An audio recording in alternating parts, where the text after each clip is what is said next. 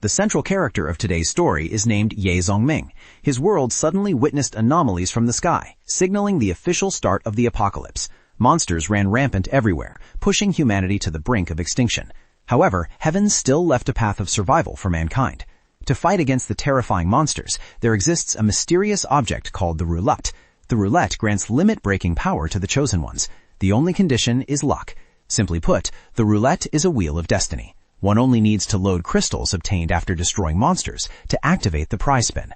Spinning good items leads to celebration for 3 days and nights, while spinning trash items leads to days of gloom. Without further ado, the story officially begins. Everything has been completed to the end by the admin. Wish everyone a happy viewing. The story opens when the world enters a stage of decline, the earth sinking in boundless darkness. Human traces become scarce, leaving only disgusting monsters rampaging everywhere. In front of the monsters is a dying man, gasping for breath while gritting his teeth, cursing the traitor who dared to plot against him. Watching the monsters rush in, he exhausts his strength, giving up resistance, leaving his last words to the world, having never thought he would die at the hands of a teammate. This hellish place is truly not meant for him. I am Ye Zongming, the one who once held delusions about the apocalypse, and now I am about to lose my life. Why did things turn?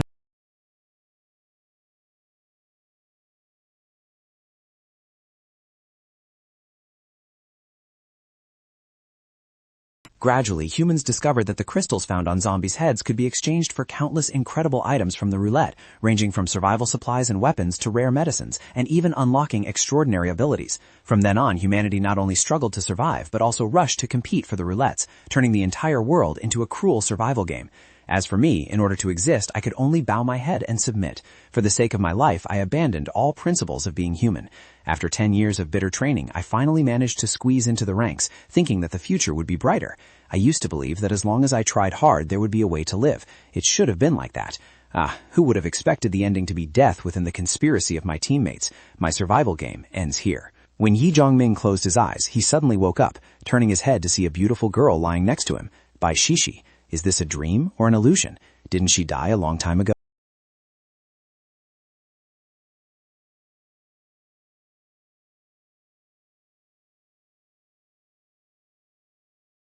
Isn't this the day the apocalypse broke out? Is this hell on earth making me go through it again? No. Being reborn means a chance to correct mistakes. 10 years of apocalyptic experience is the greatest weapon. I must survive. Cutting off his thoughts, he hurriedly dressed and rushed out. Bai Shishi heard the commotion and woke up, asking, "So Ming, where are you going?" Ignoring the question, he opened the cabinet, thinking this was the legacy his parents left behind. He couldn't bear to use it before, but now it's time to put it to use. After the apocalypse breaks out, money will have no meaning. Seeing his silence, the girl angrily shouted, "Ye Zongming, I'm asking you, where are you going?" He coldly replied, "Women only slow down the speed of drawing the sword." Then he mocked her affair with Qin Jun. "Was that just charity to me just now?" She trembled and asked back, "Qin Jun? So Ming, what are you saying?" In the previous life, during the early stage of the apocalypse, I risked my life to protect this woman, Bai Shishi, but in the end, she still abandoned me, choosing to rely on Qin Jun. Bai Shishi angrily scolded, "On what grounds do you slander me and Qin Jun? Are you jealous because he is both handsome and wealthy? You are just a scumbag." So Ming sighed. For the sake of old times, he only reminded her one last sentence, "Be careful of Qin Jun. He is not someone to suffer with." Later, she would understand that she was traded by him for just a few cans of beer. Thinking too much is useless. She won't believe it anyway. Now there is no time to waste. There are more important things to do. He coldly turned around and left decisively. Behind him, the girl screamed loudly that she was the one who dumped him first. To deal with the coming apocalypse, the first thing is to prepare tools and medicine. The scene shifts to the street. He hurriedly stopped a taxi. He stuffed a stack of money to the driver, asking to drive.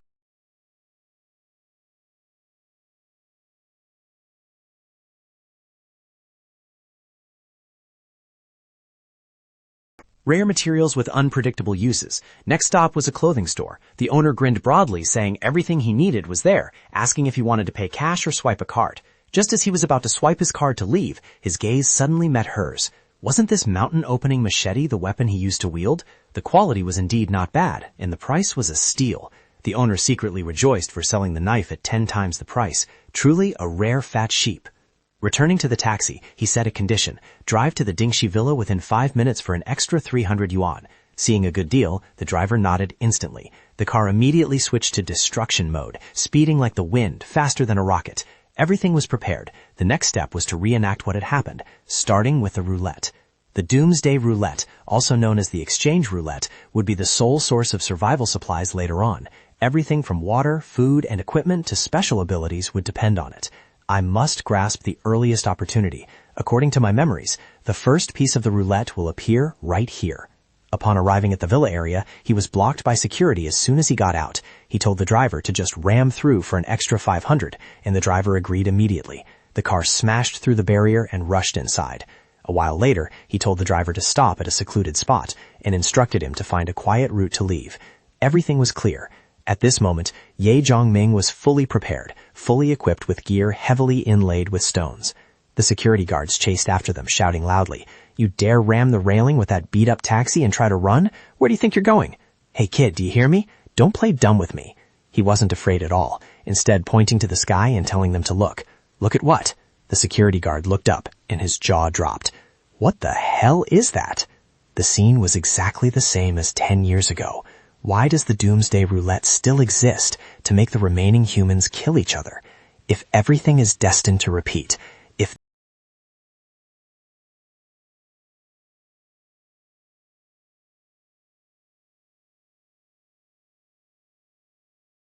The object hovering in the sky was called the Golden Holy Light Warship. 2 security guards hurriedly took out their phones to record, while his face turned pale. So fast. The Golden Holy Light Warship had already begun its attack. He immediately turned and ran. The warship's bombardment would last exactly 5 minutes. After those 5 minutes, the apocalypse would officially turn this place into a living hell. This must be the appearance point of the first Doomsday Roulette. Once the warship stops, the roulette will appear. Thinking so, he rang the doorbell, pretending to be a shipper. As soon as he entered the house, he was recognized by the person inside. He wasn't a delivery staff. Walking down the stairs was a pretty young girl. She asked coldly, "Who are you? Get out immediately, or I'll call the police." This was clearly a girl with no combat ability. Before he could explain, a loud explosion rang out from outside. The Holy Light Warship was pouring down objects that looked like pills. The pills broke open, releasing green poison gas that infected people, mutating them into disgusting creatures. The apocalypse officially started. Humans turned to bite and tear at each other, cries for help echoing everywhere. The girl asked in panic, "What is happening outside? Why are so many people screaming? If you don't leave, I'll call security." Just then, a light flashed.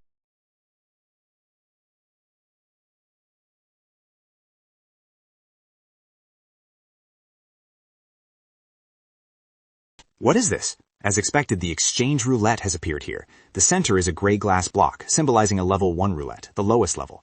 So this is what you were looking for. But why did it appear in my house? Seeing the potion bottle on the roulette, he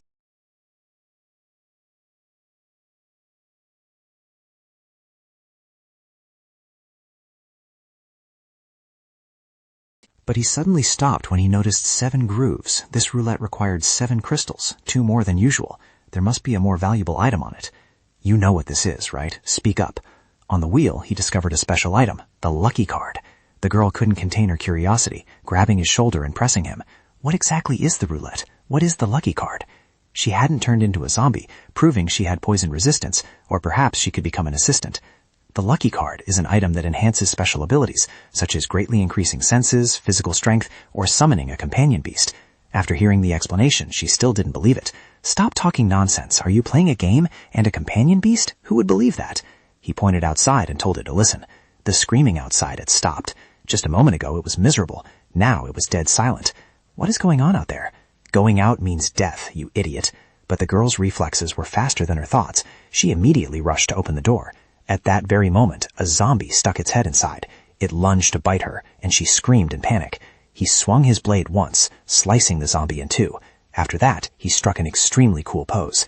The girl was frozen with fear, while he picked up the zombie's head and extracted the crystal from his forehead. She quickly realized that what he needed was the monster crystal, which looked very similar to the crystals on the roulette. Suddenly, 2 more zombies rushed in. He stepped in front of her, continuing to pose coolly. With just 1 strike, he cut down the first zombie, and the second slash finished off the remaining one. Seeing him handle the 2 zombies so neatly, the girl found him incredibly handsome and asked who he was. He calmly replied, "Ye Zhongming." She asked for his name again, and then introduced herself. "I am Mu Xinfei." Hearing that name, he was immediately stunned. Mu Xinfei. Could it be the 9-star powerhouse in the legends? The figure who would shake the world 10 years later is actually her? Brother Ye, what is going on? Earth has been attacked. As you can see, most humans have turned into zombies. I don't know who attacked us either. I only know very few people are unaffected, like you and me.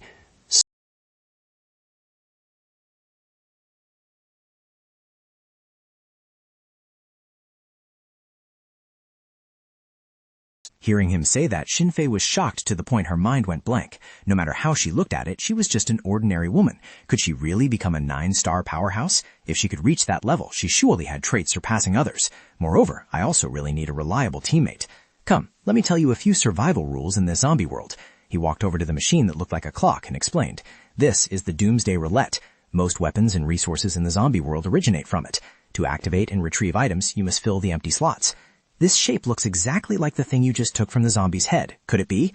That's right. It is this gray zombie crystal. You just need to fill enough slots to make the roulette spin once. That means to spin it once, one must kill 7 zombies. The more valuable the reward, the more crystals are needed. Could it be that there are different types of roulettes and each has its own rewards? Correct. This is just a level 1 roulette. Brother Ye, how do you know these things so clearly? Are you a transmigrator or a main character in the story? He broke into a cold sweat hearing that. Her question just now was truly hard to explain. By the way, do you want to see the roulette move? The girl nodded repeatedly. Then stay inside and lock the door tight. I'm going out to kill a few more zombies. Absolutely do not.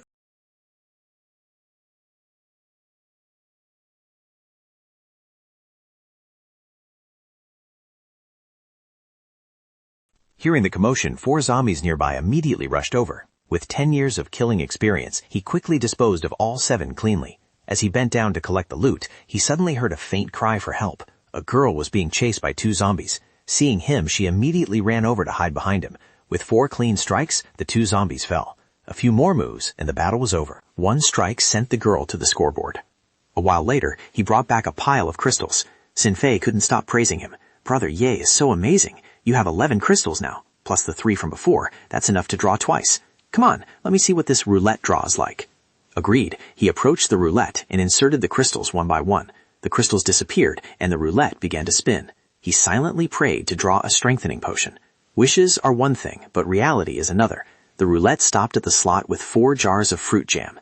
He could only hold his head and weep silently. To think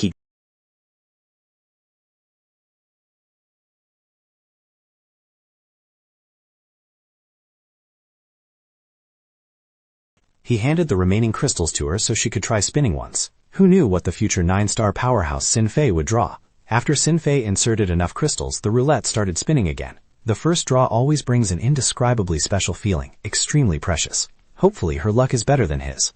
Ah, I drew this. Looking at what Xinfei just pulled out, Zhou jaw dropped. It was a character card. He didn't expect her to draw this. Is the character card very rare? Of course it's rare. We don't need it urgently right now, but later when drawing for important equipment or skills, this card can increase the probability of getting high-quality items. Unexpectedly, her luck also applied to the roulette. Is she usually this lucky? Immediately after was a series of proofs of her luck. Drinking water often resulted in winning another free bottle, smashing golden eggs always won big prizes, opening boxes meant getting rewards, and she even won a live cow in a shopping lottery. Compared to Xinfei, his luck was the exact opposite. He never won a free bottle when drinking water, always receiving the "thank you for participating" notice. So she became a powerhouse thanks to luck. If she really is a goddess of luck, then I'll take the opportunity to borrow some of her luck. Switching to the next morning. Heading out so early? Yeah, going to gather more crystals. Why go hunting so soon? Today's goal is to collect enough for 100 crystals.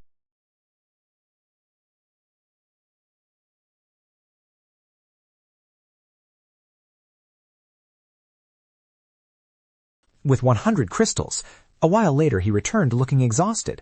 That fast? A hum of affirmation followed. I have bad news and good news. Which one do you want to hear first? Good news first. The good news is that we are the only normal people left in this area. All the zombies have been cleared out by me. You're amazing. So what's the bad news? The zombies in this area have all been killed by me, but the crystals obtained aren't many. Ransacking the whole area, I only picked up this many crystals. It's okay. That amount is enough to draw a few times. I'm a bit hungry. Is there anything to eat? Yes, there is. Then Xinfei brought out a table full of dishes that looked somewhat disastrous. Sorry, I usually don't know how to cook. It's fine. Any food will do. He picked up his chopsticks and ate it all. It tastes fine. It just doesn't look very nice.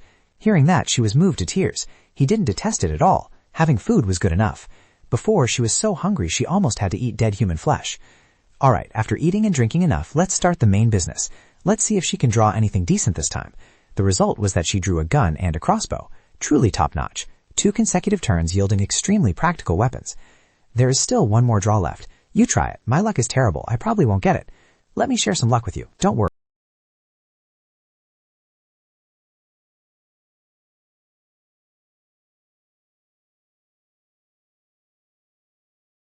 As soon as the words were spoken, the character card activated immediately. He was completely speechless. I didn't know using it would consume it right away, sorry. It was too late to stop now. The probability of hitting the strengthening potion was 1 in 5. It was truly a big gamble. Heavens and earth bless us. It must be the potion. Thanks to the power of friendship, he immediately spun a grand prize. Hit it! That's awesome! Primary strengthening potion can significantly improve physique, increasing melee combat power by at least 3 times. In the early stages, this potion is the most important material. Drink it now. Using it makes the body stronger immediately, right? Wait, let me show you something even more interesting. He took another bottle of medicine from the hospital and mixed it into the strengthening potion. The heparin obtained in the hospital indeed worked. Can doing this really split one bottle into 2? Yeah, the roulette isn't unique. There are many others elsewhere, and each has different rewards. If we accumulate a lot of strengthening potions, we can exchange them for skill cards or precious medicines with others. So that's how it is. How do you know so many things? About that. The potion temperature must be strictly controlled. It's a bit high right now. Lower it a bit more. You must remember the process and the standard temperature. You do the next bottle. Okay, I will remember carefully. Just like that, 2 bottles of strengthening potion were concocted. Brother Ye, how do you even know how to concoct potions? Suddenly, he signaled for silence. Horrifying screeching sounds rang out from outside. Immediately after, he grabbed her hand and dragged her to run upstairs, because something more troublesome than zombies had approached. Mutated cockroaches, invaded by the virus, had evolved into man-eating insects. Their individual combat power isn't strong, but they always appear in swarms. Once detected, the whole colony will swarm over. Help me push this cabinet over here. What exactly are those things? Mutated.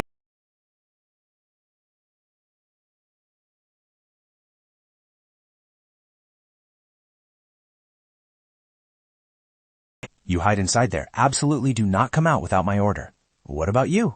Don't worry, it will be fine.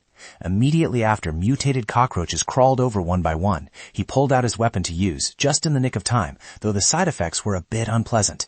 Downstairs, swarms of mutated cockroaches scuttled about, making hair-raising noises. Each one was terrifyingly huge. An ordinary person would be scared out of their wits seeing them. Clack, clack, clack. They approached the door and broke in. Their shells were as hard as steel. With no other choice, seeing the cockroaches about to flood in, he took out a test tube and drank the medicine. Rumble, creak. Ye Zhongming closed his eyes and swallowed the whole vial of potion, feeling his body undergo a violent transformation immediately. His eyes widened, pupils constricting. Then he collapsed to the ground with a heavy thud. He screamed in pain. Just then, a mutated cockroach broke through the door and crawled in while he was still groaning. It rushed straight at him, dragging the whole swarm behind.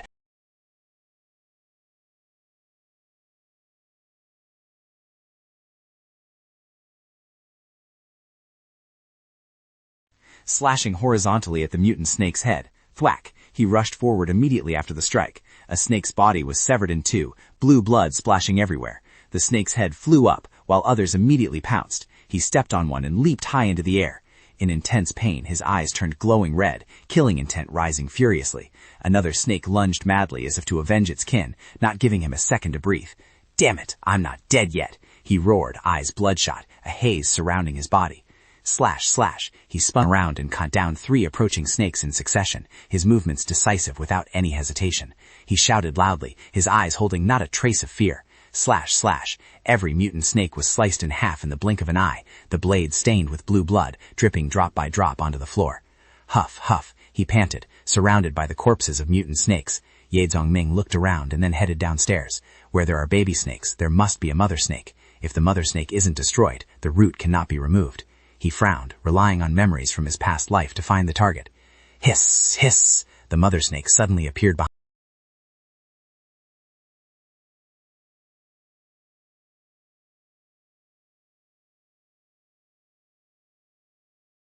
The area was littered with the corpses of baby cockroaches, while the mother cockroach remained terrifyingly silent. Crack, crack, crack. The mother cockroach sprayed slime to attack. He leaped to dodge and then counterattacked. The liquid fell, melting the wooden planks with a sizzling sound, thick smoke rising up. Thud, a necklace fell to the ground, and Ye Zhongming accidentally stepped on it. He swept his blade around, his voice cold as he said, "Want to avenge your children?" Swoosh! The cockroach roared and rushed forward. He recalled his experience from his past life, the weakness of the mother cockroach. Ye Zongming jumped up. A red spot on the mother cockroach's back was its death point. Bam! He slashed down hard, green blood spurting out. Crack, crack, crack! The mother cockroach screamed in pain. Die! He swung his blade horizontally. Every slash caused green blood to gush out. Take this! He spun around decisively. The mother cockroach collapsed to the ground, completely motionless. He jumped down from its corpse, landing with a heavy thud. Ye Zongming rotated his shoulders a few times. The more force he exerted, the clearer the side effects became, pain penetrating to the bone. Click. The door opened. "Come out. It's okay," he said in an exhausted voice. Mu Sinfei rushed over and hugged him tightly. Zongming froze. "Hey, miss." He didn't know how to handle this for a moment. Mu Sinfei was trembling, still shaken by fear. He gently rubbed her back to comfort her. Crying over such a small thing? This is the apocalypse. As her tears fell, he consoled her. In the apocalypse, the cheapest thing is tears. "Who's crying? It's just too smelly and dark here." Mu Sinfei wiped her tears, acting strong, her face flushing red. "Is that so?" he asked. She turned her face away. Her words were tough, but her heart felt otherwise. "How are we going to clean up so many insects?" She looked at the mutated.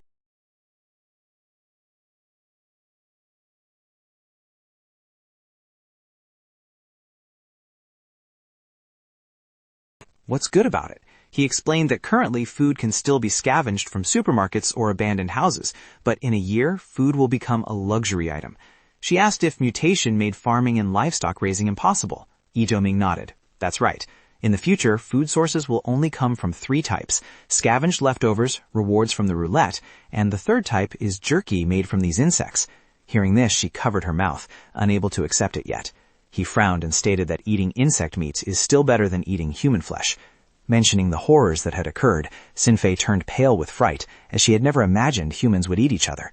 Trembling after she butchered the pile of insects and placed the meat into a bowl, their legs were still twitching. Sinfei held 2 knives, wearing a neat apron and a mask. "Ah, it's still alive!" She swung the knife down, eyes shut tight, not daring to look at the gruesome scene. Yeah, he praised her for doing a good job, collecting the meat neatly, her chops landing rhythmically. Sinfei removed her mask, complaining about how gross it was, then asked if he planned to go out. He nodded, saying that this time he would go further to gather more crystals and information. "All right, I'll turn this pile into jerky." She nodded in response, then stood up and walked over to him, continuing to assist in crafting strengthening potions. "Trust me," Ye Zongming.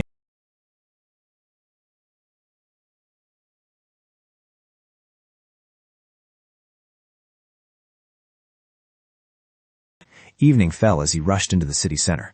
Along the road were countless walking dead with exposed entrails. Blue blood splattered everywhere, no longer retaining any human semblance. Thump, thump, he ran past without stopping. "Ah, save me!" a cry rang out, making Ye Zongming freeze mid-run. He turned his head and silently cursed her stupidity. Wouldn't screaming like this summon all the zombies? Yet he still ran towards her. The apocalypse is the apocalypse, but the kindness within him had not yet vanished. "Save me," the girl sobbed, tears streaming down her face, seemingly unable to run anymore. Smack, he covered her mouth tightly to stop her from speaking. He snapped, "Shut up, I don't want to die because of you," then dragged her along. Thump, thump. Hurried footsteps approached. The swarm of zombies, attracted by the screams, stared at the two. They roared and lunged forward, tearing the girl's coat. He yanked her away from the pack of walking dead.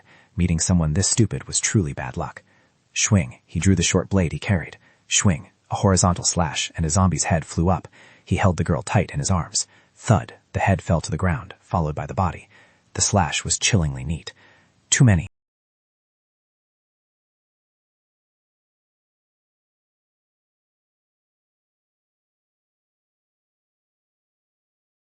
Without saying a word, she rushed inside. Click! The door opened. Huff, huff. After locking the door carefully, she leaned against the wall, gasping for breath, exhausted. The girl was still shedding tears, remaining silent, not daring to make a sound. "Come in quickly." She poked her head out to call him while he was still busy slashing outside. Swish! Hearing the call, Ye Zongming turned around and dashed towards her. The swarm of zombies was still chasing closely, closing in from behind. Just as he was about to enter, arms reached out to grab him. Slam! He barely made it inside and slammed the door shut, but a zombie's arm blocked the door, preventing it from closing completely. Ye Zongming was startled, and the girl was also stunned, not expecting them to be so fast. "Let's go up the stairs. It's too late. We have to run." The zombies were still chasing fiercely. Thump, thump. The two of them rushed up to the higher floors without daring to stop. He ran in front, leading the way. The girl behind was gradually running out of breath. Huff, huff. She was forced to stop to gasp her air. Suddenly, a zombie's hand grabbed her leg. She screamed, and he immediately turned his head. Ye Zongming frowned. He scooped her up and swung his blade to chop off that arm. Slash. Ha! Ha! The girl continued running, while Ye Zongming stayed behind to cover the rear. The swarm of zombies still surged up like a tide. Boom! Suddenly a beam of light flared up, illuminating the space. He and the girl turned to look. The zombies took advantage of their distraction to rush forward. Whoosh! A glowing object like a shooting star fell from the sky. Ye Zongming immediately recognized it as the secret realm key. It finally appeared. The secret realm key was rumored to be the ultimate treasure of the apocalypse, the only path leading to the secret realm and the hope of survival. He and the girl watched the key slowly falling down. In his previous life, there was no powerhouse.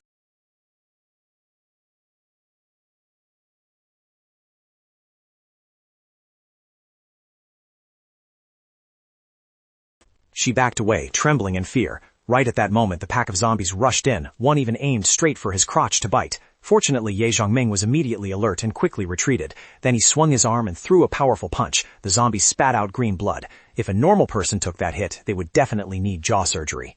Damn it, he cursed. He almost lost his posterity. Yet the zombies continued to swarm up endlessly. Ye Zongming drew his dragon-slaying blade, calculating quickly. The width of the staircase was ideal for both offense and defense. About 10 of them. He would finish them all right here. He took a deep breath to gather his strength, determined to wipe them out in one go.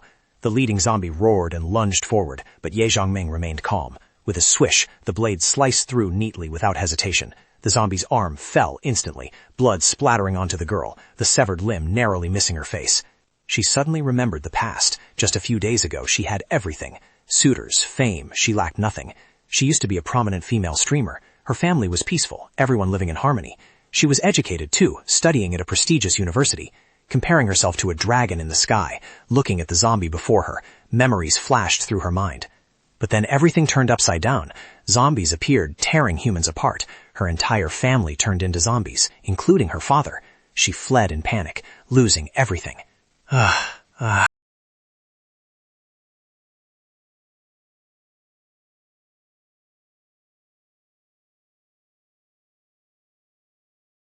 Maybe I'm about to die. Don't sit there dazed. Ye Zongming cleared out 10 zombies, then turned back. Get up. Let's keep moving. She looked up just in time to see him kill another one, his other hand choking another. Finishing the job, he stopped, and the last zombie fell. The girl was stunned. All had been annihilated. Ye Zongming was drenched in sweat after the battle, breathing heavily in exhaustion. He said if she didn't want to die, she shouldn't sit there staring, then walked ahead. His mind was only thinking about the secret realm key he urgently needed to find. The girl stood up, saying she thought she was dead for sure this time. This man was too strong. She watched his back, unable to stop thinking. Ye Zongming observed the surroundings, then said the roof connecting to the front building could be used to go down. She agreed immediately. In his mind, he had already mapped out the route to where the key fell. Thud thud, he walked slowly. But when they arrived, both froze at the sight before them. In front of them was a mass of vines growing ceaselessly. The girl approached in confusion, wondering why a plant blocking the way was moving, and reached out to touch it. "Careful!" he shouted, but it was too late. The vines immediately wrapped tightly around her. The vines constricted very hard. She couldn't move, and her body was pierced by thorns digging into her flesh. So troublesome, he frowned, and swung his blade, severing the vines one after another. Slash, thud, he rushed forward to embrace the girl in his arms. She blushed, her thoughts running wild. He risked his life to save her. Could he have feelings for her? Tears.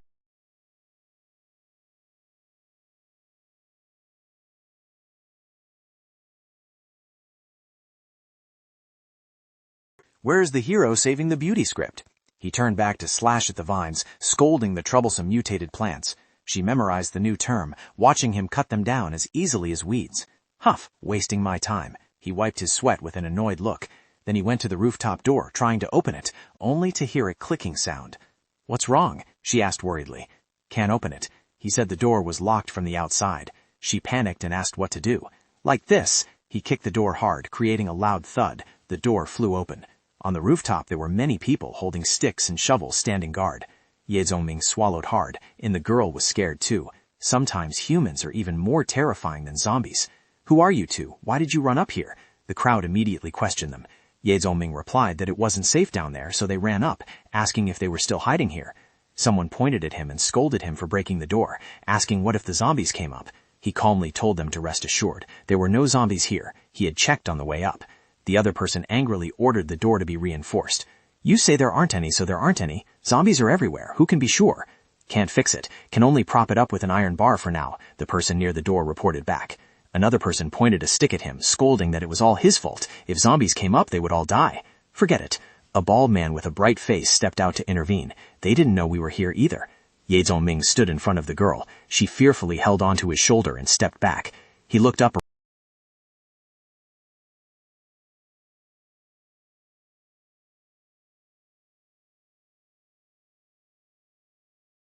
Come up here. It seems like a misunderstanding. What do you two plan to do later? He asked in a gentle voice. He replied that he had to go to the high school. The man sighed. So you're going to the high school. Do you have relatives there? The roads are full of zombies. How will you go? Thinking of the school surrounded by zombies, he said he was looking for a route from above, having just seen light shining in that direction. The man nodded, confirming there was light, but said risking one's life like that was truly bold. He asked if there was a shortcut. The man said yes. The residential area to the east was close to the building's corridor, but one had to jump across, which was very dangerous. Don't risk it, or you might break a leg. He looked down to calculate. The building below was 1 floor lower. The distance between the two buildings was about 5 meters. He confidently said, "Very good, I'll jump from here." Then a hand grabbed his shirt. It was the girl. She begged to go with him, not wanting to be left behind with those people. "Then you hold the backpack." He handed the backpack to her. She accepted it. The blonde man sneered, saying that taking her along was already hard. Carrying a big bag would surely mean death. "Or give the backpack to me," he approached as if wanting to snatch the item. Don't misunderstand. He feigned friendliness, saying he would help hold the bag. He could jump first, and then the man would throw it down. The girl hugged the backpack tightly, refusing to let go, feeling he had no good intentions, and urged to leave quickly. "Now put the backpack on," he told her. The girl immediately nodded, agreeing to follow his words. The large backpack was slung over her back. Then he took out a rope and tied her tightly.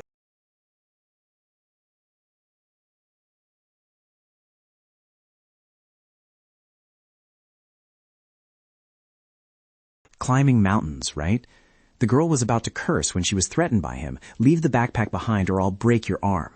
"Idiot," he sneered, glancing with contempt, and immediately jumped down. Thud. He actually dared to jump. The crowd was stunned. Someone exclaimed, "Does this guy not want his life anymore?" With a swoosh, he took the girl and dashed towards the opposite roof. Below were swarms of zombies. Falling meant certain death. Thud. He landed safely with the girl on the building on the other side. The people above were dumbfounded. He actually jumped? Crazy. Truly crazy. "Are you okay?" the girl asked, trembling, having never risked her life like this, then nodded, saying she was still fine. Far away, someone was observing the two through a telescope. "Ha! Interesting." That person licked his lips with interest. "Found two attractive prey." His face was covered in scars. Looking down from the high building, his shadow stretched along like a demon. Elsewhere, a group of men were humiliating a girl. Vulgar language rang out. Human morality had rotted to the extreme. "Ha ha! My turn!" That person pinned the girl down, his laughter full of beastly nature. "Ha ha! Brothers, guess how many minutes he can last? I bet 1 minute!" He shook the cigarette and laughed. The bystanders did not stop it, but laughed and joked instead. This damn place didn't even have wine, yet they managed to loot a pack of cigarettes from an old man's corpse. This isn't right. How could the school cafeteria have wine?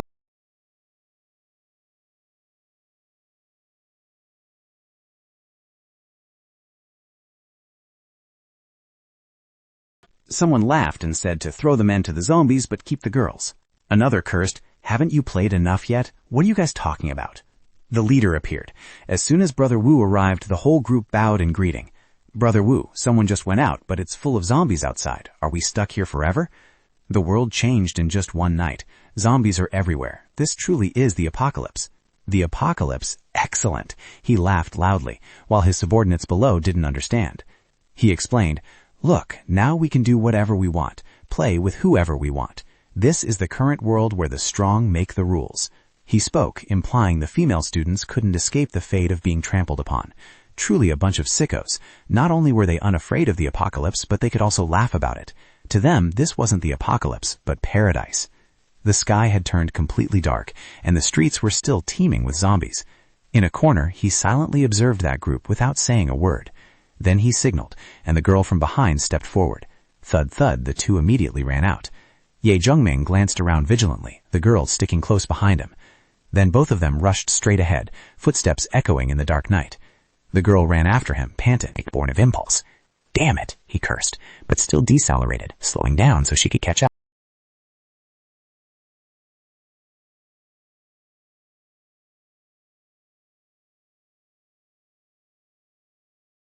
He explained that it wasn't quite like that. This was a school, originally very crowded. She was surprised because she hadn't seen any zombies yet.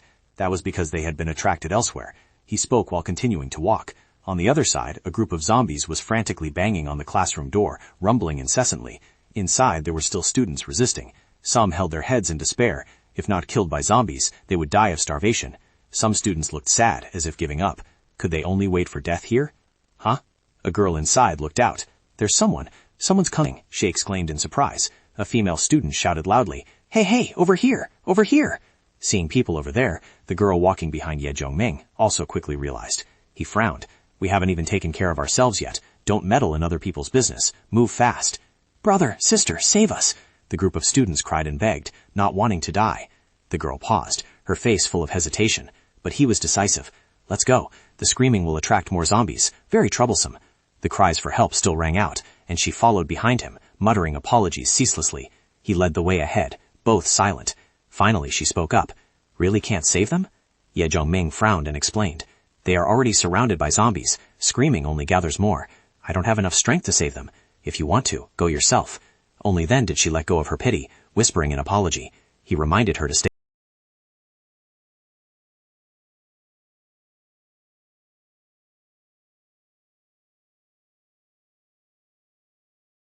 The girl trembled all over at the sight. She didn't understand why he came to the school. She wondered if there was a way to avoid zombies here, her heart filled with doubt. She decided to ask, "Thank you for saving me, but I still don't know your name." He replied coldly, "I saved your life. Gratitude must be sincere. You think one sentence allows you to order me around? I risked my life to save you." He approached with a mocking smile that terrified her. "Of course, I intend to use you as zombie bait." He turned away as he spoke, a sinister look flashing in his eyes, thinking the plan would be very effective. Hearing that, she burst into tears out of fear. He bluntly told her not to act high and mighty. When it mattered, she wasn't even as useful as a backpack. She whispered that she understood. The two continued walking, with her trailing cautiously behind him. Finally, the girl introduced herself. "My name is Liang Chuyin." Ye Zhongming replied, leaving her stunned. She suddenly felt a sense of joy. His name was Ye Zhongming. His tongue was sharp, but he wasn't a bad person. In these times, meeting someone like him was as rare as the morning stars. "Help!" A cry for help rang out from the other side. He and Liang Chuyin looked up. "Ah!" The scream was cut short as the person was torn apart instantly. Liang Chuyin covered her mouth tightly. No matter how many times she saw it, she couldn't get used to it. Meanwhile, he calculated that from this angle, he could observe where the key dropped.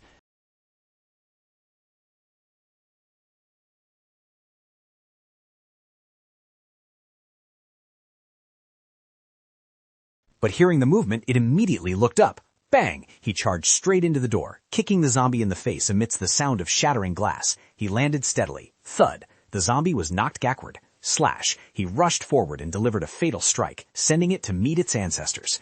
Teacher Piao hugged her students, sobbing uncontrollably. The children clung tightly to their teacher.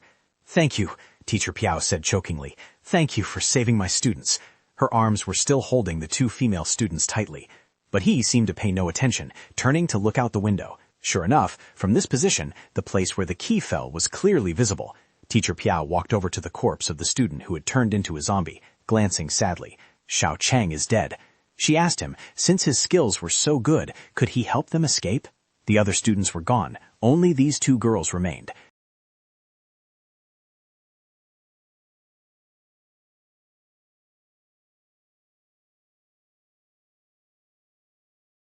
Teacher Piao asked him what he was looking for. He pointed outside and asked if they had seen a beam of light descending from the sky anywhere. No, the two students beside her shook their heads, but Teacher Piao remained silent. She said, "Wait, I saw it, but there is a condition. You must save the three of us, then I will tell you."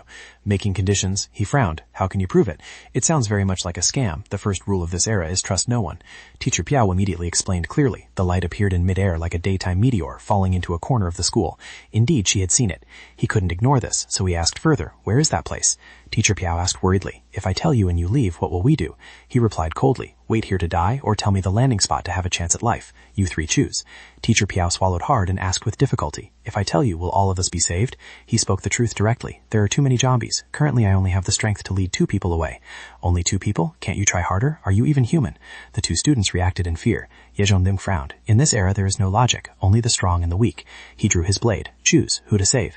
The teacher and student stood before a life and death crossroads. If they didn't choose, their end would be like the student just now. A student hugged the teacher tightly. Miss Piao, I'm so scared. She patted the boy's head, looking helpless. Don't be afraid, I'm here. Choose, who am I leading away after all? Ye Zhongming repeated. Teacher Piao replied, I choose no one. Take my 2 students. She accepted the sacrifice. The 2 students burst into tears, unwilling to leave. He nodded. Fine, I will take them to safety. Now can you tell me the location of the light beam? Teacher Piao patted the boy's head. Wait until you take them down to a safe floor. I will write the location on paper and throw it down. He silently praised her for truly being a teacher. He turned away first, smiling faintly. I hope your sacrifice is worth it. Let's go, you two.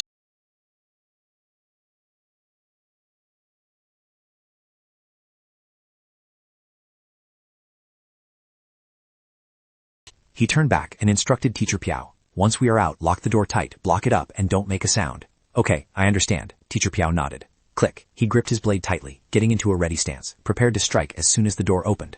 Just then, a zombie stuck its head and hand inside. The 2 students screamed in panic. Thud. He kicked hard, sending the zombie flying backward. It flew far and hit the wall. The other 2 hadn't reacted yet. He rushed out shouting, follow me closely, his hand swinging to chop off the zombie's head as cleanly as slicing fruit. Go, quickly. The 2 students immediately ran after him without hesitation. Teacher, one student looked back worriedly. Teacher Piao hurriedly closed the door, while the other student pulled their friend's hand. Hurry up! Clearly scared to death yet still wanting to be a hero. Teacher Piao shut the door, blaming herself. She reassured herself, tears falling down. But I am a teacher. Clack clack. This side of the stairs was full of zombie corpses.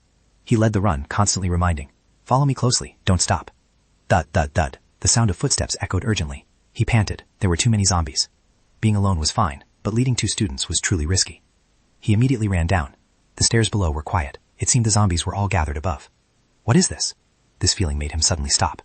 Stop, everyone go back, he shouted at the 2 students. Huh? Is there something ahead? The short-haired female student.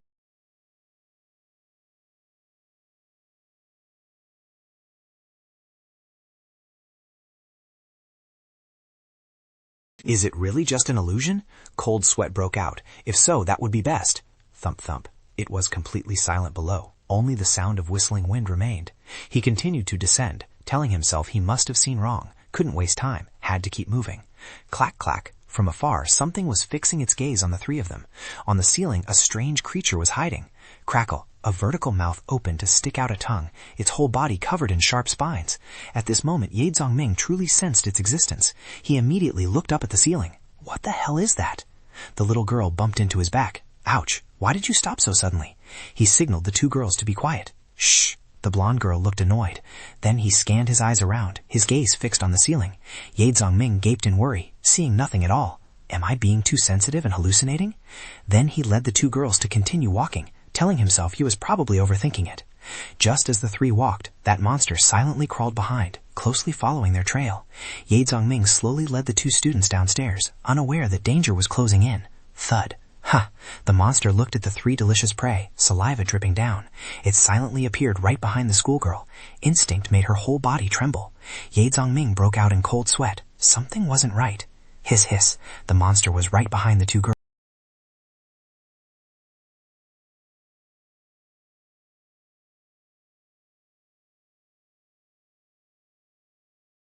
What is that? The little girl rubbed her head and turned back to look. Meat, meat, meat, human. The monster rushed forward roaring, and the girl screamed in panic. Ah! Swoosh. The giant mouth lunged, the tongue licking across her face. Her face went pale, stiff and motionless. Whoosh. He threw the knife. Slash. A sound tearing across the monster's mouth at the very last moment. Ye Zhongming broke out in a sweat. Will I make it? A moment later and everything would be useless. The monster, with one side of its mouth torn, stared at him with spiteful eyes. The severed tongue fell down, still squirming, while his knife was stuck firmly in the wall. Pain, pain. It howled like a human, emitting continuous grotesque screams. Kill. It ignored the girl, frantically rushing towards him with rage. Slash. Whoosh. He leaned sideways to dodge the terrifying swing. He threw a bare-handed punch at its stomach without hesitation. Ineffective. He panicked and retreated, the monster still closing in as if unharmed. This is a mutated iron-skinned zombie. Why did it appear here? He found it hard to believe. The monster continued to attack. He dodged to the side, retreating while figuring out a way to deal with it. This evolution speed is too terrifying. Swoosh. Instinct alarmed him of danger again. He delivered a powerful kick, force enough to blow a normal zombie's head off, but the monster was only slightly scratched, almost unaffected. Ineffective. For the first time since his past life, he clearly felt the approach of death. The zombie did not hesitate.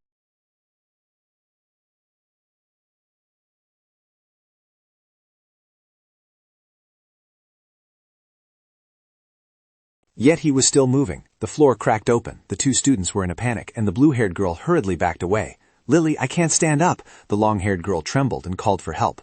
Lily, the short-haired girl, turned her back and ran away. The long-haired girl looked towards him in despair, unable to believe her friend had abandoned her. The monster tightened its fist, preparing to deliver the finishing blow. If this hit, it would surely be fatal. He lay curled up, blood gushing from his mouth. In the girl's eyes, Ye Zongming was on the verge of death. Whoosh! The monster's body suddenly froze. "Ah!" The girl screamed in terror. With a thud, a hole appeared in the monster's back. In Ye Zongming's hand was a gun. He had just fired a fatal shot. He panted heavily, feeling the relief of escaping death by a hair's breadth, secretly glad he had brought the gun from the roulette. "Damn it, my arm is dislocated." He struggled to stand up. The blow just now, if not fatal, caused severe injury. Ye Zongming turned and shouted at the long-haired girl, "If you don't want to die here, get up now." The blue-haired girl turned back, and the blonde girl also trembled as she stood up. Whoosh! Spine-chilling sounds echoed from below. Ye Zongming's expression changed.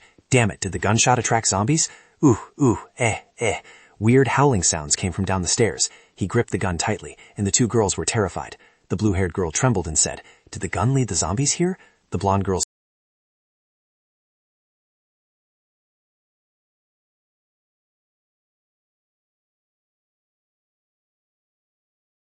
I finally found you. He was startled by the surprise. Liang Chuyin hugged him tightly, refusing to take a half step away, calling out his name, Ye Zongming. Why did you come up here? He asked in astonishment. Is it a human? The student sighed in relief, while the blonde girl remained suspicious. Who is she? Has she been bitten yet?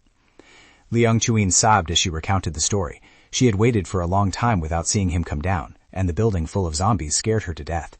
She said she had just seen a light behind the building, and the zombies were all drawn towards it. Wiping her tears, she guessed the light might lure them away, so she risked coming up to find him. Ye Zongming was stunned.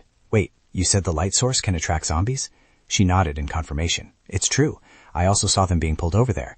Being alone down there was really scary, so I came up to find you.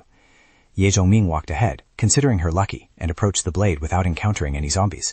He pulled out the blade, calculating in his mind. The light attracting zombies could only be one possibility, the light from a roulette. His eyes flashed with determination. He held Liang Chuin's hand and pulled her along. Let's go down first, temporarily leaving the two students behind. The two students saw this and immediately followed, which surprised Liang Chuin quite a bit.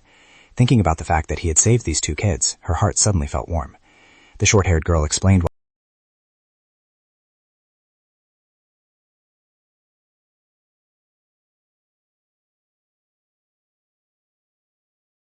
He glanced around. Liang Chuyin still didn't quite understand his intentions.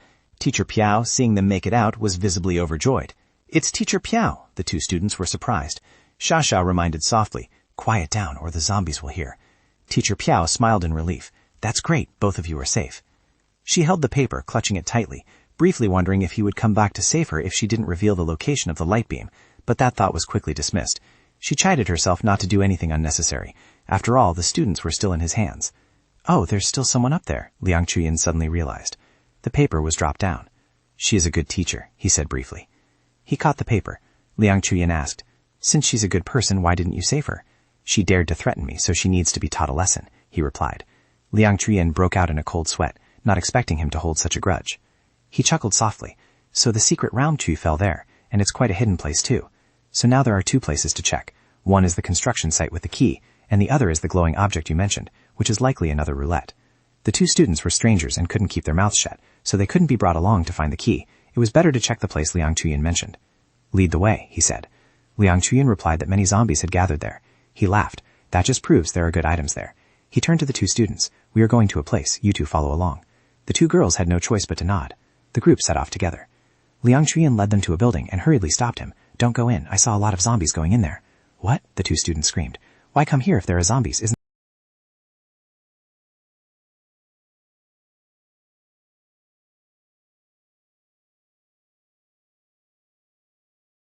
You two wait outside, he instructed. I'll go in to check and come right out.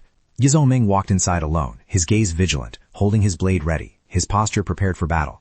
The three standing outside watched him go. Everyone swallowed hard, knowing well that he was the strongest combat power here.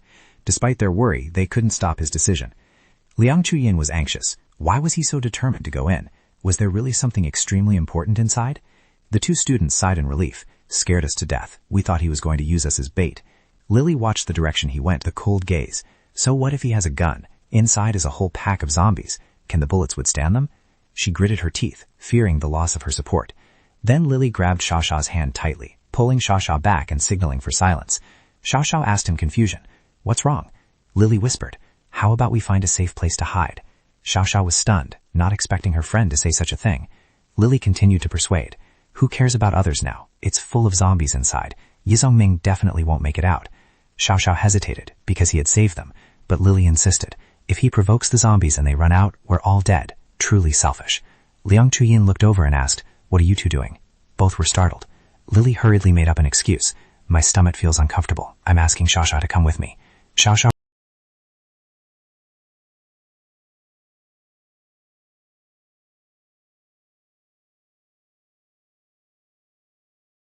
She firmly believed he would be safe, looking towards the bank with intense faith. Whoosh! He had entered the bank, lights were flickering, and in the distance was a mass of moving zombies. He smiled secretly at his luck, cold sweat dripping. At least there were no troublesome mutated zombies. He bit down on the hilt of his blade to encourage himself, knowing inside that this would be another fierce battle. He let go of his hand, still clenching the blade in his teeth, and lifted his dislocated arm. Ah! He focused his strength to endure the pain, and reset the dislocated joint himself. Once done, he rotated his wrist. Although he was used to this in his past life, it still ached. Then he released the blade. Facing the group of zombies slowly closing in, every single one opening its mouth ready to tear him apart. Growl! The moment they saw Ye Zongming, the whole pack immediately rushed forward. Swish! He drew his gun, holding the blade in front, his gaze sharp and cold like a flash of light. Bang! The gunshot rang out ear-splittingly.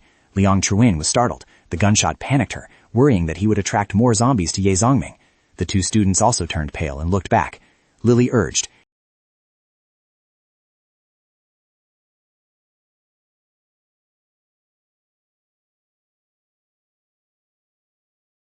Food?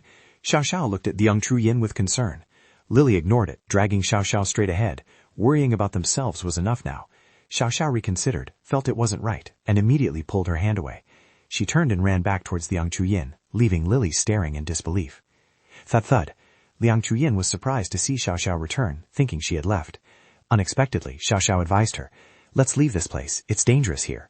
Lily cursed from behind, forgetting that she had once abandoned her friend out of fear. More people meant more food rations. If only she had found an excuse to leave earlier. Why did she have to drag her along? Lily bit her fingernails, her vicious eyes thinking only of survival.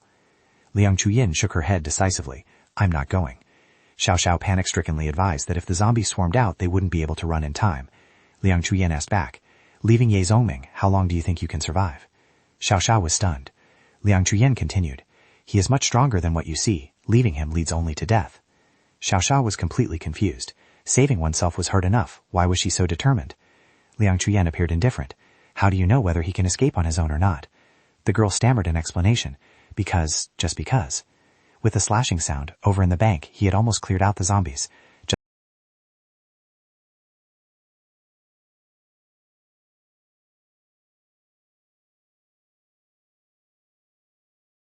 Music resonated, and in front was a mysterious three-colored roulette, gold, black, and red.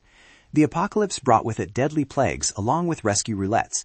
Besides ordinary roulettes, there are doomsday roulettes, divided from level 1 to level 9, and special types like the three-colored roulette. Additionally, there are 5-colored, 7-colored, and 9-colored roulettes, all collectively known as multicolored roulettes. Each roulette has a different level. Multicolored roulettes allow spinning to obtain skills or classes, including top-tier combat professions like bladesmen. Gunners also possess many support skills, such as pharmacist or chef. Only with the correct corresponding skills and classes can the equipment and supplies in the roulette exert their maximum power. For example, a bladesman wielding a combat blade will be as strong as a movie master, taking down more than 10 people effortlessly. The number of multicolored roulettes is only 1/5 of ordinary ones, making them extremely rare. Standing before it, he was endlessly overjoyed. He was even a bit agitated, not expecting to encounter a 3-colored roulette so soon. However, this type of roulette is also full of risks. If one lands on the black area, it could explode like a firecracker. Nevertheless, there was a badge on the black area, indicating it was a safe class category and would not detonate. Ye Zongming muttered, "Over 20 years of bad luck, and now I get lucky?" He raised his hand and looked at it.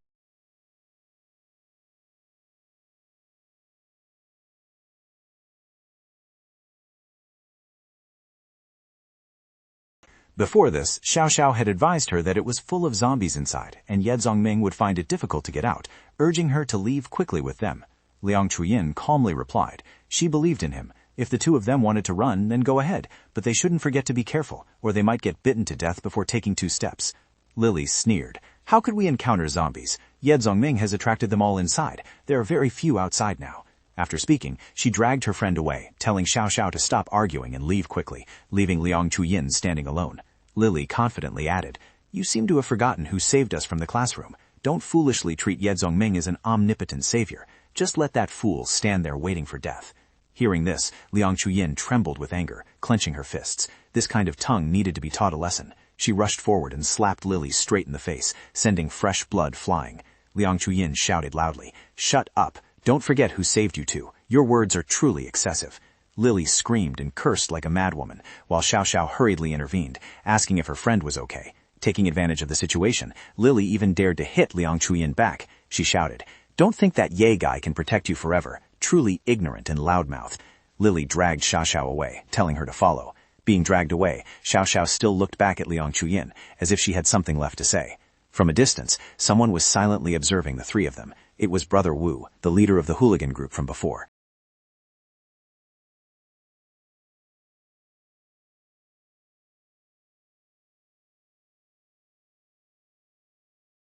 Zombies are very dangerous. Brother Wu scolded his subordinates for being stupid, saying the zombies had been drawn to the media center so it was safe down there now, and told them to hurry up and catch the people. Following Lily, Xiao Xiao still felt guilty, saying that leaving like this wasn't right. Lily remained stubborn, even blaming Xiao Xiao for being meddlesome. If she hadn't interfered, she wouldn't have been beaten. Clop clop. The two walked past a spot where something inside a bin was moving suspiciously. Both backed away in fear, their voices trembling as they asked what was moving. Liang Chuyin kicked a pebble in anger, cursing the ungrateful bunch. If Ye Zhou Wu hadn't saved their lives, they wouldn't be here, yet they showed no gratitude. She cursed silently, then suddenly looked up. She turned around, realizing the sound came from 2 female students. Brother Wu's lackeys also appeared from behind. A blonde guy hugged her tightly, laughing with glee at having caught the target. Liang Chuyin struggled and shouted to be let go, asking who he was, but he only looked at her with a filthy gaze. Another guy approached, praising her beauty and noting she was stronger than the previous ones, which terrified Liang Chuyin to the core. He sneered, saying her boyfriend was already dead, so she shouldn't hope for anything. His vulgar words insulted both her and Ye Zongming. Hearing this, Liang Chuyin burst into tears, refusing to believe Ye Zongming was dead, asking again and again in despair. At the same time, Ye Zongming was still ceaselessly picking up magic crystals. He lamented that picking them up one by one was too slow, wishing he could auto-collect them like in a game. Zzz, zzz. Lightning flashed again, and a horde of zombies rushed out from nowhere, chasing Xiao Xiao and Lily. Xiao Xiao panicked and cried for help, while Lily urged her to run faster because no one would save them. The zombies closed in, reaching out, just moments.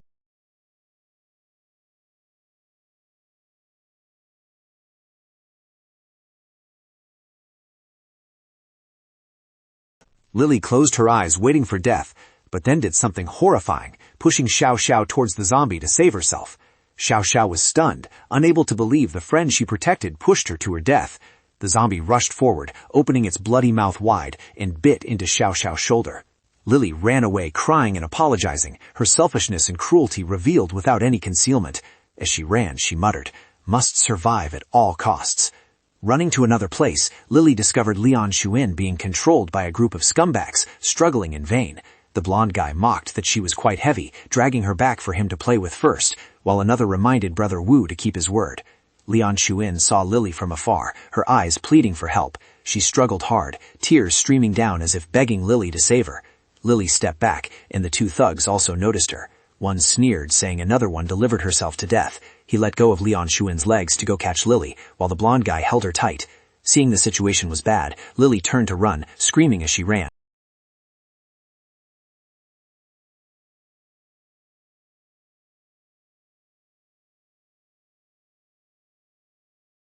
He let go of Liang Chuyin, his mouth still spewing profanities, and she immediately seized the opportunity to dash away. The man roared and chased after her, intending to catch her again, but luckily Liang Chuyin ran for her life with all her might. As she ran, she screamed for help, her mind only hoping that Ye Zongming would return in time. "Got you!" The thug lunged forward and grabbed Liang Chuyin's hair tightly. She screamed Ye Zongming's name loud, clinging to it as her last ray of hope.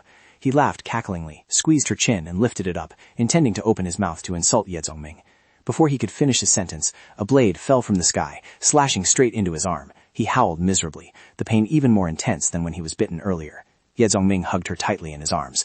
Liang Chuyin breathed a sigh of relief, firmly believing in her heart that the man she chose would not die easily. Her tears flowed out. "Ye Zongming, you—" Seeing him safe and sound, she joyfully embraced him, so happy that she wanted to jump for joy. The man gritted his teeth and pulled out his injured arm, suppressing the pain to curse. He threatened, asking if they knew who they were, saying that if they dared to touch him, Brother Wu would not let them off. Ye Zongming did not give him a chance to continue speaking, immediately rushing forward with eyes cold and murderous. He calmly replied that he didn't know, then threw a punch that sent the opponent flying more than 10 meters. With a thud, his body heavily hit the ground. Before he could completely touch the ground, Ye Zongming followed up with another kick. An ordinary person hit by this blow would certainly die instantly. The kick landed straight on his face, making a heavy thudding sound. Liang Chuyin hurriedly asked where the two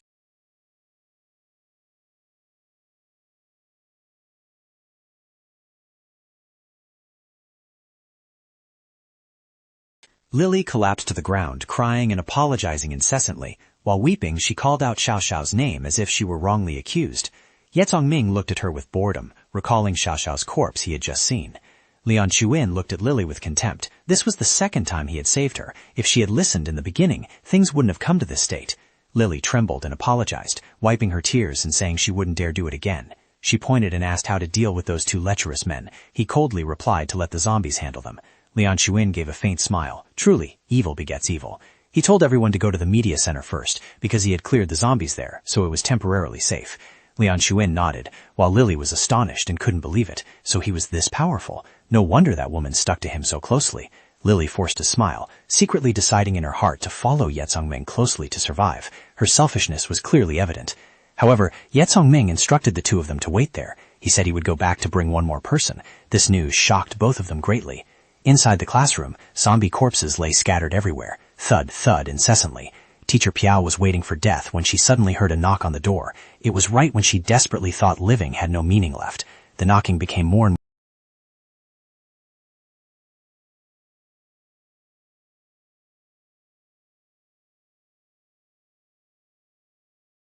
She regretted having to die without ever having loved anyone. This life was truly too unfair. With a loud bang, the door was blown open by a terrifying force. Ye Zongming appeared, muttering that this door was really sturdy. He asked if she was okay. Teacher Piao was stunned, because he appeared at her most desperate moment.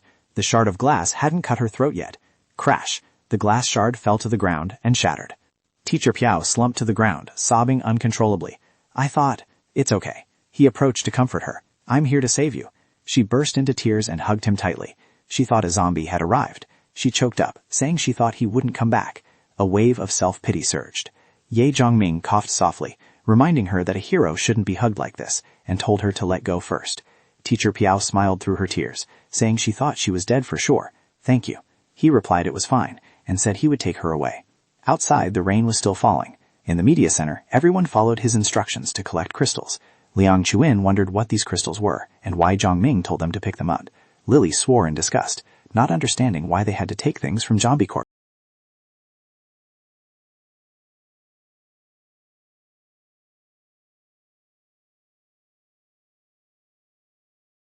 Teacher Piao suddenly remembered Xiao Xiao and asked about her situation. Lily recounted everything. The teacher patted her head, sighing at the many misfortunes. She blamed herself for not protecting Xiao Xiao well, then asked if Lily was frightened. Liang Chuyin coldly said that if they hadn't left on their own, they wouldn't have encountered the zombies, and Xiao Xiao wouldn't have died. Lily stubbornly argued that if they had saved the teacher from the beginning, this wouldn't have happened. Her words made the teacher explain awkwardly. Liang Chuyin shouted angrily, "Being saved is already a great blessing, yet you're so ungrateful." Lily retorted that if they were good people, they would have saved everyone, causing death yet daring to talk about gratitude.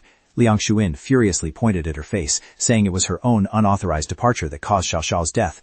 Lily sarcastically said she was feeling guilty and accused the two of intentionally harming people. Ye Zhongming stepped forward and slapped Lily, scolding her for speaking nonsense. He sternly told her to use her brain when speaking. He could save her, but he could also push her back into danger. In this zombie world, no one knows what will happen. Bringing more people means more risk. She had no right to force anyone to save her. Teacher Piao spoke up to mediate, saying that Ye Zhongming coming back to save them was a life-saving grace to be cherished. Liang Shuin gave a faint smile. It seemed this teacher was sensible. Liang Shuin asked Zhongming what he was collecting crystals for. He told her to follow him and he would explain. He said this was the 3-colored roulette and demanded all the crystals they had just picked up. Liang Shuin handed him a bag of crystals, looking puzzled. These things are used for that? He just smiled and replied.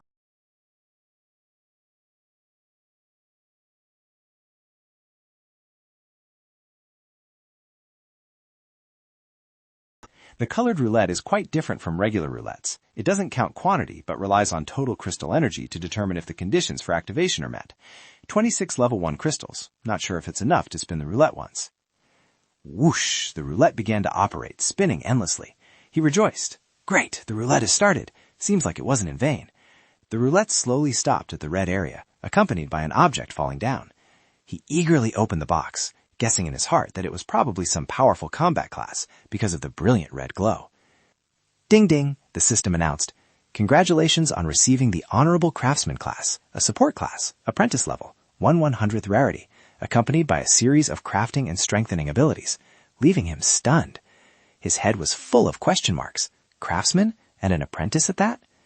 Classes from the multicolored roulette are divided into main combat and support. Main combat leans towards strength, like a gunner who can reach a superhuman sniping level. Support classes do not directly increase combat power. The craftsman belongs to this group, and being at the lowest of the 4 levels made him sigh in frustration. Sure enough, his luck was still as bad as before. He crumpled the paper. The people around didn't understand why he was so disappointed. Lily reached out demanding to see what was drawn from the roulette, cursing inwardly because the crystals she contributed were all used by him, without thinking about who actually killed the zombies. He handed it straight to everyone to see, showing that he didn't need this thing.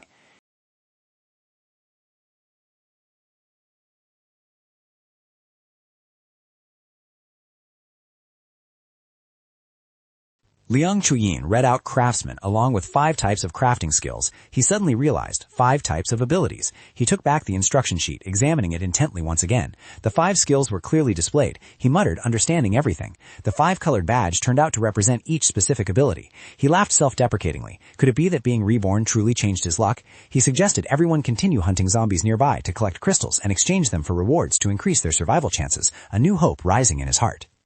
The 3 agreed immediately. Only Lily remained silent. Afterward, they dragged the zombie corpses to one spot, while Brother Wu continued to secretly watch. He silently assessed that this person indeed had real strength to handle so many monsters alone, but he was puzzled as to why they were clearing up the zombies. Could it be they wanted to occupy the media center? No, that wasn't right. He looked closely at each zombie corpse. He frowned as if discovering something unusual. His subordinate curiously approached to ask. He immediately ordered to call everyone over for a big job, leaving the subordinate stunned. He chuckled to himself.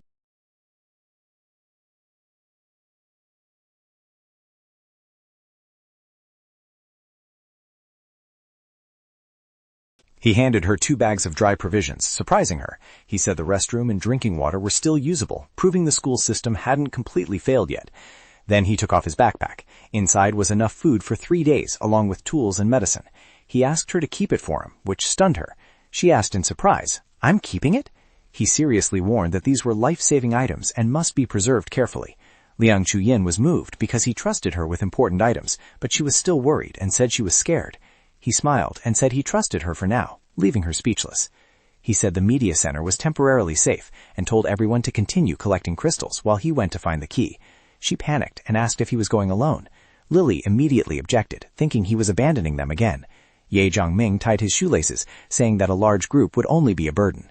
Lily fearfully asked who would protect them if zombies attacked. He held the wooden stick, replying that he had no obligation to protect anyone while activating his crafting skill. A wooden stick was created with sufficient striking power. He said that when in danger, one must take care of themselves, otherwise there is only death. Then he turned to warn Lily. Lily stepped back in fear. Teacher Piao remained silent. Teacher Piao agreed, saying everyone must learn to protect themselves. She comforted Lily, saying the world had changed and they couldn't live by relying on others like before. He gave the wooden stick to them for self-defense. Teacher Piao took it and thanked him. Liang Chuyin told him he must return safely. He just waved his hand to signal he heard and left, unaware that danger was about to befall the place he left behind. Ye Zhongming walked out. He He observed the surroundings carefully, calculating in his mind the time the secret realm key would appear. He ventured deeper inside. He was astonished to realize this was the construction.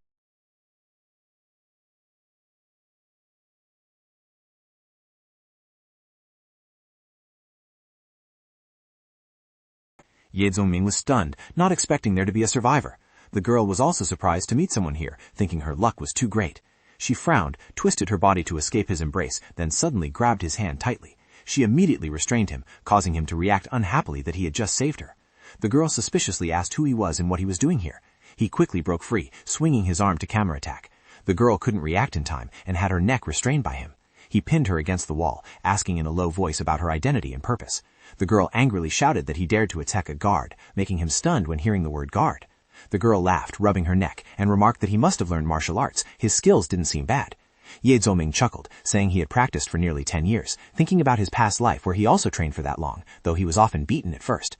The girl was amazed hearing that. 10 years was indeed impressive, even longer than her. So what kind of person are you? The girl asked curiously. Whoosh! Suddenly a bullet flew in from somewhere. Ye Zongming immediately hugged the girl, pulling her out of the bullet's trajectory. Both quickly rolled behind a large rock to take cover.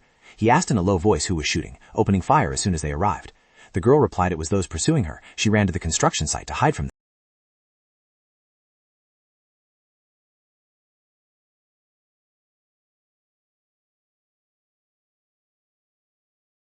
The girl whispered that they were all escaped death row inmates. Ye Zongming frowned, recalling that in his past life the most vicious people were mostly criminals, cruel by nature, killing without blinking. He smirked. In that case, there was even less need to show mercy. He asked why they had guns. As soon as he poked his head out, a bullet flew past. The girl replied that the armory in the station had been cleaned out. The 3 men approached, their smiles obscene and vicious. Each held a gun in his hand. The leader crouched low, ordering Dali to circle around and force the girl out since she had no weapon. An accomplice asked how to deal with the man. He coldly replied to just kill him. Dali licked his lips, laughing with perverse delight. It had been a long time since he killed someone, and blowing a head open was the most satisfying feeling. Bang! A gunshot rang out. A bullet pierced straight through Dali's head, killing him instantly before he could do anything. Lao Chan screamed in panic that the opponent also had a gun, ordering his underlings to fire suppressing shots, but they shot wildly without any tactics. They screamed curses, firing madly everywhere. Lao Chan even pulled out another gun because carrying one wasn't enough. 2 men advanced while firing. If a normal person had poked their face out, they would certainly have been turned into a honeycomb. They rushed to the hiding spot from earlier but found no one there. Where is he? The 2 looked around in confusion. From above his voice rang down. Up here, with a gun in hand.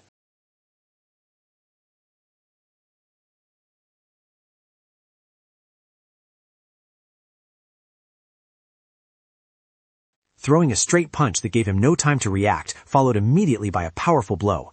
Bam! A fist struck his chin, sending him flying into the air. His face twisted, his body knocked away before he could even stand firm. He collapsed to his knees, trembling and crying, begging for mercy, looking up with tear-filled eyes. Bang, bang! The sound of gunshots startled the girl. Where did the gun come from? She turned to blame Ye Zongming, asking why he still fired when the opponent had given up resistance. He jumped down from above. He frowned at her, not wanting to argue further, secretly thinking how this overly saintly woman could possibly survive in this era. The girl walked over to check the man's pulse. She said the pulse was gone. He was dead. She turned to ask why he had to kill him to the end when he was no longer capable of resisting. He turned his back, not answering. He glanced at her and said coldly, "He is a death row inmate. I am just finishing the job that you guards failed to complete. You 2 are still naive enough to believe that they would spare you and turn over a new leaf." He pulled out his gun, causing her to react fiercely, asking what he intended to do.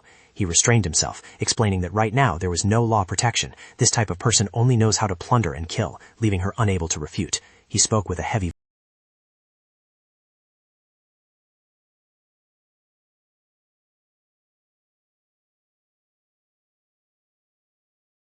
Upon hearing this, the girl remained silent, knowing he wasn't wrong. It was just that his methods were a bit cruel.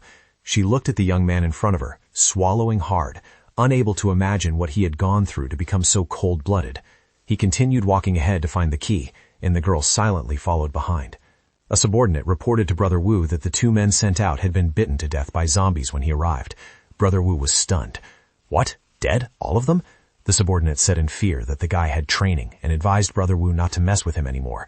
Brother Wu furiously punched the subordinate, shouting that they must kill him and seize his equipment to become the kings of this area. He asked where the others were. The subordinate replied they were in the main hall, holding his face as he spoke. The large door was pushed open. Brother Wu walked in, laughing loudly, asking if all the brothers had arrived. A crowd of gangster subordinates gathered before him. Brother Wu loudly proclaimed that a little rabbit dared to trespass on their territory, and 2 brothers had died at his hands. A subordinate whispered that they were bitten to death by zombies. Brother Wu punched the subordinate again, shouting at him to shut up and not speak anymore. He cleared his throat and continued, saying how they died didn't matter. What mattered was that the brothers understood. Before, they worked in secret and were too weak, but now with zombies filling the streets, no one was in charge. The subordinates' faces darkened upon hearing this. He declared that now was the time to freely express themselves, and they couldn't let a brat ruin their chance, causing the crowd to nod in agreement. Anyone who dared to hinder their good business would be killed. Brother Wu's eyes were full of killing intent. The subordinates shouted in unison, claiming to be the overlords of this area, and that the killer of their brothers must die. Seeing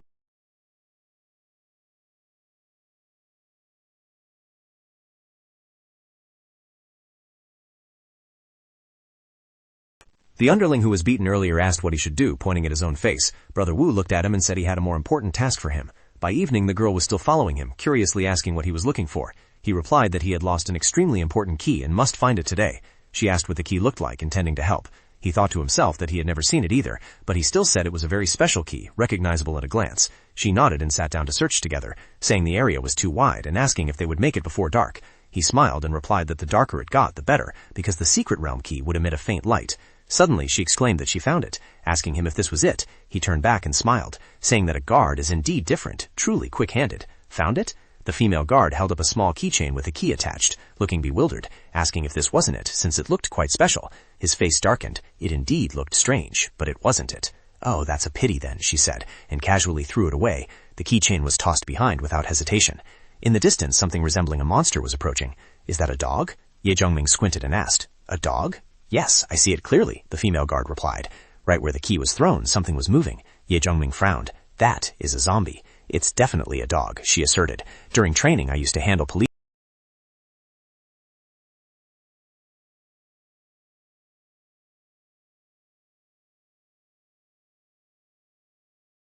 Then he pushed off hard, kicking the wall to gain momentum. Not good, Ye Zhongming shouted a warning. The thing that appeared before their eyes shocked both him and the female guard. It opened its mouth, roared, and charged without fear. He immediately realized this was a level 2 mutant dog. The dog aimed straight for him and rushed. He hurriedly raised his gun. Bang, bang, bang. 3 shots were fired, but it dodged them all. Not a single bullet hit, and it had already closed in on him. It pounced. Ye Zhongming raised his hand to block, inwardly crying out that he was done for. The female guard screamed in worry. The dog opened its large jaws, intending to crush his head. Ye Zhongming retreated sharply to dodge.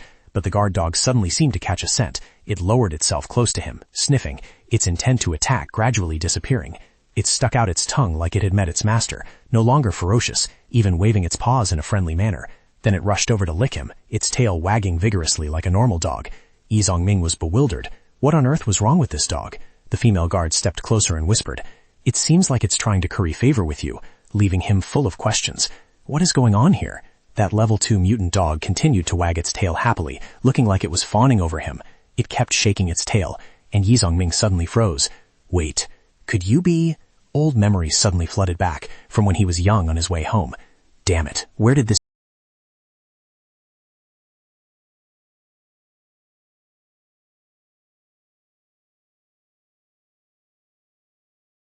The man raised his leg to kick it, a glass of wine still in his hand, clearly drunk.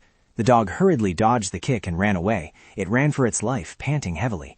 I'll kill you, you beast. He turned and threw a beer bottle after it. Crash.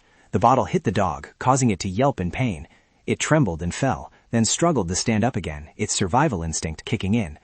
The man stepped on its tail, preventing it from escaping. He cackled. Let's see where you run now. The dog struggled, whining in despair. Wait! Ye Zhongming rushed over, stunning the man. What are you doing, kid? He raised his hand as if to strike. Zhongming swallowed nervously. It's this specific dog. It's full of diseases. My hand has been swollen for days after being bitten. He pointed at the dog as he spoke. Hearing this, the man jumped back in shock. Filthy as hell, and it has bugs too? Don't touch it. He panicked and kicked the dog away. Ye Zhongming added that it was also covered in feces and urine. The dog trembled and backed away, walking unsteadily, its body still shivering. He let out a long sigh of relief. Thank goodness, I finally managed to save it safely. The stream surged again, and the man turned his back to leave, waving his hand as he walked away. He bowed slightly. Have a safe journey, uncle. Ye Zhongming rotated his wrist, turned around excitedly, and giggled. saved a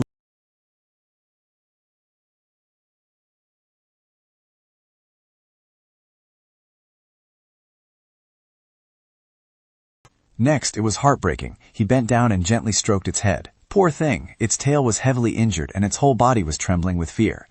Here, eat a little. He handed it a piece of cake. The dog wagged its tail happily, letting out a soft bark as if to say thank you. Woof! It lowered its head and wolfed it down in no time. Ye Zongming looked at it with regret. You're really cute, but my family doesn't allow dogs. Saying that, he turned to leave, waving goodbye before he went. From then on, the two became close friends. He often played with the dog until it grew up. Ye Zongming laughed happily. Di Huangwan, you are Di Huangwan, right? Later, when the dog appeared again, the female guard smiled, realizing, so it's your dog. It is mutated, but still recognizes its master, though the name sounds a bit strange. When it was wandering, it used to be fed by him, and its eyes always placed full trust in him. He continued, when it was small, it was round like a golden ball, so I called it Di Huangwan. Stop it, Di Huangwan, don't lick anymore. The dog continued to cling to him happily. The scene looked truly warm. The girl looked on and couldn't help but exclaim, turns out this person can also be gentle like this sometimes. That night, the remaining 3 people in the TV station sat eating dry provisions under the flickering candlelight. Lily pointed at the backpack.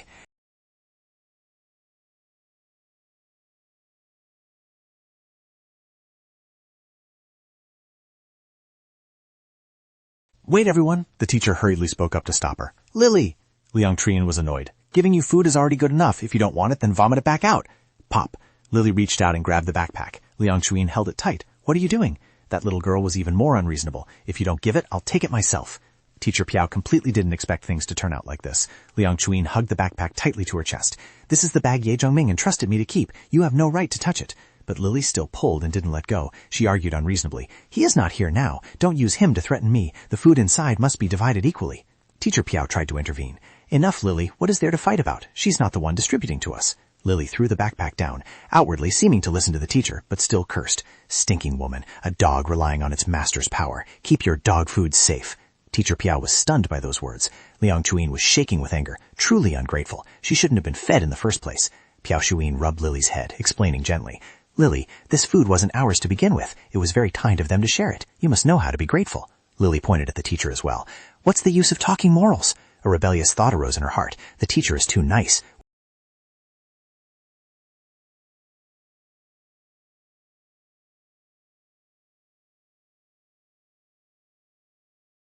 What's wrong? Are you sick?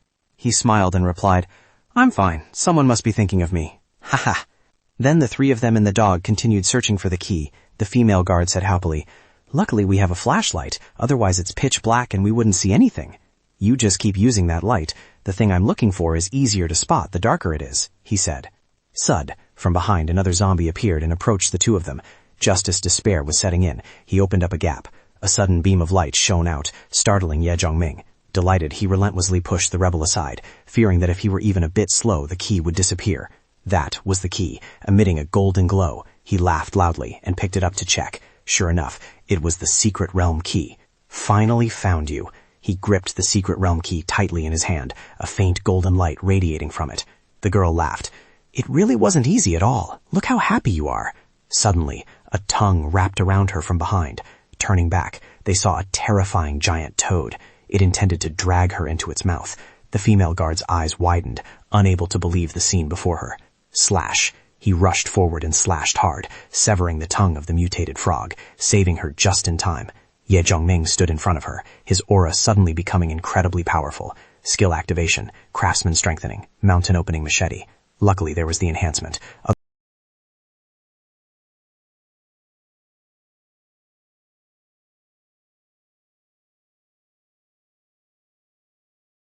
The mutated lizard rushed forward, sweeping its leg powerfully, intending to knock him flying dozens of meters away. Ye Zhongming lowered his body, dodging the attack just in time. Immediately after, the dog dashed forward, biting the mutated lizard's leg as if trying to assist him. The mutated lizard glanced at the dog, a look of ferocious hunger flashing in its eyes. Ye Zhongming seized the moment it was distracted and immediately charged, slashing straight at its eye, blinding one side completely. The mutated lizard roared in agony, blood spraying violently from its eye socket. Ye Zhongming panted heavily. Dealing with such a massive mutated monster consumed too much stamina. Come here. He lured it forward, and the monster immediately charged aggressively at the call. Just then the level 2 mutant dog suddenly rushed out to block the front. He was startled. Di Hongwan, why are you here? Di Hongwan, get out of the way, he shouted, but the dog stood its ground, showing no intention of retreating. Hurry and dodge, he called again, but Di Hongwan just growled threateningly at the mutated lizard. Roar, grr. The mutated lizard and the dog clashed. The disparity in size was so great that the battle was completely unequal. The dog roared towards the mutated lizard. Yi Zhongming hurriedly shouted to stop it. Di Hongwan, he was worried to the extreme. Boom! The mutated lizard lowered its head and snapped its jaws shut, nearly finishing the dog off in a single strike. But Di Hongwan suddenly appeared, biting tightly onto the mutated lizard's neck.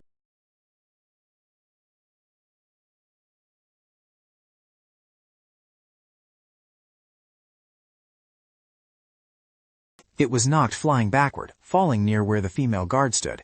Even so, it tried to stand up, its eyes unyielding as if wanting to fight to the bitter end. The mutated skink raised its leg, intending to snatch Di Hongwan.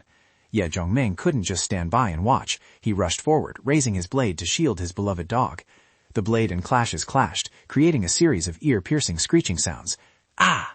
Then he was also knocked aside. The battle was essentially 2 against 1, yet the skink showed no signs of weakness. It roared furiously, opening its mouth and lunging straight at his head without hesitation. Whoosh! Out of nowhere, a long iron rod tore through the wind. The rod pierced straight through the mutated skink's head, looking as if it intended to finish it off instantly. The skink froze, its entire body stiffening, unable to move another inch. Someone stepped forward and pulled the iron rod out of the skink's body. It was the female guard. Finally, she had joined the fight to destroy the skink, because if he and the dog failed, she would certainly be the next to die. The dog growled and barked, woof woof. The skink collapsed to the ground. The girl panted heavily, saying nothing more. Ye Zhongmeng voiced his praise. Worthy of being a guard, indeed your skills are extraordinary. The girl glanced at him but remained silent. The dog ran over, wagging its tail around him. Ye Zhongmeng patted its head. Di Hongwan, even though you're a dog, you mustn't be afraid when trouble comes. You did well. Stop, stop, stop. The dog barked loudly, woof woof woof. Stop licking. Di Hongwan jumped onto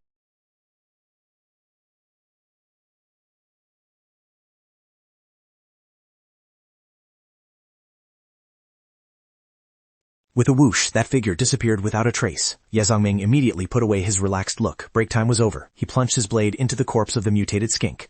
The girl was stunned and asked, "What are you doing?" "Look at this." Ye Zhongming held out his hand. "Huh?" She was surprised to see the crystal in his hand. "This is the key resource of the zombie world we are living in, the magic crystal." "Magic crystal? Does this thing have magic?" The girl carefully reached out and asked. Ye Zhongming smiled. "You could say that. It's even more powerful than magic." "How do you use it?" she asked. He replied, "You really want to know? How should I put this?" "Hurry up and tell me." He answered slowly. "First, you must agree to one condition." The female guard turned her face away in annoyance. "Keep dreaming, daring to set conditions with a guard. At worst, I'll investigate the secret of the magic crystal myself." This made him surprised. Girls really are all different. If it were Xin Fei or Chu Yin, they wouldn't have refused so bluntly. The image of Chu Yin flashed in his mind. As long as it's not a weird condition, I can consider it. Fine, I agree. The girl turned her back and said,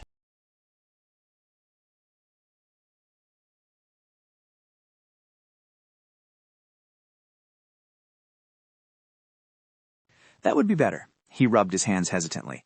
"Actually, I have a few words I want to say to you." The girl asked back, "Speak." "Look, the current situation is dangerous, the environment is bad, and there are many bad people. How about we form a team? It would be easier to support each other." The girl frowned and thought, "That makes sense." Ye Zhongming sighed and lowered his head, wondering why he was so cowardly. The dog seemed to understand, placing its paw on his shoulder to comfort him. The girl's eyes suddenly lit up looking at him, startling him. "Ah, all right." The guard nodded. "Although you are a bit weird, I believe you are not a bad person." She then reached out to shake his hand. He also reached out in response. "My name is Ye Zhongming." "Mo Ye," the girl introduced herself. Thus, the two formed a temporary alliance. The corpse of the thug from this afternoon was still lying in the same spot. Someone walked over and picked up the gun. "Damn it, high-quality stuff!" He was surprised and delighted, because right now having more weapons meant more chances of survival. "Idiot!" Another person hurriedly covered his mouth. "Don't shout so loud like that. Keep your voice down. Go over there." The scar-faced man pointed towards Ye Zhongming and Mo Ye. The man holding the gun gulped dryly. Two men approached, one holding a blade, one holding a gun, facing Ye Zhongming and Mo Ye. He sneered, pointing the gun at the two. "You dog couple, stand still for me. Raise your hands." The other one threatened. "Done what? Brother Wu."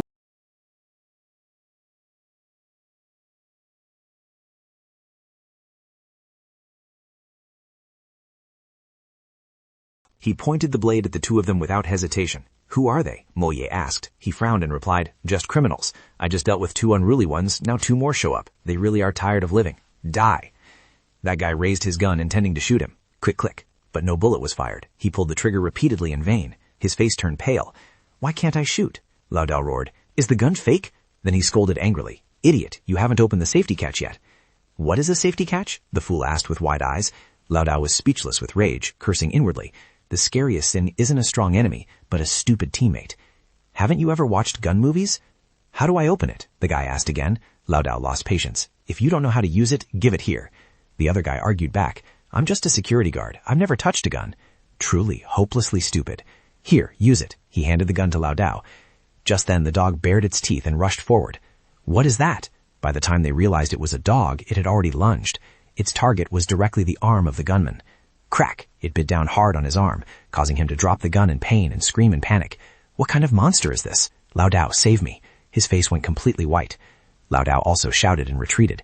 It's over. This is a zombie. It bit you? There's no saving you. Mo Ye rushed from behind.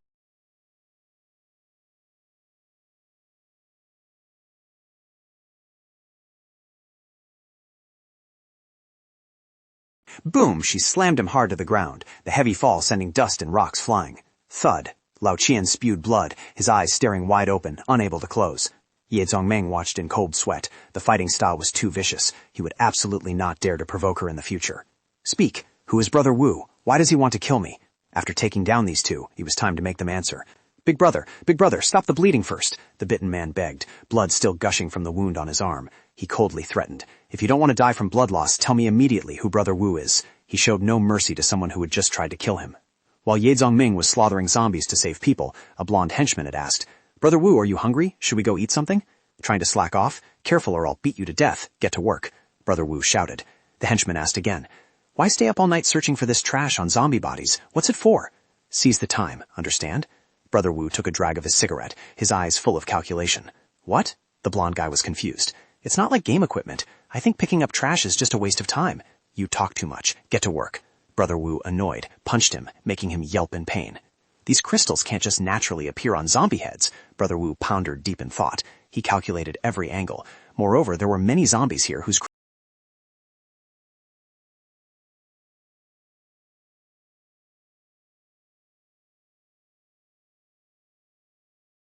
Still determined to get that backpack, waiting until she was sure Liang Juin was fast asleep, she stealthily reached out her hand. She stood up abruptly, realizing the teacher on the other side was sleeping very deeply, completely unaware of anything. She walked lightly towards Liang Juin, who was hugging the backpack tightly. Her eyes flashed with malice. The girl smiled coldly, her hand holding a sharp piece of glass. The intention to kill Liang Juin arose in her mind. Truly, saving an animal brings gratitude, but saving a human brings resentment. The brat's hand was already stained with her own blood, but she still gripped the glass shard tightly without letting go. She chuckled to herself. Liang Chuin relies on Ye Zhongming's backing to oppress me all the time. Now she's sleeping so soundly. The brat gritted her teeth. Rotten woman, I must snatch these survival supplies. Lily! Teacher Piao suddenly woke up and called out softly. What are you planning to do? Lily was startled, her movements freezing. She hurriedly hid the glass shard behind her back, immediately explaining, I'm just going to the restroom. Teacher Piao watched the student pretending to go to the restroom but said nothing more. As soon as she was out of Piao Shuing's sight, the brat's expression changed immediately. Why? Splash splash, water flowed from the tap. She stood in front of the sink splashing water on her face. Lily frowned. Why are they so naive? Everyone trusts others so easily.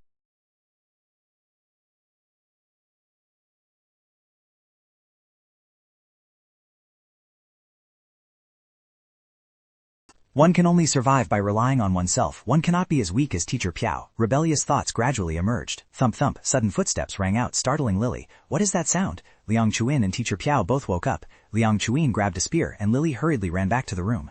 It seems someone is banging on the door, Piao Shuying asked anxiously. Lily replied tremblingly. Teacher, what's happening? It's okay, Liang Chuin said with a shaking voice. Zombies can't get in. Boom boom, the door was gradually bent to the side. Liang Chuin was stunned. It wasn't zombies. Who was outside? Piao Shuying was also scared pale. Immediately after, the sound of the door bar popping open was heard. Boom boom, the noise becoming more violent, as if wanting to smash the door in front of them. It's over. Lily was terrified. The door is about to be broken. Crash, the door was kicked down. In front of them was a group of young men, old people and women, all with faces full of malice.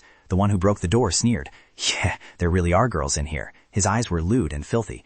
What do you want? Teacher Piao stepped back trembling. Liang Chuin raised the spear, trying to resist, while Lily sneaked away to hide. Ah, the spear was snatched away. Liang Chuin asked in panic. Who are you? What do you want? Whew! A puff of cigarette smoke was blown straight into her face, making her even more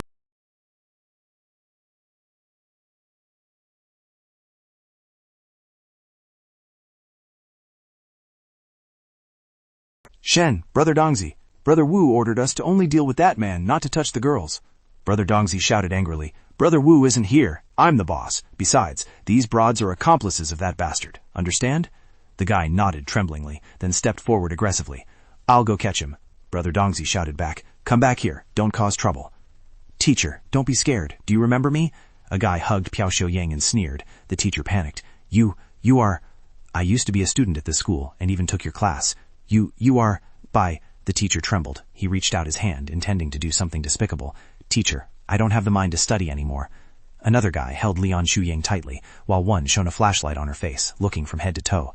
This face looks familiar, huh? Dongzi, come look. This chick looks a lot like that hot girl on Douyin. That guy laughed loudly. It is Lian Shuyang. I heard her price is up to 130. She was so scared she burst into tears, only hoping Ye Zongming would return in time to save everyone from this chaos.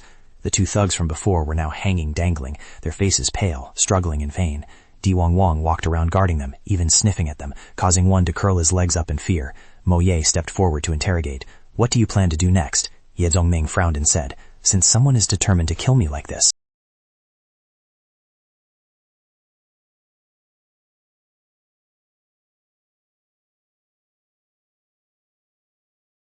Everywhere is in chaos now. Whether you believe it or not, the truth is just like that. He stepped forward and said, Running away is not my style. I will face him. Di Huangwan also followed closely, leaving Mo Ye standing there. To go or not was her choice. Finally, Mo Ye decided to follow. Fine, I'll go with you to support each other. By the way, I want to ask, what did you intend to use the key for earlier? He replied, The secret realm key opens up the future.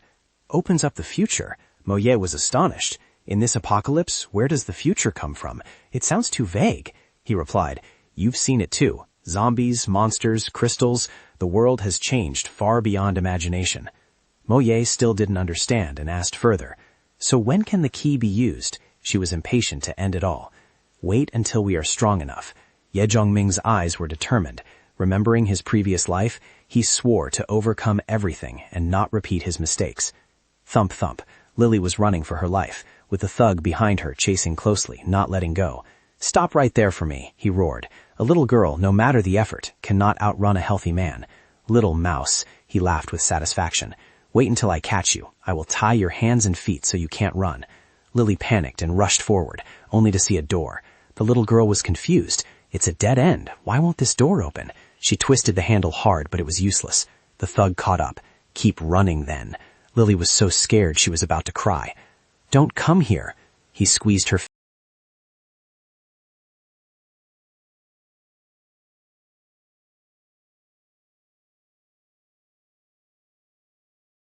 He got even more excited.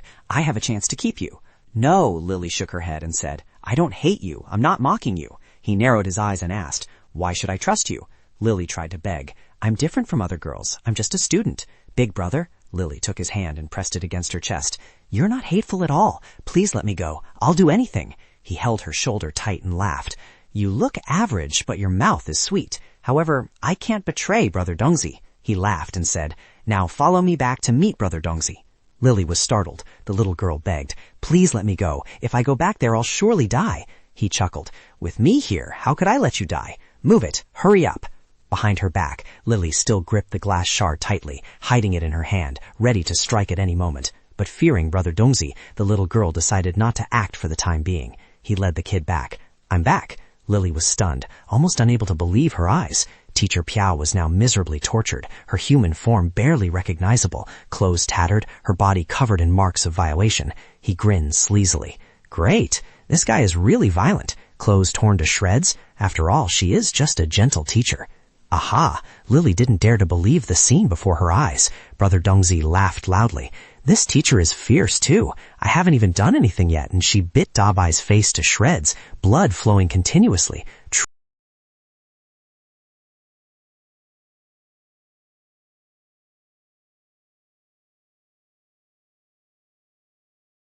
Pointing his hand, he said, This kid is with me now. Then he asked again, Does this girl want to join us? Brother Dongzi laughed. Join us? This student knows how to read the situation, knows who is strong and who is weak. Quite interesting. The fat man laughed along. How would I dare hide this from you, brother? He shouted loudly, Stop crying. Come here immediately. Hurry up and call him Brother Dongzi. The girl tried to force a smile, stammering a greeting. Hello, Brother Dong. Brother Dongzi pointed straight at Lily. You want to join us? That's right, Brother Dong. Please accept me. I'll do whatever you say. He glanced towards Liang Chu-yen with a dirty smile. All right then, prove it. If you are a friend, go over there and deal with her for me. Liang Chu-yen screamed and cursed. You shameless traitor. Ye Zhongming saved you like that, yet you act this way? Now everyone can see Lily's true face. Hearing that, Lily immediately slapped Liang Chu-yen hard, as if wiping away all past kindness. Liang Chu-yen cursed. You beast? Her eyes trembling with rage. Brother Dongzi laughed in delight. Great, well hit. I heard she is a hot girl. I like torturing this type the most. Hit her harder. Lily smiled viciously. Don't worry, Brother Dong. She also has a grudge against me. She targeted me first. Liang Chu-yen could not believe her eyes. The person who had once gone through life and death with her was now this cruel. She could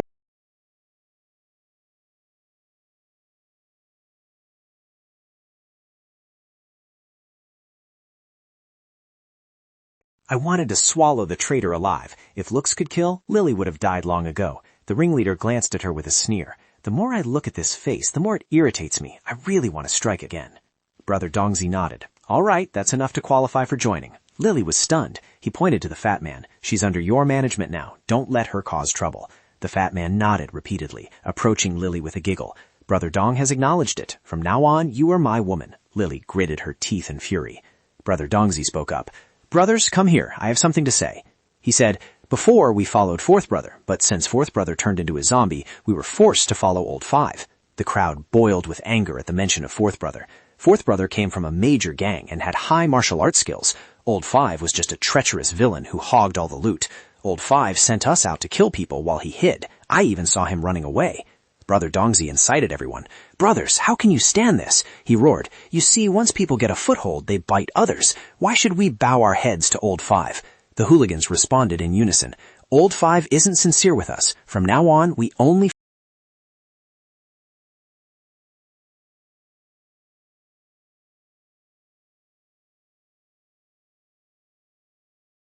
The subordinate ran in to report. Brother Dongzi, there's no one in the cafeteria. Brother Wu hasn't returned yet. Brother Dongzi opened the door, stepping in with a smug smile. The opportunity has arrived. Let's go inside and wait for him to come back. Thud! A piece of bone flew over and smashed straight into Brother Dongzi's face. The force was so strong it knocked his face to the side. Bastard! Who threw that bone? He roared, cursing as he scanned the room. It was Ye Zhongming and Moye. He said, just finished eating and about to leave. Looks like our luck isn't bad. Moye was still wiping her mouth. Brother Dongzi looked at the pile of meat on the table, his face turning pale. That chicken bone, he had eaten the good parts that we didn't get to touch. Motherfucker, who are you? How dare you be here? He shouted angrily. Ye Zhongming stood up facing him. Didn't you guys want to kill me? I came here myself to save you the trouble. Brother Dongzi suddenly thought, could the target Brother Wu wanted to kill be him?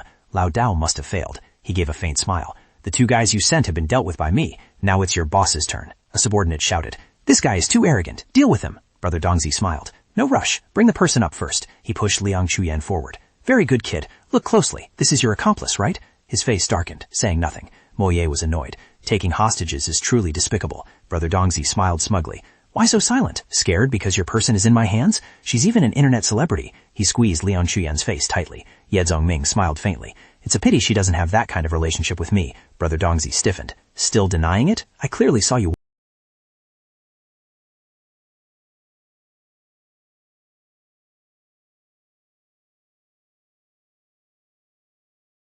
A bone pierced Brother Dongzi's hand, yet Ye Zhongming still managed to shout, Run! Dongzi went mad, clutching his bloody arm and cursing wildly. You dare stab me? Ye Zhongming casually pulled Liang Chu-in into his embrace. Brother Dongzi roared, Brothers, charge! Kill him for me! Ye Zhongming handed Liang Chu-in over to Moye, stepped back, instructing her to take care of her, then faced the rushing thugs alone. One guy started it off, charging aggressively, planning to land a punch to take him down. Whoosh! Ye Zhongming tilted his head to dodge neatly, leaving the opponent stunned. He clenched his fist. If you miss me, then let me hit you back. That guy was done for. Thwack! A punch landed, knocking out his molars. This would definitely require plastic surgery. Brother Dongzi continued cursing loudly. If one guy wasn't enough, then everyone goes together. 4 guys immediately surrounded him. Ye Zhongming frowned. With this many people, he couldn't keep fighting empty-handed forever. He scoffed coldly, his fighting instinct flaring up. Come on then, he provoked, waving his hand with a faint smile. A bunch of useless trash. Guys like this go down in one punch. Ah! A guy wearing iron knuckles screamed and charged. No wonder he was so confident. Whoosh! Ye Zhongming dodged effortlessly. Truly poor skills. Boring fight. Then he grabbed the guy's arm and snapped it downwards. The guy howled in pain. That was definitely a dislocation. Released, his arm couldn't move normally, and he rolled on the ground, wailing.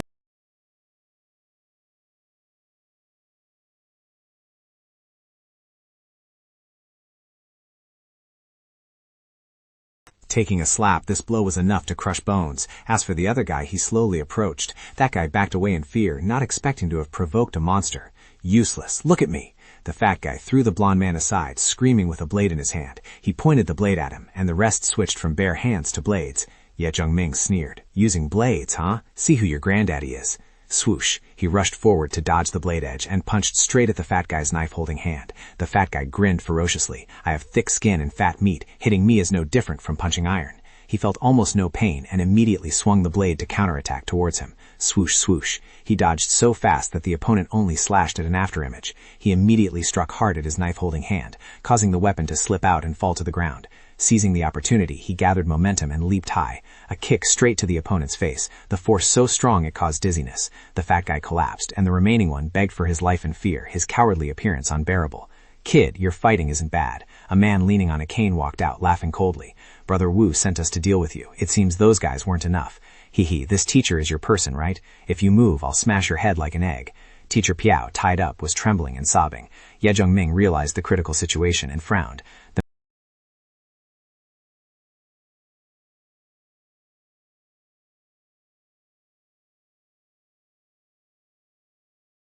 Kneel down for me, he continued to threaten with a gritty voice.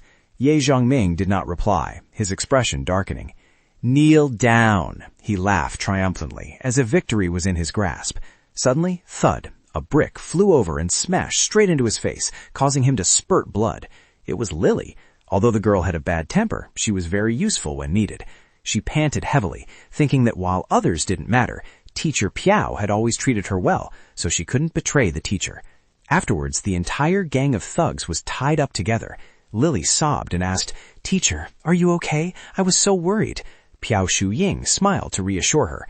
I'm fine. Fortunately, you saved me. Liang Chu-ying angrily pointed straight at Lily. Now it's all good, huh?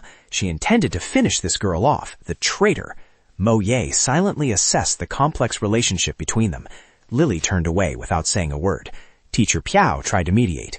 Lily just saved me. She must have only wanted to infiltrate the bad guys. Mo Ye also stepped forward to make peace.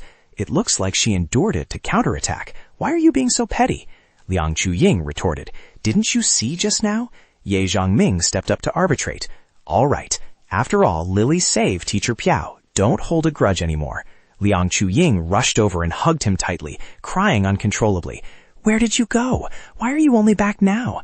He patted her head to comfort her. It's okay now.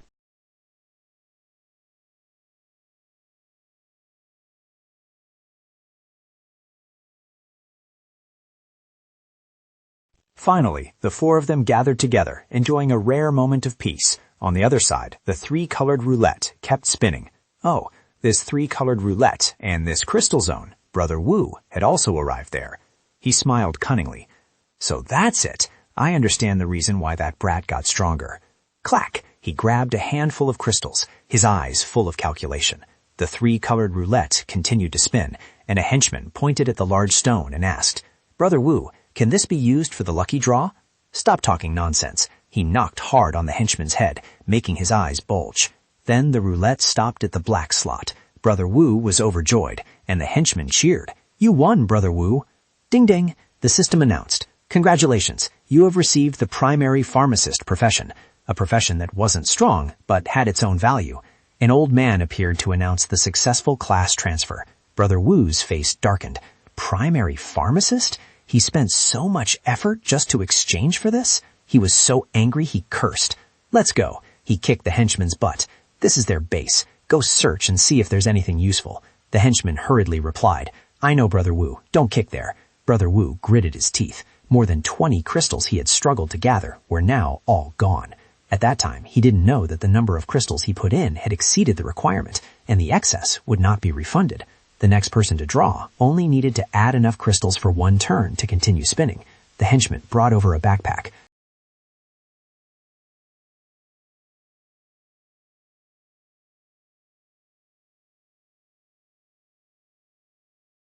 But inside there was a primary strengthening potion, rapidly increasing stamina and strength, comparable to a 1-star warrior. The side effect was whole body pain, and a few could die.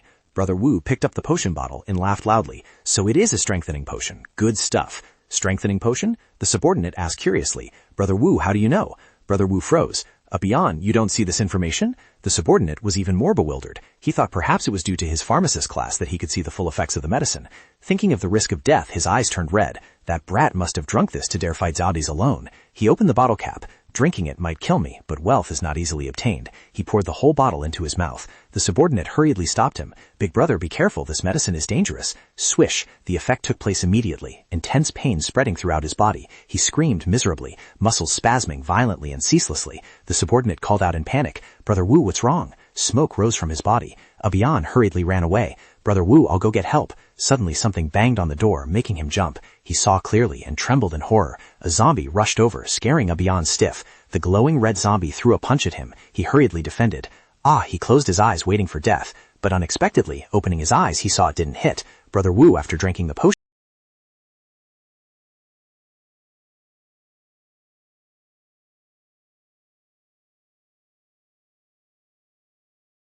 One-star warrior. Abian gaped in astonishment. Brother Wu confidently said, Now, let me test my full power. After a long night, he finally returned home. Ye Zongming pointed and said, We're here. This is our base. He walked ahead, instructing, Everyone just put your things down. I'll go call Mu Sin Fei. All of Brother Wu's reserves had been looted clean. This trip was not in vain. I'm back, he called out loudly. Mu Sin Fei, but no one answered. He walked inside. From within came a panicked voice. Ye Zongming, come here quickly. Lian Shuyin pointed to the kitchen on the first floor. The scene was chaotic, as if it had just been ransacked. Ye Zongming was startled. Why is the kitchen like this? He quickly discovered a paper covered in blood, with Mu Sin Fei's bloody handprint. The paper wrote that the supermarket had a roulette. He angrily clenched his fists. Thoughts spiraled. This must be news left by Mu Sin Fei, making his mind confused and his thoughts upside down. Ha! That zombie has been dealt with neatly. Brother Wu panted heavily. Abian cheered joyfully. Brother Wu, you took down a mutated zombie. Ha! Brother Wu laughed loudly, his eyes glued to his hand covered in blue blood. I now hold terrible power in my hands, he shouted excitedly, acting like a savior descending upon the world. Abian couldn't stop praising. Brother Wu, you're truly too powerful. From now on, we don't need to fear zombies anymore. Brother Wu turned to look at his lackeys, slowly repeating that sentence. From now on, zombies are my prey.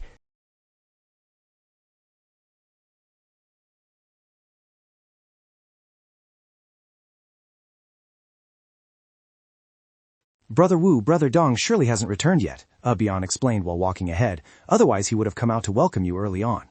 Upon opening the door and stepping in, both were stunned and utterly shocked. Abian shouted, What is going on here? Brother Dongzi's men were tied up and cast aside. Some had fainted, not even needing to be bound. A subordinate of Brother Dongzi woke up and said joyfully, Brother Wu, you're finally back. He immediately accused, It was that brat you wanted to kill. He not only killed Brother Dong, but also looted all our supplies.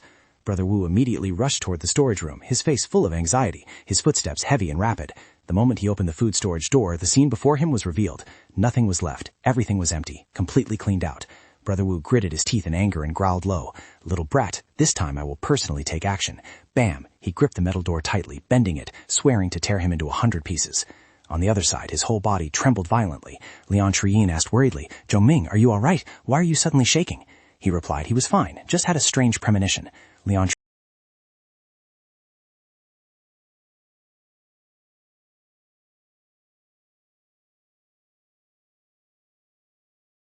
My teammate Mu Xin Fei might be in danger, and she left a message about the roulette. We can act based on that starting from the supermarket area. Liang Chuyin asked back, her face truly worried. That Mu Xin Fei, is she your girlfriend? He answered decisively, No, she is just a very good partner. His eyes showed no hint of romantic affection.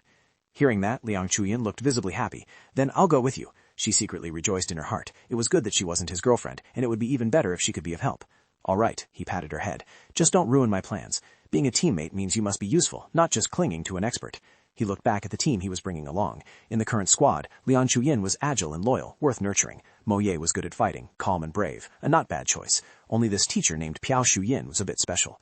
Piao Shuyin seemed to guess his thoughts and immediately said, Mr. Ye, can I come along? I am a health teacher. I know some healing techniques and can take care of logistics. Okay, he nodded, but don't get in everyone's way. I can't protect you all. He looked at Mo Ye. Officer, how about you? Coming? Mo Ye laughed loudly. What are you saying? Let's go, comrade. After what we've been through, I understand you better. Someone like you.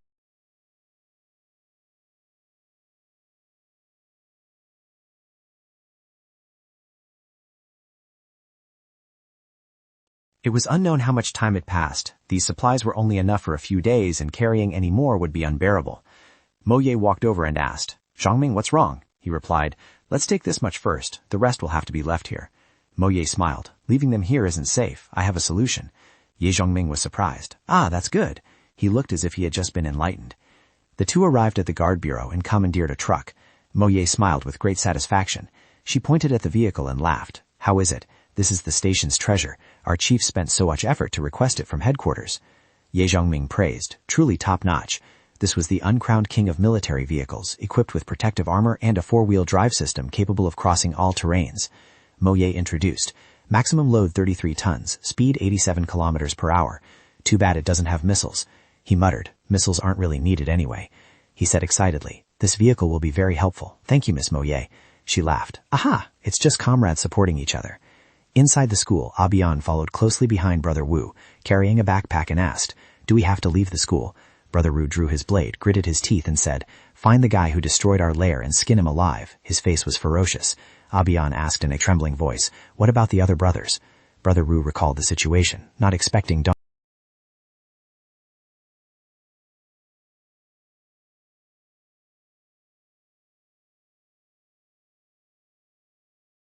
Muga licked his blade. Kid, a zombie hunter only needs to be alone. His eyes looked as if he wanted to devour his opponent alive. The two drove away from the bureau, crossing the zombie-filled streets of the desolate city. Whichever one rushed forward, they rammed it. Ye Zhongming relaxed considerably. With this vehicle, dealing with zombies was much safer. Mo Ye also smiled. Of course, zombies in front of this car are just a small matter. It's the bureau's treasure after all. The car continued rolling, crushing whatever it hit, while everyone chatted leisurely. Luckily, with Mo Ye, they managed to get a military vehicle. Piao Shuing sat quietly and happily, while Liang Shuing seemed restless. The teacher praised, worthy of being a guard, indeed more formidable than ordinary people. Liang Shuing was a bit unconvinced. Seeing Mo Ye repeatedly achieving merit, she also wanted to prove her value. Ye Zhongming checked the notes again and told the three of them. The traces Sin Fei left behind don't have a specific address. The only way is to check each supermarket one by one. There's one ahead. Let's go there first. Mo Ye looked back and saw a horde of zombies surging in from nowhere like a tide, immediately saying, Ye Zhongming, look outside quickly. Huh? He was also stunned. Why did so many zombies suddenly appear? The zombies surrounded the car, appearing to rush towards them, but also seeming to be fleeing. None dared to stop, all running for their lives. Liang Chuing looked up and warned, everyone look, there's something over there in the distance. Behind the zombie horde, a black shadow suddenly leaped up. Boom! It looked like a giant ape. When it landed, it caused the ground to shake and crack.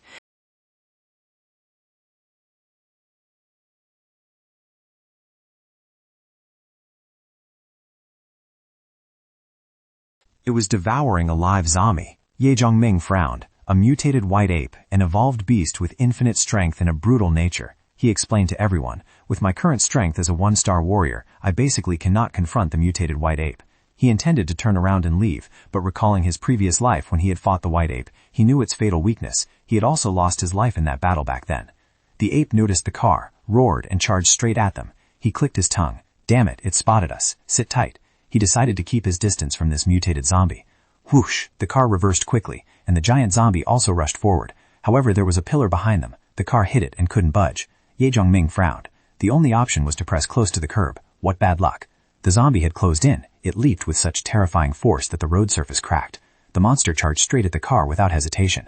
Looking from this angle, its body was as massive as a truck. Boom! It slammed down hard. An ordinary car would have been crushed to pieces, but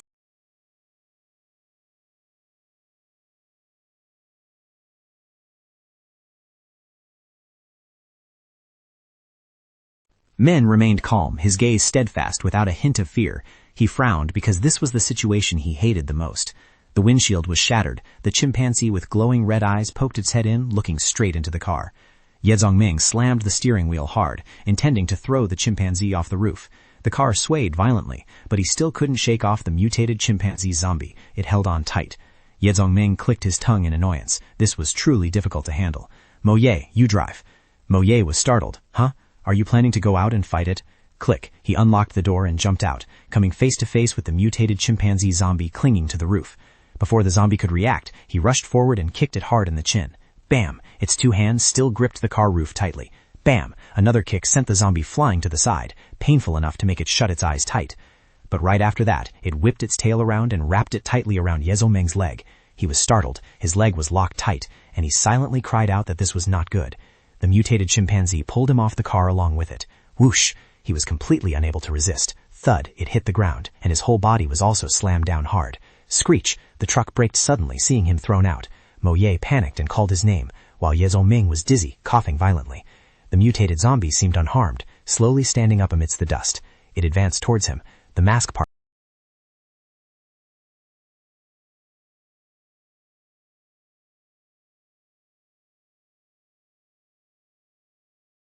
Roaring with excitement, hoot hoot, it thumped its chest thunderously as if celebrating victory, but there was no way the main character would die that easily. Ending its display of dominance, it threw a giant fist towards the prone Ye Zongming, intending to kill him with a single strike, its eyes glowing red. Bang bang! Just then, gunshots rang out, and the chimpanzee immediately shielded its body. It turned its head towards the source of the shots, falling silent from its roaring. It was Moye. She had saved him in the nick of time, opening the car door while shooting to attract the zombie's attention. The chimpanzee roared in anger, its mouth wide open, saliva dripping, eyes frantic. It rushed towards the car where Moye was firing continuously, but no matter how many shots she fired, it dodged them all. Not a single bullet hit. Its strength was unfathomable. In the blink of an eye, it was standing right in front of Moye, its fist raised high. It slammed heavily onto the car, the iron door slamming shut. Moye managed to jump out in the split second, her hands still gripping the gun tightly. Ah! The others remaining in the car screamed in panic. Lian Shuyin was terrified. It's chasing after Moye. Teacher Piao was also trembling, having never seen a zombie this terrifyingly huge, worrying for both people outside. Outside, thundering noises echoed as one human and one zombie chased each other around the car, growling ferociously. Bang, bang, bang! Moye ran and shot simultaneously, which seemed to be effective. The zombie dared not get too close. It took a bullet to the chest.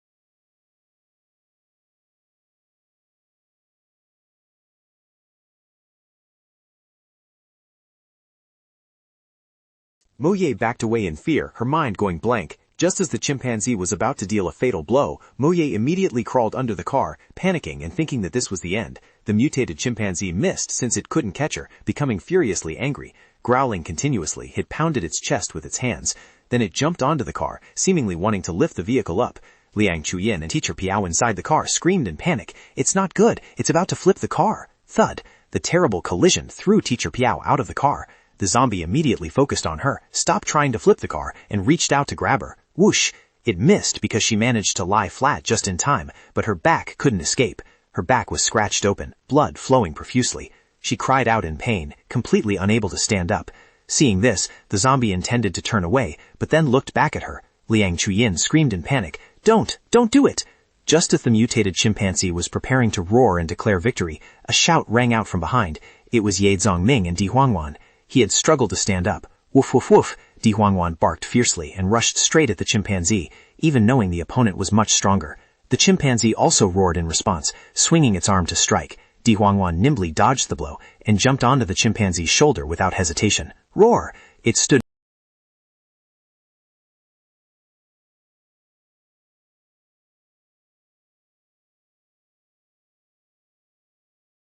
trying to dodge, but the dog jumped to another position to bite, making it flustered. Thud. Ye Zongming seized that moment to dash towards everyone. Moye, gun! He shouted and rushed forward. Moye seized the opportunity to throw the gun to him while calling his name. Thud. He caught the gun firmly, confidence immediately returning. He instantly activated his craftsman skill, initiating the homogeneous strengthening art. The zombie chimpanzee roared in impatience. It tried to grab Di Huangwan, but the dog quickly dodged. Not only that, it lunged to bite the opponent's finger, but in the chaos it was hit by the chimpanzee, its body sent flying. Thud, it fell more than 10 meters away, the blow causing visible pain. The chimpanzee stood up straight, panting, its eyes full of killing intent directed at Di Huangwan, raising both hands to finish it off. Hey, you ugly white fur! It turned its head to look at Ye Zongming, a weaker being who dared to insult it. Your whole family is white fur. He raised the gun and aimed. This is your weakness. Ye Zongming narrowed his eyes. The time to counterattack had come. Bang! He fired straight at the spinal joint on the chimpanzee's back. It couldn't dodge in time, screaming in pain, its eyes wide with terror. Then it collapsed to the ground, a heavy thud. The terrible weight caused the road surface to crack open. Yezong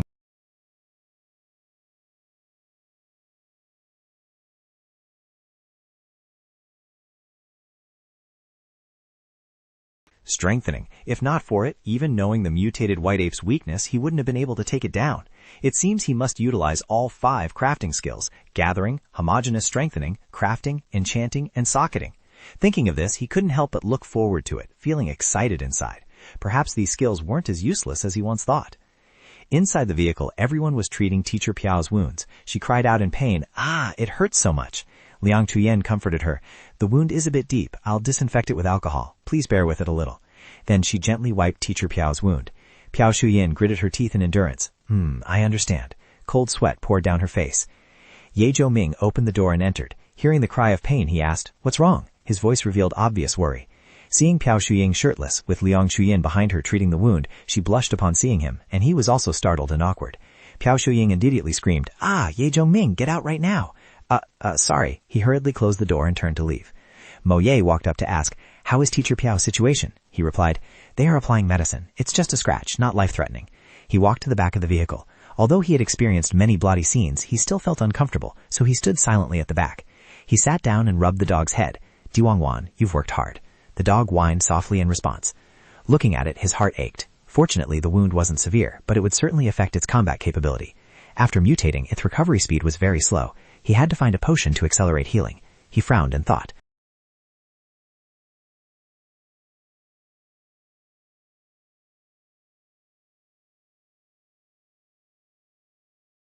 Yang Chuyen came out to report. "Zhongming, Teacher Pao's wound is quite deep. The bleeding hasn't stopped yet."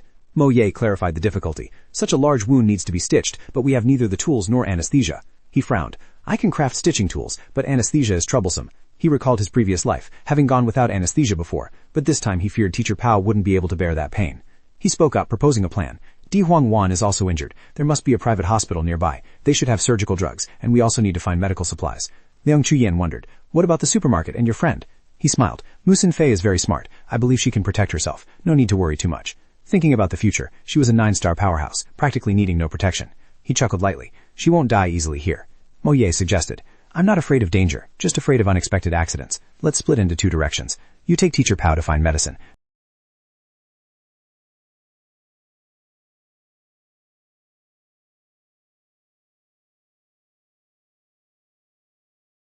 "I am a guard. Haven't you seen my strength? Do you still not trust me?" Ye Zhongming fell silent, as if he clearly understood Mo Ye's personality. She even gave a thumbs up to guarantee. Rest assured, a guard does what they say. Ye Zhongming had to give in, laughing with a sigh. "All right, remember to be careful." Before leaving, he warned, the roulette has a natural attraction to zombies. Surrounding zombies will gather unconsciously, so remember to be on guard. She nodded in understanding. He suddenly remembered being betrayed by teammates in his previous life, hoping this life would be different. On the other side, 2 people were cycling across the road. They were pedaling for their lives to escape the pursuit of zombies. It was Abion, carrying the massive body of Brother Wu behind him. He laughed loudly. "Pedal faster. The stronger the wind, the more excited I get." Abion asked worriedly, "Where are you planning to go?" Brother Wu did not answer, only lowering his head to cycle straight ahead. He was confident in his intellect. That brat is definitely looking for something, so sooner or later he has to go to those places. He guessed right, but not entirely. Brother Wu thought of Ye Zhongming and laughed. "I know where that brat wants to go." His eyes flashed with danger. Abion gasped for breath and asked again, "Brother, where exactly are we going?" Brother Wu sneered. "Those people stole my stuff, but can't use it for long. They will definitely go to the supermarket." He guessed the direction correctly, but the purpose was different. Brother Wu continued to speculate.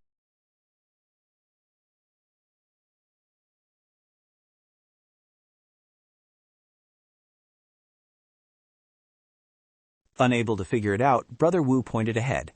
"Pedal faster. Up ahead is the biggest supermarket in this area."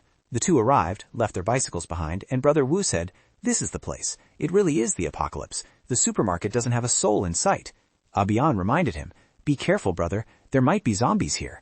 Brother Wu walked ahead to scout the path. "Do you think I'm afraid of zombies?"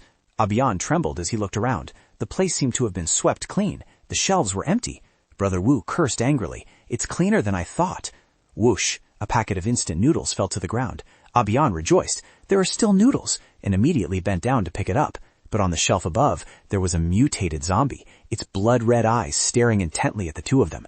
Abian panicked, and Brother Wu was also stunned, not expecting to encounter a zombie here.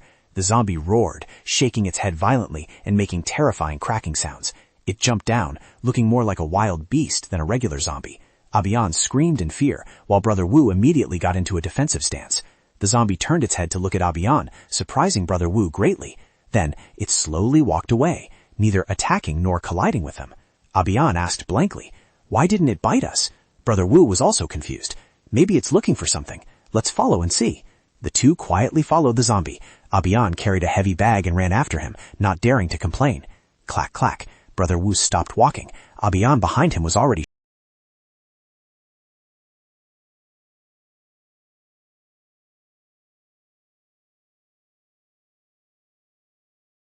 The zombie rushed towards the machine, snatching the cloth covering it. A zombie opened its mouth wide before the cloth. Abian was so scared he shed tears, whispering to his big brother, "We hit a nest, run quick." But Brother Wu observed intently. Brother Wu laughed. "Run from what? We got lucky." A sense of excitement rose in his heart. Thump, thump. On the other side, Mo Ye was running over. Mo Ye moved while scouting the surroundings, holding a gun in her hand with the proficiency of a guard familiar with the terrain. Ahead was a small supermarket. She decided to check it, walking slowly instead of running. She entered the supermarket to explore. Luckily, some usable supplies remained. Buzz, buzz. In the corner, there was a killed zombie covered in flies. By the afternoon, after cleaning up, Mo Ye still checked carefully to see if anything was missed. The result was nothing left. She sighed. She searched very carefully, but the supermarkets didn't have any roulettes.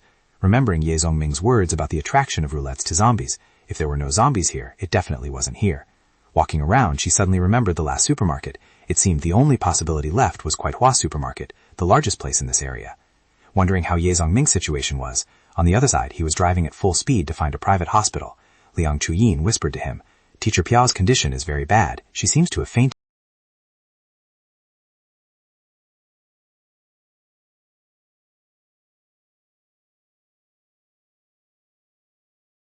"I'll be right back."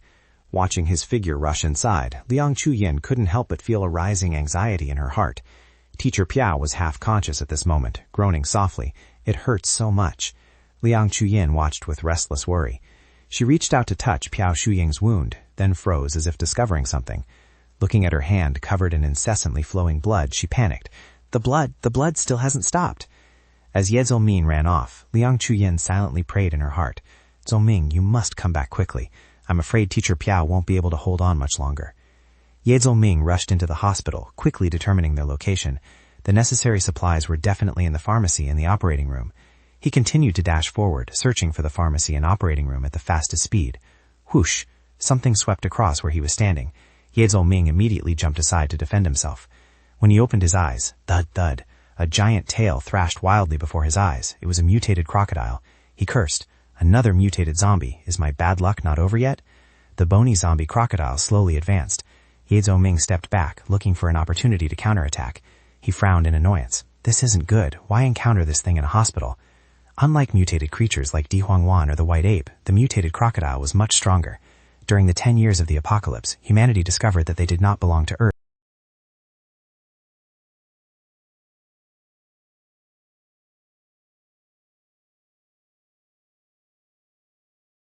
He quietly observed it from head to toe. This crocodile seemed to be a level 2 guardian beast. With his current strength, it would be difficult for him to deal with a level 2 monster, but fortunately, he still had his skills. Thinking of the knowledge from his previous life, he became much calmer. Ye Zongming quickly retreated, returning to the car. Seeing him come back, Liang Chuyin hurriedly asked, "Zongming, did you get the medicine?" He didn't answer, but continued running. Liang Chuyin was bewildered. What exactly is happening? He circled to the back of the car, opened his personal supply crate, and then took out an item. Ye Zongming rejoiced. Found it. Liang Chuyin was confused as to why he was taking a weapon. Is there a monster inside? Carrying the crossbow, he instructed. "I can handle it. You take care of Teacher Piao. I'll solve this quickly." He returned to the hospital, muttering to himself, hoping he could find enough necessary items inside. As he left, Liang Chuyin watched him without taking her eyes off him. She was curious about what he intended to do, but hearing him say that, it probably wasn't life-threatening. Since she had no combat power herself, she could only stay behind to take care of Piao Shuying. Back at the hospital, Ye Zongming began crafting. Good, the materials are sufficient. Even if I can't kill the level 2 guardian beast, I can use tools to restrain it. He muttered. Use the homogeneous strengthening art for the crossbow to increase penetration power, but I must control the amount of materials precisely. His crafting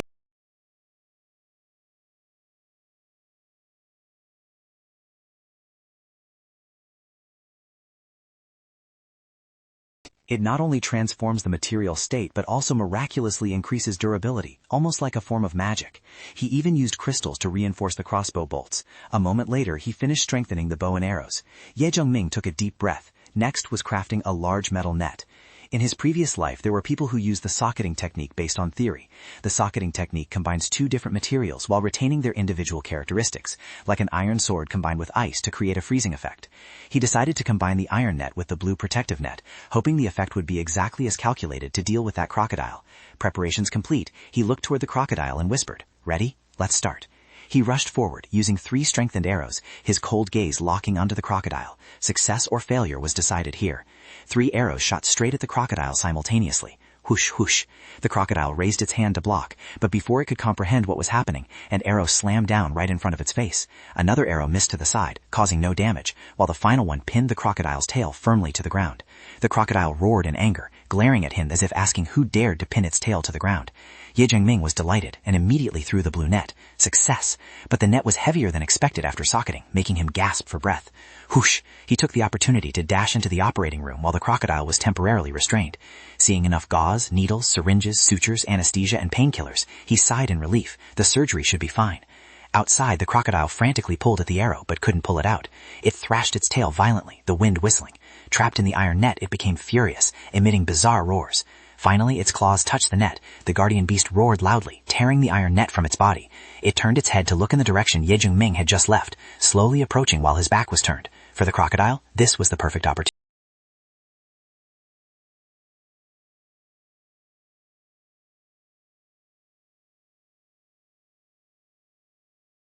No mistake, it is definitely it. He looked towards the exposed roulette, his heart filled with ecstatic joy. Abian hid in the corner, waiting for the noise to subside before daring to come out. Looking around, he saw that the zombies were all dead. Whoosh! Brother Wu lifted the white cloth covering the roulette. The cloth fell, revealing the intact roulette with many slots. He was delighted because the roulette was still very new. He turned around and shouted, "Abian, you coward! Go get the crystals from the zombies and bring them here," then kicked Abian once, making him cry out in pain. Abian looked timidly at his boss, but still obeyed, trying to suppress his nausea while digging out crystals from the zombie corpses. Brother Wu observed the roulette, noticing it was completely different from the 3-colored type before. It looked both like a card and a necklace. Abian brought the crystals over to report. Brother Wu held the few crystals stained with blue blood, feeling annoyed. Abian reported that there were only 9 in total. He cursed. Every activation requires 10, still missing 1. Brother Wu got angry, forced to stay and wait for zombies to find them on their own. Abian tried to comfort him by saying the roulette could attract zombies, but his boss's gloomy expression frightened him even more. Brother Wu hit Abian again, cursing him as useless. Abian cried out in pain, because the force of the blow after the strengthening was much heavier. Thump thump. On the other side, Mo Ye had also arrived. She stood in front of Kuet-Ye Hua supermarket, muttering, "Here it is. This is indeed the place." Looking inside, she immediately noticed something unusual. It was too quiet, and the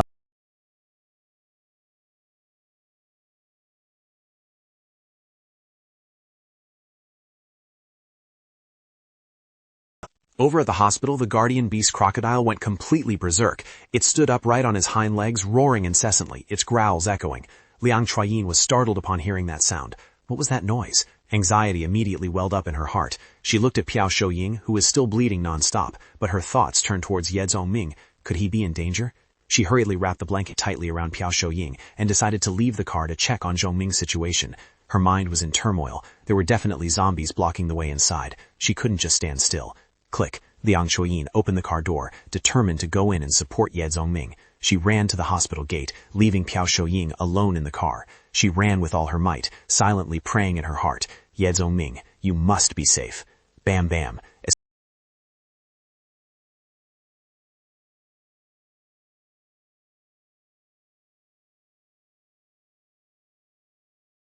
It tore right through the iron door of the sick room. Liang Chuyin retreated in fear. What on earth is this monster? Inside the pharmacy, Ye Zhongming used furniture to block the door to buy time. The door was battered and distorted. The level 2 crocodile guardian beast was indeed difficult to deal with, having completely lost control. Liang Chuyin witnessed everything and immediately realized Ye Zongming was trapped inside the pharmacy. She had to think of a way to attract the monster's attention and help him escape. Her eyes quickly scanned the surroundings. Running toward the corridor, she saw several eggs rolling around. Liang Chuyin understood immediately, an idea flashing through her mind. The crocodile growled ferociously. Failing to catch Ye Zongming drove it mad with rage. Whoosh! It swung its tail, shattering the glass window on the side. Ye Zongming shielded himself just in time to avoid the flying shards. He frowned. Primary crafted props still lack power. It broke through the defense lines so quickly.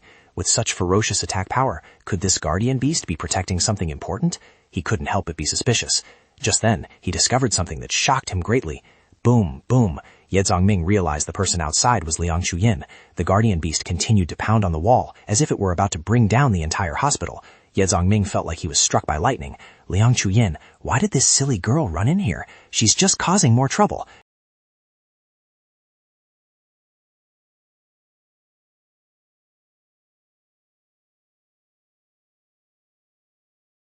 The guardian beast smelled the human scent. The hole was large enough for it to poke its head in. Without support, it would be hard for him to preserve his life. The mutated crocodile continued to dig deep into the wall, while Liang Chuyin stood still, calculating every option. She reassured herself, Liang Chuyin, calm down, think of a way, the monster is only a little bit away from reaching him. She clenched her fists, making up her mind. Every time it was Ye Zongming saving people, this time it was her turn. Risking it all, she rushed towards the eggs, preparing to use a dangerous plan to save him. Monster! She shouted loudly to provoke it. The guardian beast immediately turned its head. Who dares to court death by calling me? Whoosh! Seeing her standing next to the pile of eggs, the crocodile immediately charged forward, the ground shaking continuously. Are you crazy? Ye Zongming watched her action, his heart tightening. Thud! Seeing the opportunity arise as the guardian beast left, Ye Zongming immediately jumped out of the medicine room. He ran and shouted, Liang Chuyin, run quickly! As the guardian beast approached, Ye Zongming yelled a warning. Facing the giant monster, Liang Chuyin still stood firm, not panicking at all before the terrifying pressure. The guardian beast raised its claws, intending to finish her off without hesitation. Just then, Liang Chuyin spun around and pushed the eggs to roll away. Seeing the eggs being moved, the guardian beast froze. Instinct made it impossible.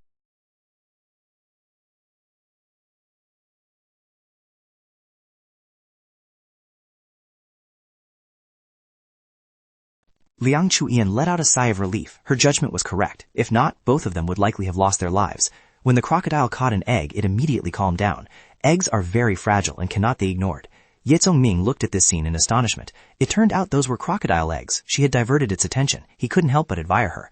Seeing the guardian beast leave, Liang Chuyin immediately fled the dangerous area. But because she wasn't watching the road, she tripped over a stone, lost her balance, and fell forward, looking like she was about to smash her face on the ground. A hand pulled her back. It was Ye Zongming. He scolded, "Idiot!" Before she could even thank him, she was scolded, but she just smiled. "Zongming, run quickly." He grabbed her hand and pulled her along, and the two quickly left the private hospital. In just a moment, they ran out of the gate. Ye Zongming still held her hand tightly without looking back. Liang Chuyin turned her head to look, and seeing that the guardian beast wasn't chasing them, finally breathed a sigh of relief. He said, "It won't leave those eggs. We're safe now."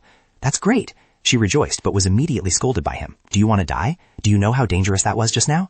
He held onto her tightly, his voice full of worry, leaving Liang Chuyin momentarily unsure of how to react. "Ouch." He squeezed her hand, making her cry out, "Zongming, you're hurting me." He still didn't let go. "Knowing pain is good. You almost lost your life just now."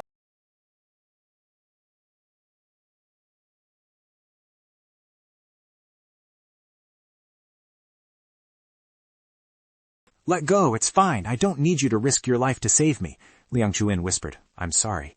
Ye Zongming sighed, silently thanking her in his heart, but did not say it out loud. Night fell. At the city's largest supermarket, herds of zombies were gradually attracted.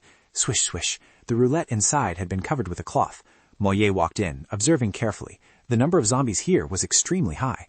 Just then, Brother Wu appeared. Before even waiting for the zombies, he encountered a girl.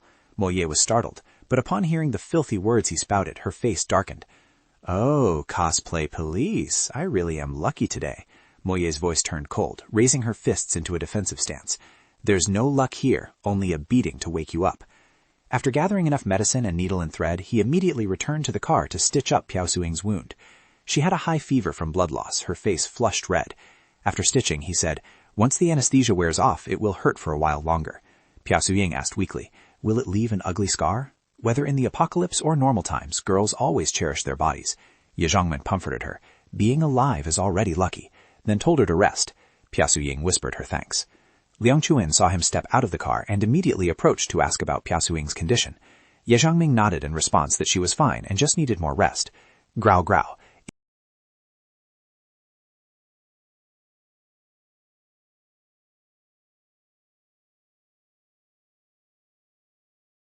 She playfully stuck out her tongue, looking very carefree. He laughed. It was understandable to be hungry at this hour, so he told her to eat something briefly before heading over to where Mo Ye was to assemble.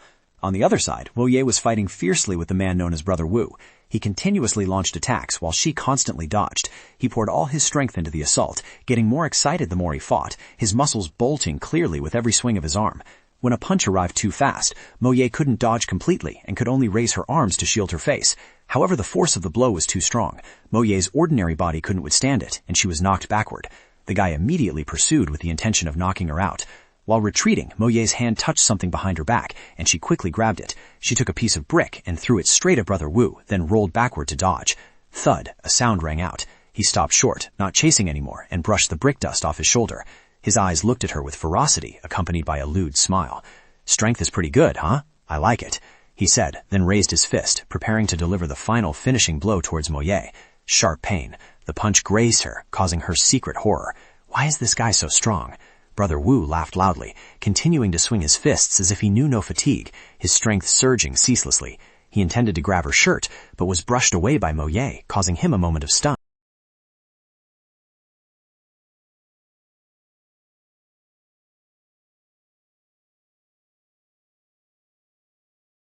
But immediately after, he stood firm as if unscathed, becoming even more frenzied, like a monster just awakening. Brother Wu rubbed his nose. Her full-force punch seemed to leave not a single mark on him. He beckoned provocatively, signaling her to come at him, his voice full of contempt. "Use whatever moves you have left." Mo Ye was stunned. This guy wasn't mutated at all, yet he wasn't afraid of being hit. A sense of unease rose in her heart. She continued to maintain a defensive stance. Brother Wu laughed like a madman. "Haha, turns out you're a martial artist. Interesting." With a whoosh, Mo Ye rushed forward, but she was already wary inside. Fighting for so long, wasn't he tired yet? Pop! Her punch was caught firmly in his palm. Mo Ye panicked. He sneered. "Not bad. Keep going. In the face of absolute power, those martial arts routines are just like a cat scratching." He slammed her down, intending to throw her away. Mo Ye retracted her leg to counterattack. Meanwhile, he laughed wildly. "The more you resist, the more I like it." Abian stood watching for a while, silently praising. "This girl fights too well. Brother Wu has taken the potion, yet she's still holding her own. The two of them are like a cat toying with a mouse." The roulette was right in front, yet they were still obstructed. Abian's eyes flashed with a different intent. "If I just help Brother Wu use the prop, I'll become a superhuman," Abian told himself, clenching his fists in determination. At that very moment, he rushed straight toward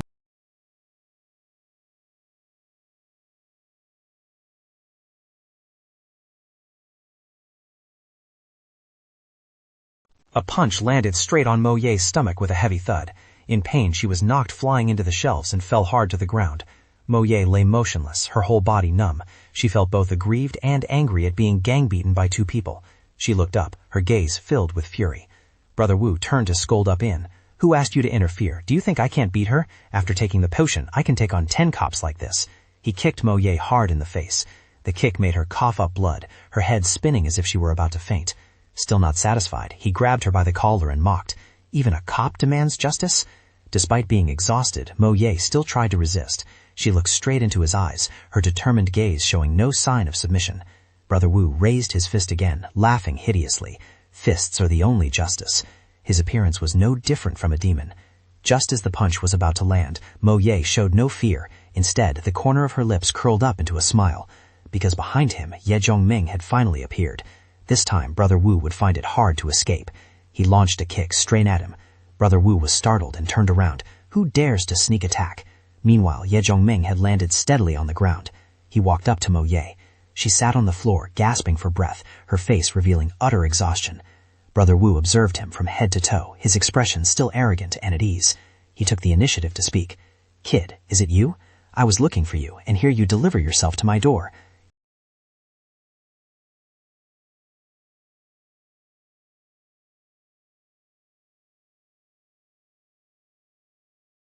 Mo Ye forced herself to sit upright, refusing to show weakness. "Ye Zhongming, I'm fine," she said, even though her body was in extreme pain. Ye Zhongming turned to look at Brother Wu with a fierce gaze, making him flinch. Clearly, you stole my supplies, Brother Wu muttered, intending to introduce himself, but before he could finish, Ye Zhongming rushed forward, swinging his fist and speaking coldly. I don't care who you are. Don't you dare touch my people. Brother Wu ducked to dodge the blow, cursing because he didn't expect this brat to be so stubborn. He immediately counterattacked, his eyes flashing with killing intent. Thud. Ye Zhongming blocked the strike, feeling surprised inwardly. Something's wrong. His strength and speed are on par with mine. Clearly, he had taken the potion in advance to the 1-star level, yet he was still blocked.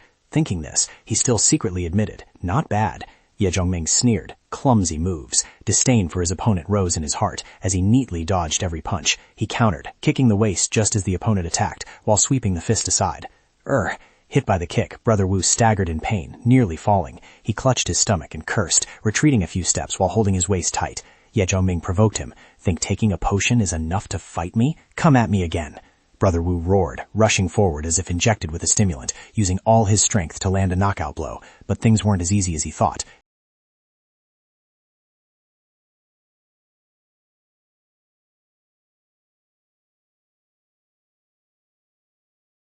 Brother Wu gritted his teeth in fury, but he couldn't touch him at all. The difference in their martial arts levels was too vast. Like an enraged beast, he roared and charged forward desperately, swearing to kill him. Ye Zhongming immediately stepped back to dodge. When he threw a punch, Ye Zhongming leaned to the right to evade cleanly. The opponent simply couldn't touch him. Whoosh! The next kick was launched, but he easily avoided it again.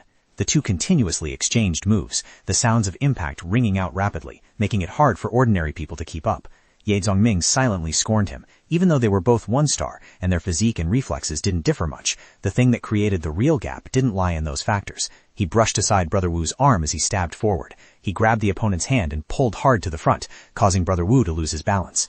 At that exact moment, Ye Zhongming clenched his fist tightly. It was the life-and-death experience of 10 years. His eyes were cold as if wanting to claim a life. The punch, carrying his full power, flew forward, making Brother Wu open his mouth in fear. Bam! The punch landed straight on his face, causing Brother Wu to cough.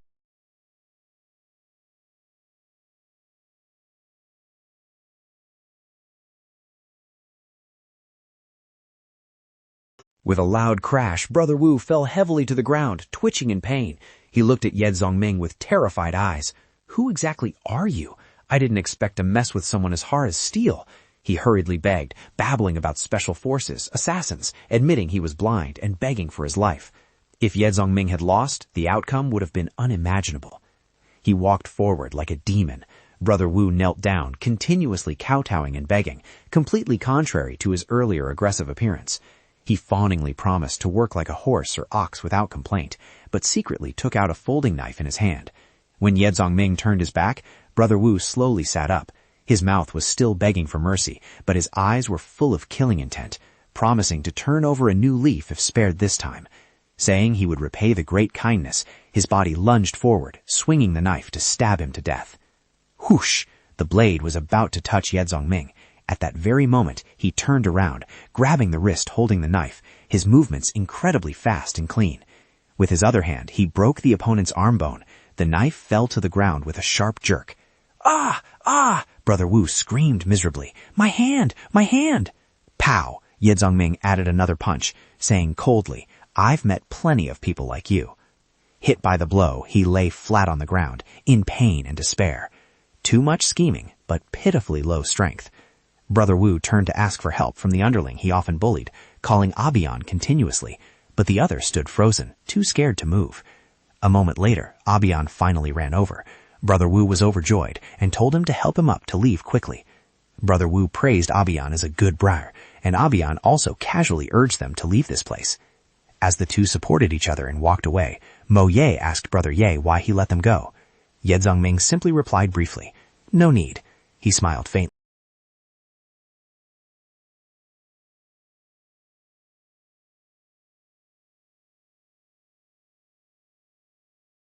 A gloomy and eerie atmosphere prevailed. He silently stood watching the two swaying figures disappear into the distance. When he was sure they were far away, he sat down beside Mo Ye to check on her. She smiled and replied that it was just a minor injury. A little rest would be fine. He laughed, saying she was lucky her bones weren't broken. She winked mischievously, remarking that a guard's bones aren't easily broken. He propped his hands on his knees to stand up, observing the place. His eyes stopped at the machine covered by a white cloth. saying this was the roulette that Mu Shinfei had mentioned. Abian supported Brother Wu as they left under the fading afternoon sun. The two walked and talked.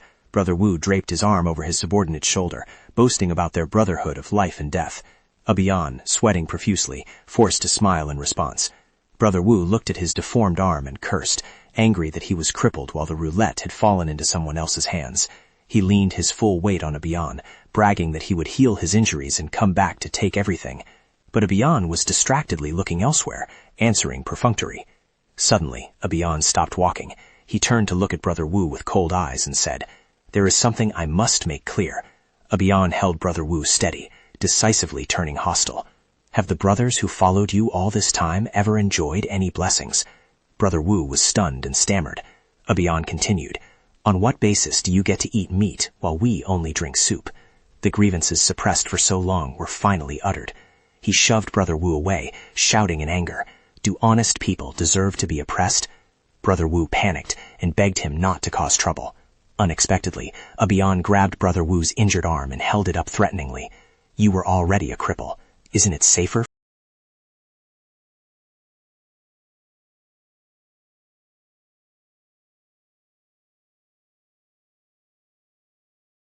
Ye Zongming held the crystal in his hand, smiling slyly as he said he would keep them for now, telling Brother Wu to stay and recover from his injuries.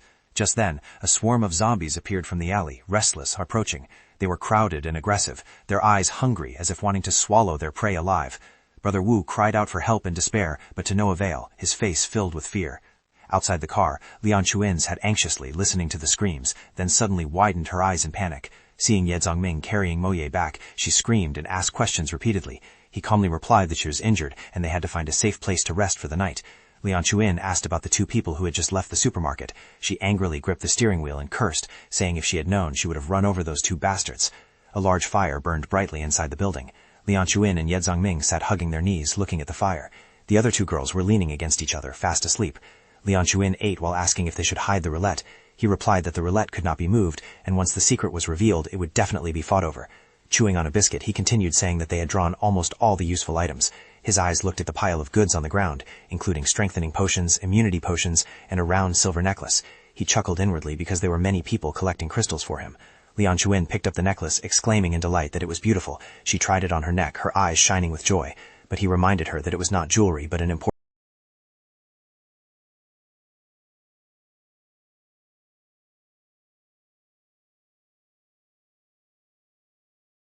Seeing the heavy atmosphere, he spoke up to encourage them, saying that as long as they acted in unity, they would at least survive. He seriously stated that he was not a kind person. He saved them only to have teammates for support, and needed their trust to prove their capability. He took out a vial of potion, held it up, and said he would give them a power named the Future. Chu Yin and Mo Ye looked at the potion in astonishment, and exclaimed, "The power of the future." He held up the green potion bottle and explained that this was a strengthening potion from the roulette, capable of increasing strength, speed, immunity, and metabolism. Chu Yen asked if that wasn't a superpower. He replied that it wasn't to that extent yet, as this was only a primary potion. It helped increase physical fitness by 20 to 30%, enough to deal with ordinary zombies. Simply put, it made one stronger than a normal person. Chu Yen sadly said that her physique, even if increased, wouldn't be strong enough. He reassured her that its greatest strength was unlocking existing potential before adding more, so she shouldn't underestimate herself. Mo Ye asked if he was that strong because of the potion. He replied, "If not, then what? With my current physique, could I even talk to a police officer?" She frowned, looked at him sternly, and asked further, "The strengthening potion only enhances physical fitness, not skills or combat experience, right? Ye Zhongming, you know too much about the apocalypse, and your combat power even exceeds that of the police. Who exactly are you?"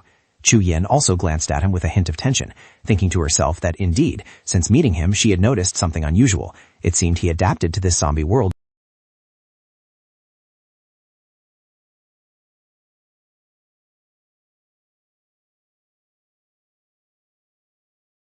He covered his mouth, coughing lightly to compose himself, then smiled and said that this information was all provided by Mu Shinfei. If they wanted to know more, they should find her. But in his heart, he thought that the secret of his rebirth must absolutely not be revealed. Liang Chuyin's eyes widened in surprise, so Mu Shinfei must certainly be someone extraordinary. Seeing her believe it immediately, he just secretly smiled, thinking she was indeed easy to fool. He raised the green potion vial again. Liang Chuyin, sweating with anxiety, asked if there were any side effects. He replied that usually there would be intense pain. In severe cases, cells would rupture rapidly, leading to bleeding from the 7 orifices and death. Hearing this, Liang Chuyin panicked, jumping up to block him to protect Mo Ye, and screamed in terror, asking if that means death. He calmly stated that benefits always come with danger. He took out 2 vials of potion and placed them in front of them, seriously saying he wouldn't force them. They should think carefully and choose for themselves.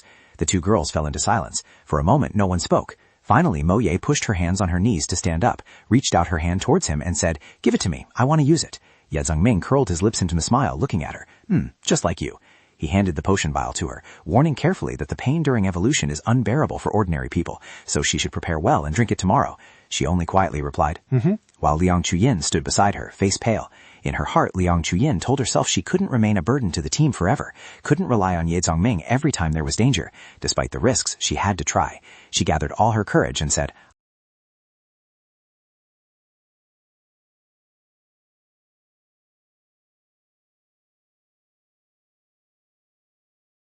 The violent swaying made her startle and let out a sound. He remained calm, adjusting his clothes while reminding her that she should dress more neatly in the future, as it was inconvenient to go out like that. She blushed with embarrassment, nodding frantically. "All right, I know, I remember." Seeing the 2 people in front talking and laughing intimately, Mo Ye jumped up in anger. She reminded them loudly, "You 2 keep it down, I need to sleep." He turned to tell everyone to rest, saying he would take the night watch as there was important business tomorrow. The night was quiet, with only him sitting at the back of the vehicle on guard duty. Beside him was the dog, curled up and sleeping soundly for a while. Suddenly there were footsteps. He narrowed his eyes, staring ahead. Immediately after, he grabbed his blade and rushed forward, shouting, "Who is it?" He was about to strike, but froze when he realized it was Chu Yin. She was sweating with fear and screamed in panic. He darkened his face and frowned, asking, "Why aren't you sleeping instead of running out here?" She lowered her head, her fingers twisting together as she whispered, "I'm a bit scared." He looked at her and asked again, "Scared of what? Regretting taking the potion?" Suddenly she rushed forward and hugged him tightly, leaving him no time to react. She rested her head on his chest, tears soaking his shirt, and choked out, "No regrets. I'm just afraid that if I die tomorrow, I won't see you again." He listened silently. "Thinking about that makes me toss and turn, unable to sleep." He patted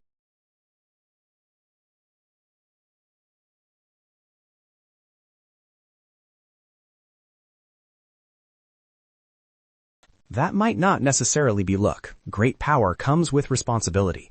I won't let you leave easily. I need you to stay, to fight alongside me for my goals. He placed his hand on her shoulder and asked gently, "Are you willing to stay by my side?"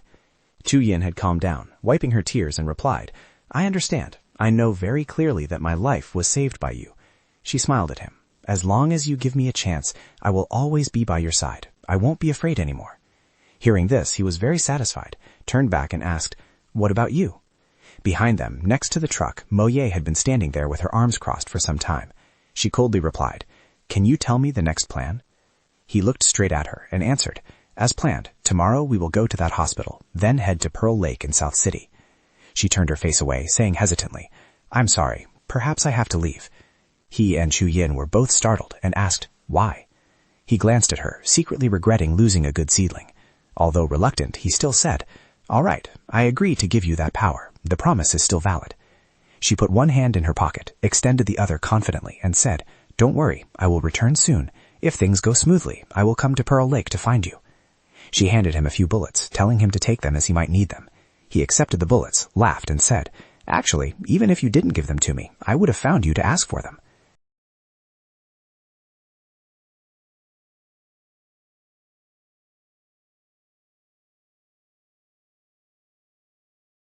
The next morning, the 3 girls each held a vial of potion in their hands. They looked at each other, sweat beading up from the tension. Then, without hesitation, they drained the vials. First was Lian Chuin, followed by Piao Shu Ying. The vials fell to the ground, shattering. The 3 girls trembled as they knelt down, gritting their teeth to endure the bone-piercing pain. Ye Zhongming crossed his arms and said, "I'm going to the hospital for a trip. You all stay here and rest. If Lian Chuin and Piao Shu Ying are stable, you can hunt nearby zombies. Remember to avoid crowds and mutated creatures." Looking at the 2 girls in pain, he asked, "Understood?" After speaking, he led the dog away. Lian Chuin watched him go and urged, "Be careful." He softly replied, "Yeah." A while later, he arrived in front of the hospital. Looking at the towering building, he smiled and thought, "It really is still here, I remembered correctly." Recalling stories he heard in his previous life, it was said that this hospital was guarded by 3 beasts that had wiped out many survivor squads and possessed extreme strength. He looked at the 3 giant eggs. Later, a 6-star powerhouse killed them, obtaining a blueprint and an egg. Remembering the blueprint for crafting a blade weapon, after which the military equipped mass-produced silver battle blades that were very powerful. He frowned, sweating, and gritted his teeth in excitement, thinking, this time, both the blueprint and the eggs will be mine. Looking at the zombie corpses littering the ground, he was confident that this area had been cleared, so surprises were unlikely.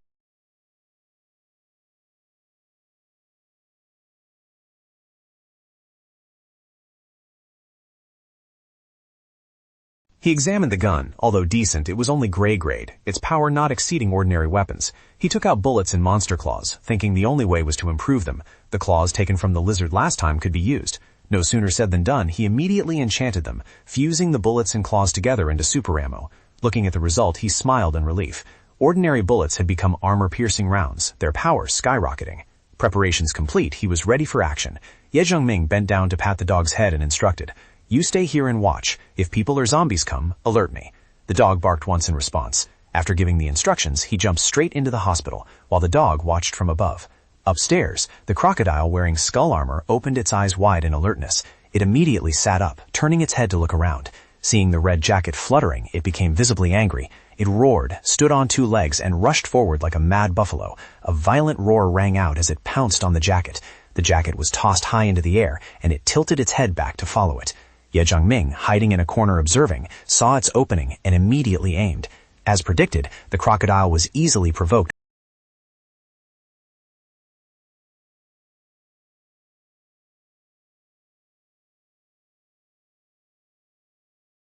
He nimbly dodged, not surprised why the Diaogui had sought him out last time. The mutated crocodile swelled up larger, rushing towards him like an arrow with a terrifying aura, but Ye Zhongming remained calm, slowly drawing a blade. He struck as fast as lightning, gritting his teeth as he stabbed it repeatedly. The tail whipped straight towards his face. He glanced sideways, thinking the moment had come.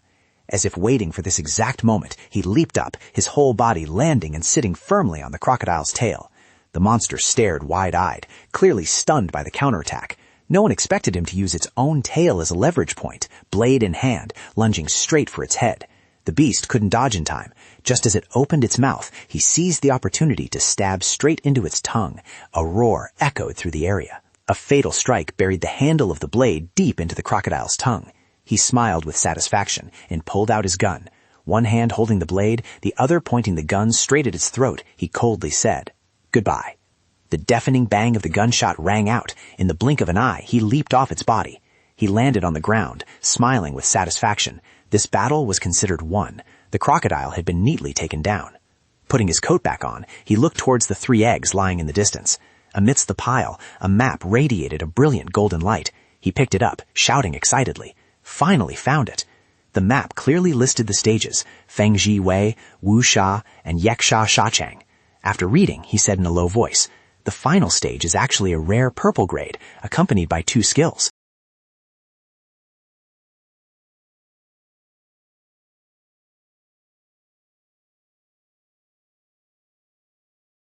A rare gold-hilted blade, a weapon with a built-in skill, was already a top-tier item, let alone this purple-grade blade that possessed 2 skills, its actual value nearly touching the epic tier. He tightened his grip on the paper, sighing at the thought that the necessary materials would likely require up to 1,000 level 5 magic crystals, which was impossible to gather at present. Clenching his fist, he told himself to first craft the initial stage of Fengji Yue. As for Wu Sha and Moonlit Battlefield, money could solve those problems. What did a person who had been reborn like him have to fear? He put his hands in his pockets, looking at the 3 giant eggs. These things were also treasures, known as evolution potions. Eating them would greatly increase physical constitution, and pets using them could even undergo evolution. Thinking of this, he cupped his hands around his mouth and called out loud, "Silly dog, come here and eat." Hearing the word eat, the dog barked loudly. Immediately after, the man and the dog sat next to each other, cracking open an egg to eat right on the spot. Ye Zhongming mumbled while eating. The evolution potion truly lives up to its reputation. My physical strength and mental energy are about to recover completely, and I'm even stronger than before. He looked at his hand, feeling the surging vitality. Clearly, his body intensity had doubled compared to after using a 1-star evolution potion. He turned to look at the dog and said, "Silly dog, lift your head up, let me see." The dog, who was eating, obediently stopped and looked up. He smiled with interest and asked, "What is your..."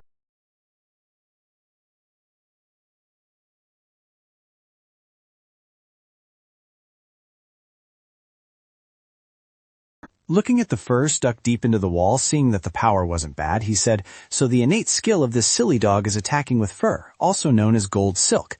But when he turned back to look, its whole body was completely bald. Just a few shots and it was all gone. He was speechless. He could only pat its head to comfort it. "All right, no need to trim your fur anymore. Ugly is still ugly, but at least the power is decent." After speaking, he waved his hand and left.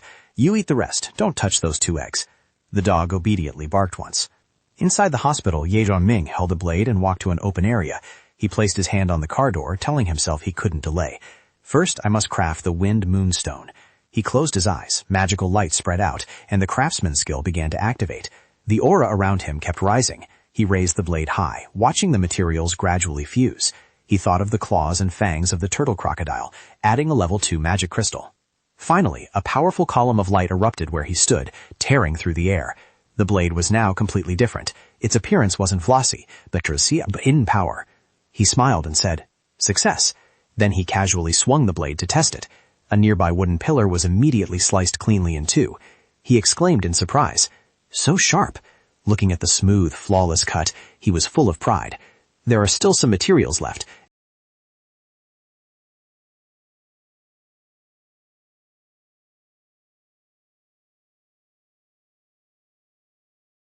Chu Yin saw him and greeted, "You're back?" He looked at them, smiled, and asked, "Mo Ye has left. How are you two doing? Did you harvest anything?" Chu Yin looked at the white stones placed on the towel and replied, "They are all here. Killing this type of monster isn't hard. We have evolved. Even fighting recklessly can stop them. I don't understand what Piao Shu Yin is still afraid of." Hearing this, Piao Shu Yin frowned in annoyance. "You vomited too." Chu Yin giggled and said, "There's a first time for everything. Pain and nausea are hard to avoid." He looked at the pile of stones and nodded in praise. "You two did well. These few magic crystals aren't worth much. Adapting quickly to the apocalypse is the only way to be worthy of my investment." He handed an egg towards them and said, "Eat it." The 2 girls were surprised. Chu Yin asked, "What is this?" He replied, "Food that will help you two become stronger." He stood outside, thinking to himself, "This trip to Pearl Lake, I must obtain that item." He carefully tucked away the remaining egg. There was still 1 egg of the Diao Gui left. He had to keep it safe. Suddenly, he looked ahead. The 2 girls ate deliciously, while the dog lay beside them, continuing to gnaw. They looked at it and laughed. Piao Shu Yin threw it a piece of meat and teased, "We were only apart for a little while. Why have you gotten uglier?" Chu Yin smiled and said, "Eating so much won't make it fat, right?"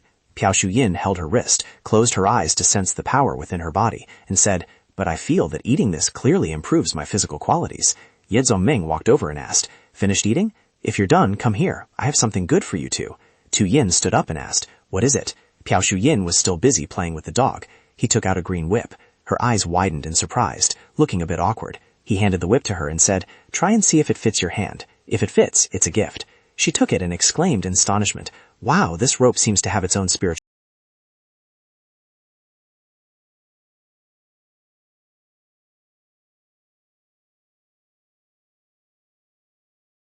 The ground was struck so hard that deep grooves were clearly visible. Chu Yin held the whip in astonishment, observing it before speaking. "When I hold it, I feel like we are one, as if it was custom-made just for me." Then she turned to him and exclaimed excitedly, "I used to do some sports in the past. With this, I can definitely help you." Chu Yin looked at the 2 of them and smiled without saying a word. A moment later, he asked, "So what kind of weapon do you want to choose?" The girl pointed at herself in surprise, stammering, "Me? Do I get a share too?" Stroking the dog's head, she awkwardly said, I really haven't thought about it yet." He gave a faint smile and nodded, saying there was no rush and to think it over carefully. In his heart, he thought that in peaceful times, who would ever think about choosing a weapon? Chu Yin tied up her hair and asked, "Aren't we going to Pearl Lake?" He replied, "That's right. Everything before this was just preparation for the next step." He looked at the 2 of them seriously and said, "Next, we won't just be facing powerful monsters and zombies, but we might also be attacked by other humans. Do you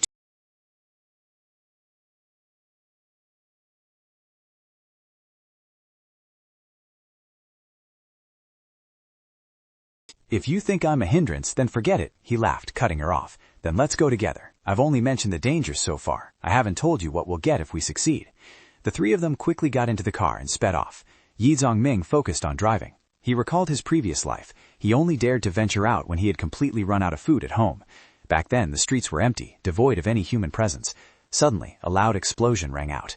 At that time, he was just a cowardly and weak person, panicking and wondering what it was and where the sound came from. He only knew to grab a stick for self-defense. Unexpectedly, hundreds of zombies rushed towards him. They even climbed up high-rise buildings. He could only scream in panic. Damn it! He was jostled and shoved by the zombies, his small frame nearly drowning in the sea of walking dead. Luckily, he managed to slip into a hidden corner, frantically thinking, had the zombies gone mad? They didn't even pay attention to him, only rushing towards the glowing spot. It was best to return home and observe. Afterwards, he hid in his room, only daring to look at the world through the window frame. He trembled as he watched the city explode like the apocalypse, completely understanding nothing of what had happened. As he drove, he reminisced about his previous life. Later on, he gradually learned the truth from a lucky survivor. He remembered that a strange roulette had once appeared in Pearl Lake. It had no options on it, only the image of a gold coin, and required a level 1 magic crystal to activate. Once activated, it resembled a secret realm. The spinner would receive a mission, along with a forecast of rewards, such as evolution potions, silver weapons, job scrolls, and rare formulas. The outcome of that battle back then.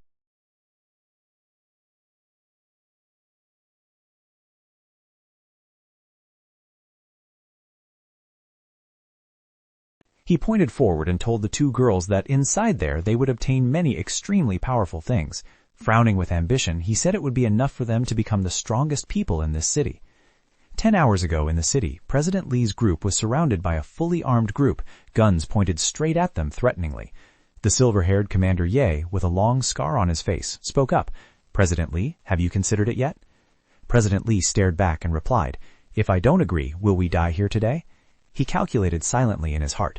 Even though his side had 3 one-star revolvers and 11 guns. He clenched his fists, trembling with anger. If it weren't for facing the military, he would only need a little more time. He glanced at the burly young man tossing a small dumbbell, a young soldier standing next to Commander Ye, whose aura suggested he was at least a 2-star revolver. Commander Ye coldly said, "If you want an answer, I'll say it straight. If you don't join, we won't allow any variables to ruin the plan." Those words were no different from an ultimatum: submit or die. President Lee's group gritted their teeth in silence.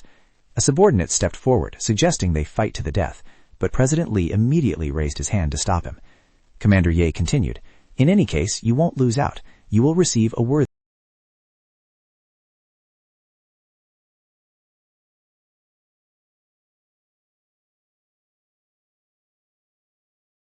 After this, Manager Lee will be as strong as I am. Why not give it a try? Manager Lee reluctantly extended his hand in agreement. "I understand. We will cooperate." Wang Ning stepped forward to shake hands. "Hello, I am Wang Ning. Looking forward to our cooperation." Once finished, Manager Lee turned to ask Commander Ye, "Can you clarify your operation now?" The old man replied, "We received intelligence mentioning a giant clock in the lake. It says a special beast will appear at Pearl Lake, one that everyone wants to fight for." Just then, Qin Xiaoba reported via walkie-talkie, "The time is approaching." Commander Ye replied, "We are coming right away. Guard the roulette carefully." He observed with binoculars. Ye Zhongming sat on the roof of the car, lowered his binoculars, and said, "Enough people have arrived." After speaking, he jumped down and asked, "Is everyone ready?" He looked at Chu In and assigned her a task.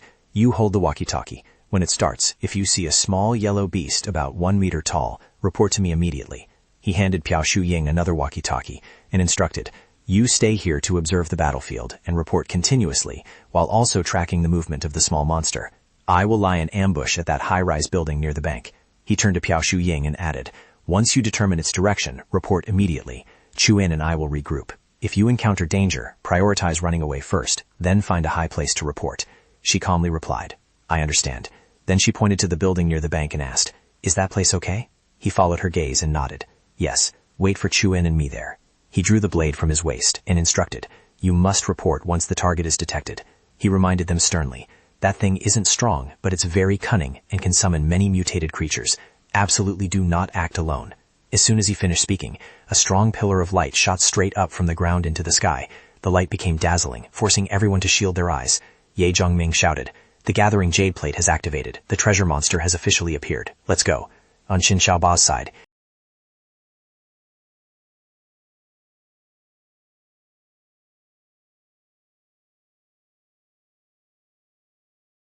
it stood silently facing Qin Xiaoba's group. Then it pulled out a horn and blew it loudly. Qin Xiaoba tensed up, eyes wide open, gritting his teeth and staring at it.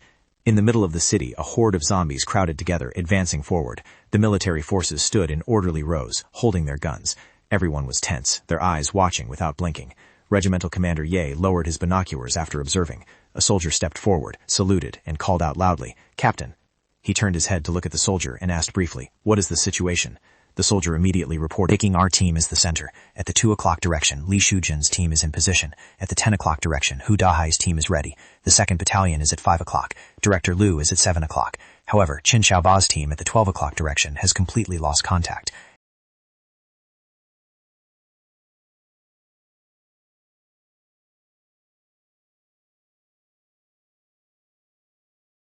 The nearby supermarket points have all recorded a large number of mutated creatures approaching rapidly. Besides that, there are... Regimental Commander Ye was stunned upon hearing this, hurriedly asking, "What else?" The soldier's expression changed, struggling to reply, "We are being surrounded by zombies." Contrary to his panic, the old man just smiled slightly, threw the binoculars aside, and said, "Being in this city means being surrounded by zombies anyway, right?" Having said that, he raised his head to look at the forces behind him and shouted, "Brothers!" Everyone turned around in unison. He clasped his hands behind his back, his gaze sweeping over everyone. "Look at me," he roared solemnly. "I can lead you all into a new life." Recalling the scene of the broken-down car amidst the zombie siege, he pointed in 4 directions and said, over there, and even here." He warned loudly, "Many unknown monsters are approaching. If we don't retreat now, it's very likely we'll die right here." The soldiers sweated, looking at him anxiously. "I know many of you are worried about your distant families, feeling lost, confused about why you are still wearing this military uniform," he said in a deep voice. "I am just like you. I don't know if my parents in the countryside are alive or dead, or if my wife and children are safe." But immediately he roared, "So, is that a reason to give up, to betray your own beliefs? We are soldiers. We live to fight. And now, this is war." The soldiers squinted.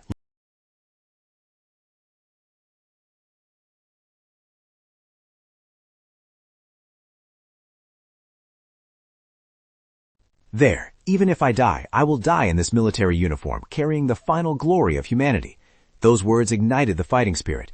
Everyone seemed to forget all danger, raising their fists in unison and roaring, "Glory belongs to us!" Under the sun, the scene was dazzlingly brilliant. Ye Zhoming stood on a tall building nearby, taking the whole image into his view. He said nothing, only thinking silently that although this collective spirit might not last long in the future, in this moment, he truly admired them. Standing by the window, watching the tanks and the stream of people advancing towards the lake, he felt that, at least in this world, the blood of those men was still boiling. Suddenly, he looked up in another direction, suspicion rising in his heart. What's happening over there? In the nearby forest, a blue light like lightning flashed beneath the ground, seeming to surge up from the depths. He broke out in a cold sweat, thinking, "It's here. The spatial tunnel has opened." The underground lightning grew longer, the ground cracked open, and the one-eyed monster blew its horn to open the spatial tunnel. The lightning swirled into a vortex. The horn not only summoned zombies and evolved creatures nearby, but also called forth powerful beasts from the underground. A bizarre beast appeared, its blue eyes glowing viciously. It looked like a giant 2-headed wolf. It was none other than the level 2 monster, Scarlet Gale. As soon as it appeared, it pounced on Xin Chao.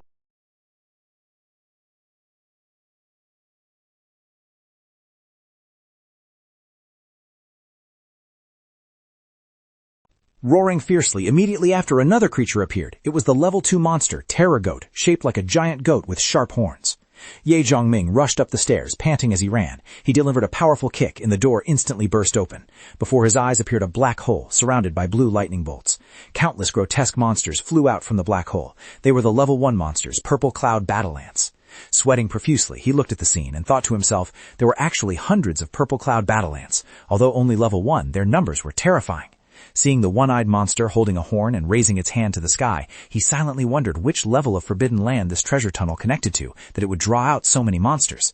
He remembered the apocalyptic scene of the past, firestones falling like rain, continents deforming. Falling from the sky were not only roulettes, but also abandoned forbidden lands following tens of thousands of streams of golden holy light. Those places were full of extraterrestrial creatures, rampant monsters, and powerhouses that made humanity despair. But those places also held exotic flowers and rare herbs, precious minerals, and countless treasures. He gritted his teeth, squinting and staring at the black hole. Looking down from above, a hand holding a giant stick reached out from the black hole. He shuddered, thinking, what is it now? When the massive hairy monster appeared, he screamed in horror. It was the corpse ape.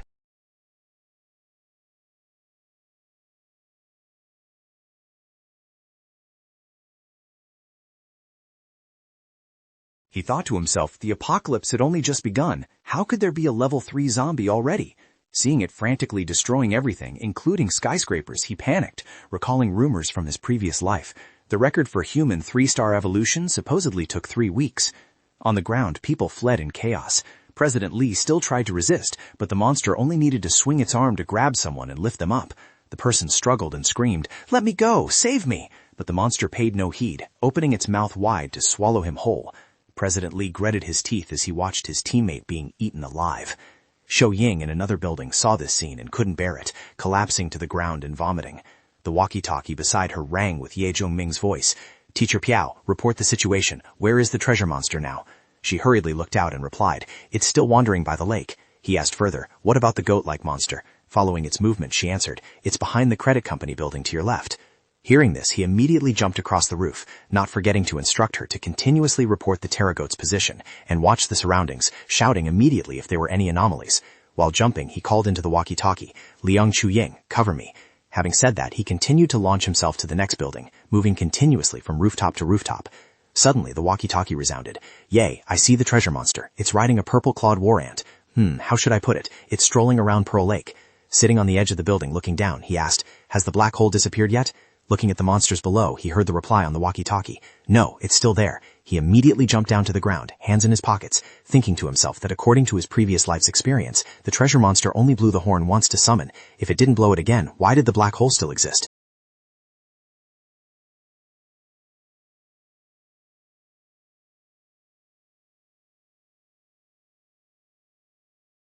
He quickly sat down and used his knife to pry the magic crystal from its forehead. Even mosquito meat is meat. It could not be wasted. Suddenly, a panicked cry rang out from behind. "Brothers, save me!" He turned around to see a guy being chased closely by a giant monster. The beast had a massive body and a ferocious aura that made one's hair stand on end. Ye Zhongming stood his ground, gripping his blade. Even though it was a level 2 monster, a tier higher, the terror sheep was the easiest to deal with in this group. Thinking this, he immediately leaped up. Moreover, inside its body was an extremely valuable sheep treasure. He closed the distance in the blink of an eye, rushing straight at the monster. Planting his feet firmly, he launched himself upward, vaulting onto its back. He drove his blade straight into the spine on the terror sheep's back. He narrowed his eyes and chuckled, his gaze flashing with excitement. A wicked smile appeared as he sat firmly on its back. This battle was as good as won. The group hiding in the alley only dared to watch. No one dared to rush out to help. Truly a bunch of cowards. One person muttered in disbelief, "We are all 1 star. How can he do that?" The monster roared in fury. It pitched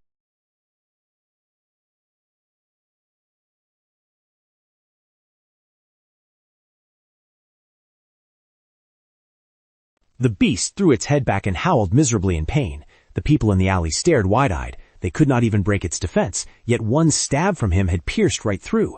The Terragoat jumped around in agony, but still could not shake him off. On the contrary, he stabbed even deeper, his hand gripping its spine tightly.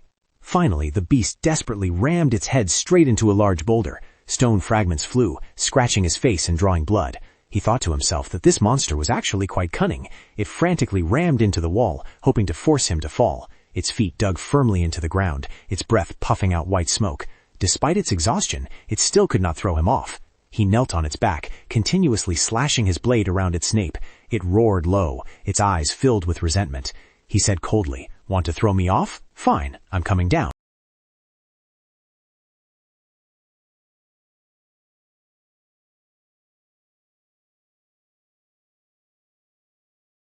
Almost at the same moment he landed, it came crashing down. He focused strength into his legs, his 2 hands bracing against the collapsing body. His eyes were bloodshot as the blade was thrust straight into the massive body. Just as calculated, its entire weight bore down on the blade. He gritted his teeth, enduring the pressure, then immediately pulled the blade out with force. The monster glared at him with glowing red eyes. He raised the blood-stained blade. The metal flashed before he stabbed it hard once more. He laughed coldly and said, "Struggling is useless. You're finished."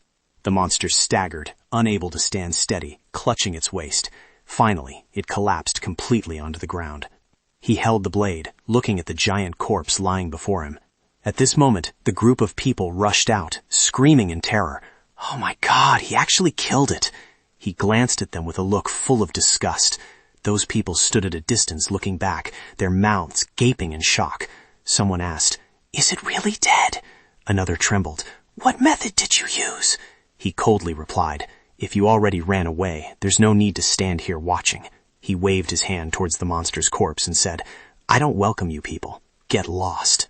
The group broke out in a sweat, but one bold fellow argued, "You did kill the monster, true, but we also fought it. We have credit too." He sneered in contempt. Credit for letting it kill more people, or for failing to even pierce its skin? Seeing he wouldn't yield, they immediately brandished their sticks to threaten him. "Kid, watch your mouth. We are all survivors here." Losing patience, he frowned and shouted, "Scram!" He blocked the way to the monster's corpse, gripping his blade tightly. The men exchanged glances, signaling malicious intent. One gritted his teeth and shouted, "Refusing a toast only to drink a forfeit. Get lost now. We're taking this thing, or else we'll kill you." Another pretended to advise, "Young man, you should know your place. Look at your hand. One arm is injured. How can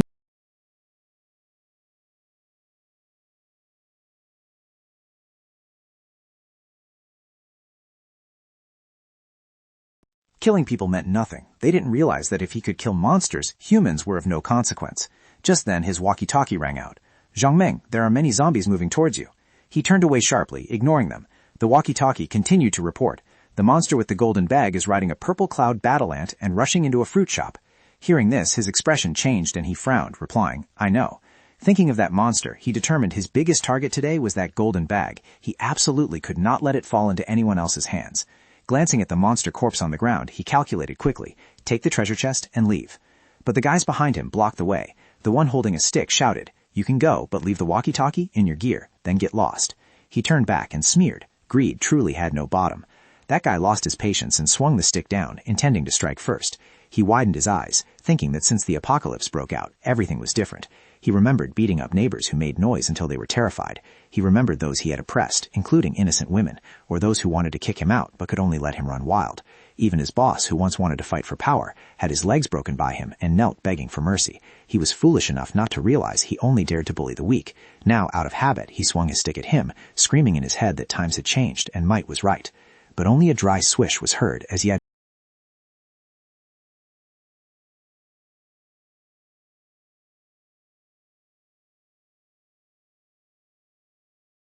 Just as I said before, there is a principle in this world. When you want to kill someone, others might want to kill you back. He gritted his teeth, eyes bloodshot with rage, stammering curses. "You dare!" He didn't hesitate to rush forward and deliver a powerful kick to his stomach. The kick sent him flying backward, crashing into his accomplices behind him. The whole group wailed in chaos, screaming about broken legs and broken arms, in pain to the point of wanting to die. He squatted down next to the monster, slowly saying that they didn't need to remember that saying anymore, because for them, everything ended here. After finishing, he looted their pockets and turned to leave. Behind him, a dense swarm of zombies was crawling towards the group. Desperate cries for help rang out piercingly. "Ah, don't come here, help!" But no matter how hoarse they screamed, no one was there to save them. Meanwhile, at an old building, a military unit was aiming their guns forward and firing mercilessly. Mutated rats were shot down, lying scattered everywhere. Everyone was in combat readiness, guns in hand. Cheng Zhe looked at Xiao Ye and asked, "Why do you look so distracted lately since you came back?" Mo Ye frowned and replied, "I'm fine. It's just that these rats are harder to deal with than usual." Then she turned to the girl next to her and asked, "Sister Xiao Ye, are you okay?" Xiao Ye smiled gently, saying she was fine, just a bit worried about her husband. Cheng Zhe immediately reassured everyone that Little Kin's team belonged to the government. This area was newly opened, with few people and few zombies, plus the armored camp was nearby. He glanced at someone else, then turned back to Xiao Ye, asking why she kept wanting to leave the headquarters. Mo Ye thought of Ye Zhongming and replied somewhat awkwardly, "Oh." Just then, Cheng Long, standing by the window, interrupted, pointing outside and saying, "Everyone, pay attention. The gunshots earlier were caused by that thing."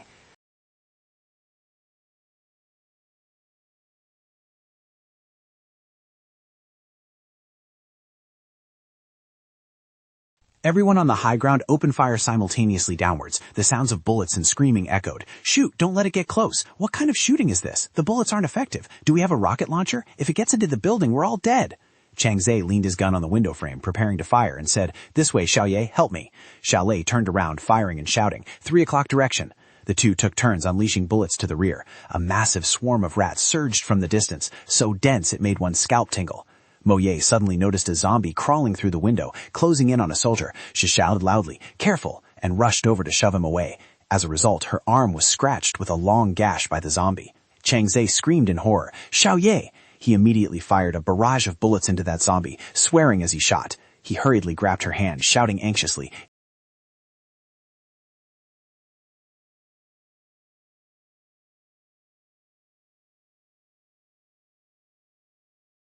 Not infected? This isn't the time for you to play the hero. Xiaolei pulled out a knife and said seriously, "Moye, come here. Cut off the arm and you might live. Losing an arm is better than losing your life."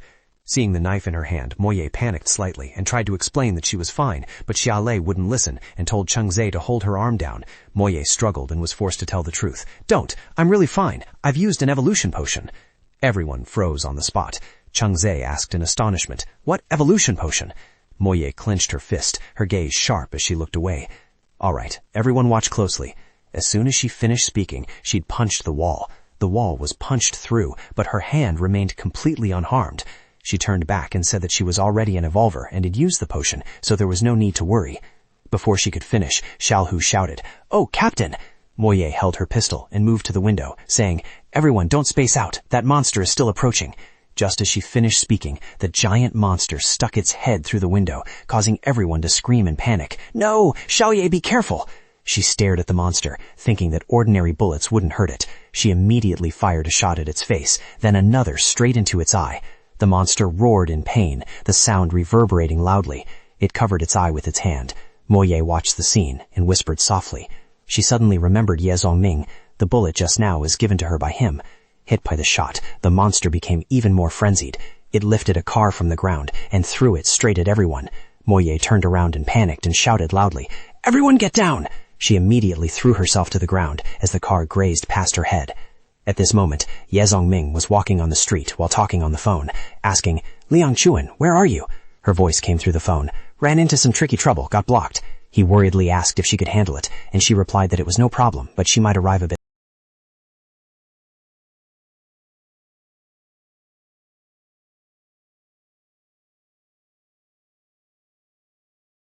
Seeing cars being thrown through the air, he guessed the roar belonged to the ape. It seemed to have gone mad, and more than half the team was injured.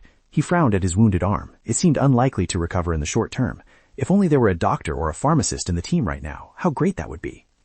In the apocalypse, many survivors didn't die in combat, but perished slowly due to a lack of timely treatment. Consequently, medicine became extremely expensive, even surpassing food and water in value. Doctors and pharmacists became rare and precious professions. Having a pharmacist in the team was akin to having a protective amulet. He looked toward the alley ahead and said, "That road leads straight to Pearl Lake." Dimly visible ahead was a group of people blocking the way.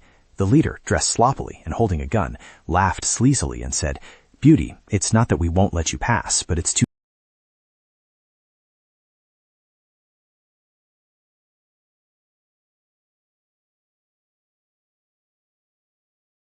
From weapons, evolution potions to the whole group of assistants. The more he thought about it, the more uneasy he felt. He gritted his teeth, clutching the card obtained from the roulette. This thing definitely had value. He just didn't know how to use it yet. He looked at Chu-In. That Ye guy only wanted to use him as cannon fodder, but this woman was different. He assessed her from head to toe. She was a powerful evolver. Seeing the rope in her hand, he guessed it was a strange weapon, then noticed the walkie-talkie in her pocket and remembered the conversation earlier. He unconsciously licked his lips, his eyes gleaming with cunning. These details proved she belonged to a team, and with such strength she couldn't be just a nobody. He raised his gun and said, "How about this? If you want to stay, tell me how you evolved and how you got that whip." He thought to himself that just grasping the secret to becoming stronger would be enough. Chu-In looked straight at him and honestly said, "Before, I lived a very exhausting life, like a young lamb surrounded by wild beasts, never knowing when I would be torn apart. Now, in the chaotic apocalypse, many evildoers have turned into corpses. I could die at any moment, but for the first time, I feel free." Those honest words were not what he wanted to hear. He broke into a sweat, scratched his cheek in confusion, and asked, "Huh? What are you talking about?" She didn't care whether he understood or not, raised her whip and continued, "I was lucky to meet a man who helped me continue living. He is strict, but truly wants me to be strong, and taught me how to survive in the apocalypse. I am happy, because for the first time in years, I have someone to rely on." She furrowed her brows and shouted with determination, "Now that person needs my help and is in danger, yet you people..."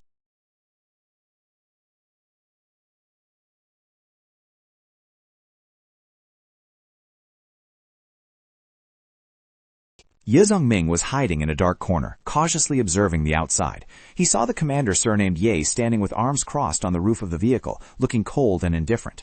Right in front of him was a deep black hole from which giant creatures were continuously pouring out. He pointed his hand and shouted orders loudly. "All units, total attack! Open fire immediately!" Gunfire immediately rang out fiercely, bullets firing rapidly, killing them one by one. Bullets pierced straight through the monsters' bodies. As one fell, another was shot down. A soldier shouted excitedly, "It's working! Move forward!" Both sides raised their formation simultaneously. Ye Zongming, hiding in the corner, watched the scene with a tense heart. Too reckless. If they thought this battle would be easy, they were mistaken. As soon as the thought ended, those creatures sprayed a green liquid, aiming straight at the humans to attack. The nearest soldier was immediately hit by that poison. The gun in his hand melted instantly, and screams of pain rang out. "My eyes! My hands!" Seeing that scene, he suddenly hesitated. Should he rush out to support them? He glanced back and saw the commander surnamed Ye still staying still with arms crossed, indifferently watching his teammates in distress. He took a deep breath and decisively rushed out from his hiding place. The commander surnamed Ye saw him dash past but did not say a word. He only gave a slight snort, pretending not to see anything. He ran to the lakeside and stopped abruptly, surprised to see something surfacing. Where was the candy house that Teacher Piao mentioned? Where was the treasure monster? He raised his hand to shade his forehead and observed more carefully.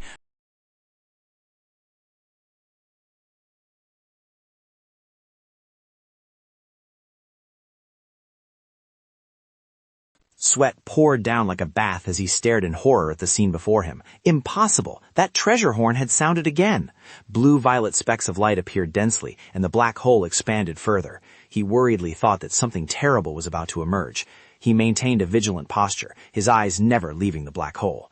A monster's leg poked out. It was here. The truly terrifying thing was approaching. The lower body gradually revealed itself, followed by the monster's entire body. Finally, a massive, sharp horn on its head appeared. It was a fat monster with 3 legs and 2 arms, ferocious fangs, its whole body wrapped in iron chains and bearing a green horn. He looked at it with extreme fear. The chained prisoner, a rare existence that escaped the Forbidden Land right after the apocalypse.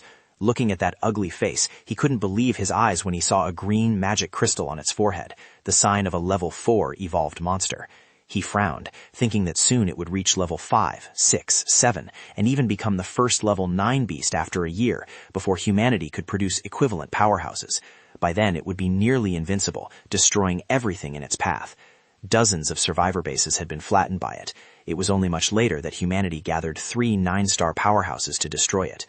Thinking of the beautiful purple-haired girl, he remembered that battle was exactly where the rose, Musinfe, made her name. He gripped his blade tightly, gritting his teeth as sweat dripped.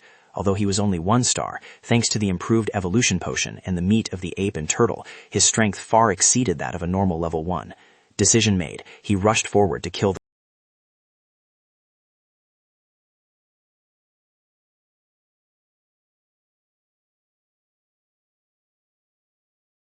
After each one was killed, he quickly collected the magic crystals, silently sitting down to process them. Everything was neatly packed into his backpack. Putting the backpack on, he looked at the giant monster covered in chains in the distance, but the most important target was still the treasure monster and the bag on its back. Thinking this, he immediately kicked open the door of the house. Inside, corpses were piled up in disorder.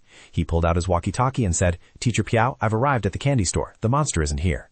But he only heard static with no response. He looked at the walkie-talkie worriedly. He had lost contact with both Teacher Piao and Liang Juyin. What exactly had happened? Suddenly he was startled and looked to the other side. Behind him, a group of people was firing wildly. President Li shouted into the walkie-talkie reporting that they had discovered a small creature carrying a golden bag.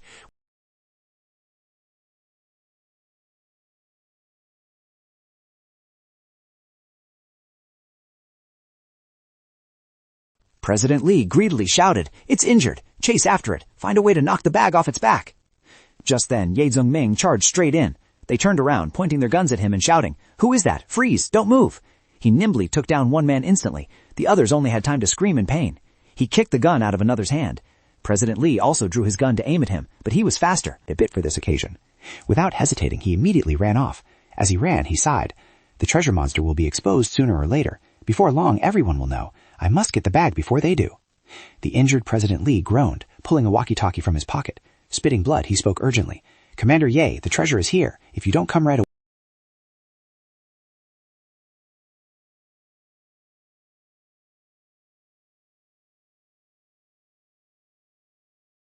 Turning his head, he saw it standing next to a huge purple beetle. He immediately rushed towards it. He had found them.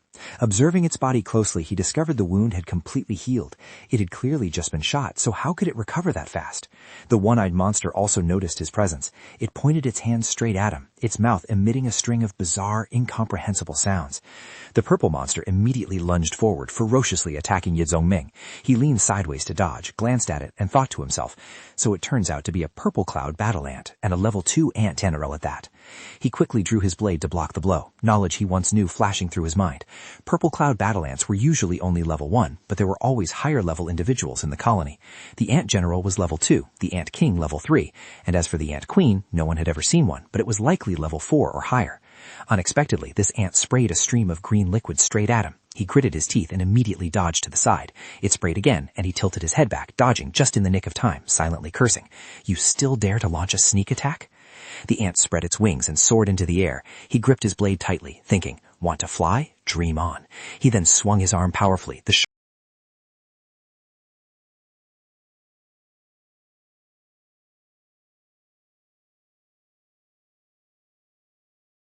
He quickly dug the magic crystal out of its corpse. The small monster standing nearby, seeing him finish the job in the blink of an eye, was so scared it broke into a cold sweat.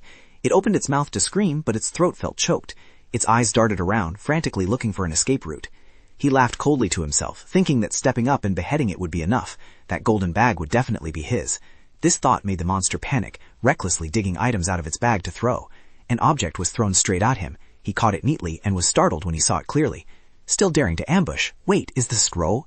He looked closely at the item in his hand and muttered, Primary Coalescence Exchange Art. Thinking of this skill's effect, he couldn't help but curse inwardly. It turned out to be a skill scroll, and a top-tier summoning one in the apocalypse at that. He gripped the golden paper tightly, unable to hide his smile. Truly good stuff. Seeing him keep the treasure, the monster panicked even more. It opened its mouth, hesitated for a moment, but threw another item. This time he didn't hesitate and reached out to catch it immediately. Looking at the scroll in his hand, he realized it was a class advancement scroll, something that had cost him dearly in the past, yet now it was being thrown out like trash. He brandished his blade to threaten it, his voice icy. These items are looking better and better. If you have anything else, hand it all over or die. The small monster trembled in fear and threw yet another item. He grabs the blue bottle, 1-star evolution potion, decent enough. His gaze stopped on another scroll, thinking in surprise, could it be a class certificate? He opened the scroll to read, and the words appeared clearly. Congratulations, you have received the Gardener class. Moye raised her gun, continuously firing at the giant monster. Her teammates, seeing this, screamed in horror. Moye, what gun is that? Why does it affect this monster? Looking at the gun in her hand, everyone immediately realized something was unusual. Changze frowned and questioned, Do you and the chief want to leave because of this gun? Moye focused on shooting, not replying. She thought to herself that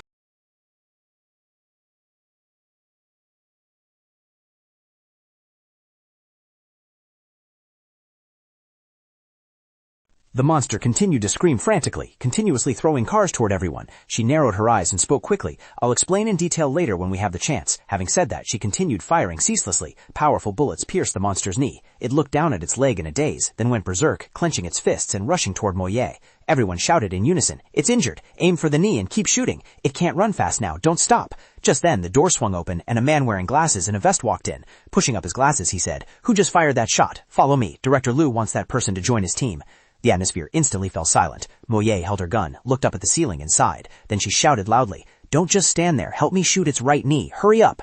Everyone immediately complied, ignoring the newcomer. The man with glasses shouted angrily, Did you not hear the order? But Moye completely ignored him, focusing only on aiming and shooting. Unexpectedly, he stepped forward to touch her gun, asking curiously, What's unusual about this gun? That action angered her. Moye immediately punched him straight in the chest, causing him sharp pain. He roared furiously, Moye, what are you doing? Is there something wrong with your gun that you won't let me inspect it? She frowned, looking straight at him, her voice firm. I am saving lives. Get away from me. Everyone was astonished to hear her threaten with a gritty voice. I'm not going anywhere. If you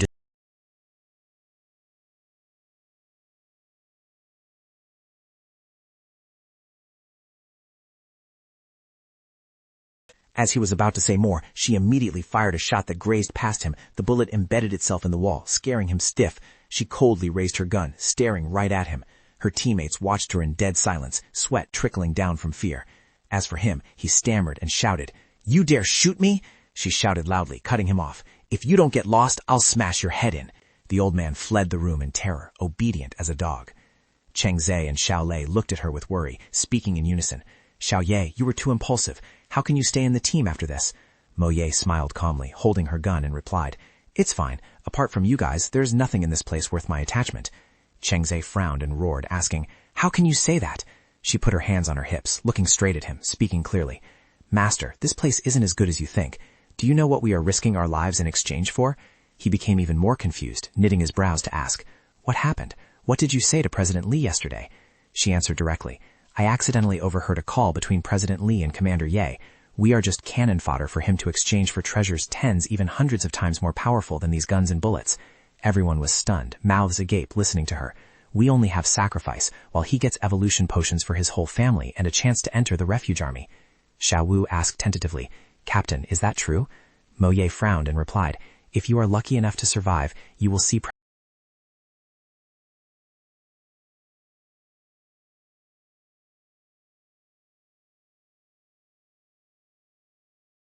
Honorable craftsman has many skills, but this differs in that it only possesses two types, nurture and activate. Thinking about the nature of this profession, planting is true to its name, starting from seeds, nurturing and caring for them to grow.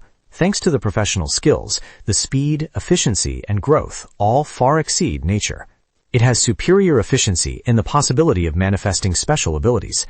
Activate helps control plants to create strange effects, but this is certainly what helps the gardener accomplish everything.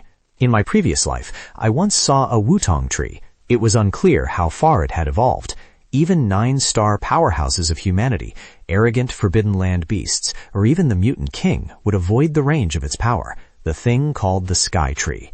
He clenched his fists in excitement, thinking that just growing food or vegetables alone was already a priceless treasure in the apocalypse.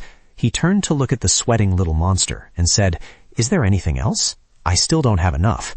Seeing his gaze, it trembled and reached for the bag on its back. He stared intently, smiling with a hidden meaning. Finally, it gritted its teeth and threw another item towards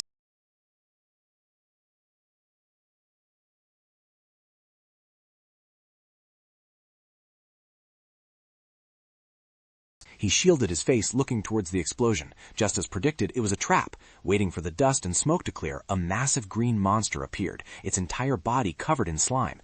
He gripped his blade tightly, thinking nervously, exactly what kind of monster is this? He observed the green monster closely. Its face was crumpled, and it had no magic crystal. The slime dripping onto the ground immediately sizzled and evaporated quickly. He instantly realized the green glow on its body had strong corrosive properties. The green monster suddenly sprang up and lunged straight at him. He immediately turned and ran. Behind him, it chased closely, reaching out to grab him. He ran while thinking, not enough information. If I slash blindly and the blade gets corroded, it would be a huge loss. The small monster, seeing him being chased, laughed in delight and shouted. He ran to the water fountain and sighed in relief. Lucky this thing was still here. Tightening his grip on the paper, he dipped his hand into the water, gritting his teeth and thinking, let's try this. Activate primary coalescence exchange art. The water in the basin immediately boiled and bubbled. In the blink of an eye, a giant water monster took shape. He chuckled inwardly. Success. The water monster opened its mouth and spewed a powerful jet of water. The stream hit the green monster's shoulder, making it scream as smoke rose from its body. The water monster seized the opportunity to rush in and attack relentlessly. Watching the two monsters fight, he calculated quickly. The water element's durability is 30 out of 30. Duration is only 1 minute. Must end this fast. He turned back to the small monster. It sat on the ground in fear, its whole body cold. It held its head and fled in panic. Just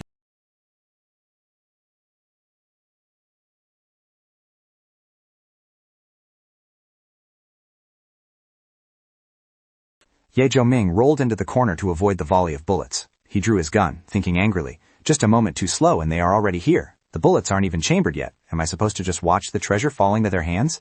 After fumbling for a moment, he finally finished. He rushed out, raised his gun, and returned fire. Several enemies were hit and fell dead on the spot. He dashed towards the small monster cowering on the ground. He hoisted it up. It shrieked incessantly. He grabbed its neck and lifted it high, considering it done. He suddenly remembered his previous life. Every fight for a treasure monster was a bloody, chaotic battle with a mortality rate of over 60%. He tightened his grip on the small monster's neck. Will I be the winner today? Suddenly, his eyes widened in horror. Something flew towards him as fast as lightning. He hurriedly let go of the monster and rolled aside to dodge. Who is attacking? The small monster screamed miserably. He looked towards the blurry figures in the dust and smoke, thinking, if I hadn't dodged in time, my arm would have been sliced off. It seems their target isn't just the treasure. 3 fierce-looking individuals approached. The girl in the group looked at him and said, out of respect for the country, we'll let you off. He stared at the 3 of them in shock. He gripped the golden bag.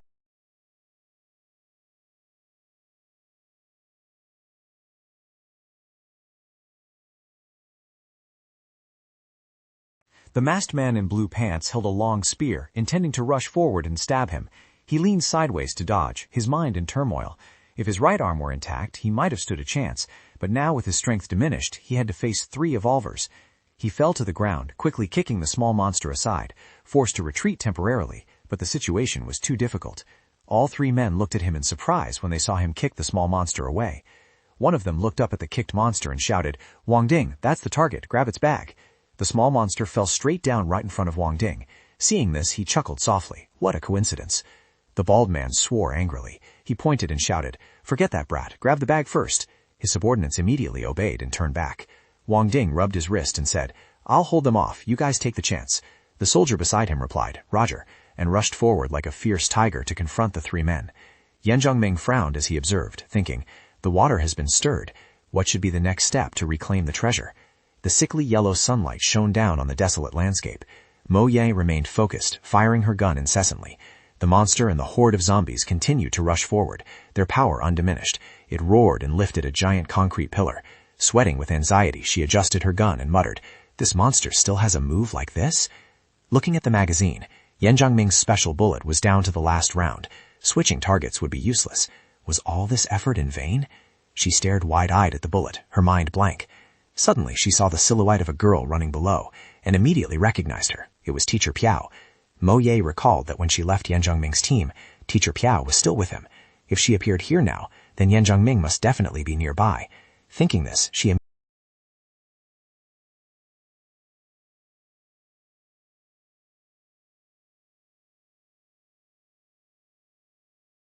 Teacher Piao. Seeing her, Xu Ying joyfully hugged her tightly and laughed, saying, Mo Ye, it's great that you're here. Mo Ye also hurriedly asked back, why are you here? Where's Ye Zongming? And Liang Chuyin too.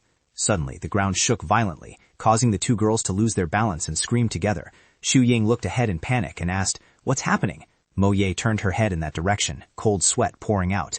In front of them, a giant monster wrapped in iron chains was stepping forward. Chang Zhe and Sha Lei's group watched Mo Ye's figure, grinding their teeth in anger and helplessness. Chang Long and Sha Fu glanced at each other and nodded slightly. Both immediately grabbed their guns, jumped out the window, and shouted in unison, go find Captain Mo. Chang Zhe gritted his teeth furiously and scolded, idiots. Sha Lei put her hand on his shoulder and said, just let them go. Just then, the sound of a door opening came from behind. The glasses-wearing man led an armed soldier in and shouted, where is Mo Ye? She violated discipline and must take responsibility. Sha Lei turned back to look at them dejectedly and said, at a time like this, you're still playing these tricks? Chang Zhe also shouted, the most important thing now is to fight. What responsibility are you talking about? After speaking, he also jumped out the window, shouting, I'm going to find Mo Ye. The glasses-wearing man ground his teeth in anger, unable to stop them. Sha Lei stared at him in a daze. She looked down at the gun in her hand, sighed, and thought, I really admire them, but they and I are not on the same path. On the other side, Xu Ying pointed anxiously and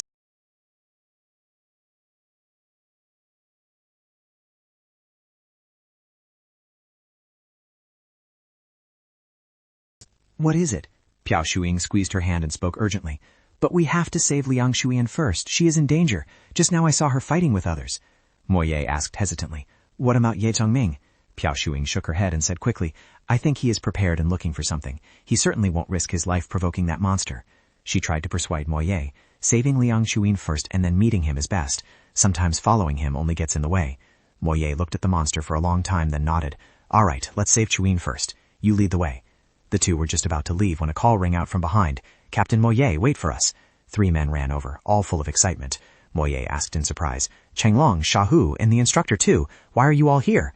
Changlong looked at her and said, there's nothing we can do there. The world is in chaos. No need to cling to it anymore. Shahu scratched his head and laughed. That's right, Captain. Wherever you go, I follow. Chang Zhe bowed his head slightly embarrassed and said, every era has its own rules. Perhaps in this era, you are right. Moye smiled, looking at them, and thought, the instructor, Chenglong, and Xiaohu are all elemental warriors. With them, that idiot will surely be very happy. Thinking so, she patted Piao Shuing's shoulder and said, let's go, save a friend first. Xiaohu asked in surprise, who are we saving, Captain? She looked at him with a mysterious smile. Your idol. In that gloomy atmosphere, camaraderie shone even brighter. He looked blankly. On Liang Shuin's side, she was wielding her whip against dozens of enemies. Her whole body was covered in blood, her strength exhausted, her breath ragged, blood welling up at the corner of her mouth. She wiped the blood and thought to herself, so killing people is just like this. The fat man in the floral shirt was also injured, clutching his arm and cursing loudly. Damn it, you must die here today.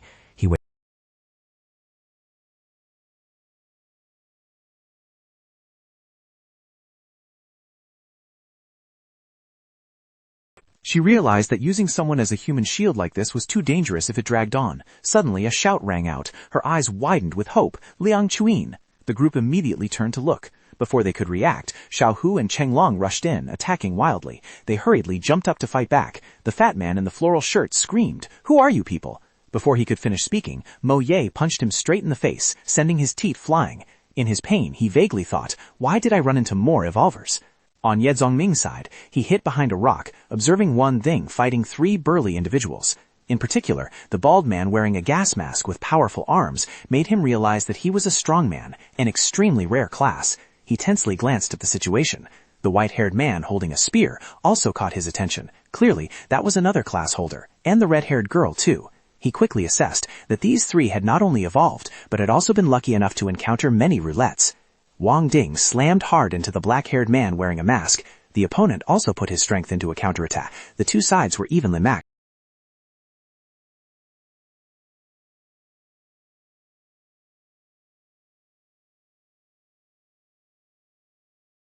Watching the skirmish, then noticing the newly appeared soldier. Unexpectedly, he was a 2-star evolver. Thinking this, he quickly rushed towards the yellow bag on the ground. He gritted his teeth, calculating. Even though he was a reborn, he was currently only 1 star. If luck wasn't on his side, he wouldn't even have a class yet. The man wearing the gas mask placed his hand on his chest, gasping for breath, sweating profusely. Had the level 2 roulette been activated? Wang Ding wiped the blood from the corner of his mouth, thinking about the rampant level 2 creatures. Could he still kill them? Just then, the spear wielder rushed in to attack. Wang Ding watched the spear tip hurtling towards him, thinking in a flash that he couldn't block it head on. But before he could act, the spear tip had already pierced straight into his chest. He grabbed the spear shaft embedded in his bloody chest, stunning the man in the gas mask. Despite being injured, Wang Ding used one hand to knock the opponent away, roaring, "Go to hell!" The man wearing the gas mask widened his eyes in terror and cried out.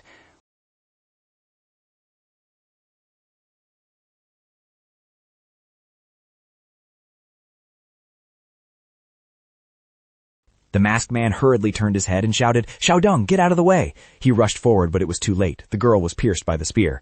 Wang Ding laughed arrogantly. "A bunch of amateurs. The treasure bag will belong to me." He suddenly widened his eyes and shouted, "You dare?" In front of him was Ye Zongming, raising the treasure bag high with a smile. He turned his back and walked away, waving his hand as he walked, his mouth whispering thanks for their timely intervention in stopping the other 3. Seeing this, Wang Ding immediately chased after him, gritting his teeth and shouting loudly, "Don't expect to escape." One fled in panic, one chased relentlessly. The distance kept shortening. He looked back, wondering how to shake off this troublesome guy. He continued to rush forward, then suddenly stopped, his eyes widening in shock at the scene before him. In front of him was a skyscraper reaching straight into the sky, and beside it was a giant monster even taller than the building, its whole body tightly wrapped in heavy iron chains. Suddenly, a deafening explosion echoed. The corner of his lips curled up, immediately seizing the rare opportunity. His legs accelerated, running as fast as an arrow. In just a moment, amidst the thick smoke and dust, his figure disappeared, leaving only a faint blur in the distance. However, this trick did not escape Wang Ding's eyes. He reached out and threw a heavy punch, hitting his face, forcing him to immediately draw his blade to counterattack without hesitation. He gripped the blade tightly in his hand, hugging the treasure bag close to his chest, flexibly dodging each of the opponent's vicious attacks. He once again rushed into the thick screen of smoke and dust to find a way out, but that guy suddenly appeared again, blocking right in front of him, making him frown and stare tensely. He looked down at his torn shirt chest, thinking to himself that the opponent was clearly just a 1-star evolver. If he hadn't dodged in time just now, he would have almost been injured by that silver blade. Thinking of that, he tensed his body, his cloak immediately tearing apart to reveal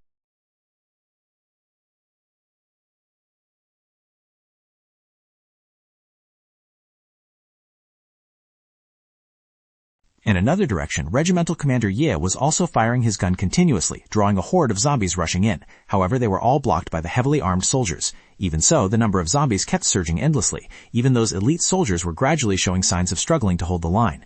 Panicked screams rang out increasingly. A soldier turned and shouted a situation report, saying that the mutated zombies were attacking too fiercely. Two directions had lost contact and were forced to retreat. Hearing the report, Regimental Commander Ye went pale and gritted his teeth to issue an order. The soldier behind him immediately raised his hand to acknowledge the command, preparing to break out on the front left flank. Another soldier hesitated, intending to warn about the danger, but was cut off by the commander, who affirmed that it was the only path to survival, and as long as Wang Ding succeeded, every sacrifice was worth it. On the other side of the battlefield, Ye Zhongming was facing Wang Ding head-on. Looking at him, he suddenly recalled rumors from his previous life about a special black card engraved with a skull pattern, capable of devouring life to provide a temporary boost in evolutionary rank. He understood its rules well. A 1-star evolver using the black card to devour a level 1 mutated life form would immediately ascend to 2-star, and similarly for higher levels.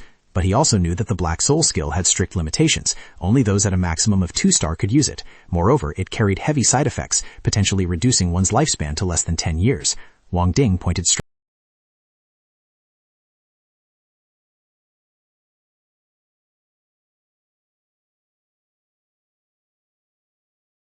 Responding with full confidence that he was indeed a dangerous variable, but not enough to make him give up. Wang Ding gritted his teeth, his eyes wavering, his hands trembling as he clenched them, thinking to himself that in the face of absolute power, all schemes became meaningless. He suddenly raised his hand and pointed in another direction, saying calmly, "Look over there." He turned his head in the direction pointed, seeing the fat man and Xiao Lei frantically firing at the zombies, unable to help but exclaim, calling out for Director Liu. He pointed to another side again, where the 3 evolvers from earlier had gathered. It seemed all the survivors were converging here. Then he pointed straight at Wang Ding, saying sternly that he used to admire him, but now only disgust remained. Those words struck like a heavy blade. He loudly criticized that true soldiers uphold their honor, while Wang Ding and his superiors had lost their hearts for personal gain. Wang Ding roared in anger to refute, but he only smiled scornfully, asking if he had said anything wrong. At that moment, a tank approached, and Commander Ye stood towering behind Wang Ding.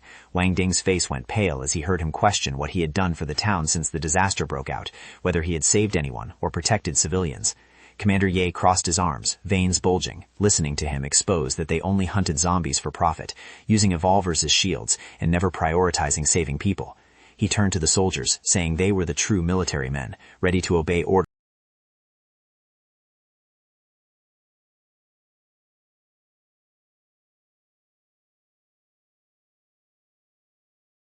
Immediately after, he moved lightly, jumping continuously from one point to another. He leaped high, looking down at the crowd, raising the treasure back and shouting that their souls were tainted. If they wanted to rob him, they should just charge. Finishing his words, he stood high up and ripped the bag open, letting the treasures scatter everywhere, challenging them to see how much a 2-star evolver could grab. A brilliant light suddenly flared up in the sky like a giant fireball. Everyone looked up in astonishment. Wang Ding broke out in a cold sweat, completely shocked that he dared to do such a thing. Commander Ye and 3 other evolvers immediately rushed up to snatch the treasures. The bald man wearing a mask glanced at Commander Ye, moving too fast, and couldn't help but secretly feel terrified at the old man's speed. Wang Ding reached out to grab a sphere, laughing triumphantly and shouting that he got it. But before he could touch it, a green vine lashed out from the side. Chu Yen's vine accurately wrapped around the sphere, right in front of Wang Ding's eyes. She grabbed the sphere, looking at him triumphantly, just as Mo Ye also arrived. She dug her feet into the ground and sprang up, embracing another sphere. Turning her head, she called out to Piao and kicked a sphere hard towards Piao Shuying. Shuying below was startled, but hurriedly spread her arms to catch the falling sphere. The 3 girls looked at each other and smiled. Each now had a treasure in hand. Cheng Long saw a sphere still glowing in a crevice and couldn't help to exclaim that there was still one left. He was just about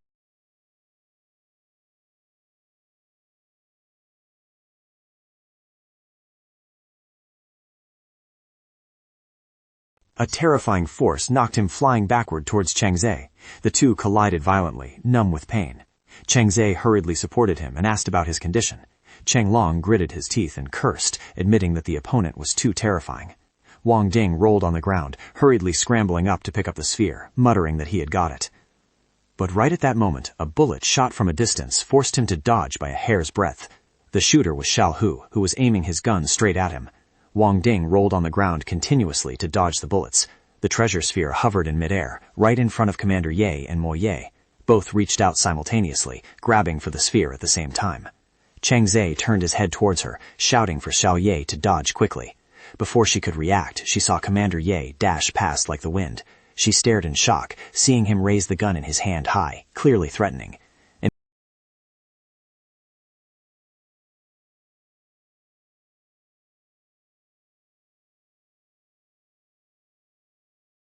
The situation turned into a 3-against-1. Commander Ye was flung far away, while the man wearing the gas mask knelt down to grab the treasure ball, laughing heartily and declaring it belonged to them.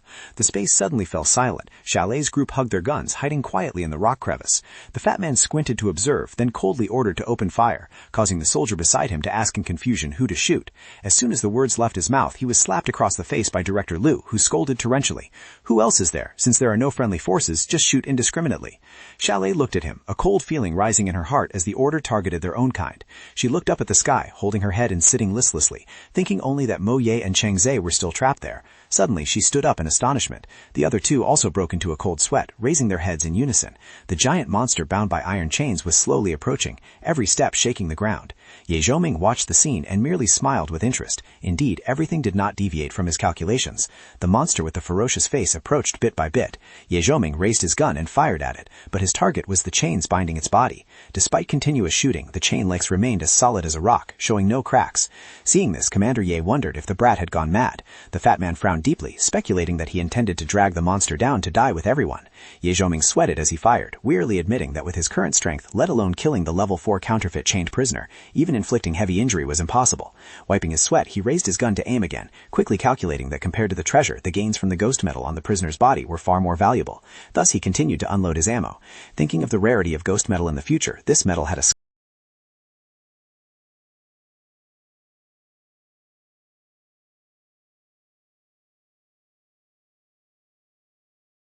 Seeing cracks appear on the chain links, the fat man rushed forward, roaring, "What are you standing there dazing for? Rush up and rob them for me." Commander Ye stood on high, coldly observing everything. He did not hesitate, drawing his gun to shoot down those below. The fat man also shouted orders to counterattack. The battlefield immediately fell into chaos. Piao Shiwing hugged the sphere tightly in fear, asking Mo Ye with a trembling voice what to do next. She smiled and replied, to just let them kill each other, while they waited for a chance to see if they could pick up the 2 treasures Ye Zhongming had dropped. Piao Shiwing was worried to the point of sweating, asking in a low voice what he was doing, and if he would be okay. On the other side, Ye Zhongming was standing right at the feet of the chained monster. He looked up, staring at it, then let his gun fall to the ground. The monster suddenly smashed a terrifying blow down where he stood.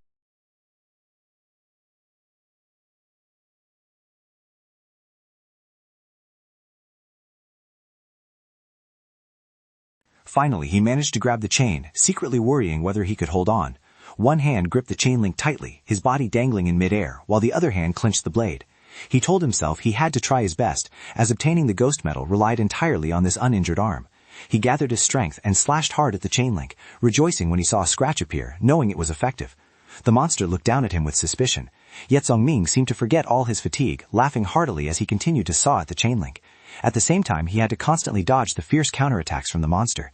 He gritted his teeth and endured, his hand gripping the iron wire to the point of aching. If not for his evolved physique, his fingers would likely have been crushed. Looking at the tiny crack on the chain link, he thought with frustration that this ghost metal was annoyingly hard, wondering how much longer it would take. Sweat poured down his face, but he continued to persevere. Having come this far, he could not give up. He stomped his foot hard against the ground, trying to gain momentum to swing himself higher. Suddenly, his eyes widened, as if he had seen something. Down below, within a crack, he spotted 3 faint black dots. He immediately stabbed the tip of his blade towards that gap. As soon as he touched them, the 3 black dots instantly turned into 3 extending branches, and he quickly grabbed them. He pressed those 3 seeds onto the blade in his hand, then frantically slashed at the iron wire, while simultaneously activating the professional skill of the gardener. His hand directly touched the cold iron bar. Living flowers instantly bloomed. They grew larger and larger, spreading rapidly with vitality. He gripped the iron bar tightly, smiling heartily knowing he had succeeded. He looked at the purple flowers with skull faces beneath them.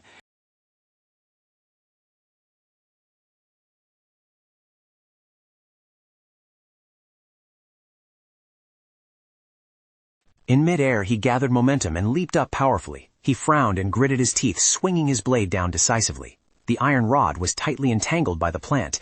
Everyone below looked up in confusion. Finally, the iron hook couldn't withstand the strain and snapped, falling straight to the ground. Wang Ding laughed with delight, shouted a quick thanks, and prepared to jump up and snatch it. He smiled cunningly, thinking that, although he didn't know what it was, something the other guy risked his life for certainly wasn't an ordinary item. Chu Yin watched the scene with a mix of worry and anger. Her heart was in turmoil seeing Ye Zongming risk death to reclaim the stolen item. Seeing this, he shouted loudly for Di Huangwan. As soon as the words left his mouth, his dog shot up like an arrow, even faster than Wang Ding. He could only watch helplessly as the dog darted past him. Ye Zongming fell freely, his back slamming painfully onto the ground. Chu Yin panicked and ran over, shouting Ye Zongming's name as she ran. The monster, seeing many people gathering, became even more furious. The forest on its head emitted flickering green lights, accompanied by small lightning bolts. It was like a mobile fortress, continuously firing beams of green energy down at everyone. The three girls rushed to his side. Chu Yin called his name anxiously, while he lay on the ground whispering for them to run away. He looked exhausted to the limit, only managing to say a few weak sentences before closing his eyes and falling unconscious. Around him remained only the panicked screams of the girls calling his name. He slightly opened his eyes. Everything in front of him was dim and indistinct. He only heard a voice complaining that sometimes when he was awake, he was really annoying, always so cold, as if he wanted to see through others. The voice continued to grumble that he was only slightly better than others, so why didn't he wake up quickly to continue arguing? He had made everyone worry like crazy these past few days.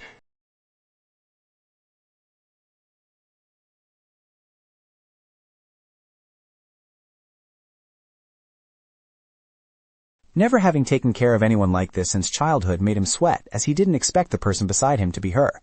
The room was flooded with warm sunlight, containing only a simple hospital bed. Shuyin still didn't know he was awake, and continued muttering about how young he was, yet always wore such a gloomy expression for who knows whom to see. She brought a towel to the bedside, wiping him while recounting that when she first met him, she thought he was a hero, but who knew he would make conditions, causing him to close his eyes and wonder if he should pretend to keep sleeping. As she wiped his face, he was so tense that sweat poured out, his expression looking as if he were in pain. Holding the towel, she looked at him sternly, reminding him not to think that saving her life meant he could put on airs. She was still a teacher after all. Immediately after, she changed her attitude, holding her cheeks shyly, saying that since he was younger, how should he address her properly? Well, just call her sister. As she spoke, she patted his face gently, like coaxing a child, emphasizing that Ye Zongming must call her sister. Then she looked at him seriously, saying the current situation was extremely dangerous. Every day they risked their lives for food and water, being hunted, fighting zombies, monsters, and even their own kind. Even she had killed people. He frowned, lying still in thought. Fighting zombies for survival was understandable, but what was this about being hunted? Shu Ying continued rinsing the towel, recounting that the team was full of contradictions. Those people were originally Mo Ye's colleagues, and conflicts over dividing treasures had erupted many times. Mo Ye, despite standing in the middle, was under immense pressure. She turned back to look at him, saying Chalet was quite fair, but no one listened. Even she felt tired, let alone Mo Ye and Shu Yin, so she hoped he would wake up soon. After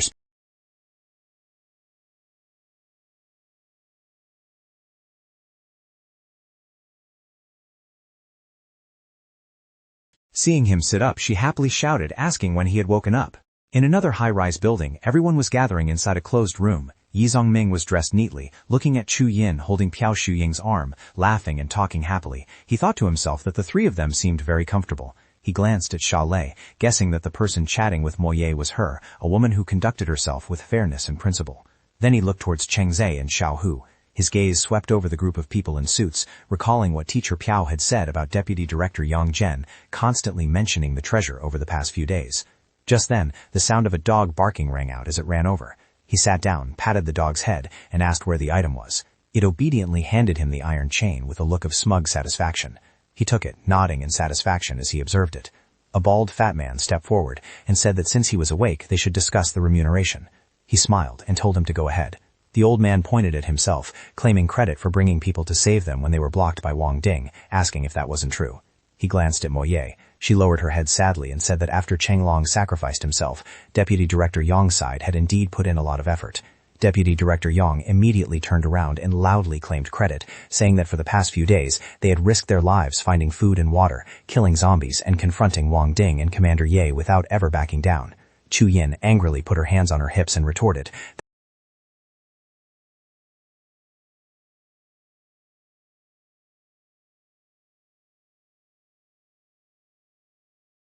Chu Yin angrily pulled out her weapon and shouted loudly. Ye Zongming quickly grabbed her shoulder to stop her. Deputy Director Yang smiled at him and said that since they had saved his life a few times, asking for a little remuneration wasn't excessive. He crossed his arms and replied that it wasn't excessive. Pushing his luck, the man stated bluntly that they had obtained quite a few good items at Pearl Lake the other day, so they should bring them out and share them as repayment. Hearing this, he raised his hand towards Moye and asked where the items were. Moye took off her backpack and said they had obtained a total of 3 treasures that day. He held 2 items in his hand and asked where the other one was. She turned to look at Chengze, sighed, and said nothing. The man reluctantly took out the last item. He smiled faintly and said, "Let's look at these 2 items first." Looking at the paper in front of him, he realized it was a pharmacist formula, not a high-grade one, but quite useful. It was just a pity the team currently didn't have a pharmacist. Then he picked up the gem to examine it, feeling surprised because in the apocalypse this was top-tier equipment. Although it didn't increase strength, the storage space was very convenient. He tossed the 2 items to Xu Ying, thinking that the spatial crystal was compact. Even though it was only 1 cubic meter, it was enough to store necessary supplies, avoiding the need to carry bulky backpacks that attracted attention. After looking, he turned to ask Chengze what the other card was. The man replied it was a summoning card. Moye stepped.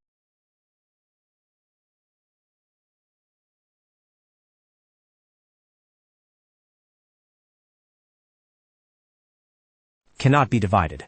Vice Director Yang stood up, supporting himself with his hands. Behind him were several men raising their guns threateningly. He coldly asked if Ye Zhongming intended to renege on his word.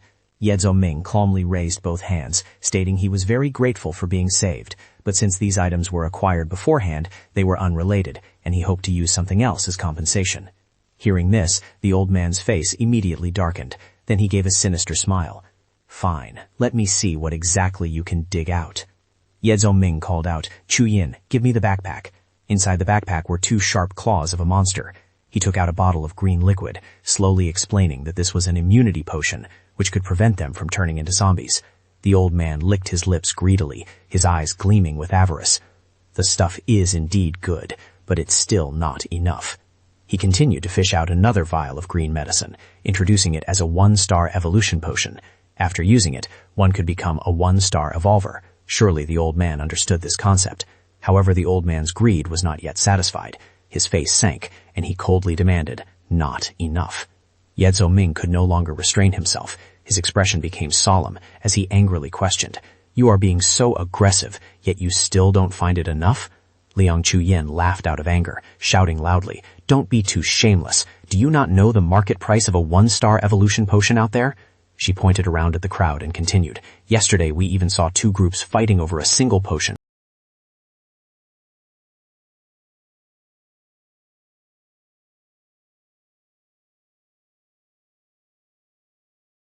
All right, these potions were all traded with our lives. Even though the 2 girls had said that much, the old man still raised his eyebrows greedily, crossing his arms and replying brazenly, "I don't see your lives being worth that much." Ye Zhongming frowned in anger seeing the old man looking down on everyone. "I also have eggs of the mutated ape and turtle crocodile, level 2 mutated life forms. Eating them raw for the first time isn't as potent as evolution potions, but it still helps increase constitution. Those with a good foundation can even double their stats." Hearing this, everyone's eyes lit up. The bald Director Yang hurriedly asked, "So, does it work for evolvers?" He looked at the old man coldly and replied, "For 1-star evolvers, the effect is even better, but once you surpass level 2, the increase will diminish." The old man laughed smugly. "I want that item, but it's still not enough." His greed was clearly bottomless, seemingly wanting to scrape away everything Ye Zhongming had. He even pulled out a gun to threaten. "Kid, I know you're very skilled, living comfortably while leading a whole group of women alone." He raised the gun, his voice full of sarcasm, making Wang Ding stomp his feet in anger. "Ye Zhongming, I really admire your ability." As he spoke, he pointed the gun at him. "Wait until you finish healing. You'll be as strong as before. These things aren't easy to find. Paying a little more now to gain more later. That's the philosophy I've realized over a lifetime." But Ye Zhongming remained calm, arms crossed. Chu Yin had already taken a defensive stance. He completely ignored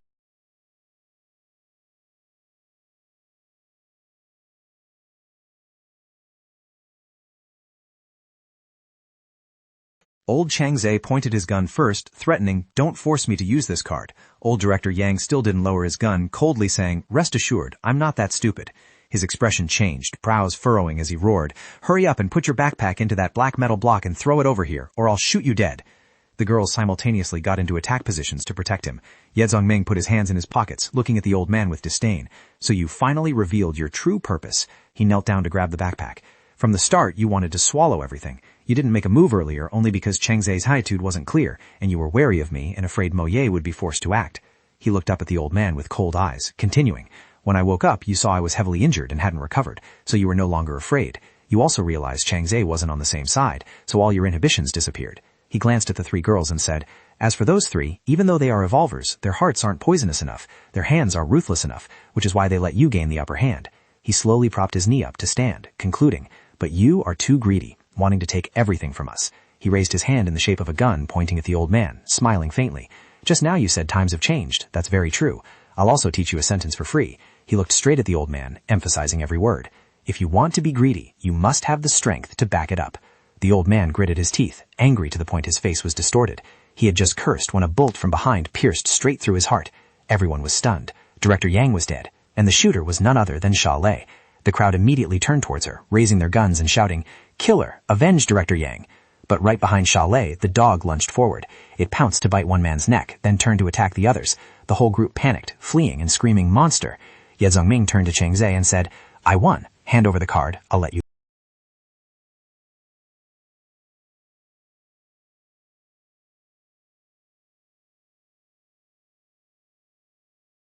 Mo Ye and Xiao Hu stood by the window looking down. He walked up behind her and said, "He probably hasn't gone far. You two can take this meat and these free potions to him." This was his calculation. Killing Charmazet was easy, but would alienate Mo Ye. It was better to take a step back to win people's hearts. He handed the items to her. She smiled as she listened to him. Although he didn't do a very good job, he was still your teacher after all. With the immunity potion increasing his constitution, surely he can still survive. She took the items, responding emotionally. "Thank you. Really, thank you." After that, everyone quickly ran outside. She loudly called out to Xiao Hu, "Let's go." He replied yes, and immediately chased after her. Sha Lei looked at his retreating figure and asked, "Don't you feel it's immoral chasing them away like that?" Hearing this, he tossed an evolution potion to her, laughing. "Hypocrisy."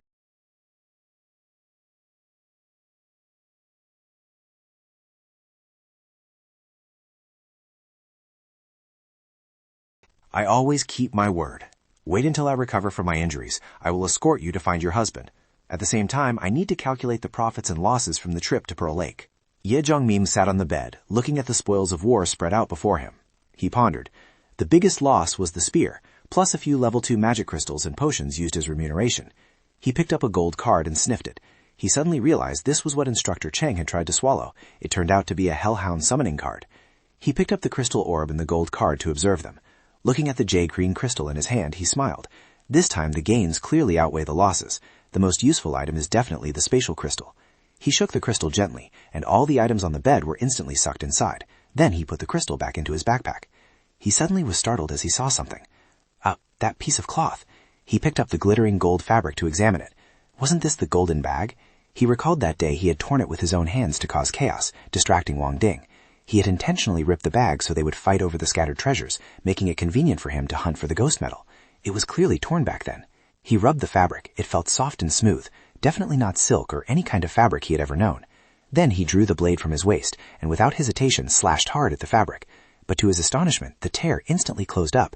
Cold sweat broke out as he continuously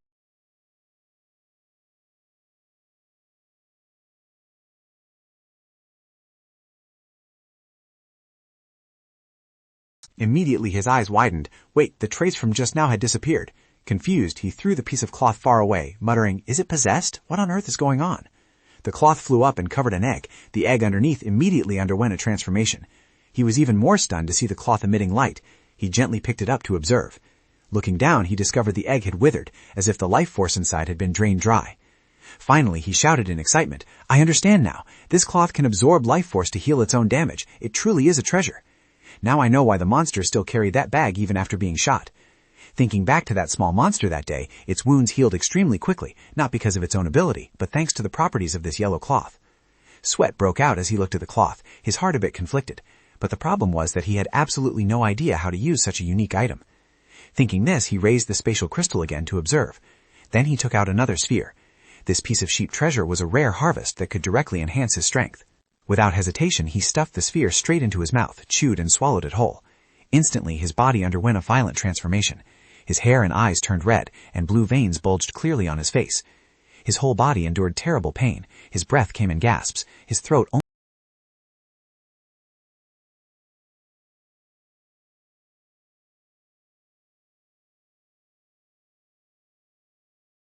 Clenching his fists and stretching out, energy flooded his entire body. He laughed aloud, feeling completely recovered. Flexing his muscles with confidence, he clearly felt his physique and strength skyrocketing. At present, he was likely 8 or 9 times stronger than an ordinary person. Indeed, the level 2 sheep treasure brought a massive harvest for a 1-star revolver. He took out half a link of the ghost metal chain again, looking at it as he spoke. Not only that, but my mental power has also increased significantly. He recalled the coalescence exchange art skill, which consumed mental power as a medium for summoning. An increase in mental power meant that both the strength and duration would be improved. Thinking of that, he threw the chain into the air. His current mental power was sufficient to execute the craftsman skill and process a large block of ghost metal. He raised his hand and shouted, "Gathering, refining art." The metal block was instantly crushed into countless small fragments. Those fragments quickly converged, forming a blue gem. He held the gem with satisfaction, his eyes shining. 100% pure ghost metal. Each portion is about 10 grams. I'll test one portion first to see the effect. Under the sunlight in front of the high-rise building, he gripped the short blade tightly in his hand. Ye Zongming swung the blade and stabbed it hard into the wall beside him. Sparks flashed from his hand, as the forging art was instantly activated. He shut his eyes tight, the power within him exploding violently. The car in front was quickly melted into a mass of fire. Watching the iron pellets floating in the flames, he silently calculated.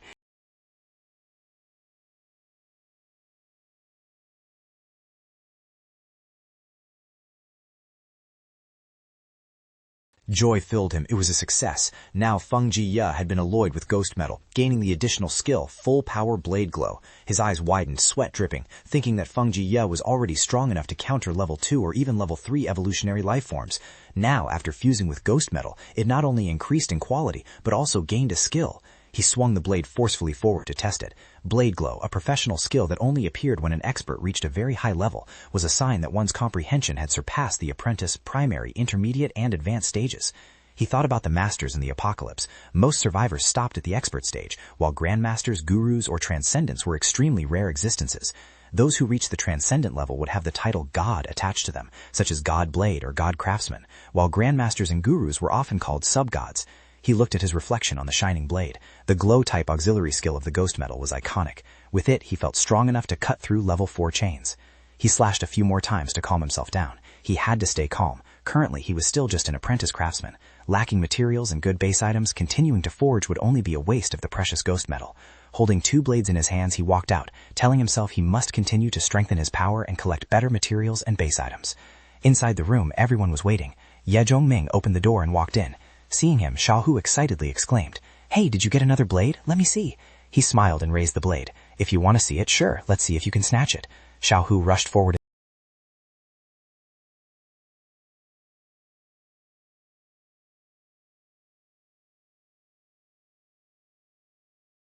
Handily, he placed the blade against the man's neck, causing him to turn his head, sweating in terror. He immediately cried out, "I lose to you in both speed and strength. This isn't fair." Ye Zongming tapped the blade lightly on the man's head and said, "This world has never been fair. The strong make the rules. Even if you are an evolver, you are still not my match." The man crossed his arms and shook his head in defiance. "I don't believe it." Ye Zongming turned to leave, dropping one last sentence. "When you strike with the intent to kill rather than to suppress, only then will you be qualified to fight me." After that, he turned to ask Mo Ye, "Do you have a map? Find one." Ye Zongming pointed at the map and said, "Currently, we are at this position." Then he pointed to another spot.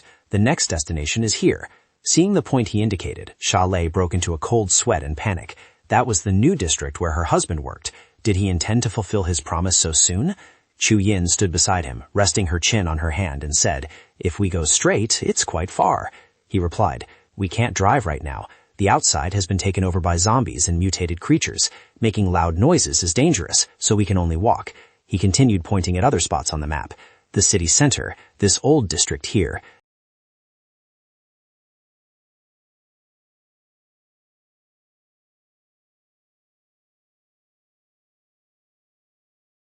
General Hospital? He replied somewhat awkwardly. Hospitals are very bizarre in this situation. That place requires special caution. I know the reason, but I can't say it yet because I'm not entirely sure myself. Liang Chuyin clenched her hands firmly and said, "Ye Zongming has proven himself many times. Listening to him won't be wrong." He took a red pen and drew a winding line on the map. "The objective is clear now. I've decided to follow this route." Lei looked at the drawn line and asked worriedly, I understand avoiding crowded streets, but taking such a long detour will take over 15 hours even if everything goes smoothly. Why double the time? He frowned, looking straight at her, his voice firm.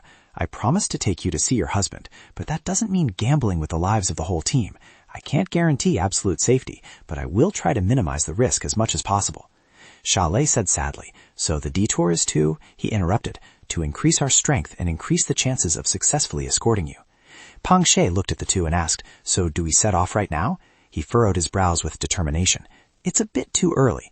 Everyone has suffered grievances these past few days. This debt hasn't been settled yet. Outside, a knock on the door sounded. Brother Deng, it's me.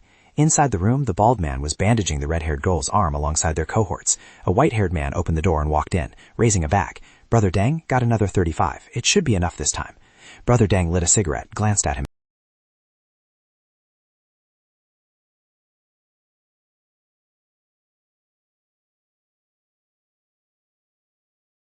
So what? The blue shoes we robbed were exchanged for 260 magic crystals, and they were all wasted. The guy slammed the door and walked in, muttering complaints. Who knew each spin would cost so many more magic crystals? The red-haired girl propped herself up in the bed, speaking calmly. There's nothing to complain about. Finding that wheel was already lucky. Otherwise, the three of us would have lost our lives long ago. She walked over to pull the curtains. The white-haired guy excitedly continued. Xiaodong's luck is truly red-hot. 5 spins yielded 3 evolution potions and a skill scroll. Only 1 bit of bad luck. That efficiency is domineering. And you spun twice and got a class scroll. That's top tier. Brother Deng exhaled a puff of smoke, slowly replying, Actually, you're Xiaodong. Suddenly, outside the window, Ye Zongming's arm holding a blade smashed through the glass and reached inside, immediately locking onto Xiaodong's neck. The black-haired man whipped around, screaming in horror, It's you! He smiled coldly, the blade still against her neck, replying curtly, It's me. At the same time, the main door was kicked open. Mo Ye and Sha Hu rushed in with guns, shouting, Hands on your heads! Get on the ground! Don't move! Sha Hu pointed his gun at them, laughing gloatingly. Didn't you chase me the other day? Go on, keep chasing. Ye Zongming observed the scene before him, thinking to himself,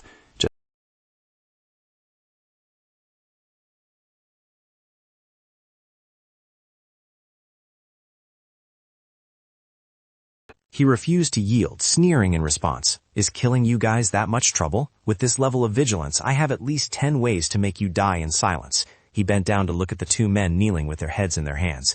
I ask one question. Answer and you live. Refuse and you die. The bald man helplessly said, Ask. He glanced coldly and asked, Where is the multicolored roulette? The man looked at him silently, not answering. He also looked back in silence, but the blade in his hand cut deeper into Xiaodong's neck, blood starting to seep out. The more the man tried to stay silent, the harder he pressed the knife. Finally, the man panicked and screamed, Wait! The roulette is at Longran Garden number 83, room 1107. I'll take you there. Seeing him loosen his grip, the man trembled, thinking to himself that if he hadn't spoken up just then, this guy would have really killed him. That morning, at another building, everyone gathered behind the bald man. Xiao Hu looked at the blade in his hand with glowing eyes. He said irritably, Kid, can you be quiet for a bit? What's so great about a broken knife? As soon as he finished speaking, the other argued loudly, You really have no taste. This is called a peerless, precious blade. Brother Ye, have you seen it chop zombies? It's just like chopping melons and vegetables. Corpses cover the ground in an instant. Before he could finish, Ye signaled him to be quiet, frowning and reminding, Shut up. At least lower your voice. He still wouldn't stop, leaning close and brandishing the blade to show off. Brother Ye, look. The 2 blades, your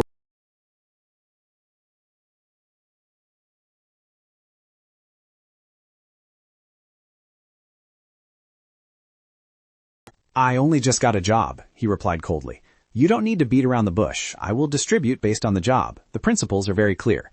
He spoke frankly. Who is ready to stand on the same battlefront as me? He frowned in silence, his expression changing, revealing hesitation. A moment later he walked after him and said, I listened to Captain Mo. He smiled faintly, turning back to look at him, and thought, this reaction is too normal. Showing loyalty just to get a job absolutely won't last long. Arriving in front of room 1103, the bald man said, We're here. Xiao Hu and Mo Ye immediately held their guns and kicked the door open, vigilantly observing the inside. Indeed, there was a multicolored roulette inside. Xiao Hu exclaimed as soon as he saw it, This thing looks really special. Ye Zongming walked closer, touched the roulette, and said, It seems we have to stay here for a while. On the streets outside, zombies were prowling everywhere. The phone placed on a box suddenly rang. The zombies were immediately attracted and gathered. When the number was large enough, the box suddenly exploded. Ye Zongming signaled to Xiao Hu, It's your turn. He quickly asked, Where did you learn to make bombs? And with remote detonation like this, aren't you afraid of being traced? He glared at him and shouted in annoyance. Now is not the time to ask these things. Cut the crap and go. He chuckled, grabbed his blade, and rushed forward. Suddenly, he noticed something behind him. An explosion also rang out in the distance. He looked over and said, "It's..."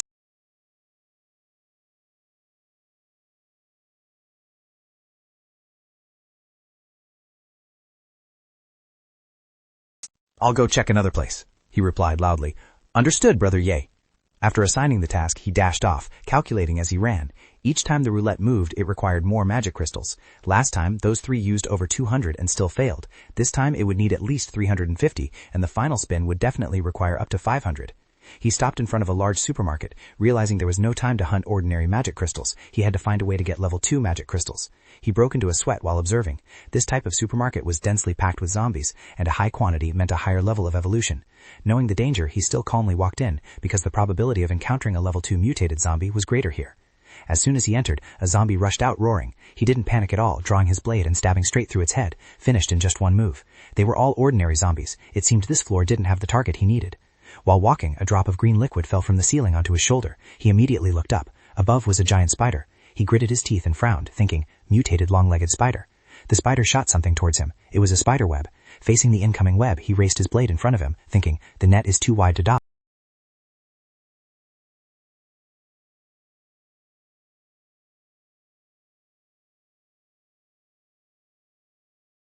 The blade slashed down hard on its head. The spider died instantly, its body collapsing. He quickly dug out the magic crystal from its head and collected a few of its legs.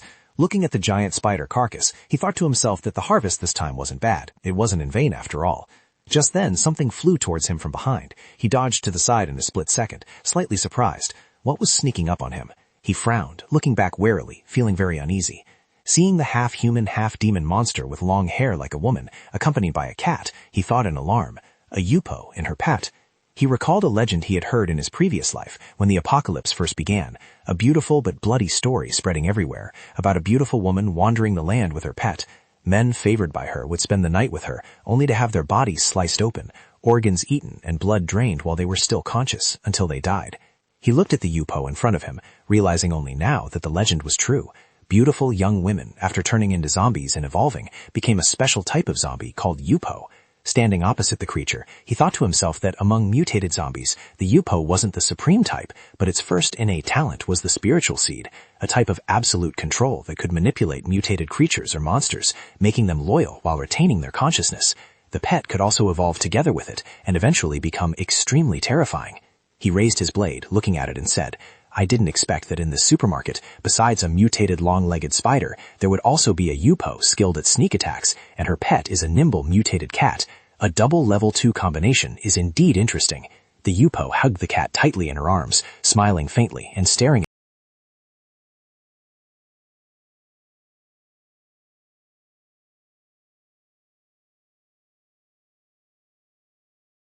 Its form at that time was almost indistinguishable from a human. Every movement or smile was even more human than a real person.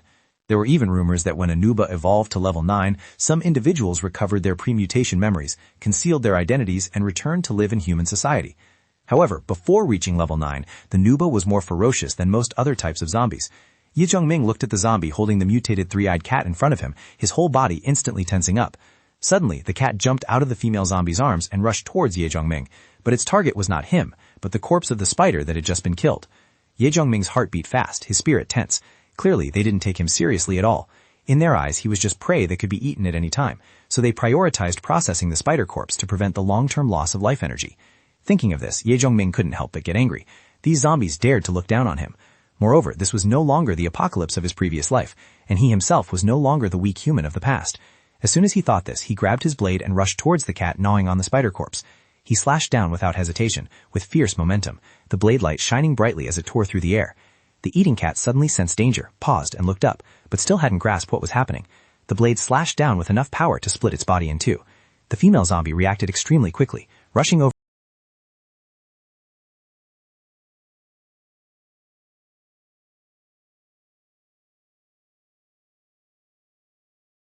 It turns out that after evolving, they can share energy, and at higher levels, they can even transfer life force to each other.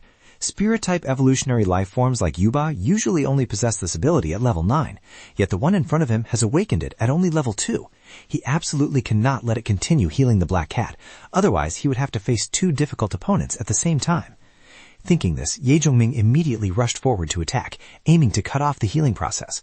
However, Yuba had no intention of dodging. It only retreated, running while continuing to maintain the treatment for the black cat. Ye Zhongming chased from behind but realized Yuba's speed was too fast. If he stubbornly pursued, he wouldn't make it. Not to mention, many other zombies were continuously rushing out along the way. At this moment, he was forced to turn back to treat his wounds. Otherwise, the scent of fresh blood would turn him into bait, attracting countless zombies. Ye Zhongming immediately turned in another direction, rushing towards an area with glass windows and kneeing them to break through. He jumped from the high floor, but clearly things couldn't end that simply. If it were that easy to escape, it wouldn't be the apocalypse. A sense of unease rose in Ye Zhongming's heart. His instincts told him this wasn't over yet. Sure enough, right after that, several giant birds broke through the glass and flew out from the building, diving straight at Ye Zhongming. He rotated his wrist and swung his blade, blocking successive attacks from 3 birds. The sound of claws clashing against the blade.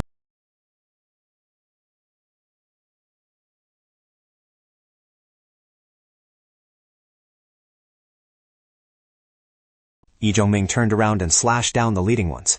On the neighboring rooftops, Yu-Po was still hugging the black cat, jumping from one roof to another. The healing speed was not slow at all.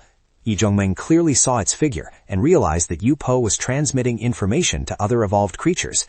This thing could even communicate with other mutated life forms. Ye Zhongming glanced at Yu-Po as if to ask, "You think this is enough to kill me? How ridiculous. Quantity without quality has no effect whatsoever." He continued to swing his blade at the rat swarm. The ones in front were all sliced in half. However, the sheer number was too great, and some fish still slipped through the net. 2 cunning rats unexpectedly escaped his slash and lunged to bite him once each. Ye Zhongming tensed his body, channeling energy into the blade to continue the counterattack. His speed became faster and faster, yet his expression remained unusually calm. Not long after, rat corpses piled up in front of him, a mixture of all fur colors. Surrounded by rat corpses, the surviving rats also showed wisdom. Seeing they could not win, they dragged each other to flee. At this moment, Ye Zhongming's only remaining opponent was Yu-Po standing high above. He raised his blade and pointed it straight at it. Seeing Ye Zhongming still safe and sound, the composure on Yu-Po's face began to disappear, and sweat trickled down. Not knowing what it was thinking, it did not continue to linger, but turned around to leave. Before leaving, it turned its head to look at him reluctantly, its dark red eyes locking onto Ye Zhongming, as if wanting to swallow him.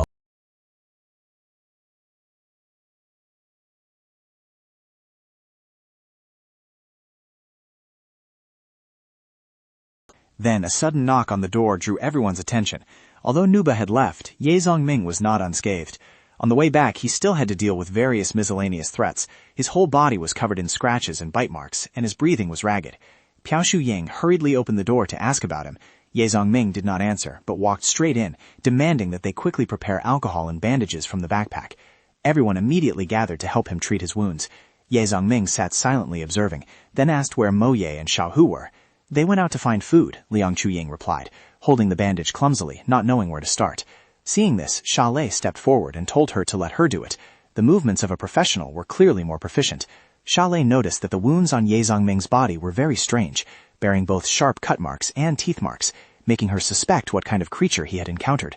Seeing her hesitation, Ye Zhongming reminded her, "It's best to be quick. The smell of fresh blood will attract zombies." The group of people tied up in the corner of the room saw this and sneered. "Being beaten so miserably like that, it's a waste that you didn't die." Not long after, Mo Ye and Xiao Hu also returned to the base, bringing some food. Ye Zhongming did not turn back to look at them, but stood up and walked towards the machine. Once his body was bandaged, he told everyone to eat first. After saying that, he took out a large amount of magic crystals and threw them into the machine. The roulette began to spin slowly. No one knew what the result would be. This time he used 360 level 1 magic.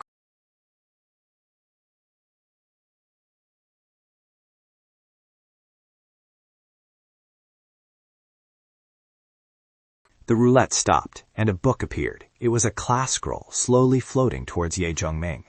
Looking at the item in his hand, he revealed a surprised expression. What class was Light Apostle? Why hadn't he heard of it before? He hurriedly opened it to check, and after reading, the corners of his mouth couldn't help but curl up. It turned out this was a main class, a combination of a healer and a light mage, but leaning towards defense. This class could heal, defend, and even support attacks. It was truly a dream all-rounder profession. Others were curious, so he handed the scroll to them. Everyone quickly read it carefully and discovered the only condition was that the learner must not have a previous class. Moreover, once becoming a light apostle, one could not possess another profession. Ye Zhongming raised the high-grade cross in his hand and smiled, asking, "Who wants this?" Xiao Hu reflexively raised his hand and excitedly shouted, "Me, me!" But the sharp, assessing eyes of Mo Ye and Liang Chuin immediately darted toward Xiao Hu, enough to make him shrink back without saying a word. He thought dejectedly, "I was just saying it for fun. The time I followed Brother Ye is too short, and I'm not an evolver. Holding any class would be a waste." Seeing everyone silent for a long time, Ye Zhongming turned to ask Mo Ye, "You only have one class, right?" Mo Ye waved her hand and seriously refused. "If that's the case, I don't want it either. I don't want to have only a single profession." Mo Ye wanted to be powerful like Ye Zhongming. If he wasn't limited by one class, then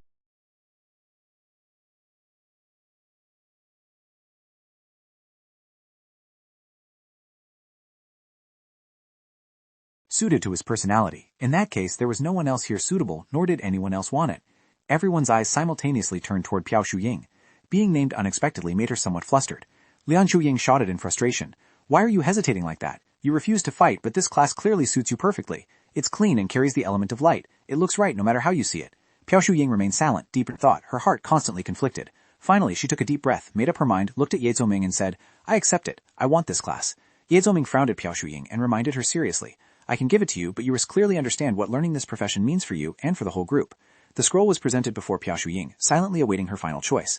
Liang Shuying smiled at Piao Shuying and said, "The man who chained your neck and slapped me with a blade isn't too bad, is he? At least he's worthy of our trust."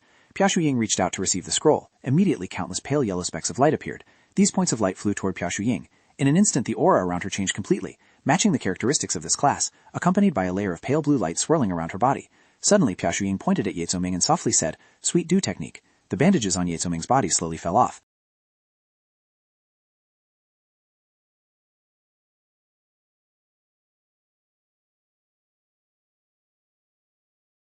Ye Zhongming grinned from ear to ear. Indeed, this was a class that could only be chosen once in a lifetime.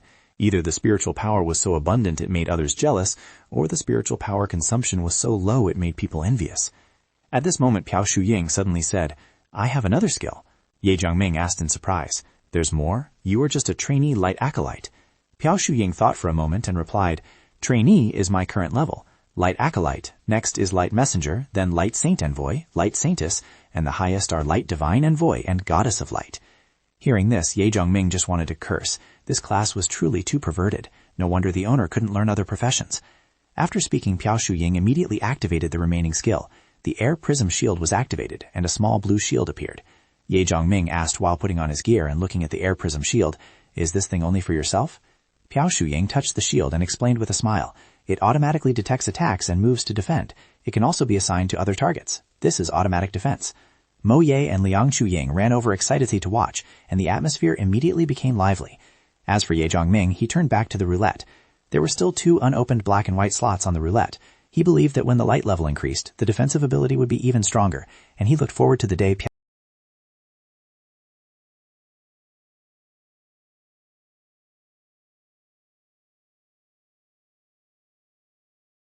The 3 of them joining forces couldn't even take down a single level 2 mutated zombie, yet this person killed 4 of them alone. Ye Zhongming paid no attention to them at all. His gaze was focused solely on the roulette. The roulette stopped, and another scroll appeared. This time, it was a class named Wind Dancer. After examining it, Ye Zhongming immediately threw the scroll toward Liang Chuin, telling her to accept it quickly. Liang Chuin caught it in confusion and opened it to look. What on earth is Feng Wu? Wind Dancer is a class that uses ribbons, silk strips, or cloth as weapons, like a whip. Only female evolvers can learn it. The user requires a foundation in dancing to coordinate movements when executing skills. The first skill of the Wind Dancer is Shadow 4 Directions Dance Spin. Activating it launches the user into the air to attack targets indiscriminately. Mo Ye smiled at Liang Chuin and said, "Congratulations, I don't know how to dance." Seeing Liang Chuin still stunned, Piao Shuying laughed and said, "It actually suits you very well since you use a whip. It's like this class was born for you." Persuaded by everyone, Liang Chuin had no reason to refuse anymore. She gripped the scroll tightly and accepted the class. Mo Ye, who had been waiting for a long time, seeing 2 powerful classes appear in succession, couldn't help but look forward to his turn. but Ye Zongming remained silent, looking at the roulette. He calmly said, "We're out of magic crystals. If we want to spin again, we have to wait at least another day, maybe even longer. Forget it." Hearing this, Mo Ye shouted in shock. Liang Chuin frowned, walked over, knocked him on the head, and scolded, "Enough. Quiet down." Mo Ye could only sit in a corner, crestfallen and sighing. Xiaolei looked on, not knowing what to say. Ye Zongming walked toward the bound group and said, "Pack your bags. We're preparing to move out."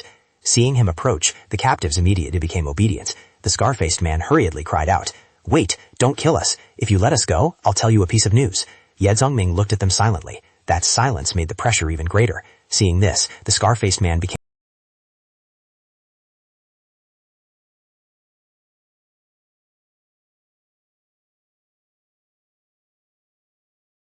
The scar-faced man dared not hesitate and immediately recounted that 2 streets away there was a small shop named On Supermarket with about 6 or 7 people inside.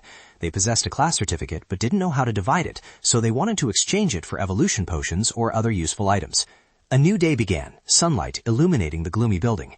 Ye Chongming's group had finished packing and gathered downstairs, ready to set off. Xiaolei took out a golden bag and handed it to Ye Chongming. He picked it up, smiled, and said, "This is the right way, fighting while collecting magic crystals and simultaneously getting familiar with the class." Moye happily said, "Brother Ye is truly a good person. You didn't even rob the magic crystals of those 3 people." Hearing this, Ye Chongming replied with a cold face, "It was just to leave a warning. The black area on the roulette is a death zone. If the needle finally stops there, everything will end, even if that person is a 1-star powerhouse." These words made everyone fall into a fearful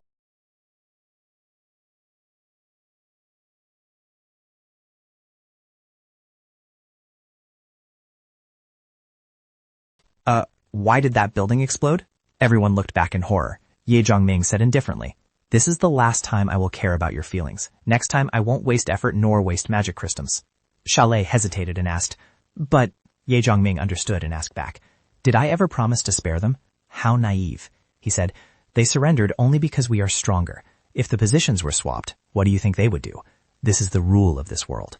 Don't forget, at Vino Square, they silently ambushed and hunted us while I was unconscious. You see me as cruel now because the baseless pity in you hasn't been crushed yet. Wait until the day that very pity causes you unimaginable suffering. You won't think like that anymore." Ye Zhongming pointed at the zombie on the chair and said, "Eventually you will also become a filthy body like that over there.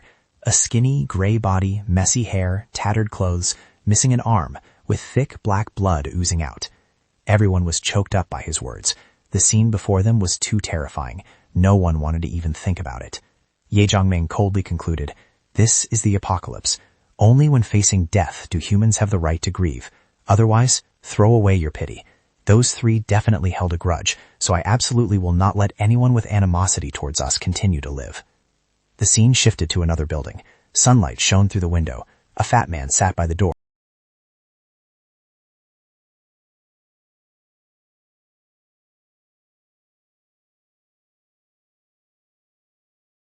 "There's only a little left at the bottom," he laughed and said. "The rest is yours."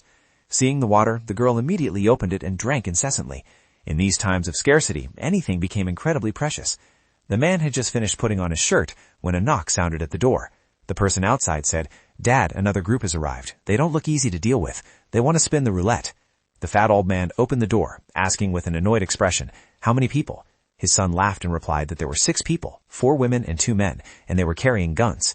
The old man narrowed his eyes in calculation. Such a lineup was indeed not weak. He walked out of the room, but before leaving, he told his son to call more of their people over and urged the boy to finish whatever he was doing quickly. The son pushed the door open to enter the room, laughing as he replied that he knew. On the bed, the girl curled up with her scarred legs, looking sadly at the man in front of her. He pulled out a bottle of water, threw it at her, and shouted, "You slut, drink it quickly." Once again, she had no choice but to accept. Her body was being used for exchange again. Outside, the old man and his group had gathered around the roulette early on, and yet Soming's group had just arrived. The fat man smiled happily and said to Brother Ye, "Those 3 guys didn't lie. There really is a roulette here." The fat old man held a gun, his eyes scanning them unpleasantly as he asked if they understood the rules for spinning the roulette. Yet Soming smiled and asked, "1 spin cost 1 magic crystal, right?" The fat old man replied that they had to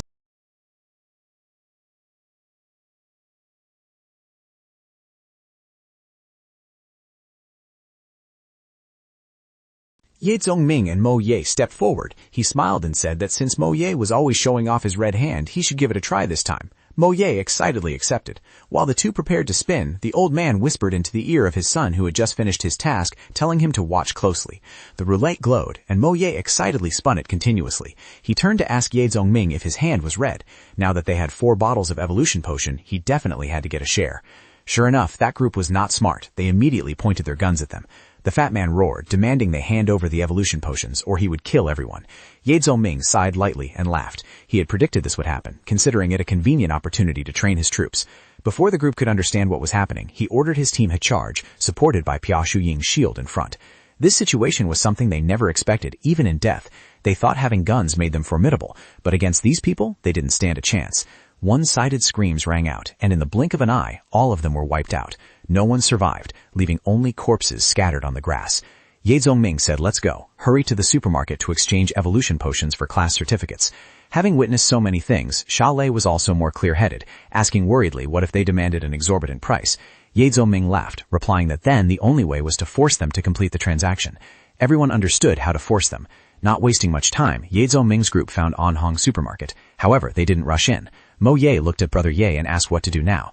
Ye Zhongming pondered and said that since he had just drunk the evolution potion, he should go with Mo Ye to clear the surrounding zombies to adapt, while Ye Zhongming himself would go around the neighborhood to scout alone. As soon as he finished speaking, the others unanimously objected, thinking it was too dangerous. Ye Zhongming understood their worry, but still smiled to reassure them, saying that those who needed evolution potions were mostly unevolved and posed no threat to him. Moreover, moving alone made it easy.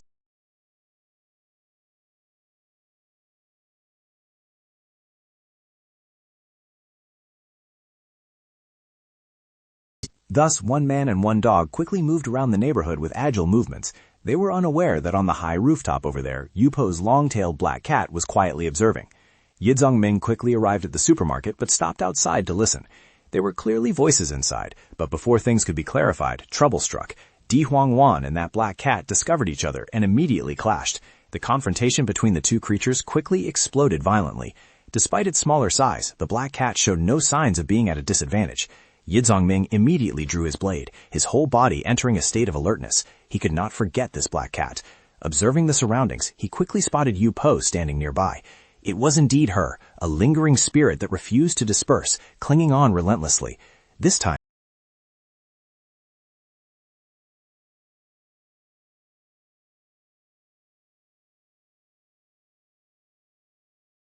The others? Then you surely understand what this action implies. Today, I will definitely kill you. Having said that, he rushed straight towards Yupo, and she also charged forward to counterattack. Yupo struck first, her bare hands hardening like iron. Ye Zhongming nimbly dodged to the side, the blade in his hand ready to counter. Just when it seemed the battle only revolved around the two of them, Gomo suddenly rushed out from behind Yupo. Its eyes flashed red, launching a mental attack towards Ye Zhongming. Seeing 2 red beams shooting towards him, Ye Zhongming paused for a moment, then immediately jumped to dodge. Although called Gomo, it is actually a mutated zombie evolved in a specific direction. Its most famous skill is skeletal illusion. However, being only level 2, it only possessed the innate talent Blazing Ray, which were those 2 beams of light. Just as he landed, Ye Zhongming swung his blade to slash. The decisive strike caused Gomo's arm to fall off. Not giving the opponent time to breathe, Ye Zhongming grabbed its head and roared, "Die!" preparing to deliver the finishing blow.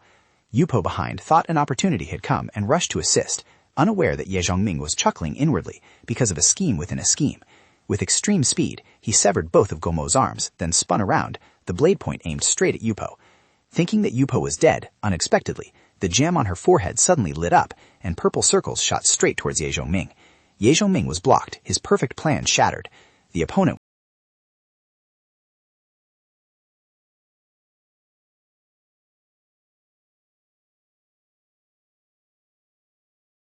missing the pounce on Yu Po, upon landing he was still hit by her attack, his eyes and nose nearly bleeding. This type of mental attack directly destroyed life consciousness, extremely vicious. Clearly just a level 2 mutated zombie, yet she already possessed 2 mental skills, spiritual seed and energy exchange. How could she have a third one? After launching the move, seeing Ye Zhongming still alive, Yu Po immediately retreated, hugging the black cat and fleeing. How could Ye Zhongming let her escape? He struggled to stand up and chased with all his might. The bone demon, thought to be down, suddenly sprang up to attack. Ye Zhongming frowned and swung his blade, slashing across its neck. Damn blocker. In just a blink of an eye, Yu Po had run far away. Ye Zhongming accelerated even more, determined to weed out the roots. Otherwise, this thing would become a major obstacle. Just as he passed the supermarket, a grumble suddenly echoed from inside, causing Ye Zhongming to pause. The person inside snorted coldly and cursed, telling someone to store the magic crystal, observe the situation, and then withdraw. A younger voice responded, asking, "Second uncle, are we really leaving this place?" Thanks to those sounds, Ye Zhongming forced himself to sober up, silently reminding himself to stay calm. The goal of this trip was to exchange for the class certificate to quickly increase his strength. That was the priority right now. Behind him, Di Wang Wang was rummaging for the magic crystal from the dead bone demon, while Ye Zhongming headed straight for the supermarket. He raised his hand, knocked on the door a few times, and spoke.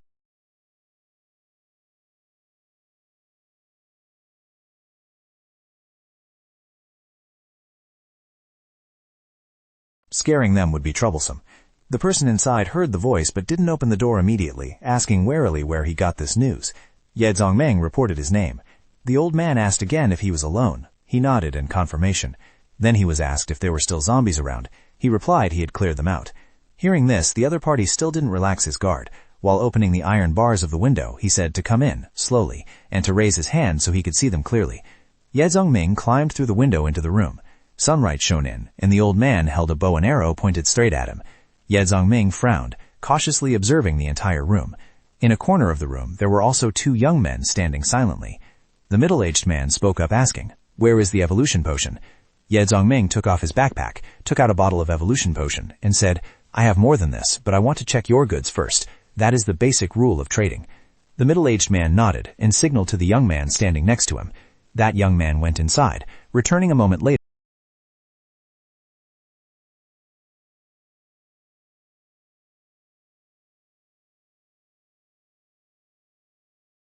Afterwards, the middle-aged man slowly quoted a price of 6 bottles of evolution potion. Ye Zhongming frowned, shook his head, and said it was too expensive.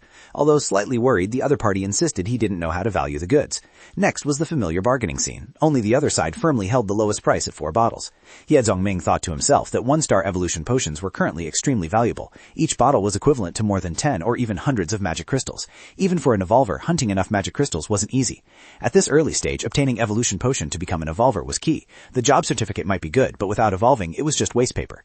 He put his backpack back on and said, "Surely you understand how rare evolution potions are. 3 bottles is already a very high price." Hearing this, the other party said if he insisted on this price, he could only leave. As soon as the words fell, he raised his bow and arrow. Suddenly, the young man holding the job paper spoke up to persuade the uncle, saying 3 bottles was already the highest price in days. "I know that, but truly 4 bottles cannot be reduced." Seeing this, Ye Zhongming became suspicious. He asked if they could clarify why it absolutely had to be 4 bottles. The man lowered the bow and arrow, shaking his head, saying there were 2 people at home in very poor health with terminal illnesses. If they didn't evolve, they probably wouldn't live long. In just a moment, Ye Zhongming understood. Evolution potions could comprehensively improve physical constitution. They indeed had certain healing effects. Even severe illnesses were no problem. Since that was the case, he didn't intend to press further. This matter could still be negotiated. Rummaging through his bag, he said, "Look at this. This is an egg I accidentally obtained from a level 2 mutated creature. There were 2. I used one. Its effect is equivalent to a portion of the evolution potion. Although it doesn't increase stats as strongly as the potion, it can be consumed multiple times, effective each time." Those people were clearly still suspicious. This thing was truly too novel to them.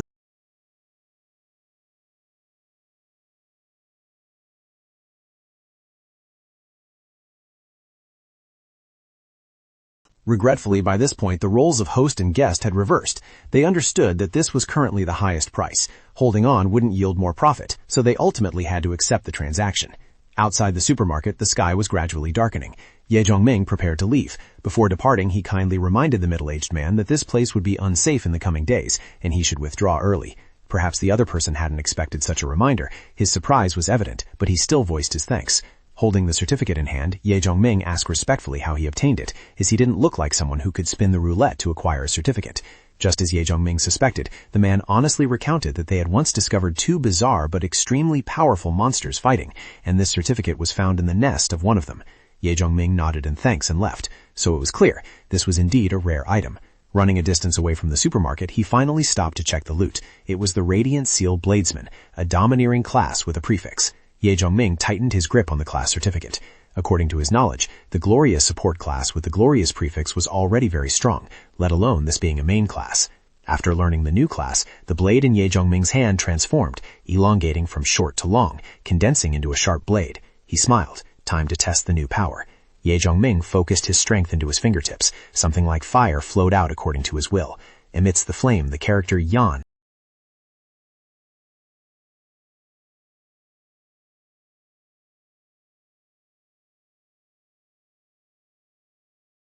In the bright golden dawn, Ye Zongming swung his blade vigorously forward to test its power. A low explosion resounded, fire erupted in front and spread wide. When the fire dissipated, smoke and dust curled up before him, the air scorching hot.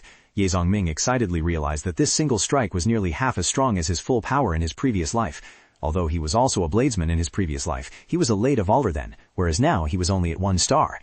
The Radiant Seal Bladesman was essentially a combination of 2 classes, Seal Mage and Bladesman. The Seal Mage used mental power through specific seals manifested outside the body to exert abilities, while the Bladesman needed no further explanation.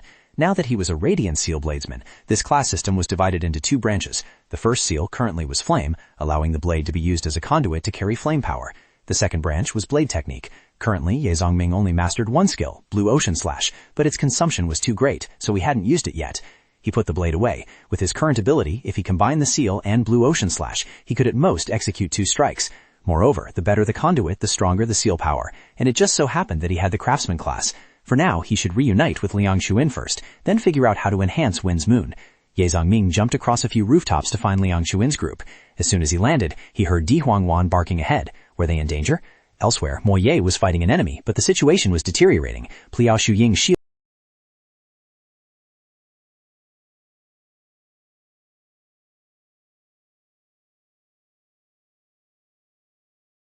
Let's see how many more times you can resist. This blade is quite decent, but it's a pity you're too weak to bring out its potential. Today, it will belong to me. What he was aiming for was the blade similar to Ye Zongming's. Xiao Hu had been knocked down early and was lying in the back gasping for breath. Hearing this, he angrily cursed aloud. The others also began attacking Liang Chuyin's group.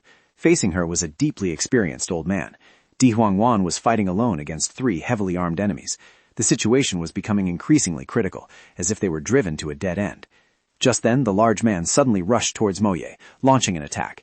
Mo Ye raised her blade to block the incoming tip, but fighting with one hand against someone wielding dual weapons with both hands was clearly 2 disadvantages. The man twisted his wrist, and his other blade tip immediately stabbed straight at Mo Ye. At that moment of danger, Piao Shouying's shield appeared in time, helping Mo Ye block the fatal stab. The opponent had absolutely no intention of stopping. He took half a step back to gain momentum, and then rushed up again to continue pressing his attack on Mo Ye. Piao Shouying hurriedly controlled the air prism shield to block another blow for Mo Ye. But by this time, Piao Shouying had used the Sweet Dew technique on Mo Ye once. Di Huangwan had also just used it, plus adding 5 shields for Mo Ye, 1 for Liang Chuyin and 1 for Di Huangwan. Her spiritual power was nearly exhausted. Everyone was still waiting for Ye Zongming to return. If he didn't arrive soon, the situation would be very bad. Just then, the man twisted his hand to slash horizontally at Mo Ye's blade. Immediately after, he thrust his blade tip straight at Mo Ye, shouting loudly, "This blade is definitely mine today. If your strength is poor, the only outcome is to be robbed by..."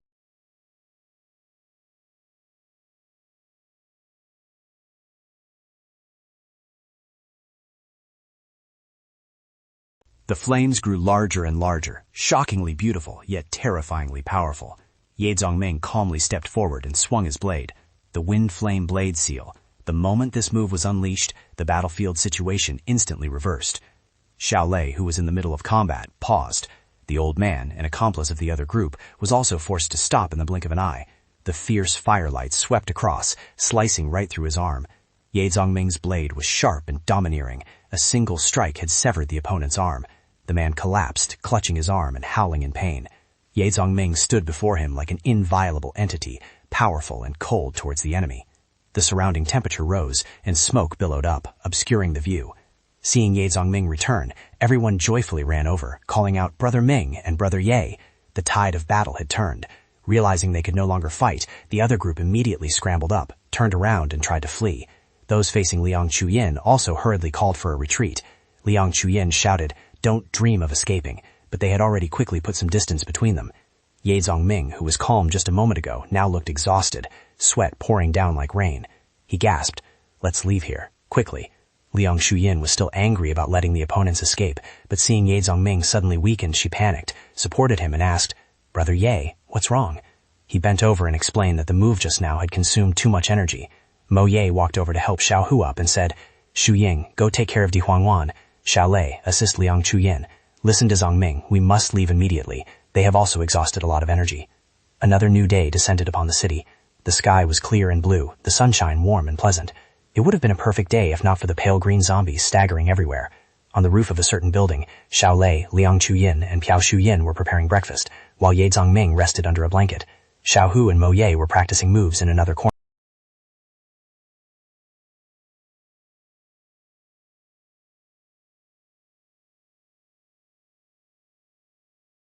Everyone stopped what they were doing when they saw him awake. Finally, he had woken up. Liang Chuyin quickly scooped a bowl of food for Ye Zongming. He smiled to reassure everyone that he had slept all night and felt much better now. It was just a pity that last night he had used the flame blade twice in a row, causing excessive exhaustion, so he couldn't keep Wang Ning from escaping.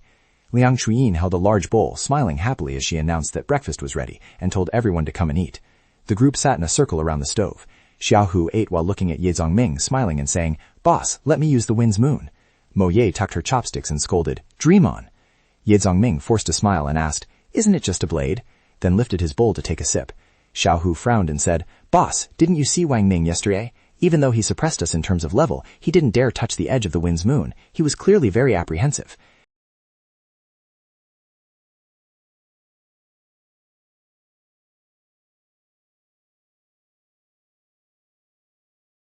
Placing his hand on it, he gently activated the forging technique. Strangely, the hard wall immediately deformed into a liquid-like state. Glittering particles of light floated around. Ye Zongming controlled that liquid matter with extreme proficiency. The light became increasingly brilliant, and in just a moment, the forging process was complete. Ye Zongming smiled and asked, "Didn't you want the wind's moon?" Then handed the blade to Xiao Hu, adding, "Homemade stuff, I have as much as you want." Xiao Hu held the wind's moon, stunned, his eyes wide and mouth agape, swearing continuously, "It really is the wind's moon." Liang Chuyin looked at Ye Zongming with adoration, her eyes shining as she said, "Brother Ye is truly magical." Piao Shuying also nodded and asked what skill this was. Ye Zongming smiled and replied, "Just my side job, craftsman." Seeing Xiao Hu still fondling the blade, Ye Zongming reminded him, "Don't forget the materials. The cost alone was a level 2 magic crystal. If we hadn't killed that level 2 zombie last night, you wouldn't have this blade." Even though Xiao Hu had a new weapon, Liang Chuyin didn't hold back and made him go wash the dishes. The idiot held the blade and giggled foolishly, having no future prospects. Ye Zongming went to the railing to observe below. Mo Ye approached and asked about the next plan since this place was not on the planned route. Ye Zongming pointed in a direction and said, "We are going there to find someone. This person will later be called Teacher Ye. His strength is very powerful. If we can recruit him, the team's strength will increase significantly." The scene shifted to an abandoned building. The dawn light shone through the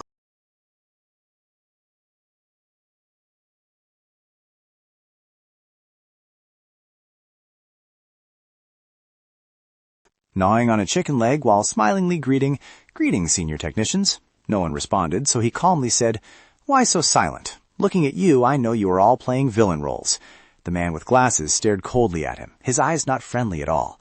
He put his arm around the blonde girl and laughed, "Food is running out. Hurry up and find some. I plan to pick a few people to follow me. Who wants to? Whether you find food or not, you get a full meal and a bottle of water. If you find it, you get 3 days' rations." 2 young men immediately jumped up to volunteer. The scar-faced man nodded in agreement. Only the man with glasses remained seated. Suddenly, a crew-cut guy approached and whispered something in the scar-faced man's ear. He pointed at the middle-aged man and laughed, "Still missing one person. Musician. You go too." Besides agreeing, the other person had no choice, but the man's smile showed that this group was preparing to play a dirty trick. The scene shifted to a messy room, where Ye Zongming and Xiao Hu were checking the surroundings. Scattered bones remained on the floor. Xiao Hu looked at Ye Zongming and asked, "Boss, are you sure it's this place? Besides the zombies, I don't see any living people." Ye Zongming frowned, becoming even more suspicious. Could he have come to the wrong place? But he remembered very clearly that in his previous life there was a rumor that the music master appeared from this place. Liang Chuing, standing guard at the window, suddenly shouted, "Brother Ye, look quickly. Across the street, someone is using living people to lure zombies." Outside, several zombies were gathering around a living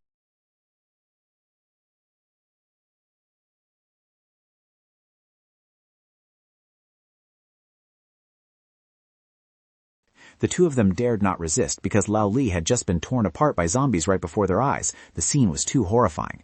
That group didn't bother listening to explanations either. The man straight up used a stick to smash the wrist of the resistor. Then he angrily turned to Buzzcut, who was following him, shouting to throw that guy out and force him to run as far as possible. Buzzcut obeyed immediately, using a knife to stab that young man, then shouted, forcing him outside. As for the scar-faced man, he turned back inside to check. He looked at the young man rummaging through the supermarket shelves and cursed, urging, "Hurry up, how much have you got?" The young man hugged the cloth back, scratched his head, and replied, "Brother Changchun, the supermarket doesn't have much edible stuff left." Hearing this, Changchun flew into a rage, slapped him so hard his face twisted, and shouted curses. "This amount isn't even enough for a day. It was a waste of effort leading the zombies away. You truly are a bunch of trash." Just then, Buzzcut ran back to report to Changchun that most of the zombies outside had been led away, but 6 still remained. Changchun frowned and asked, "Still that many?" Then he snorted coldly, thinking to himself that he should take the opportunity to kill 1 or 2 to earn some magic crystals. Suddenly, a subordinate dragged Na Gong out and asked, "Brother Changchun, it seems there's still 1 person left." He looked at Na Gong and spoke clearly. "I'll take a bit of your blood but won't chop off your leg. Later, run for your life for me."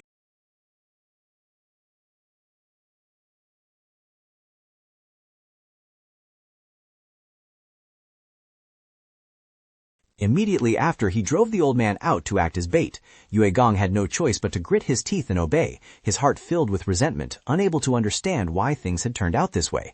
Previously, he was a senior engineer earning hundreds of thousands a year, with his own research team and a beautiful young wife.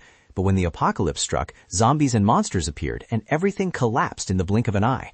That was the first time he forced himself to raise his hand against another person, and from that moment, his heart seemed to have died.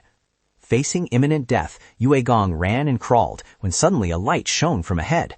A familiar sweet dew technique rang out. Piao Shuying had appeared just in time to heal the man.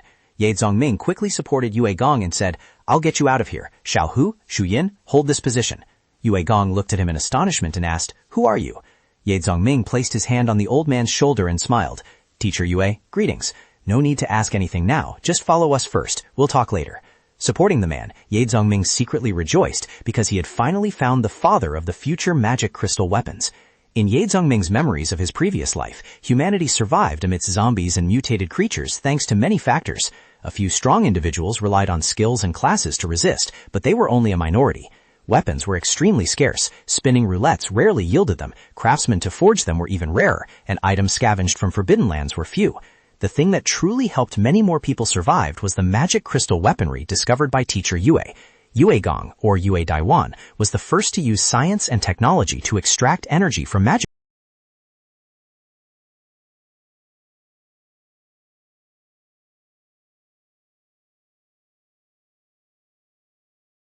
Everyone asked Yi Zhongming who this person was. Yi Zhongming didn't answer immediately, but looked at Yue Daiyuan. The old man asked awkwardly, "Why did you save me? I'm useless. I can't kill zombies and I can't find food either." Hearing this, Yi Zhongming thought to himself that while the man hadn't directly killed many zombies, the number of people who died indirectly because of him was countless. Thinking this, he said, "I know you." Yue Daiyuan pushed up his round glasses and asked him surprised, "Apologies, I don't think I've met you." Yi Zhongming replied that he had read the introductory documents of his factory and respected technical personnel very much. Seeing him in trouble today, he decided to help. Yue Daiyuan sighed and said, "That's in the past. Now I'm just like a lamp running out of oil. It's not convenient to talk about this in front of everyone." Yi Zhongming asked Mo Ye to take everyone outside as he wanted to talk alone for a while. Trusting him, they left. Once the door closed, Yi Zhongming took out a cake, carefully unwrapped it, smiled, and told him to eat first. Yue Daiyuan didn't stand on ceremony and ate the cake. Yi Zhongming handed him some water, then took out a bottle of red wine and said, "I heard technicians like this stuff. Have a drink." Yue Daiyuan took the wine and drank it in one go, refusing nothing. In this situation, just being alive was lucky enough. After eating and drinking, Yi Zhongming took out a magic crystal and asked, "Do you know what this is?" Of course, the old man knew. Yi Zhongming went straight to the point, asking, "Is it feasible to extract and process the energy in the magic crystal for human use?" Yue Daiyuan's expression changed immediately. He reached out and said, "Quick, let me see." Observing the magic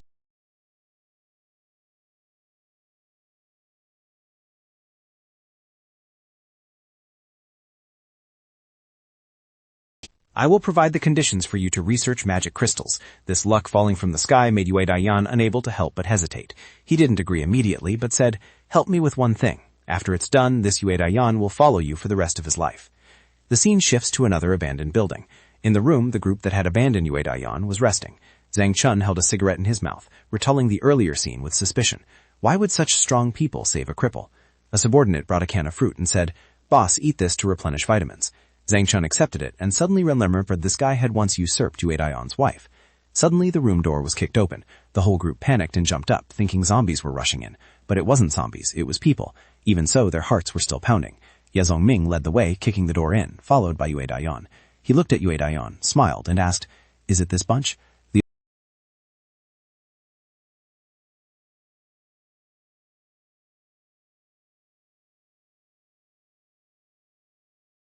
Before anyone could understand what was happening, he lifted the guy up with one hand and threw him straight into the air with extreme speed. The crew cut man fell heavily to the ground, his whole body shaking, lying right in front of Ye Daiwan. Yet Zhongming glanced over and said, "Teacher Ye, he's yours. Do whatever you want." Ye Daiwan stared at the enemy, his eyes red with hatred. Today, he must surely die. The old man picked up a brick nearby and smashed it down without hesitation. Fresh blood splattered, but he continued to beat him ceaselessly. The other guy's eyes rolled back, looking incredibly miserable, as the sound of the brick hitting him rang out continuously. Mo Ye's group watched in silence, finding it hard to believe the scene before their eyes. Mo Ye understood that Ye Zhongming was not a traditionally moral person, but he did not kill without reason. Therefore, Ye Zhongming's special treatment of Ye Daiwan left them confused. Just then, Xiao Lei stepped up to hold Ye Daiwan's hand back, saying, "Killing people becomes a habit." Ye Daiwan roared in anger, telling her to let go immediately. Ye Zhongming said in a cold voice that if it didn't concern her, she should stay away. Xiao Lei was confused and stammered, "But this is—" Just then, Xiao Hu, who had run off somewhere, returned and shouted hastily, "Boss, I found it, in the next room." Ye Zhongming placed his hand on Ye Daiwan's shoulder and said, "Let's go." The old man paused, then responded softly. The door closed. Liang Chuyin pointed at the room and said there was no need to say who was inside. Ye Zhongming told him to go in. There were some things he needed to decide for himself. Ye Daiwan made a sound of agreement and walked in. Outside, everyone waited silently. No one knew what emotions the person in the room was facing. Xiao Hu couldn't help his curiosity and asked the boss who this person was and what the grudge was. Ye Zhongming replied, "In chaotic times, killing parents and stealing a wife is an irreconcilable feud for anyone with a conscience." Suddenly, a miserable scream of a woman rang out from the room. A moment later, Ye Daiwan walked out. The knife in his hand was still clean. He said in a deep voice, "I couldn't do it. Let her."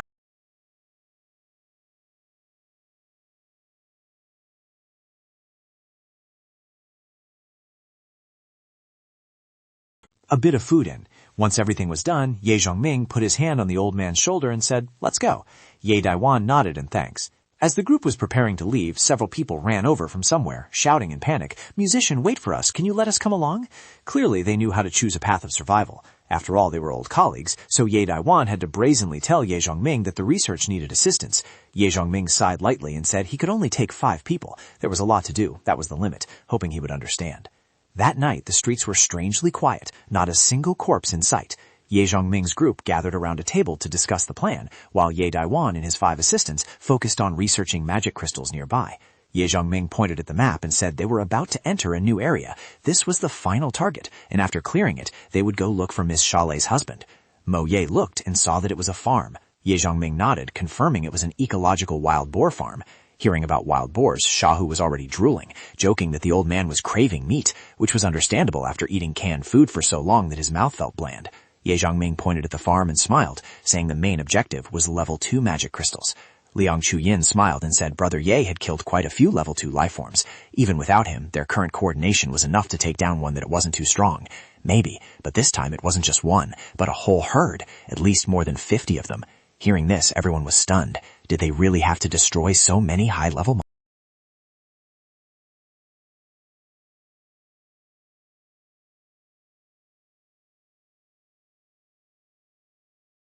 Having said that, he threw the person in his hand over the fence erected nearby and called the beasts inside. The animals, seeing the strange prey, immediately rushed forward. They caught the scent very quickly, and the surrounding number grew increasingly large. The beasts competed to tear the body apart. Not even the clothes remained. This man was none other than the owner of the level 2 wild boar farm that Ye Zhongming was about to face. He looked at the herd, mumbling, waiting for them to evolve and help him find a level 2 roulette. The morning sun shone on the farm, signaling a day that would be anything but peaceful. In the old room, the bearded man sat on the sofa holding a bottle of wine. In front of him was a table full of empty bottles and lunchboxes. He looked old and world-weary, but in reality he was not yet 30 years old. His name was Gu Fan, a graduate of a prestigious school. He should have had a brilliant career and a complete family following a perfect path. But everything collapsed when he was framed by colleagues and superiors. Debts piled up, and his parents fell seriously ill and passed away. Supported by a classmate, Gu Fan opened a wild boar farm and discovered he had a rare talent for husbandry. However, the capital chain broke, causing the farm to go bankrupt, and he fell into despair again. Just then, the wild boars mutated, becoming aggressive but still obeying their master. That was the only ray of hope. Thinking of this, Gu Fan drained his wine. He had thought his life had reached its end, but the joy was short-lived as he sensed his wild boars being killed one by one. Gu Fan jumped up and looked outside, his heart tightening. Another one died. There was no mistake. This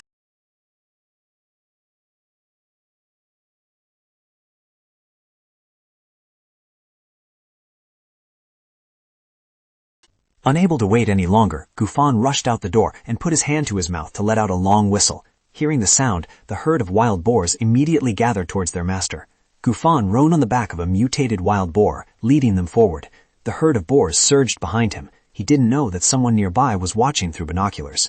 Xiao Hu lowered his binoculars and reported via walkie-talkie that the boss had gone out, leaving 7 inside the house, 3 level 2 and 1 level 1. Ye Zhongming's group on the nearby building also began to observe. Mo Ye looked through the binoculars and reported that the target took the herd of boars. Counting those left behind, the total was 74. Among them were 46 level 2 and 28 level 1, a terrifying number. Hearing this, Piao Shuying became even more worried and hesitated, suggesting they reconsider the plan.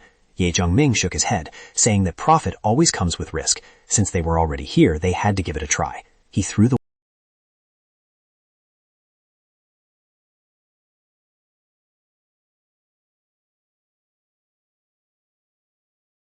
After that, he told Piao Shuying to coordinate with Liang Chuyin and Di Huangwan for support. Ye Zhongming instructed Mo Ye to prioritize hunting level 1 wild boars nearby, and told Xiao Hu to prepare motorbikes for the second phase. Mo Ye nodded in acknowledgement. Ye Zhongming concluded that he would deal with 7 of them in the farm. Everyone was ready to act. Only by evolving faster than others could they survive. Everyone quickly dispersed. Ye Zhongming stood before the farm gate, observing the inside. Pig King Gufan was a 9-star powerhouse in his previous life. Under his command was a herd of extremely powerful mutated wild boars, 5 of which reached level 8. Unfortunately, he was always a loner and was eventually destroyed by 2 9-star powerhouses joining forces. After Gufan died, people wrote his biography, and only then did Ye Zhongming learn that he lived in the same city and once ran a farm. A wild boar suddenly rushed out. Ye Zhongming leaped up and slashed with his blade, its head falling instantly. He took out the magic crystal. At this moment, he needed to evolve further, so he desperately needed level 2 magic crystals, and this place was the only choice. Perhaps he was about to kill a future 9-star powerhouse, but for his goal there was no other way. This was a bloody ending, mostly human blood. Ye Zhongming did not believe this herd of wild boars had never eaten human flesh. He swung his blade again, frantically slaughtering for another round. In his eyes, no one was innocent. These pigs dying was not enough to atone for their sins.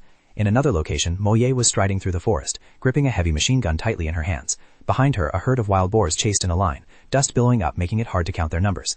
After running a sufficient distance, Mo Ye suddenly stopped, turned around and pointed the gun barrel backward, ready to send the wild boars to hell. The first bullet left a barrel and took down one, but the remaining one still stubbornly rushed forward. Gunshots rang out rapidly. The wild boars charged into the rain of bullets. The firepower was intense, but still could not wipe them out completely. However, one managed to slip through the net of bullets, rushing towards Mo Ye with alarming speed. With only one left, how could it stop her now?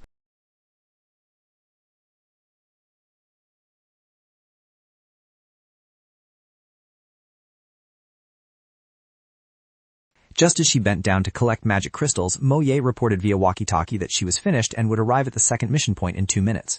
Elsewhere, a herd of wild boars was on the hunt, gnawing on an unfortunate man. The wind stood silently still as Liang Chuyin leisurely stepped out, whip in hand, and the herd of wild boars quickly spotted her. One wild boar temporarily abandoned the corpse it was eating, turned its head and charged straight toward Liang Chuyin.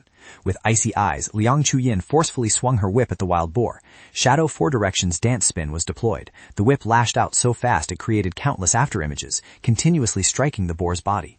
However, its thick skin and fat made the whip strikes ineffective. On the contrary, it only enraged the wild boar further, causing it to roar and charge. At that dangerous moment, a shield appeared to block the blow for Liang Chuyin, who had almost lost her life. Seeing the familiar shield, Liang Chuyin breathed a sigh of relief. That person had finally arrived. She smiled at the newcomer, asking if they were there to support, while the wild boar in front of her had already been smashed to death by the shield. The joy was short-lived as Piao Shuyin shouted a warning to be careful. Behind Liang Chuyin, another wild boar, seeing its companion fall, charged madly. In that instant, without time to think, she swung her hand high instinctively. Liang Chuyin's body vaulted into the air, dodging the collision by a hairbreadth. From above, she calmly aimed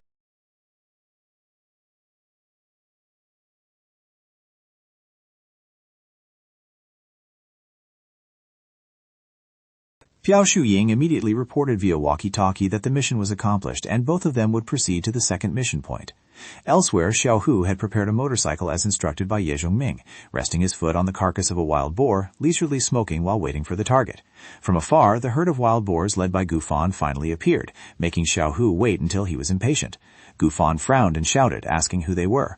Although he was strong, witnessing his herd of pigs being easily slaughtered, he couldn't help but feel uneasy. Xiao Hu didn't bother answering. He raised a provocative finger at Gufan, laughing and saying if he wanted to know, he should chase after him. After speaking, he sped off on his bike, leaving the group behind to eat his dust. Gufan, furious, ordered the herd of wild boars to give chase. As he pursued, he secretly cursed, wondering who that brat was and what he was planning. Xiao Hu led the way in front, reporting via walkie-talkie while riding that the mission was done and he was heading to the second point. On the other side, Ye Zhongming had also just cleared out the wild boars guarding Gufan's house. The blade in his hand dripped blood, yet his person remained clean without a speck of dirt. Hearing Xiao Hu's report, Ye Zhongming nodded in acknowledgement. His side was also finished and preparing to move. Now all that remained was to send the Pig King on his way, and that path, without needing to guess, was certainly straight to hell. The scene shifted to an abandoned area. The surroundings were silent and lifeless, yet the atmosphere was thick and suffocating. Inside a building, Moye held a gun, guarding the window. Behind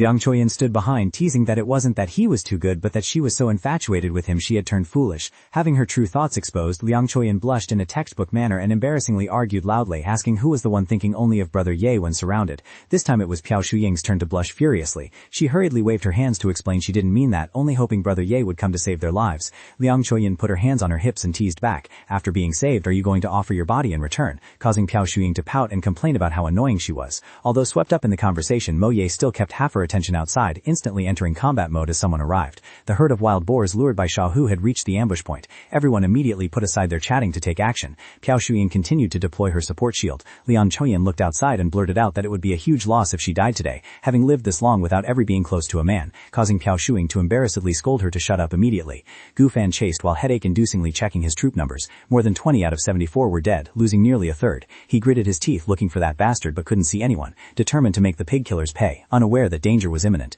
Suddenly his heart trembled, and that familiar sense of unease rose again. A bullet unexpectedly tore through the wind, piercing the head of the wild boar running right next to Gufan. Gufan watched the boar's corpse fall, lowered his body to cling tightly to the boar he was riding.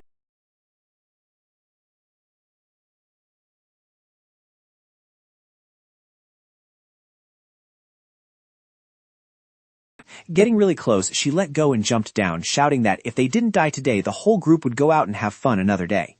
Immediately after, the Shadow Four Directions dance spin was unleashed, causing countless shadow whips to flood the space. These shadow whips, resembling thin but tough weeds, lashed relentlessly at the bodies of the wild boars. At the same time, a series of bullets flew in, finishing off the boars one by one. Liang Chuyin looked up in surprise, not understanding what Moye was calculating. Moye fired while shouting that she would provide cover, telling Liang Chuyin to charge forward. Without hesitation, Liang Chuyin rushed straight through the hail of bullets. Moye's marksmanship was so precise that not a single stray bullet hit her. Liang Chuyin headed towards the nearby building, swinging the rope in her hand to hook onto the window. As soon as the rope coiled around the iron bars, she used the momentum to vault high up. Climbing over the wall to escape the pursuit, had she been just a bit slower, she would have been trampled to pieces. Moye hurriedly leaned out the window, reaching out to pull Liang Chuyin inside. Liang Chuyin pit down on the rope, using the momentum to jump into the room. With a wound on her waist, she leaned wearily against the wall, saying her mental energy was depleted. Piao Shuying immediately rushed over to treat her. Moye looked outside and reported that the armor-piercing bullets Ye Zongming gave were all used up, and ordinary bullets were ineffective, so the mission was considered complete and they prepared to withdraw. Guafan had already slid off the boar's back, chasing into the building alone. Hearing that, he furiously kicked the door open and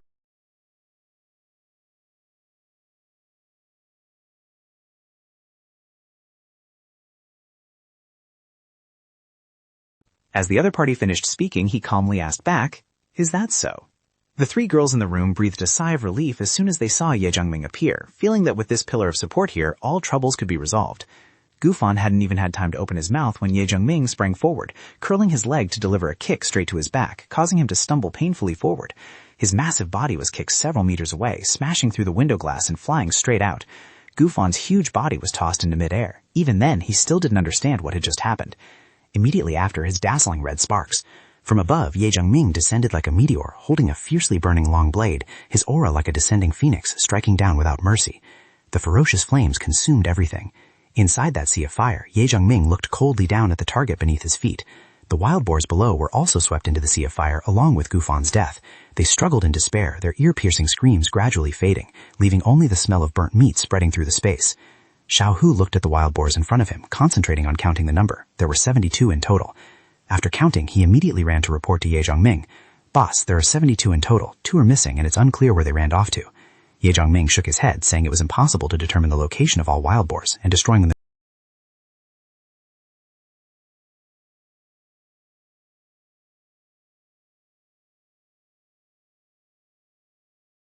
Ye Zhongming explained that certain parts of the wild boar could be used to craft local evolution items, and they were all precious materials. Xiao Hu didn't understand much of it, only feeling even more admiration for him. Ye Zhongming could only smile helplessly, then asked, "Weren't you wanting to eat wild boar meat?" Xiao Hu, drooling with craving, nodded repeatedly, saying, "That's right, there's so much meat here." Mo Ye patted his shoulder and told him to take the motorbike to pick up Yue Daiyin and the others to help. "We will go find salt and wood, then process this meat for long-term preservation." Ye Zhongming nodded and smiled. "I'll leave it to everyone. I'm going to rest for a bit." Although it was hard to tell from a distance, his complexion was very poor right now. Clearly, he was exhausted. Everyone quickly dispersed to work, and Xiao Hu briskly ran off to pick up Yue Daiyin. In the large courtyard, Liang Chuyin and Piao Shuyin were hanging pork over a large height, using fire to roast and smoke it. In another corner, Xiao Hu, along with Xia Lei and Mo Ye, held knives to prep the meat. Yue Daiyin and the rest started on the meat preservation process. Everyone focused on their own tasks. Ye Zhongming was resting in the room, chewing on the pork everyone brought. 2 other wild boars were tied up on the ground. He pondered deeply about the terrifying power of the dual-element seal bladesman, but also realized that his spiritual power had been depleted too much.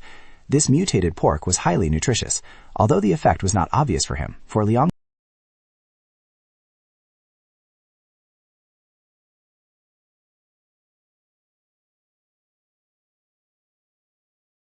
Looking at the bag of magic crystals, Ye Zhongming's mood improved significantly. Suddenly, Di Huangwan stared intently at Ye Zhongming with puppy-like eyes, surprising him a bit. Ye Zhongming looked at the magic crystal on its forehead. The color was fading. Could this fluctuation be a sign of evolution?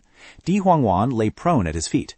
Ye Zhongming observed patiently. It seemed there were no abnormalities. He just needed to wait for it to wake up for the evolution to be complete. Suddenly, the sound of arguing rang out from outside. It was Mo Ye disputing with a group of strangers. Ye Zhongming opened the door and stepped out, seeing Mo Ye facing off against 2 people. He looked at them and asked who they were. There was no aura of evolution on these 2. They were just ordinary people. The 2 hurriedly explained, "My name is Jia Min, and he is Dai Ming. We come from the new base." Hearing the phrase new base, Xia Lei immediately sprang up. A speculation flashed through her mind. Could it be the base established by the new district government? If so, he might be there too. Mo Ye looked at Xia Lei, then turned to the 2 men, saying they needed to investigate clearly first. If it was a base, the management would certainly be very strict.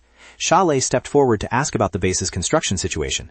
The 2 honestly said it was established by the artillery battalion and the new district government, gathering people from the administrative building, soldiers, and survivors in the area.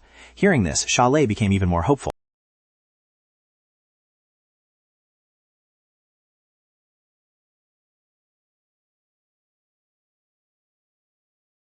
Ye Zhongming glanced at her, then turned to ask the other 2 if they were out hunting. The 2 nodded, explaining that the new base had just been established, facilities were lacking, and supplies were extremely scarce. If they didn't find food or magic crystals themselves, they could only starve. Xiao Hu continued asking what they were doing here. The taller man hesitantly said he guessed they also intended to go to the new base area. He claimed they knew the way and could lead them in, and after entering, they would guide them on some matters to avoid being scammed. Xiao Hu, usually a bit simple-minded, was alert this time, sternly asking if they needed guides when they had hands and feet. Hearing this, the fat man became even more worried, saying that the outside of the base was currently surrounded by zombies and mutated beasts, so ordinary people couldn't enter at will. Ye Zhongming spoke up, demanding they explain more clearly. The 2 didn't dare hesitate, frankly stating that currently, entering and exiting the base required going through the sewer system. It could hold many people inside, but the pipes were intricate, and newcomers could easily get lost. They wanted to be guides, and also because they were thinking about those 2 pieces of meat. Ye Zhongming calmly replied, agreed. 2 pieces of meat for each person, but they had to stay and help process this pile of meat before leading them into the base. Hearing this, the 2 sighed in relief. Dai Ming smiled wryly and said thank you, while Jia Min explained further that they were also desperate, as there were many mouths to feed at home. Ye Zhongming said to hurry up and process the meat. They couldn't take it all, so it should be divided.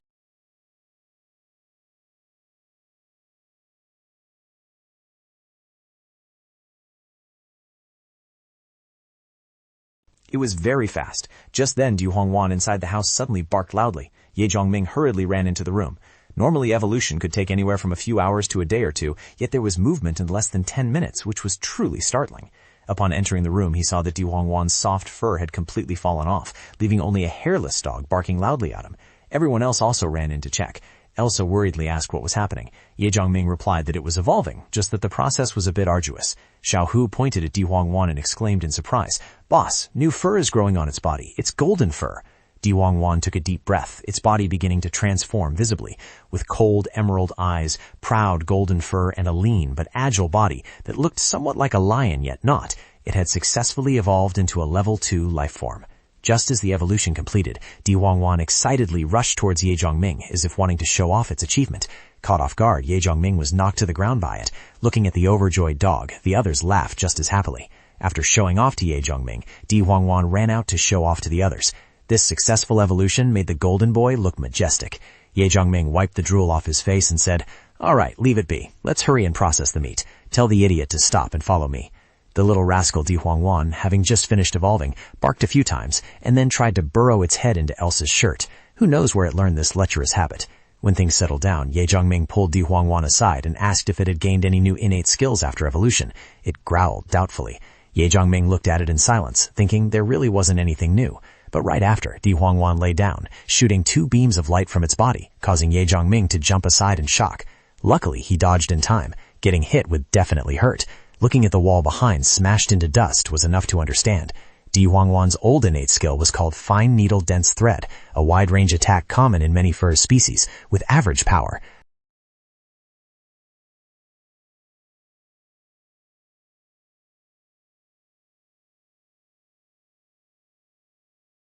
On the rooftop of a high-rise building, a man wearing a green military uniform was standing and observing the surroundings. Then, from afar, a very strange scene appeared before their eyes. A few people were lighting a fire to smoke a pile of wild boar meat in front. He knew clearly that a freak used to exist in that farm, but now that person was dead. The wild boars he raised, which used to rampage outside the base, had now become food for others. A man who looked knowledgeable stepped up, smiled, and asked the company commander in front what was happening. The person called the company commander turned his head and replied, "Chin K. Don't call me that anymore. Now everyone is just a member of the base. It's all just for a bite to eat." The man laughed and said, "Then don't call me Chin K either. Just call me Chin Wu." After saying that, Chin Wu's gaze swept over the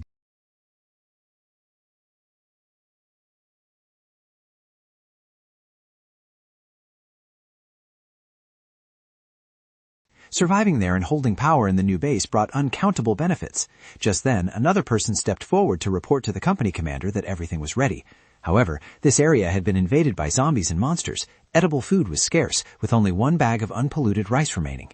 In compensation, there were 7 or 8 barrels of bean oil and some dried noodles.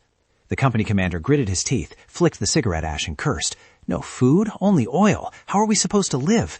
He crushed the cigarette butt under his foot and shouted angrily, "Is this all we got from the hunt this time? The 10 magic crystals we earned still have to be handed over." Suddenly, he thought of the group that had just killed that pig-raising monster. Didn't they also have a huge harvest? If those people were willing to join the base, the strength of this place would certainly increase significantly. Thinking this, he glanced toward Ye Zhongming's group. And if they didn't submit, the dozens of wild boars and more than 10 magic crystals in their hands, if those fell into the base's hands, who knows, he might be able to exchange them for a bottle of evolution potion. Dreaming was still just dreaming. Even if death might be imminent, he picked up his gun and turned back to the base, telling Chin Yu, who was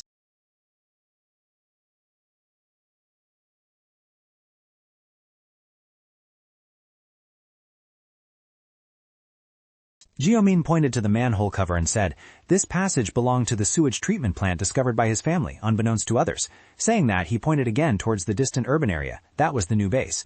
Sure enough, outside the new base, a dense crowd of zombies was packed together. This base would later develop into the Yunshan War Corps, but half a year later it would be completely annihilated. Jiaomin explained the situation while leading the way. Life in the current base was very difficult. The unseen areas still had many level 2 mutated zombies. As he pushed the manhole cover open, Jiaomin mentioned that creatures resembling Ye Zhongming's dog, with white crystals on their foreheads, would occasionally attack the base, and people died every time. Elsa, hearing this, anxiously asked Ye Zhongming if leaving Di Huangwan alone to guard that amount of meat was okay. Ye Zhongming smiled and replied it was fine. The vicinity was originally the territory of wild boars, so there were very few zombies, and besides, they couldn't carry all the meat anyway. While chatting, Jiaomin and Daiming opened another manhole cover. They also carefully reminded everyone to be careful, because mutated worms or mutated rats often appeared in the sewers. Ye Daiyuan heard this and anxiously asked if it was that dangerous. How should they handle it if they encountered them? Jiaomin shook his head and said they had to resign themselves to fate. Starving to death inside the base was even easier. Fortunately, the creatures in the sewers were afraid of fire, so holding flashlights would be safer. Ye Zhongming nodded and ordered the departure. The group entered the sewer one by one. The air in the sewer was quite stifling, but there was enough room to move. As they walked, Jiamin mentioned there were 4 sewer entrances to the base, all guarded by soldiers, who might charge a fee to strangers. But everyone didn't need to worry, the fee wasn't high. Food or weapons were best, just a little bit was enough. Ahead, turning left, was the west entrance. Opposite Jiamin's group, another group of people was also approaching. The two sides quickly ran into each other. A person in the other group smiled sinisterly and asked, "Weren't you going out hunting? How was the harvest?" The people behind him stepped forward, reaching for Jiamin's bag, asking to see what good things he found. Jiamin tried to resist, but it was futile. The bag was snatched away. Looking at the stolen bag, his heart felt like it fell straight into an abyss of despair. The group opened the bag and saw it.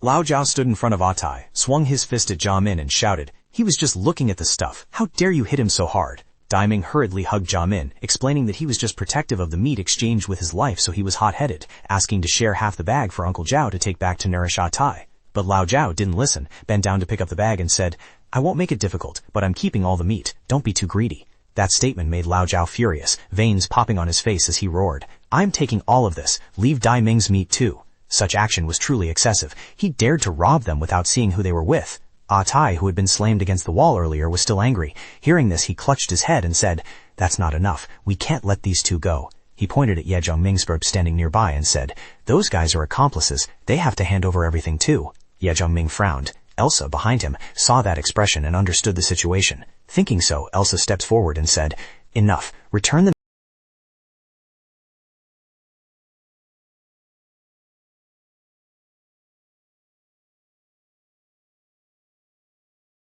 Atai rushed forward, swinging his club and shouting, "Go to hell." Elsa calmly dodged. Before the club could touch her, she delivered a powerful kick to his stomach, causing him immense pain. She followed up with a second kick to Atai's chin, sending him flying several meters. To fight against an evolver, one must know their own limits. Seeing Atai kicked away, the rest started to feel fear, but anger made them reckless. They screamed and rushed towards Elsa together, intending to take her down. Ye Zhongming said coldly, "Chu Yin, finish it quickly. I have no patience for these people." Elsa nodded and replied, "Yes," completely disregarding the mob. Indeed, in just a moment, Elsa finished them off, standing there dusting off her hands nonchalantly. In front of her, the group lay scattered, groaning. That was the price of stupidity. Ye Zhongming didn't bother to pay attention. The obstacle was gone, so he led everyone to continue. Old Zhao was still conscious, only able to watch them leave, wondering if he had met an evolver. Today was truly unlucky. Walking a bit further near the exit, Jiamin pointed ahead and said, "Those were the guards, just follow us." Before going out, Ye Zhongming reminded everyone to get used to this. Similar things would happen frequently. Some things look like small objects, but in this world they can be exchanged for a life, so robbery and murder are no different. If Ye Zhongming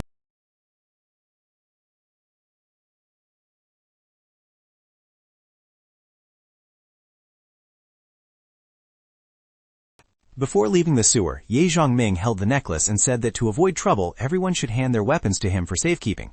Everyone immediately handed over their gear. After collecting everything, the group's journey continued. Stepping outside the base, warm sunlight still shone down on the buildings ahead. A hand reached up from under the manhole cover and pushed it open. Ye Zhongming's group climbed up one by one to breathe the outside air. Finally, they had set foot in the new base.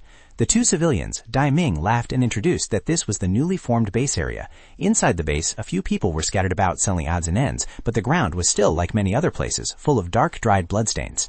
Jiamin turned to Ye Zhongming. After being helped, he was less apprehensive and smilingly invited the newcomers who didn't have a place to stay yet to follow them to the other side, where there were still many empty houses. Ye Zhongming did not refuse. At this moment, Shalei suddenly spoke up, saying she would not go with them anymore because she had to go look for her husband. Although Mo Ye was a bit reluctant to part, she understood clearly, so she just hugged Shalei, and then they went their separate ways. After that, Shalei turned around, waved goodbye, and left. Ye Zhongming did not stop her, but just silently watched her go. Personal matters still needed to be dealt with first. He asked Jiamin if there was any place selling supplies and daily necessities. Jiamin pointed to the south, saying that necessities were very easy to find. At the intersection in the south, there was a small market with all sorts of things. One only needed to use a little food to exchange. Ye Zhongming lowered his voice.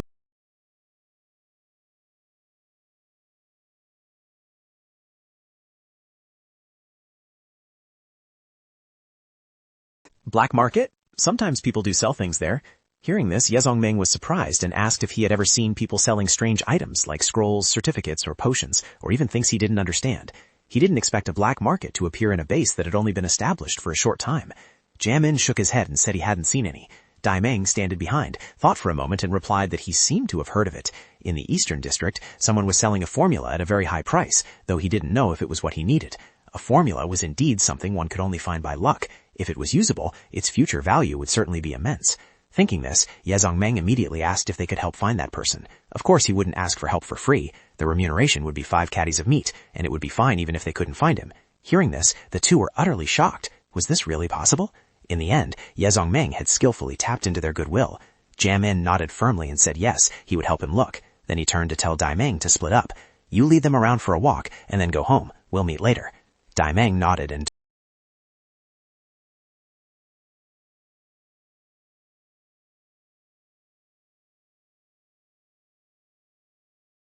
Piao Shouying rushed over and grabbed Ye Zhongming's sleeve, pointing in a nearby direction and saying, Zhongming, look over there. Following the direction she pointed, there was a girl who was originally very beautiful but now looked extremely miserable, her clothes tattered and torn. Elsa also looked over and saw another girl lying by the road, her outfit somewhat revealing. Piao Shouying also appeared confused, because next to that girl were 2 others who looked like twins. These people are truly too naive. Ye Zhongming coldly asked Piao Shouying if she was prepared to kill people yet. Not just one, but many people. Exchanging food and killing for personal safety, did she really want to give them food? Ye Zhongming looked at Piao Shouying seriously, catching her off guard with a question, not knowing how to answer. Daimin beside them nodded and explained further that Brother Ye was right. Sometimes having too much food in hand is not a blessing but a curse. In the past few days in the new base, people were killed every day, mostly because they carried food. A bite to eat is more precious than gold. Without it, you starve to death, but with too much, you easily lose your life. Becoming an evolver is truly a rare stroke of luck. Elsa stepped forward and patted Piao Shouying's back to comfort her. Along the roadside, everyone was listless and tired. The trading here was incredibly bleak. Ye Zhongming stepped forward to exchange with a seller. Elsa stood next to Piao Shouying, looked at him, and sadly said that if it weren't for him, perhaps they would have fallen into the same situation as those women. Just then, 2 other individuals approached. Ye Zhongming immediately took notice because their aura was very familiar. They were evolvers. These 2 had tall builds, ferocious faces, and carried an arrogant and aggressive air. Ye Zhongming immediately asked Daimin who they were. Daimin lowered his head, pursed his lips, and replied that they were Yue Chao and Yang Shilong, both of whom were evolvers.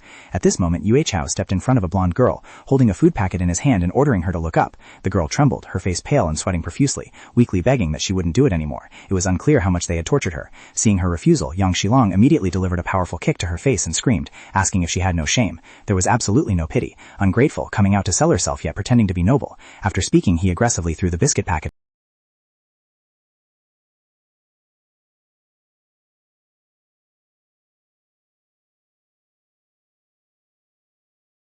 Piao Shouying asked in astonishment how they could do such a thing. Is forcing others that fun? Elsa was also stunned because that woman was clearly not willing. Ye Zongming shook his head and explained that if evolvers didn't gain any benefit, ordinary people would only be tortured to death. Those 2 had certainly done this before, which is why she refused in such fear. Daiming nodded and sighed, saying, Brother Ye is very right. Those 2 animals basically don't treat ordinary people as humans. In the past few days, 3 or 4 women have been tormented to death by them. That is how evolvers live in the space. Hearing this, the 3 girls' faces turned extremely unsightly. This place was indeed too cruel. As he spoke, Daiming spat on the ground, filled with hatred. If it weren't for the fact that all 3 roulettes are controlled by them, how could they be so arrogant?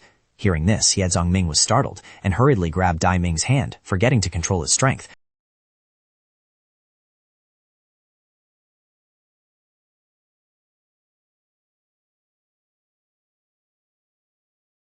Everyone in the base knew there were 3 roulettes. Before they were guarded, many people had come into contact with them. Ye Zongming asked what level the roulettes were. Daiming scratched his head and replied that they were probably level 1 and level 2. The zombie crystals outside the city were gray-white and white. The pure white ones were definitely level 2.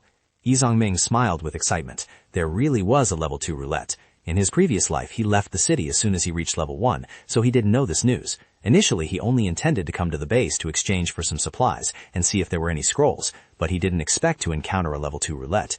He looked at a nearby vendor, tossed him a piece of wild meat, and said, I'll take this whole pile of blankets. Night fell over the city, a damp and moldy heat enveloping everything. However, the later it got, the cooler the weather became, making the air a bit more pleasant. In the abandoned building where Daiming's group was staying, the 3 girls were starting a fire to prepare dinner. Xiao Hu was chopping wood nearby, while Jia Min and Daiming were rearranging their belongings. Yi Zongming stood still observing. Seeing this temporarily sufficient life, he suddenly remembered a problem. Although they were all evolvers, lacking green vegetables in their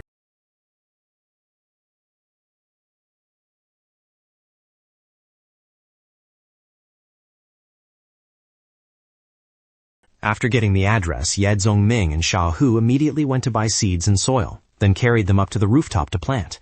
Busy all evening, when they finally finished, Xiao Hu let out a sigh of relief and slumped onto the ground, his whole body covered in mud.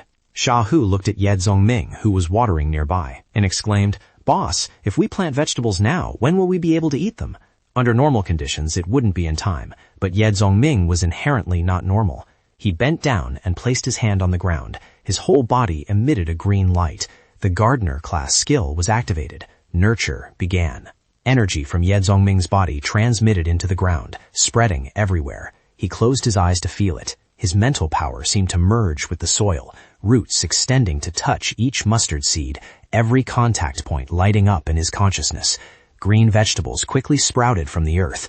Xiao Hu looked at the scene before him and couldn't help but curse. "This thing is too terrifying. You can even cheat like this." Ye Zongming slowly sensed the sprouts and continued to transmit more energy, repeating it a few times to experiment. Finally, he let out a long breath. It seemed to be complete. The sprouts before his eyes had emerged, even though the planting time had been less than 10 minutes. In just such a short time, his mental power had been consumed by more than half, but this experiment was very worthwhile. It meant that in the future, he would not lack vitamins and micronutrients and would no longer have to worry about nutrition.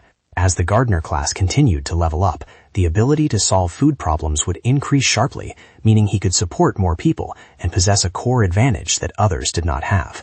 Having dealt with everything, Ye Zongming called Xiao Hu to follow him downstairs. Xiao Hu looked at the sprouts before his eyes and asked curiously, "Boss, is this a skill of your secondary profession? What exactly is your second class?" Ye Zongming calmly replied that it was gardener. Xiao Hu excitedly asked back if it was for planting.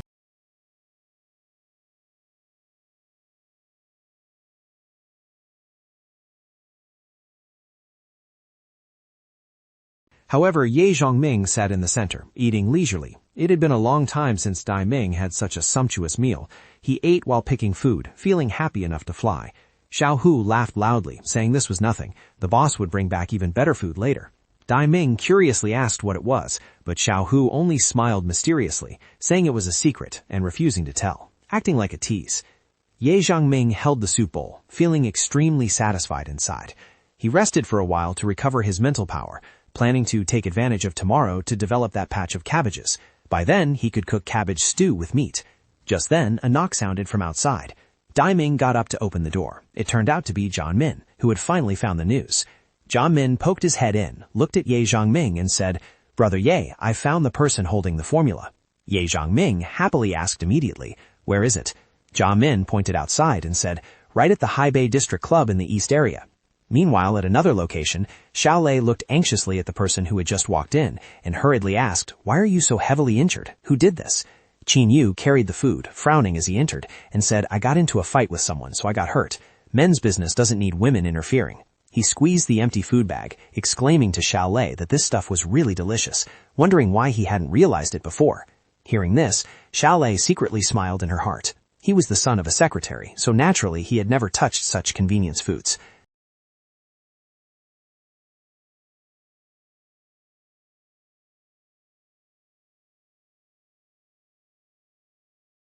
Finding Qin Yu like this is truly troublesome. Suddenly Qin Yu knelt down, clutching his chest and crying out in pain, causing Xiao Lei to panic.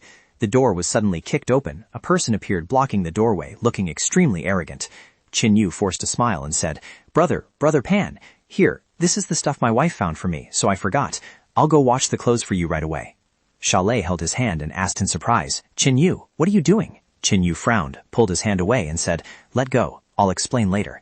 The man called Brother Pan stared at Xiao Lei, making her uncomfortable, but his gaze was clearly focused on her body. His eyes became increasingly indecent, unconsciously licking his lips, revealing a vulgar, lecherous look. Today, Pan suddenly acted lenient towards Qin Yu. He laughed and said, "Fine, I'm leaving first." After saying that, he left, leaving Qin Yu bewildered. Xiao Lei looked at his retreating back, a bad premonition rising in her heart. It seems she can only go find Xiao Zha's group to see if she can carry a gun for self-defense. Elsewhere, that guy Pan was with young Shilong, enjoying a massage in a certain area, letting beautiful girls serve them. The woman who looked like the manager of this place looked at Pan lying on the bed and asked with a smile, "Brother Pan, have you seen that trash Qin Yu's wife yet? Is she as incredibly beautiful as I said?" Today she asked about his whereabouts, so that's how I knew she just arrived at the base. Pan grinned and said, "She really is beautiful. No, I must..."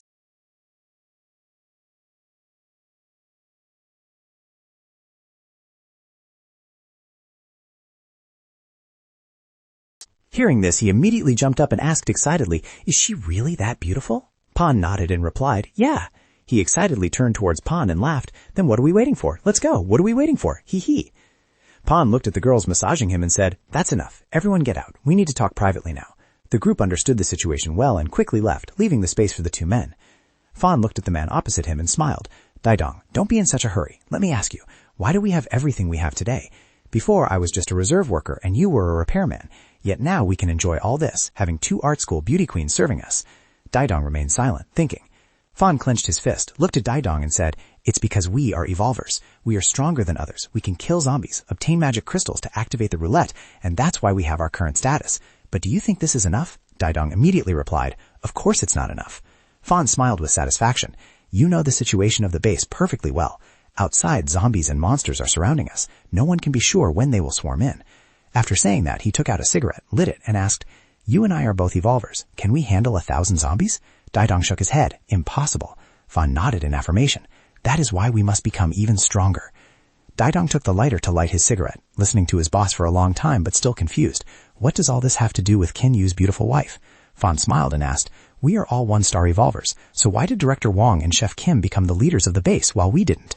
Daidong pondered and said, "Because they have skills. They also have people and guns under their command. They're too formidable." Fan continued, "Their skills are strong. When the base is in danger, they have the highest survival rate. The magic crystals hunted or good items in the base are all taken by them first. We only eat the leftovers. Don't you think that's true?" On a mountain 5 kilometers away from the base, there is a place guarded by zombies and beasts. There are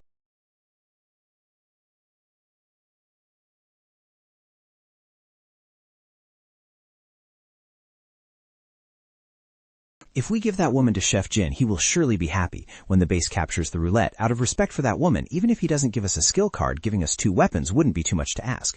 Daidong heard this and slapped his thigh, shouting loudly, "Damn it, Brother Fan, you hit the nail right on the head. Let's do that. Let's go find that woman." Fan shook his head and said, "It's too late. I'm afraid you won't be able to hold back. We'll make our move tomorrow, and once it's done, we'll take her straight to Chef Jin. Those people are about to die and don't even know it."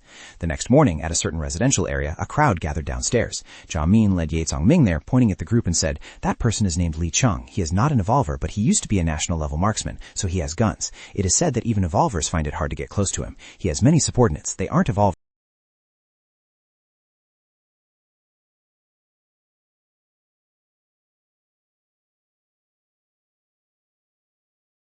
The price was too high, so no one had closed the deal yet. Hearing this, Ye Zongming asked why they didn't just rob him.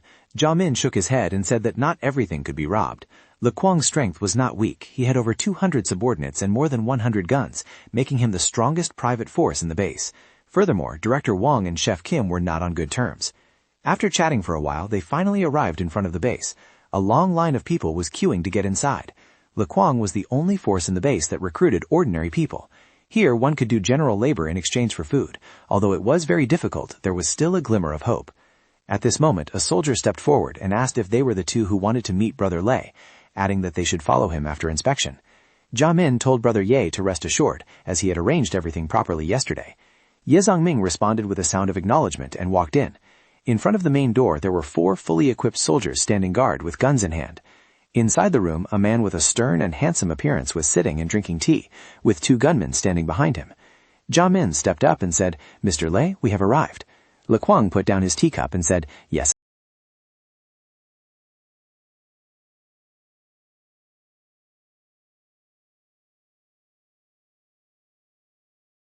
Li Cheng waved his hand and a soldier approached with a laptop. On the screen was the formula. Ye Zongming quietly looked it over. "Yeah, confirmed, it's real." He smiled and said, "Mr. La, just name your price."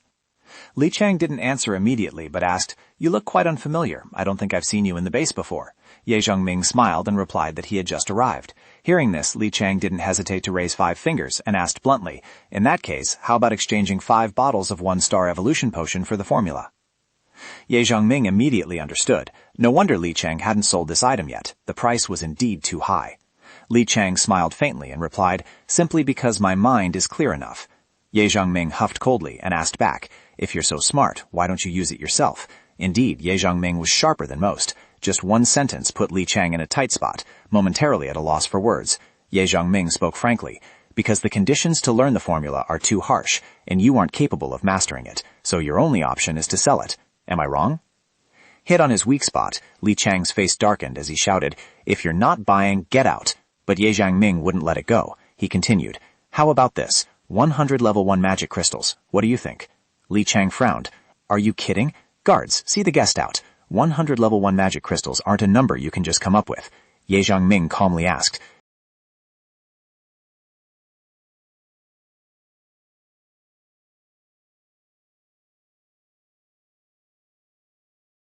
Li Qiang stared at the bag of magic crystals in his hand, his expression turned solemn. They were indeed real magic crystals. Having so many proved that the other party was by no means ordinary. Thus, he agreed to lead Ye Zhongming to the location of the roulette. It was an area located deep within the base. Guards were strictly posted on both sides of the roulette. Li Qiang looked at Ye Zhongming and invited him in. The two of them stepped forward. While Jiamin was still stunned in front of the roulette, Ye Zhongming quickly observed and analyzed. Since the best formula had already been taken, it now only required 6 level 1 magic crystals to spin. Apart from the 1-star evolution potion, there was nothing else of value left on the roulette. Director Wang and Chef Jin left Li Qiang in charge of the roulette, because without the formula, it was no different from a level 1 roulette. Ye Zhongming dropped the magic crystals in, and the roulette slowly began to turn. The needle stopped right on a bottle of evolution potion. Li Qiang watched with envy. This kid's luck was always good, while he had spun it so many times without winning a single bottle. At this moment, Li Qiang's subordinate approached to signal him, but he shook his head, indicating it wasn't necessary. Despite possessing strong firepower, Li Qiang still sensed a dangerous aura emanating from the opponent. Ye Zhongming's standing position seemed casual, yet it unintentionally blocked the firing angles of the subordinates. Ye Zhongming managed to spin out 3 bottles of evolution potion. He handed them to Li Qiang and said that 3 bottles were enough, and he accepted the deal, as their value was too great. But immediately after, Ye Zhongming added that he would only give him 1 bottle of evolution potion, accompanied by a good gun. Li Qiang glared at him furiously, struggling to keep his cool, and asked, "A good gun? Are you kidding me? What kind of gun haven't I seen? Do you have a Barrett or something?" Ye Zhongming didn't answer. He simply opened the bag on his back and took out a gun, leaving Li Qiang stunned in amazement. He had clearly been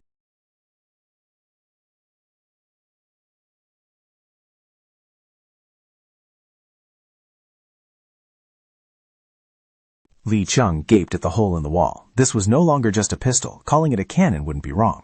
Ye Zhongming added that with 1 evolution potion plus this gun, if he agreed, then they would trade. If not, then forget it. With this kind of power, Li Qiang naturally happily accepted. The transaction completed, Ye Zhongming quickly returned to the temporary base. Dai Ming, who had stayed behind, had already prepared food waiting for them. A plate of green vegetables was brought to the table. The girls' eyes lit up as soon as they saw the vegetables. It was real vegetables. The cabbage was so delicious. It had been so long since they last ate fresh vegetables. After eating, Ye Zhongming took out an evolution potion and gave it to Jiamin. Jiamin trembled as he received the potion, tears uncontrollably falling, repeatedly saying thank you. This thing was too precious. Even in his dreams, he didn't dare think he would one day possess it. Ye Zhongming stood up and told everyone to go back to their rooms to rest, warning them not to overeat, as there would be no shortage of vegetables in the future. Returning to the room, Ye Zhongming immediately took out the formula to study. The technical requirements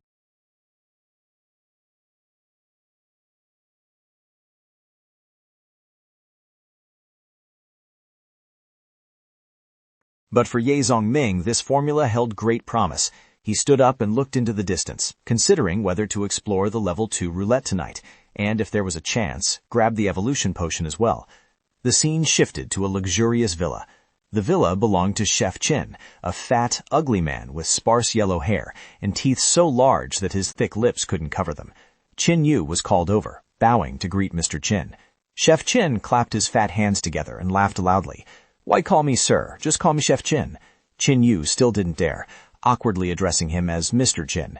Chef Chin plunked down onto the chair and said, "I have heard of Secretary Chin's reputation for a long time. It is a pity he did not survive the first mutant tide. Little Chin, I heard today that your lover crossed a city full of zombies to find the base. She is truly a rare woman." Hearing this, Chin Yu's whole body stiffened. He looked at Chef Jin nervously, not understanding how he knew about this.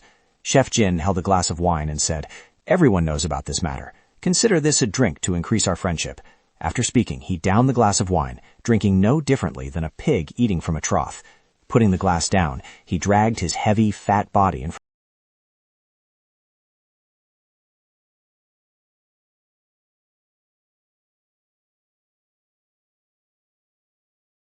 but right now he could only try to suppress it. He simply didn't have the qualifications to resist.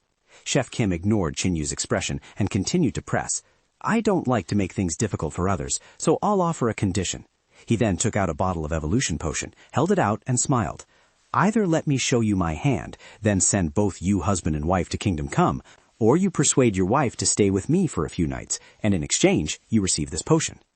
The one-star evolution potion had a terrifying allure. Injecting it meant gaining superior strength. This was an item for the privileged class.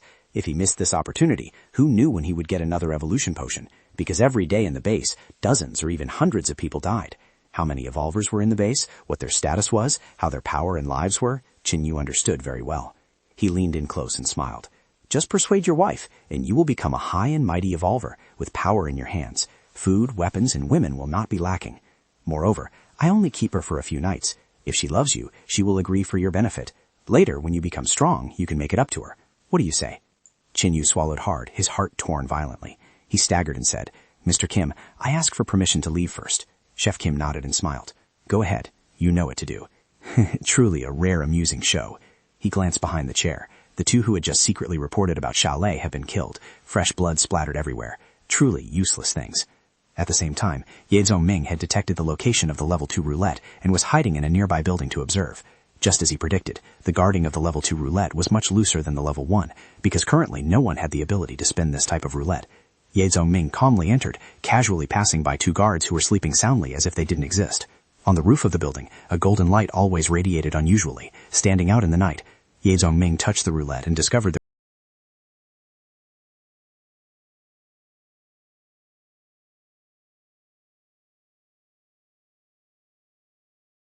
Ye Zhongming's gaze was locked tightly onto the stone carved with the blue character prominently displayed above.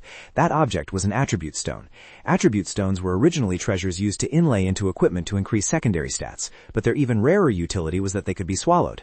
This edible property was discovered entirely by accident in his previous life. When a stone-embedded weapon was destroyed in combat, the stone shattered and was left behind. A survivor on the verge of starving to death mistook the stone fragment for rice and in a panic swallowed it. Unexpectedly, he miraculously revived, and his strength skyrocketed, all thanks to the attribute from the stone he had eaten. News spread, and people realized that attribute stones could provide energy when consumed. Their value immediately soared, becoming objects of fierce contention. According to the normal progression, attribute stones would remain obscure for another 4 or 5 years, and their true value was not yet known to anyone. This was an opportunity for Ye Zhongming to hoard a large quantity. He took out all the magic crystals he had brought with him, except for keeping at least 5 level 2 magic crystals to craft puppets. This amount of level 2 magic crystals allowed him to spend 6 times. Hitting just one of those 2 items once would be profit enough. That would be considered a big win. The roulette began to spin slowly, and the moment of evolution opened up. At an underground sewer within the base, 2 thugs who had just dragged a woman back to rape were looking down. One of them swore angrily that she was too weak. She had died before he could even enjoy himself, and now in the middle of the night he had to carry the corpse out to dump it. The other sighed helplessly. The weather hadn't turned cold.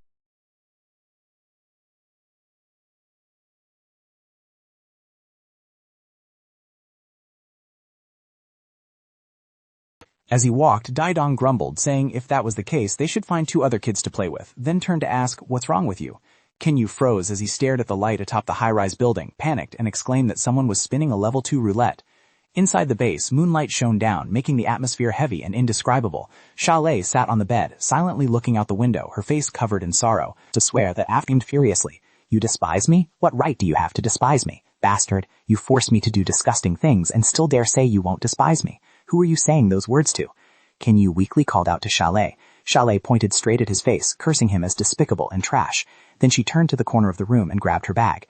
Kinyu panicked and asked where she was going. Xiaolei snapped back that she would go anywhere rather than stay with him. He made her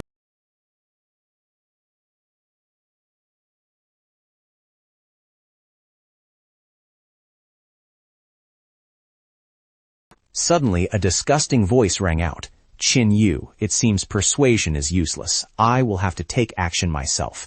Xiaolei looked out the door. Seeing that brazen face, she immediately recognized that scum. She turned around, jumped into the air, and delivered a kick towards Chef Jin's head. But not having evolved yet, Xiaolei was completely no match for him. Chef Jin simply raised his hand and caught her leg. He gently tossed her backward, laughing. If negotiation fails, then today I will change my taste. As soon as Xiaolei fell, she was held down tightly by another hand. The The scum stepped forward, holding Shalei's hand, and bowed his head pleadingly to Chef Jin. Mr. Jin, go ahead. I am holding her. Please don't forget my potion. Shalei angrily kicked Qin Yu away. She couldn't beat Chef Jin, but an ordinary person was still manageable. Qin Yu was kicked away, and Shalei immediately seized the opportunity to jump to the ground with her bag. She pulled out 2 bottles of evolution potion, asking angrily, "You want this, right? You betrayed me just for this? Open your eyes wide and look. Is this it?" Chef Jin and Qin Yu were simultaneously stunned. Evolution potions were rare, yet she had kept 2 bottles. Qin Yu lost control, revealing his filthy nature, screaming, "You wretch! Why didn't you say you had the potion earlier? If you didn't want to give it to me, why take it out? Have you ever considered me your husband? Now you dare hide it from me? I really misjudged you." Shalei opened the potion cap, sighing, "You are beyond saving." Seeing she was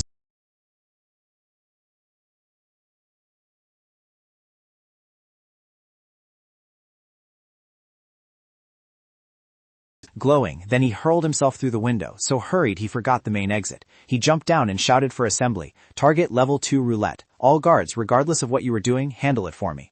Over here, Ye Zongming was patiently waiting for the roulette to complete. This moment was suffocatingly tense, the rushing noises signaling an approaching incident. Ye Zongming stared intently at the spinning roulette needle, but finally success was near. From today, Ye Zongming would be the winner in the base. He bent down, dropped the last magic crystal into the roulette. This was the final chance. It had to be fast. Outside, Chef Jin's quid had caught up at all costs. The life and death race began. The roulette continued to spin. Ye Zongming watched anxiously, urging in his heart, faster, faster. The roulette needle stopped. This time it landed exactly on the evolution potion. The balcony door was kicked open. Fortunately, the evolution potion appeared just in time. Chef Jin's group rushed in, pointing guns and shouting at Qin Yu to stand still, hands behind his head. Ye Zongming looked at them coldly. The evolution potion vial was taken out, the potion resting snugly in his hand. The pressure in Ye Zongming's heart lifted significantly. Finally, he had it. The people behind were not blind. Realizing it was a level 2 evolution potion, this guy actually spun it. Chef Jin became increasingly impatient, screaming orders for his subordinates to open fire and kill Ye Zongming. Ye Zongming immediately turned around, dashing behind the roulette. Bullets continuously hit the roulette, but the thing was completely unharmed, not even a scratch.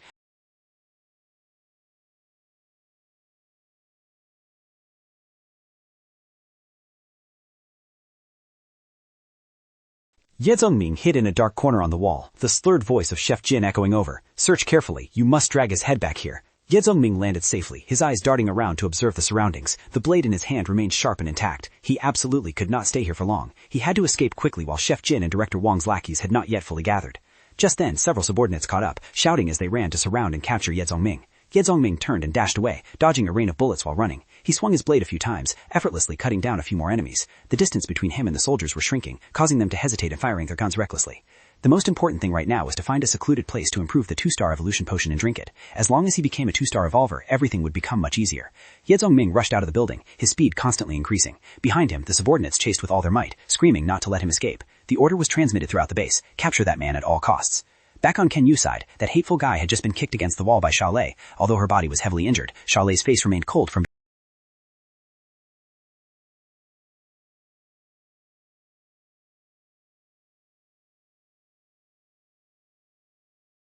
It was ironic that someone with no blood relation was willing to give her such a precious thing. Meanwhile, the man who had signed the marriage certificate with her, who was supposed to protect her, had betrayed her for a bottle of evolution potion. The comparison was cruel and disgusting. Shalei opened the potion bottle and poured it all into her mouth. The empty bottle fell and shattered, just like the trust in Shalei's heart had been crushed.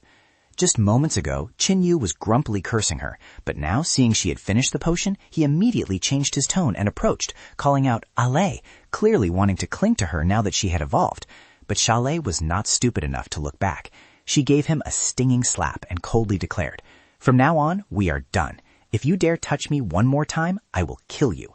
Having said that, she turned and left. Qin Yu clutched his face in panic, asking where she was going. Shalei raised an eyebrow and replied, "I discovered there are people more worth following than you." In the city, the soldiers chasing Ye Zongming ran in chaos, the noise growing louder by the moment. Ye Zongming was hiding and observing. Enemies were everywhere, front, back, left, and right, leaving absolutely no escape route. He looked at the evolution potion in his hand, feeling frustrated inside. If he had just 10 minutes, he could have improved it and completed his 2-star evolution. Just as he peeked out slightly, a group of people ran towards him, shouting and chasing. Ye Zongming clicked his tongue in annoyance. Truly persistent as leeches. chased again. If he couldn't open a breach, he would be in big trouble once the encirclement closed. Out of options, he used the loot from Pearl Lake, the Hellhound summoning card. Summoning cards were very common types of cards, capable of instantly increasing combat power and favored by survivors because they helped boost strength in the blink of an eye. The Hellhound appeared, instantly burning a nearby soldier to ashes. The hunters were stunned, then simultaneously pointed their guns at it. The pack of Hellhounds roared amidst the hail of bullets, rushing to attack the remaining enemies. As one wave of pursuers fell, another appeared. Yedzongming ran until he was exhausted. He placed his hand on a tree trunk and activated the primary coalescence exchange art. The tree immediately deformed.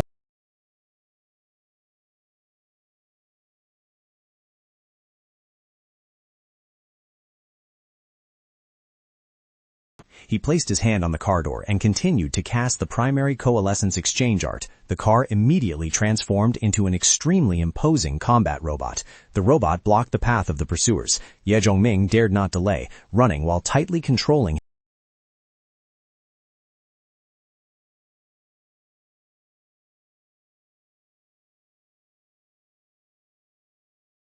In an abandoned building, another group of pursuers burst in to search. The order was very clear: better to kill the wrong person than to let the target escape. On the outskirts, Director Wong and Chef Jin were on the move. One was handsome, the other so ugly it was an eyesore. Chef Jin told Director Wong that the population around here was too dense. The person holding the evolution potion only needed to hide in a building to be extremely hard to find. He also understood clearly that after tonight, the issue wasn't whether they could find Ye Zhongming or not, but whether Ye Zhongming would come looking for them.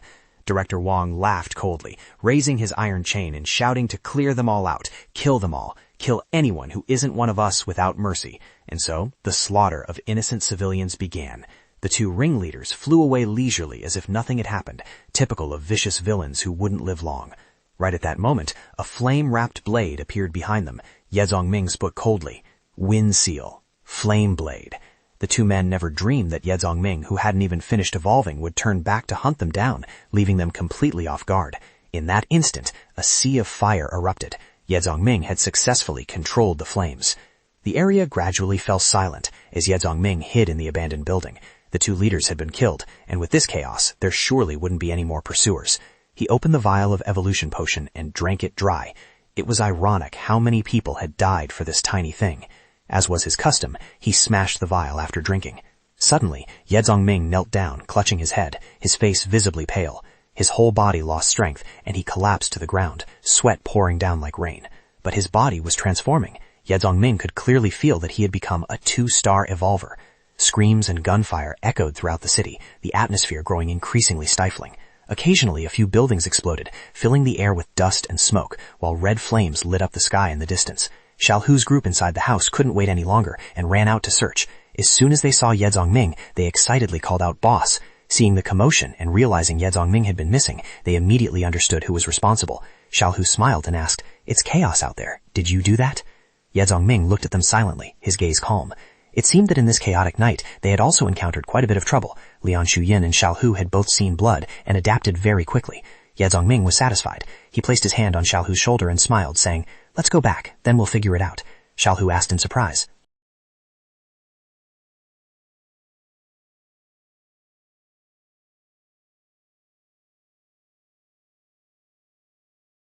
Not long after, everyone gathered. Jiamin and Daimin stood at attention in front of Ye Zhongming. He spoke up.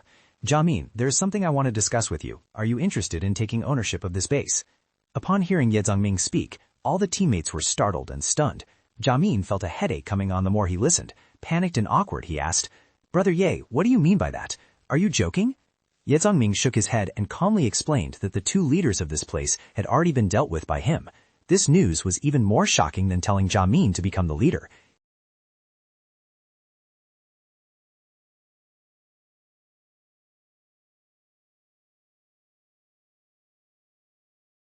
He walked up to Jiao Min, placed a hand on his shoulder and smiled, asking if he dared to accept it. Jiao Min was overwhelmed by the favor, stammering that he wasn't an evolver. Ye Zhongming shrugged, replying that if he wanted it, there would be a way. Jiao Min looked at Dai Ming, who was so scared he had slumped to the ground, then worriedly said he didn't have many subordinates. Ye Zhongming chuckled lightly, saying the most abundant thing in this base was idle people. Jiao Min still trembled, saying he didn't have management experience either. Ye Zhongming smiled coldly, replying that management experience wasn't needed here, only killing experience was. Jiamin stared at Ye Zongming, struggling internally with chaotic thoughts. Finally he conceded slightly, asking Brother Ye why he chose him. Daiming beside them nodded, saying he could do it too. Ye Zongming touched his chin and laughed, saying just because he liked it, he found Jiamin pleasing to the eye, so he believed he could do it. Jiamin made up his mind, bowed his head, saying he agreed, then asked what he needed to do for him after taking over. Ye Zongming replied to just take power first, then they would see. Now he had to go meet someone else. With that person's support, Jiamin's burden would be lighter. Ye Zongming's teammates were full of questions, wondering since when his connections were so wide. In another area, the earth-shattering explosions in the city made the other faction panic too. Li Qiang's group hid behind the trench, cautiously observing the situation outside.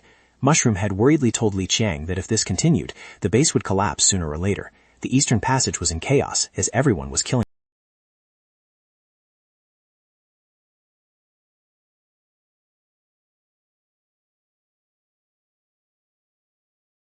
Li Qiang was startled, pointing his gun at him and shouting, "Who is it?" Li Qiang could not forget this face. Moreover, thinking of tonight's riot involving the level 2 roulette, only this person fit the bill perfectly. Having thought it through, Li Qiang lowered his gun and asked, "The deal is done. What do you still want with me?" Ye Zongming secretly praised him, then looked at Li Qiang and smiled, saying, "Brother Lair really has sharp eyes to guess it so quickly." Not beating around the bush, Ye Zongming held up one finger and said, "I need you to help me with something." Li Qiang smiled forcibly and replied, "Just say it," feeling certain in his heart that the person before him was indeed an evolver. Outside the base, zombies began to gather, signaling that a major attack was imminent. A man stepped forward, his aura indicating he was a high-level zombie. The zombie beside him looked at the base and mumbled, "Good stuff inside." The man, looking like a demon, raised his hand toward the base and roared, "Dig! Charge!" Behind them, giant sandworms appeared one after another with ferocious appearances. Following the sandworms were countless zombies forming a terrifying wave of attack.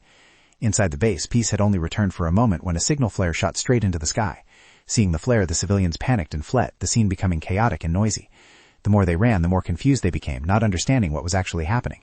On the high platform of the square, Jiamin stood next to a row of torches, holding a megaphone and looking down. While everyone was still suspicious, he loudly called for order, telling them not to run around and to bring out all lighting sources. Jiamin reassured everyone that the base was still safe, zombies hadn't broken in, and everything would stabilize soon. He requested men with families under 30 years old to separate and follow him to put out the fire.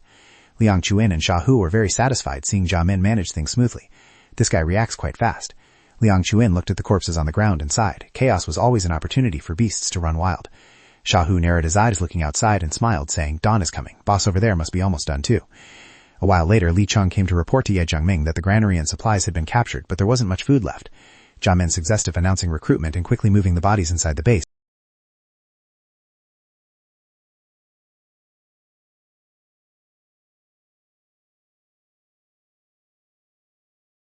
Accustomed to Ye Zongming's way of doing things, Jiamin dared not delay and immediately went to execute the order. Just then, the ground shook violently. Ye Zongming cursed, knowing it was too late, and immediately ordered Jiamin to organize the evacuation of civilians in the southern district. He told Daiming to lead Li Qiang's men to block the southern routes, set up obstacles, and be ready to seal off the area if the situation deteriorated. Ye Zongming turned to ask Li Qiang how he was adapting to the one-star evolution potion. Li Qiang raised his hand to signal he was fine. Then Ye Zongming's group, including Mo Ye, Xiaohu, and Li Qiang, quickly rushed towards the sandworm. As they ran, he explained that a sandworm was approaching, and the base's survival depended on them. The sandworm is a mutated creature with simple power but immense physical strength and force, specializing in rapid burrowing. The current tremors were caused by them breaking through the southern wall. Li Qiang asked in horror what that thing was. Ye Zongming replied that peacetime constructions weren't strong enough and would collapse sooner or later. Xiaohu worriedly asked, if the wall collapsed and monsters poured in, how could they stop them? And why was Boss Ye so kind today? Ye Zongming looked at the distant tremors and coldly said he wasn't being kind. He just still needed this base.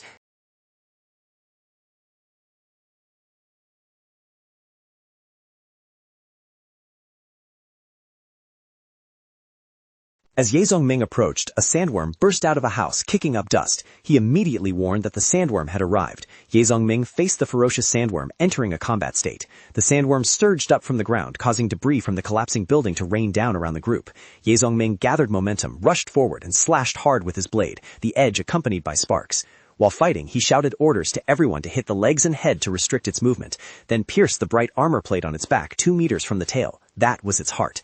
Having said that, he immediately demonstrated, riding on the sandworm's back and stabbing down hard with his knife. Black blood sprayed out. Ye Zongming dodged to the side to avoid the blood, reminding them that it was a neurotoxin. Getting hit by it would stiffen a person's body for 2 days. As soon as he finished speaking, the sandworm beneath him collapsed, and the ground around Xiaohu shook violently. Xiaohu looked at the scene in excitement and exclaimed, "Boss, your skills are truly—" But before Xiaohu could finish his sentence, the ground right beneath their feet suddenly bulged up, cutting him off. 2 more sandworms simultaneously burst from the ground, rushing to attack. Everyone immediately entered combat readiness. Another sandworm appeared behind Ye Zongming's group, forming a dangerous pincer formation. Ye Zongming shouted loudly, "I'll handle 2 of them. The rest is up to you all. Either kill them or be killed." With those words, he rushed straight towards the 2 sandworms with an overwhelming aura. Li Chong was sweating like rain, thinking fearfully in his heart, "Is Ye Zongming mistaken? Those are all level 2 sandworms. 5 1-star evolvers facing 3 of them like this is too reckless." But Li Chong had just joined.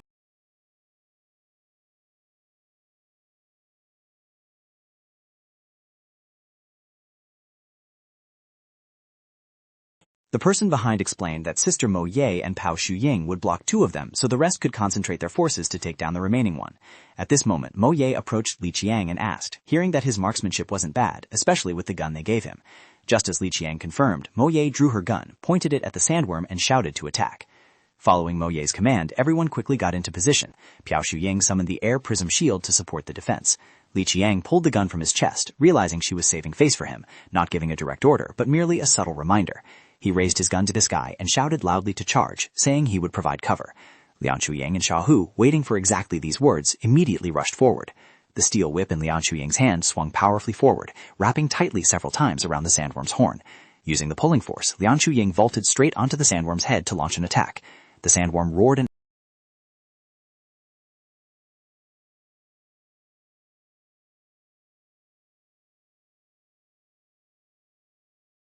Her landing spot was perfectly positioned right at the heart of the sandworm, one knee down, blade raised high. Realizing the danger, the sandworm roared and lunged forward, its sharp teeth capable of tearing its prey to shreds. Li Qiang showed his mettle, immediately firing continuously to cover Liang Chuyen. The cannon fire deflected the sandworm's attack, creating an opportunity for Liang Chuyen to swing her blade with full focus. The blade plunged straight into the sandworm's body, piercing the armor, causing black blood to spray out. Thanks to standing in the blind spot, Liang Chuyen avoided the poisonous blood, and one sandworm was neatly destroyed. At the same time, Pao Shuying summoned another air prism shield to help Mo Ye block a sweeping strike from the sandworm's leg. Xiaohu seized the opportunity to climb onto its tail, repeatedly stabbing his blade into the sandworm's body. When the opponent collapsed, Xiaohu gleefully called out, "Captain, we're done here!" Coming right there, Ye Zongming was sitting on the head of another sandworm observing, his eyes revealing a look of satisfaction. Their coordination far exceeded expectations. Taking down one meant the remaining 2 wouldn't last long either. Suddenly, a violent crashing sound erupted behind Ye Zongming, accompanied by a series of noises that would make anyone pale in the apocalypse. Looking into the distance, Ye Zongming saw zombies swarming in densely at an astonishing speed. Even if they finished off the remaining sandworms, there wouldn't be enough time to reinforce the ruins. The situation was extremely critical. Xiaohu had not yet realized the danger and continued to pour his strength into stabbing the last sandworm. He turned and smiled at Ye Zongming, saying, "Captain, I'm coming to support you." But as soon as he looked over, Xiaohu froze. The sandworm had already been taken down, and Liang Chuyin was treating Mo Ye's wounds. Xiaohu asked in astonishment, "What happened, boss? Where are the 2 you were dealing with?" Ye Zongming replied, "Finish them." Liang Chuyin wiped the blood from her face, frowned, and asked, "Why did you have to help over here? We could handle it ourselves." Normally he wouldn't interfere, but this time Ye Zongming pointed outside and said, "It's urgent. There's no time left." Following his hand, everyone moved to the outer edge. In the distance,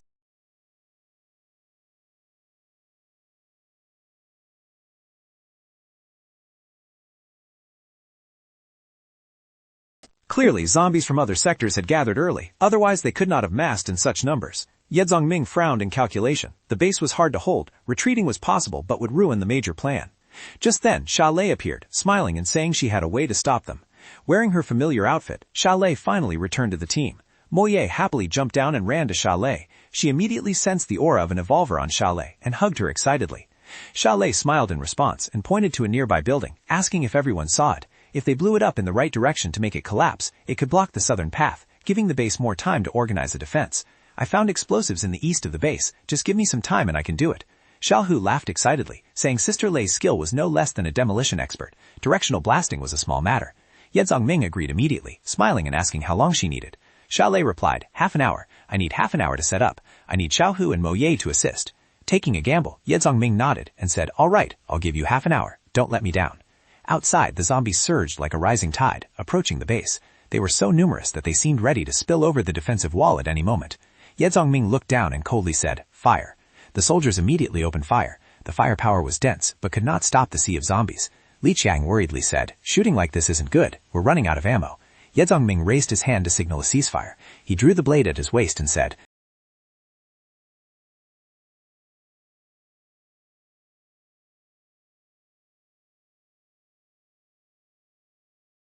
The blade traced a fiery arc through the air like a red-hot scythe.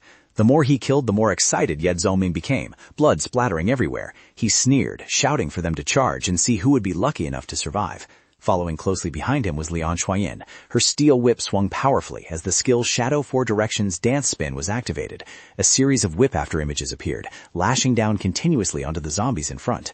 When Ye Zongming first jumped down, the group was initially hesitant, but seeing his teammate also rush into battle, their blood immediately boiled.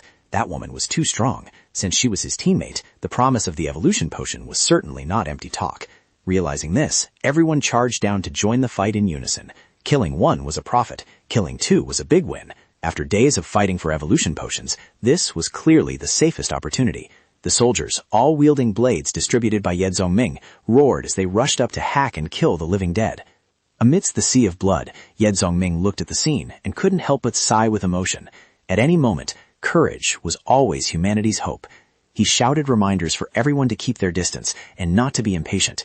Once surrounded by zombies, it would be extremely dangerous. Beyond blade range, kicks could be used to create distance, but one had to pay attention to the striking angle.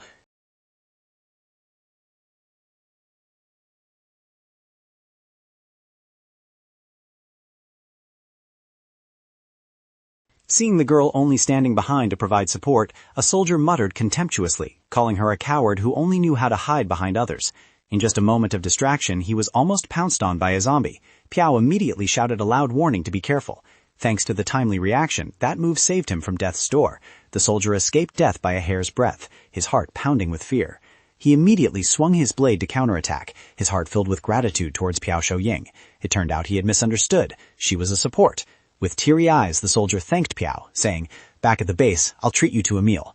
In the apocalypse, treating someone to a meal was a luxury, but Piao was not interested at all. She thought to herself, "The rice I eat is accompanied by level 2 mutated beast meat. You couldn't afford to treat me even if you worked for a lifetime." Realizing her thoughts were becoming more and more skewed due to Liang Chuyin's influence, Piao spat on the ground to dismiss the thought. She really had been spoiled by her. Thinking of Liang Chuyin and her teammates fighting outside, Piao silently prayed for everyone's safety.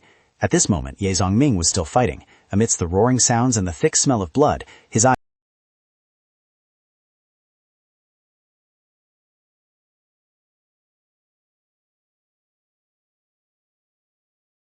He rushed forward, clutching his blade, screaming for revenge. "You dared to kill Agui! Die!" The purple demon opened its mouth, awaiting its prey. Seeing this scene, Ye Zongming broke out in a cold sweat. That guy was too reckless. He immediately shouted a warning. "Watch out! Don't be impulsive!" The moment the blade touched the purple demon, its body transformed from a four-legged beast into a long-haired demon. Its eyes were sharp and cold, its fangs jagged. It spewed a stream of pink mist towards the soldier. The pink mist enveloped him, gradually covering his eyes, nose, and mouth before he even understood what was happening. When the mist completely covered his body, he knelt down, clutching his head and screaming in agony. The pain tormented both his body and mind. His eyes rolled back and veins popped out. He frantically grabbed his knife, wanting to end his own life, screaming, "I want to die!" Seeing the purple demon torture a living person to that extent, Ye Zongming angrily rushed forward, cursing, "You bastard!" Suddenly, tragic screams rang out. Ye Zongming momentarily couldn't grasp what was happening. Before everyone's eyes, a horde of bizarre mutated creatures appeared, causing everyone to panic. Even chickens have mutated? The swarm of mutated creatures charged at the soldiers. A big-faced monster stuck out a tongue like a tree branch, piercing through a human chest. Mutated chickens used their sharp beaks to pierce soldiers' hearts. The battlefield was left with only screams of despair. Seeing the chaotic situation, Ye Zongming shouted to stabilize morale. "Gather here!" Everyone hurriedly ran towards him. He urgently asked Piao Xingying how much time was left. She started and replied, 11 minutes left. Hearing that number, everyone broke out in a cold sweat. Ye Zongming raised his hand to encourage them. "Xu Ying, cover me, I'll block them. Everyone, don't be afraid, fight and retreat at the same time." He exerted all his strength to destroy the zombies in front, trying to buy every second. He turned back and shouted to the people behind, "Li Qing, provide cover for everyone." Li Chang used his binoculars to observe, then his face turned pale.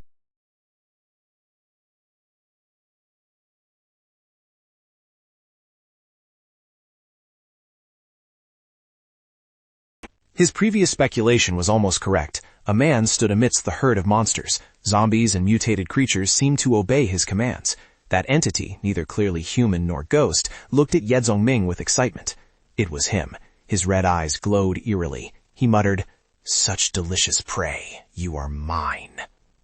On Liang Chu-yin's side, she was still fighting desperately. Blue light flashed around her, 4 directions black tortoise shadow. After unleashing the move, she fell like a kite with a cut string due to excessive exhaustion. Using this move twice had reached her limit. She told herself she had to be stronger. As she fell, Liang Chu-yin felt someone embrace her. Seeing Ye Zongming made her heart tremble slightly. Before she could react, she was spun around and thrown by Ye Zongming to Teacher Piao to catch. Teacher Piao panic-strickenly caught Liang Chu-yin. Ye Zongming shouted angrily, "Say another word and I'll strangle you."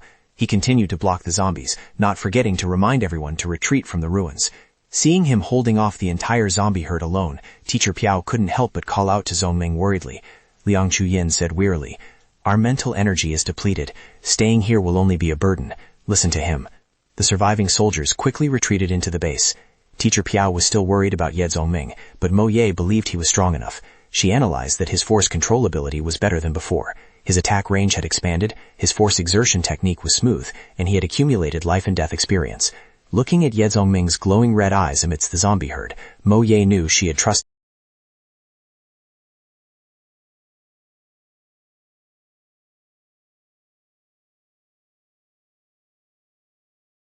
Blocking that many monsters, that's truly inhuman.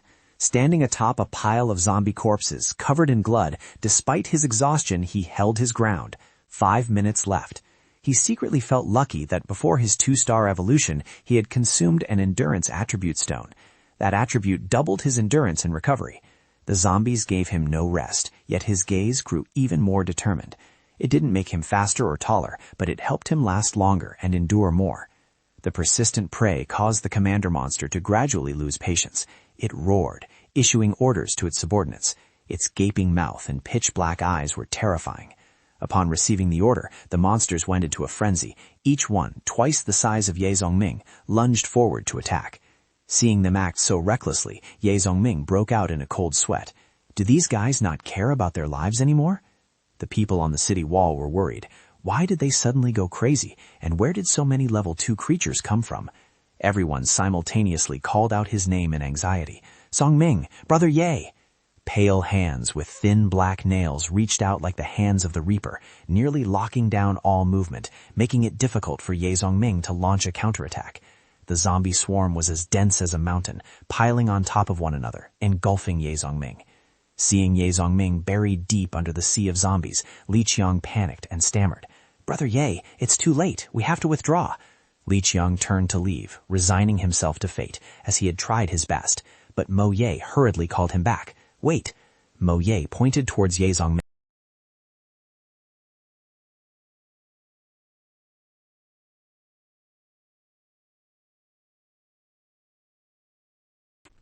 It was over. The horde of zombies was swallowed by Ye Zongming's ferocious flames. The red glow of the fire covered the entire sky. Ye Zongming exerted all his strength to throw off the zombies still clinging to his body. He stepped out of the sea of fire, rubbed his neck, and exhaled a faint stream of smoke, looking both cold and arrogant. Ye Zongming surviving and walking out of the mountain of zombies stunned everyone time and time again. Everyone stammered, unable to believe he was still alive. At that moment, the defense time ended. Li Qiang stood on the city wall, waving and calling out loudly, "Brother Ye, it's time." After the battle ceased, everyone immediately reinforced the perimeter walls to strengthen the defense, quickly filling sandbags and moving rocks up the wall. If there weren't enough rocks, they had to make do with other things. "You guys over there, quickly spread all the oil. Move fast." Xiao Hu's group, after a long time of resisting and destroying the last wave of zombies, finally had a moment to catch their breath. They finally retreated. Continuing to fight would be too disadvantageous. Seeing the zombies retreat in an orderly fashion, Xiao Hu suspected they were being controlled by someone. Did everyone hear that long screech just now? Hearing Xiao Hu say that, Chu Yin suddenly remembered. Every time that screech resounded, the monsters obediently retreated. If there really was a commander, it was indeed Orying. Mo Ye didn't want everyone to be exhausted and speculating wildly, causing morale to drop, so she reminded them.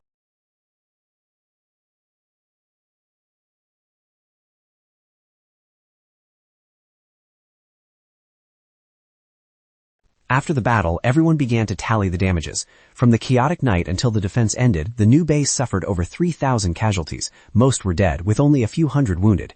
The zombies surely wouldn't return tonight, as they had been beaten into terror. Someone asked Li Qiang if the ruins area on the other side still needed guarding, and he replied that everything had been arranged. The red-haired guy raised his hand to speak. There is one more issue regarding those wounded in today's defense battle. According to Brother Ye's instructions, they have all been tied up.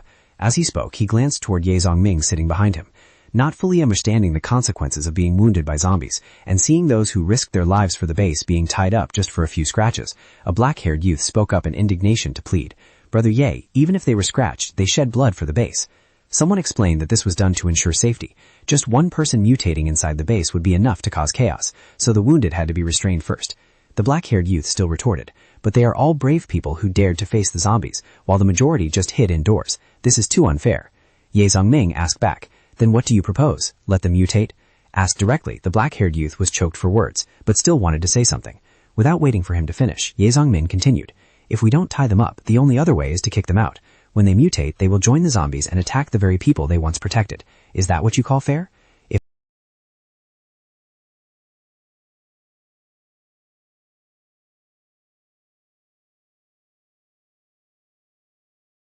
Ye Zhongming continued, "Gather those without relatives, then distribute evolution potions to those who fought alongside us today, alright?" Ye Zhongming sat down in front of the black-haired young man, smiling and saying, "Draft a notice in the base. Tomorrow I need 1,000 people to follow me out of the city. They will be provided with food and water. Their families will also receive benefits, and good performers will even have a chance to receive evolution potions." Ye Zhongming held the black-haired young man's hand to reassure him. "I will teach you how to manage a base. Just rest assured." Ye Zhongming placed a bottle of evolution potion into the black-haired young man's hand. "I won't stay here to be an idler. Later, this place will be handed over to you, but while I am still here, you must listen to me." In the midst of the apocalypse, it was rare for someone to still keep a kind heart, so Ye Zhongming trusted this young man to manage the base in the future. Xiao Hu asked in confusion, "Boss, isn't it good here? Why do we have to leave?" Xiao Lei answered for Ye Zhongming, "Because he has a bigger goal." Ye Zhongming turned to ask everyone, "According to you guys, what is the biggest advantage of this base, and where does the disadvantage lie?" Thinking for a moment, Chu Yin replied that this place had many people and could train many standard warriors to form a strong fighting force. That was the biggest advantage. Xiao Hu also contributed. "The base has 3 roulettes. This is definitely a huge advantage. As for disadvantages, weapons and ammunition are too scarce, and our forces are still thin."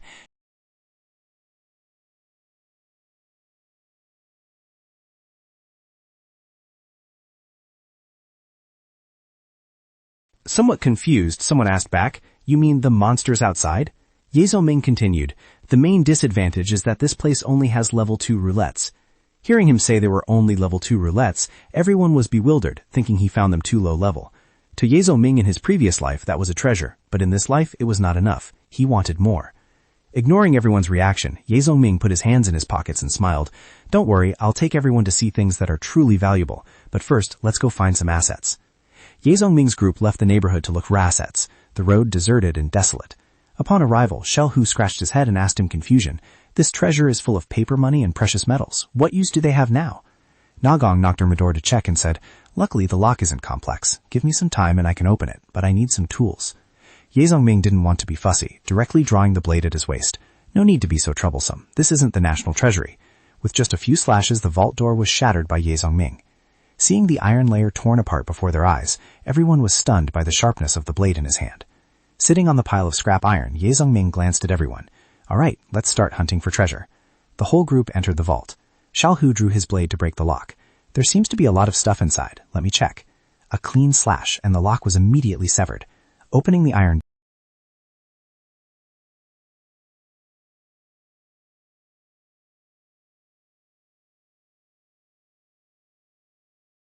"Precious stuff!" Xiao Hu's eyes shone like stars, stroking the gem in his hand. Xiao Lei, standing nearby, estimated the price. A piece like this is probably worth about 2 million. Hearing this, Xiao Hu got even more excited. "Then aren't I rich?" Xiao Lei glanced at him with disdain. "Idiot. Nowadays, 2 million is just a few kilos of paper." Ahead, Ye Zongming walked with a pensive expression, hands in his pockets. Chu Yun followed behind, anxious and sweating, asking, "Zongming, what exactly is good in here?" Ye Zongming stopped in front of safe B18 and asked Chu Yun, "Do you remember the 2 evolvers we met at the market?" Remembering the two big, treacherous-looking guys, Chu Yun replied angrily, I remember, those two bastards. Their background wasn't good. They were trusted henchmen of the two former base leaders. One of them hadn't died yet and happened to run into me. To save his life, he revealed some quite useful information to me. Saying that, he pulled a rectangular box about a meter long out of the safe. Seeing the box, Mo Ye exclaimed in surprise, This long? What is it? Looking at the box in Ye Zongming's hand, Mo Ye guessed, This is a gun case. With this length, it must be a sniper rifle. Ye Zongming placed the gun case on his lap and tried to open it. Everyone around watched with anticipation. Just as Mo Ye speculated, inside was a sniper rifle that astonished everyone. Xiao Hu cheered excitedly. 88A! Wow, the accessories are really complete. It has both mechanical and optical.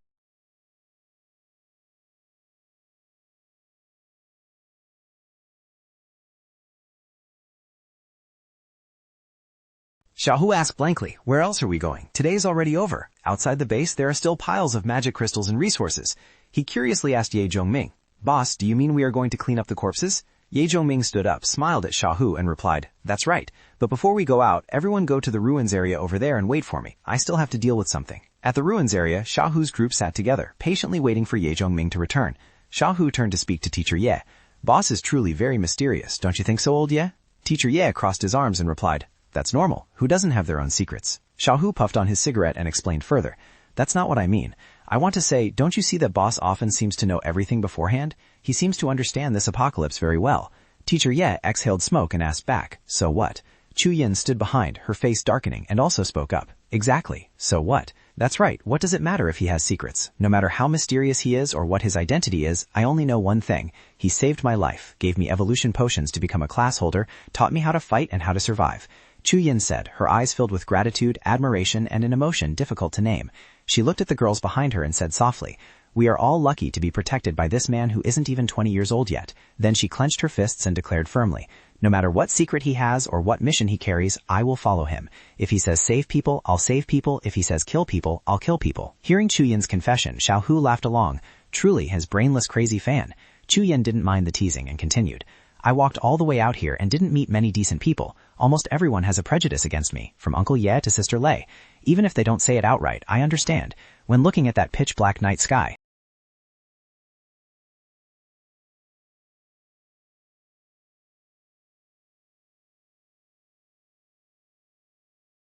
The musician held a cigarette in his mouth with a heavy expression. It's all in the past. Ever since he saved me from that cold, humiliating building, just like the others, this old life of old Ye is considered his. Xiao Hu scratched his head, stammering. I was just curiously asking why Boss is so mysterious. You guys are about to turn me into a bad guy. Xiao Hu stood up abruptly with determination. I will definitely follow Boss. Everyone has a class, only I don't. Besides, Boss promised to take me to see some good stuff, and I haven't seen it yet.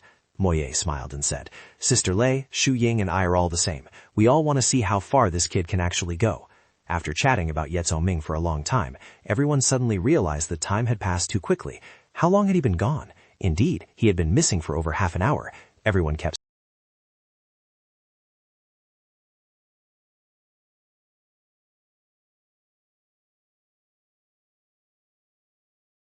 Is it this big? In front of him was a pit full of piled-up zombie corpses, the stench of gas rising pungently. Ye Zongming stood silently thinking. Having a place to dispose of bodies wasn't strange, but the number of corpses here was too high. In just one day of zombie attacks, this many people had died. The newly established base had suffered such terrible losses in such a short time. Ye Zongming encountered 2 mutated buffaloes and immediately drew his blade to act. With one decisive slash, the buffalo's head instantly separated from its body, and the mutated buffalo's blood gushed into the pit. The bald man lying sprawled on the ground, seeing blood still dripping from Ye Zongming's blade, was scared out of his wits, fearing he would just slash once more and end his life. The bald man broke out in a cold sweat, trying to steady his voice to ask Ye Zongming, what do you want to do? Ye Zongming calmly replied, I just learned a new technique. The primary human puppet art needs about 500 kilograms of blood. These 2 mutated buffaloes are just enough. I'm new to it, so I'm not proficient yet. I need to practice a lot. That calm tone made the bald man tremble even more. He stammered, begging, Can you spare me? In the future, whatever you ask me to do, treat me like a cow or a horse. I will listen. I will be loyal to you. Ye Zongming held the blade and slowly advanced. Try asking those cold, rotting corpses in that pit. See if they will spare you. All right, next is your turn. Ye Zongming pointed the blade tip at the bald man, feeling the cold blade edge close to his head. The bald man was so scared he wished he could grow wings and fly away. Don't come over here.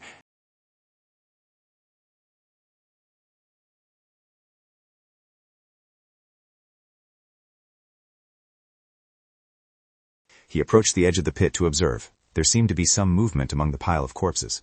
Looking at the blonde woman before him, Ye Zongming was stunned. Is it her? The person dragged away at the market? Ye Zongming clenched his fists in anger. The strong eat the weak. Killing is one thing, but torture is unacceptable. He jumped into the corpse pit and pulled the blonde girl up. Seeing her body covered in injuries and her breathing faint, Ye Zongming anxiously checked her. She was still breathing, but even if Piao Shuying used the sweet dew technique, it would be useless. Her bodily functions were exhausted, and her internal organs had failed. Death was almost inevitable. I need a dying person to complete the skill. I don't know what will happen to you later, but at least you will continue to exist in another way. The blonde girl in Ye Zongming's arms slowly opened her eyes. Ye Zongming continued. At least she...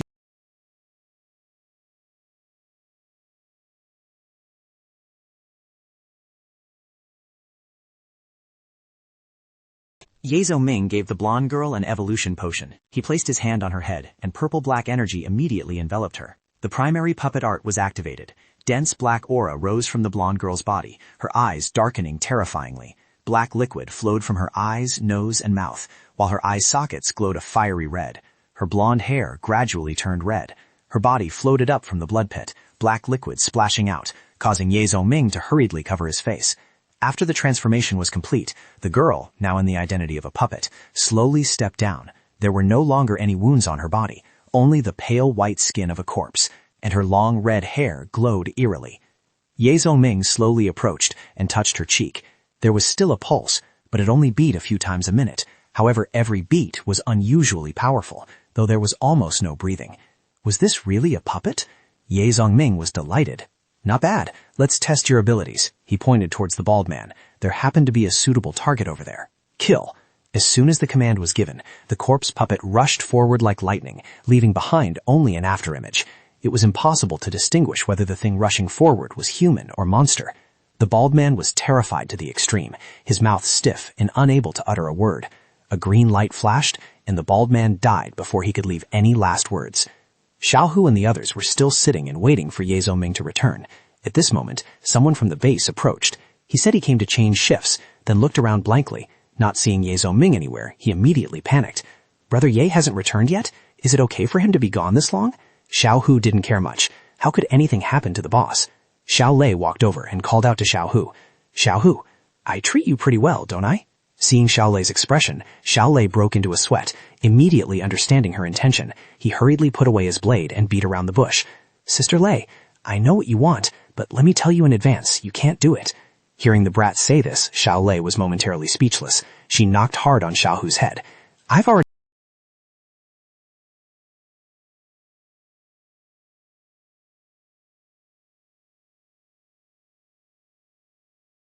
She kicked his hand. You stinky brat, you scared me to death. And everyone had to rush to intervene. Ye Zongming returned with a blade in hand, followed closely by Red Hair. Seeing the argument, he raised the blade and said, Isn't it just a blade? Everyone immediately cheered. Boss is back, Brother Ye. Ye Zongming handed the blade to Xiao Lei. Take it. Xiao Lei received the blade, filled with gratitude. Ah, thank you. Looking at the person following Ye Zongming, Chu Yin asked curiously, Zongming, who is that behind you? Zongming didn't introduce them immediately, but told everyone they would talk about it after returning. For now, they had to focus on the main task. Later, when we go down, our team will lead people to both sides to make some noise, and drop the meat we found while we're at it. Xiao Lei said to Ye Zongming, After attracting the zombies, I will go down to clear out the surroundings and try to create opportunities for everyone.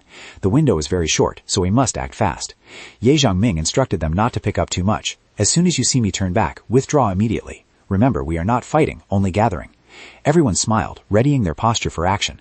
Upon the command to start, Ye Zongming led the way, and the group rushed down one by one. He ordered Chu Yin and the musician to provide cover with flashlights. As soon as they touched the ground, the blurry afterimage of Red Hair startled Xiaohu, who was stunned and cursed. What the hell is this? He stared in shock at Red Hair rushing into the herd of zombies. Its eyes were glowing red, and its hair had also turned red.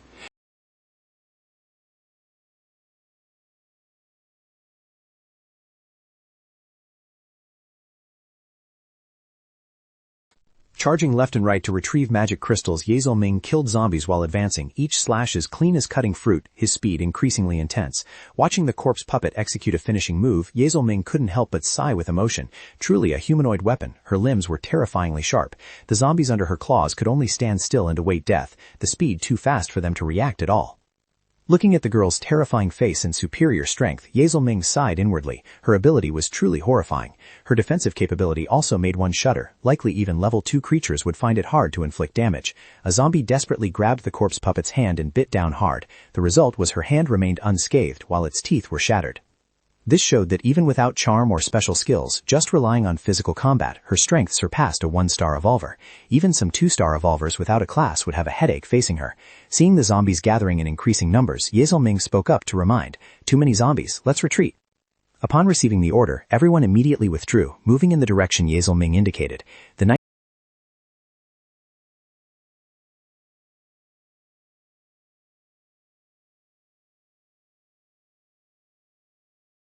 Mo Ye reported that they had collected over 1,000 level magic crystals, exchanging them for quite a few 1-star evolution potions. However, they only obtained a little over 20 level 2 magic crystals. After spinning 3 times and getting only common items, they didn't dare to spin anymore. Ye Zongming didn't seem too concerned upon hearing this. It's fine, keep them as reserves. Evolution potions aren't something you can get whenever you want. Just then, someone turned the doorknob and walked in. Jiamin entered the room and reported, "Brother Ye." Following him were a few soldiers waiting outside. Jiamin continued, "Everyone has arrived. They are the soldiers who survived the defense battle of the ruins." Ye Zongming took out the vials of evolution potions for everyone to see. "I'm sure you all know what these are." Looking at the potions on the table, everyone's eyes lit up.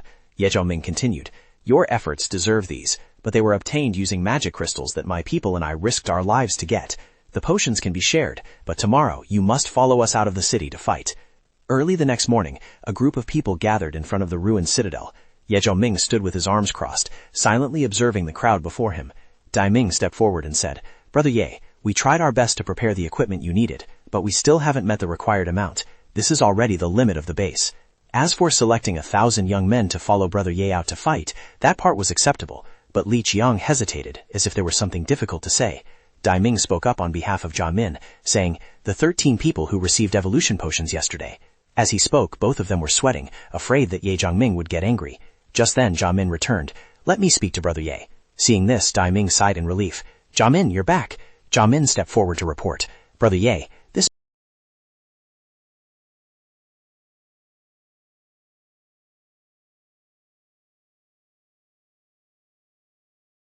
Hearing that, Ye Zongming's face darkened. "You don't know what to do? I already told you, you decide on the space from now on. For the past 2 days you only focused on construction. Didn't you think about how to handle those who refuse to submit?" Jiamin stammered. Before he could finish, Ye Zongming cut him off. "You must remember, there are only 3 ways to solve problems in this world."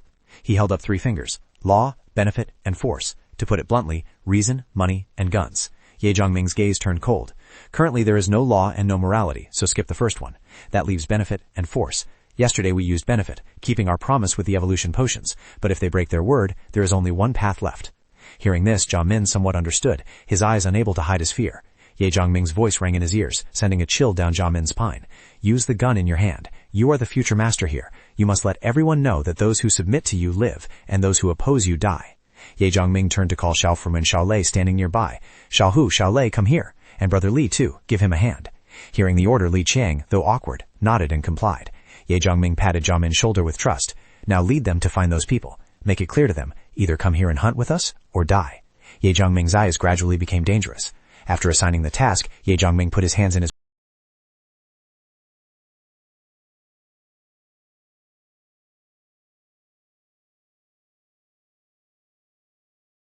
has been shot dead by me. Ye Zongming smiled with satisfaction. "Well done. There are 4 more left. Don't think this ends here. If you perform well today, you live. If you displease me, what I gave you will be taken back." Hearing this, everyone trembled in fear. "Yes, Brother Ye, we know our mistakes." Ye Zongming smiled faintly. "All right, let's move out."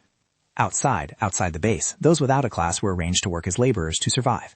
They followed orders to build and reinforce the base in preparation for the upcoming battle. Some dug the earth, others dug trenches, and some carried sandbags to stack into defensive walls. Looking through the binoculars at everyone working enthusiastically, Ye Zongming assessed. Compared to the current situation, the defense is acceptable. The progress is even faster than predicted. The three of them lay in ambush on the roof of a high-rise building, observing every movement below the base. Seeing that they had only been observing since they arrived, Mo Ye asked in confusion, "Aren't we here to lure monsters? Why haven't we acted yet?" Ye Zongming smiled lightly. "I'm waiting for someone." Hearing that, both of them were even more confused and asked in unison, "Who?" Ye Zongming answered vaguely, making people curious. "You'll know later." He stared at the blade in his hand, lost in thought. If I guessed correctly, the only species capable of controlling zombies and mutated beasts to attack the base at this stage is one kind. In the previous life, people called it the brainworm. It isn't very strong itself, just fast, small, afraid of death, and special.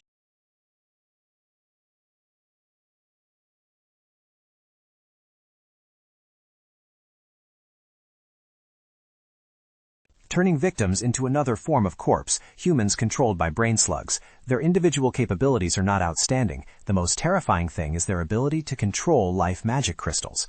All mutated creatures possessing magic crystals are influenced by the human corpses controlled by the brain slugs. He remembered the man from the other day and guessed the old man had been controlled. Suddenly, Yi Zhongming drew his blade and slashed his own arm. Seeing the blood flow, Mo Yi panicked and cried out, "What are you doing? Are you crazy?" Yi Zhongming just smiled without answering. "If we can't find it, then lure it here," Yi Zhongming said to the two of them.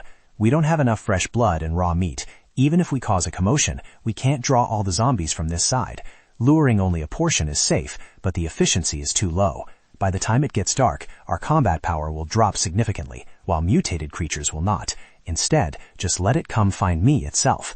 Mo Yi stammered, "What is it?" "It is the mastermind behind controlling the zombies and mutated creatures attacking the new base." Mo Yi pressed her eyes to the binoculars to observe the situation. In just a moment, from a few drops of Yi Zhongming's blood, a densely packed army of zombies and mutated monsters had drawn near the base. Yi Zhongming spoke up, "Let's go. They are coming." Chu Yin led a group of youths waiting for Yi Zhongming's team to return. Seeing Yi Zhongming and Sha Lei finally appear, Chu Yin's eyes lit up. They're back. Close behind the three was a horde of zombies.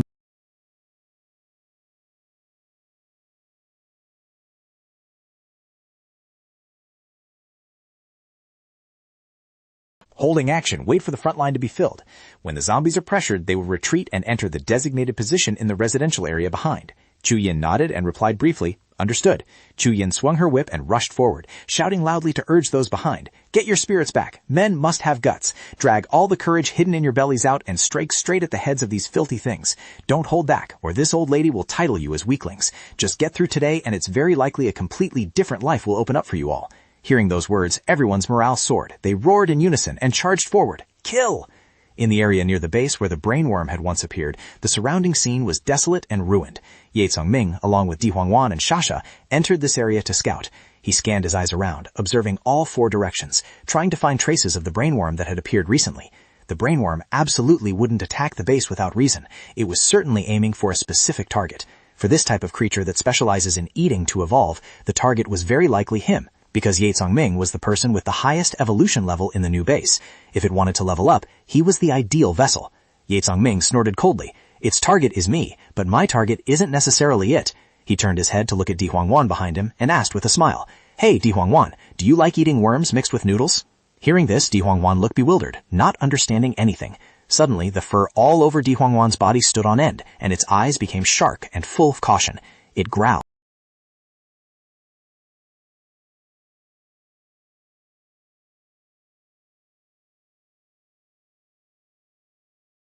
Yi Zhongming went deep inside to check, for at this moment perhaps no one in the world knew of the existence of the brainworm. Nor did anyone know that this terrifying creature, besides spreading horror, possessed a value that made people crave it. Just like attribute stones, the brainworm could also be eaten. Behind the rock where Di Huangwan had growled earlier, the old monster from the other day was sitting there. Yi Zhongming called out to him, causing the person to look confused. Yi Zhongming approached. He looked at the mutated monster beside him, a level 3 black magic crystal. The man was controlled by the brainworm, his face exhausted and depleted. Beside him, a giant level 3 mutated 100 tree zombie was standing guard. Yi Zhongming understood everything. No wonder the brainworm detected his arrival but didn't flee. It turned out it had the 100 tree zombie as support and had controlled a level 3 mutated life form. Suddenly, the brainworm emitted ghastly sounds. Ni Wei, you, who are you? Yi Zhongming's expression darkened. He cursed under his breath and charged straight at the controlled man. The 100 tree zombie immediately sprang up, its body 5 times taller than Yi Zhongming, extending countless tentacles to attack. Yi Zhongming unleashed fire to burn it, but when the flames died down, the 100-tree zombie remained unharmed. Seeing the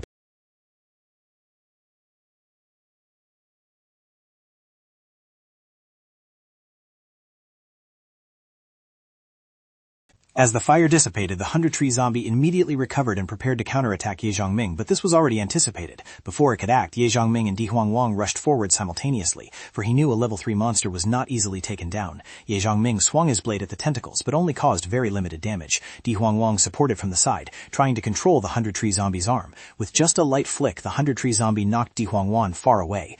No longer pinned down, it immediately threw a punch straight at Ye Zhongming. Ye Zhongming quickly retreated to dodge, inwardly acknowledging the power of the level 3 100-tree zombie. In a normal confrontation, even he might not win. However, he still smiled confidently, because there was one thing this monster could not do. Ye Zhongming stepped back and shouted, "Di Huangwan, block that black thing." Hearing the order, Di Huangwang dashed towards Commander Ye. Seeing the 100-tree zombie ignore him to turn and protect Commander Ye, Ye Zhongming knew he had guessed right. Its only mission right now was to protect the brain. The 100-tree zombie extended its tentacles to stop Di Huangwang, preventing it from approaching the skull. The tentacles wrapped tightly, making it difficult for Di Huangwang to move, but its whole body bristled, its fur turning into sharp blades shooting towards the skull. Commander Ye heard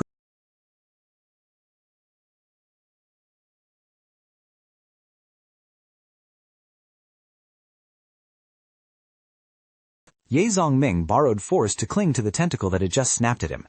He gathered momentum, leaped high, and thrust the blade tip straight into the face of the 100-tree zombie. Suddenly, a rock flew from somewhere and blocked the attack, slamming into Ye Zhongming and knocking him far away. He rolled to his feet and observed his surroundings, unclear where the rock had come from. What was that? A two-headed mutated monster appeared and rushed to attack. Ye Zhongming immediately recognized this as the twin magic power. This was an extremely powerful monster, whose evolutionary process was known to few. The humanoid zombie part was called the Little Demon, possessing terrible strength and the ability to throw objects. The bear-shaped mutated lifeform part was the Great Demon, possessing superior close combat capabilities with sharp claws capable of tearing through metal. Ye Zhongming's gaze darkened as he glanced toward Shasha, who was attacking the brainworm. Sure enough, the brainworm was an intelligent creature. It knew how to keep reserve forces. He feared that there were quite a few more level 2 lifeforms lying in ambush within the forest. Ye Zhongming pointed at the twin magic power and ordered, "Di Huangwang, charge!" He himself turned back to continue dealing with the 100-tree zombie. Ye Zhongming activated the primary coalescence exchange art. A giant metal warrior quickly condensed into form. The metal warrior swung its fist and smashed down hard on the 100-tree zombie. With just one blow, the level 3 mutated monster was pinned tight under the debris, completely immobile. Seeing that the 100-tree zombie could not budge, Ye Zhongming smiled and said, "You don't understand why you can't move, right? This warrior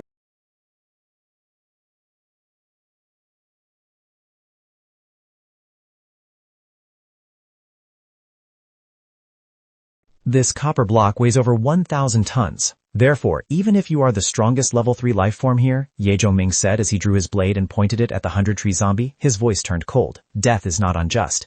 Having finished speaking, he stabbed hard into the 100-tree zombie's eye. Foul-smelling black liquid erupted as its vitality dissipated. The twin Mara intended to dive down to support, but Ye Zhongming had already finished off the 100-tree zombie and gouged out the magic crystal from its head. Clutching the level 3 magic crystal in his hand, Ye Zhongming glanced at the Mara fighting the metal warrior. On the other side, Shasha also rushed to attack the brainworm. The old monster's pitch-black eyes glanced toward her. With just one move, Shasha slashed off Commander Ye's head. Seeing this, Ye Zhongming immediately shouted a reminder. "Hurry up, throw it away. I really don't know if the brainworm can parasitize a human body or not, but there's no need to risk testing it." Commander Ye's head was thrown hard by Shasha, smashing straight into a tree trunk. From that head, the brainworm's tentacles protruded, and the old creature writhed in ceaseless pain. Ye Zhongming immediately rushed toward the brainworm. Its true form was finally revealed. The brainworm emitted a sound wave aimed straight at Ye Zhongming. Realizing the worm was calling mutated creatures for reinforcements, he exerted all his strength to block the sound wave's influence. It turned out it still hid this kind of attack.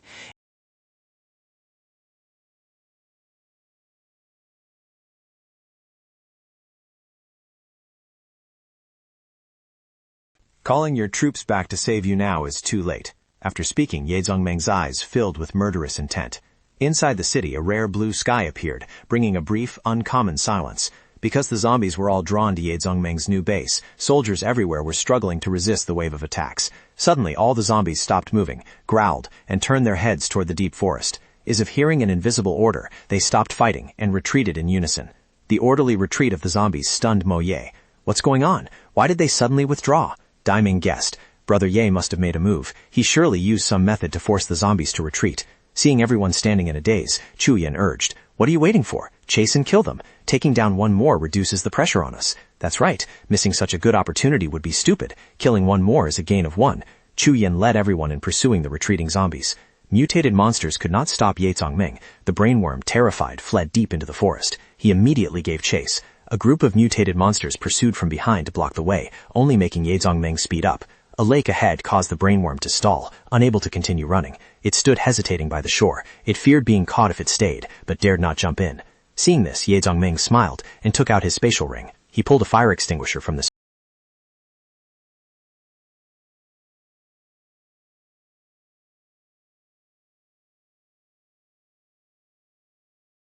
Looking at the motionless brainworm, Ye Zhongming laughed coldly. "Your control ability is very strong, but your main body is weak. You are most afraid of substances like ammonium phosphate. Once touched, you become stiff and lose the ability to parasitize." His gaze was sharp and cold. "You're wondering how I know this weakness, right?" The brainworm emitted a pleading thought. "Please, please." This surprised Ye Zhongming slightly. It could communicate via telepathy. Behind him, the horde of mutated monsters roared, but Ye Zhongming remained calm. He coldly threatened the brainworm. "If you want to live, order them to stand still." The brainworm was terrified and immediately transmitted the order, "No, do not move." The mutated monsters obeyed, tightening into a circle surrounding Ye Zhongming and the brainworm. Seeing them obediently standing still, Ye Zhongming smiled. "Very good." But his hand still gripped tightly, making the brainworm tremble. Taking advantage of the monsters being controlled, Ye Zhongming ordered, "Shasha, Di Huanwan, kill them all." Upon hearing the order, Di Huanwan immediately rushed forward. The monster stood still, taking the hits, unable to resist in time. Ye Zhongming smiled with satisfaction. But suddenly his gaze turned cold. "Huh?"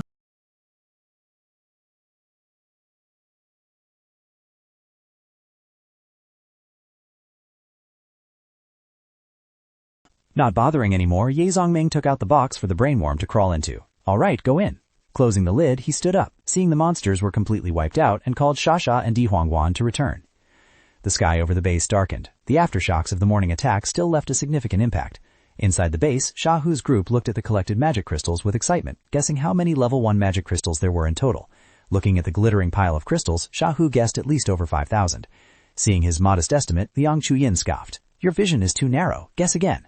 Xiaolei smiled and said, "Today many people went out, but both experience and courage were lacking. Later it will be even more chaotic. On average, killing 10 zombies might not yield 1 crystal. But calculating the total damage and number of participants, I think it must be tens of thousands of magic crystals." Mentioning that number, she calmly wiped the dust off her face.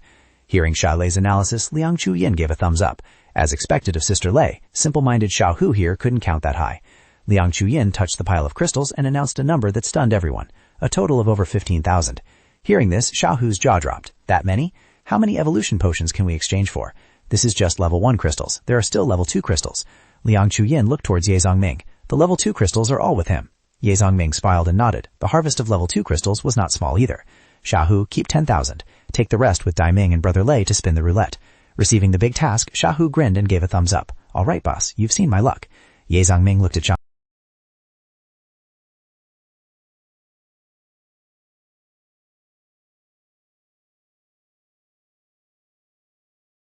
Next, when using people whose loyalty is unclear, you must grasp the initiative even more firmly. Even if you don't control all the evolutionary forces, you must hold the majority. Do you understand? Jiamen replied solemnly. "I understand, Brother Ye." Seeing that attitude, Ye Zhongming smiled. "Organize the team tonight. Tomorrow we continue to go out and kill zombies."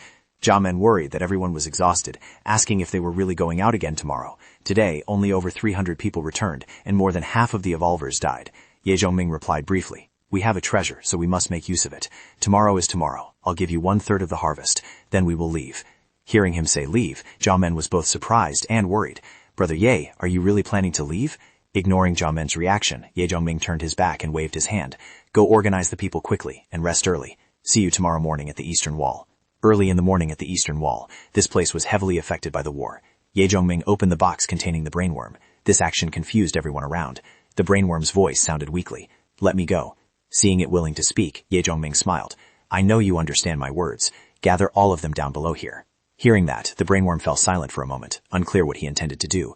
Ye Zhongming stared threateningly. The brainworm dared not disobey, and had to emit sound waves to call the zombies and mutated monsters over. In just a blink of an eye,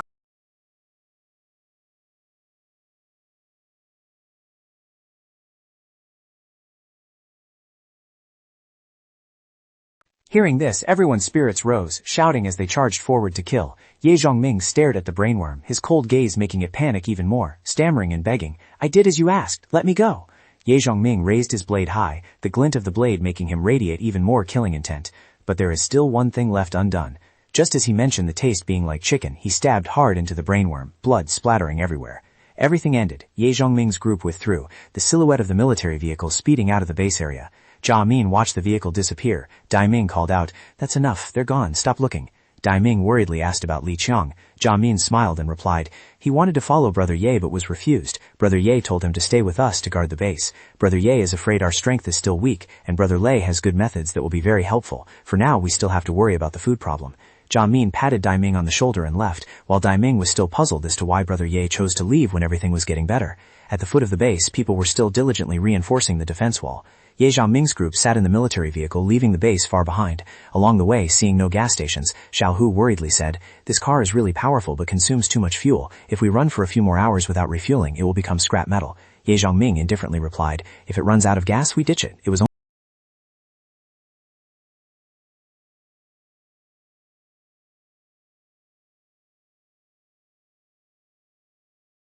Xiao Hu asked in surprise, "Why are we going so far? That is a big city in the neighboring province, nearly 1,000 kilometers away." Xia Lei was also puzzled. Ye Zhongming raised 2 fingers and explained, "Because there we can develop safely for at least 2 years." Xia Lei felt the direction was wrong and opened the map. "But this route seems off." Mo Ye asked, "Isn't this heading towards O District?" Ye Zhongming nodded. "That's right. We will stop there first to find someone. Does anyone want to find relatives? If it's on the way, we can go together." The statement made everyone fall silent. Mo Ye remembered her family, her voice worried. "I don't know where my parents are now." Piao Shu Ying's eyes filled with tears. "My parents are teaching abroad." Master Ye looked into the distance, remaining silent. In contrast, Xiao Hu didn't care much. "My parents don't need worrying about. They are very formidable. Surely they are living fine." Chu Ying choked up. "My family isn't doing too well. I don't know if my relatives could survive this mutation wave. The chances are truly slim." The military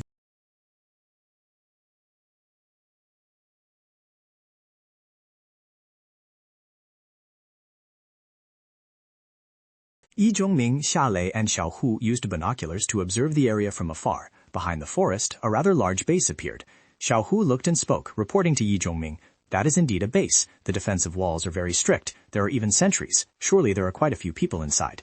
Yi Zhongming looked at the base before his eyes, secretly amazed at the adaptability of mankind. In such a short time, they had built such a regulated base.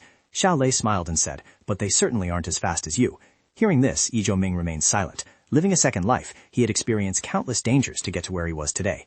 Breaking the quiet atmosphere, Xiao Hu asked, "Why don't we go into the county town?" Yi Zhongming replied distantly, "I'm only looking for someone. I don't want to cause more trouble." Hearing this, Xiao Hu understood that the boss had other calculations. Hit right on the mark, Yi Zhongming fell silent. Xiao Lei covered her mouth and laughed. Being stared at, he cleared his throat. "Xiao Lei, follow me into the city tomorrow. I need your support for this matter." The next day, Yi Zhongming carried a backpack and walked into the city crowded with people. The eyes of the lecherous men lit up. "Quick, look at that person over there. Truly seductive." Amidst the gossip, the woman with a hot body and smooth white skin, almost unaffected by the apocalypse, was none other than Xia Lei. She glanced at Yi Zhongming and asked, "I'm making such a big sacrifice. What benefit do I get? I can fight for you, dying without complaint, but that doesn't include sacrificing my sexual appeal." She got angrier as she spoke. Yi Zhongming hurriedly explained, "I just want you to act as bait to lead the target out, nothing else. Saying sacrificing sexual appeal is too much." Xia Lei put her hands on her hips and scolded, "That counts as a sacrifice too. Tell me, what will you give me?" Yi Zhongming replied indifferently, "Then you go back. I'll call Chu Yin or Mo Ye." Xia Lei brought her face close to his. "I didn't expect you to be so stingy. I just want to become the third person to receive the evolution potion, aside from those you consider treasures." Yi Zhongming replied coldly, "And if I don't agree?"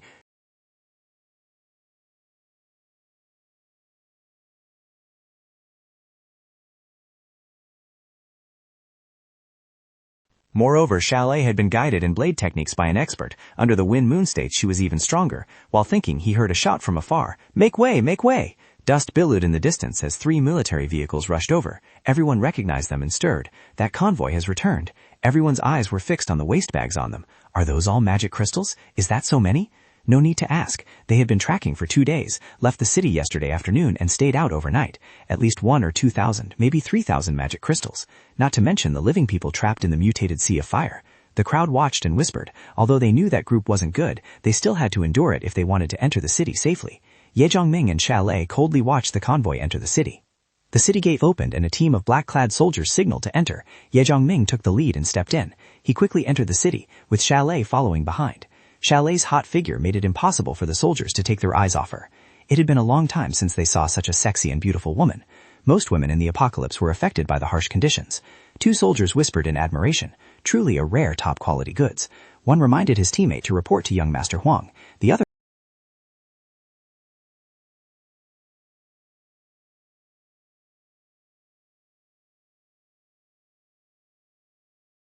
Chalet pointed forward. I'll go first. Find me later. Ye Zhongming instructed, don't go too far. Chalet stood in front of the cosmetics counter waiting for young Master Huang to take the bait. The shop owner beamed upon seeing a customer.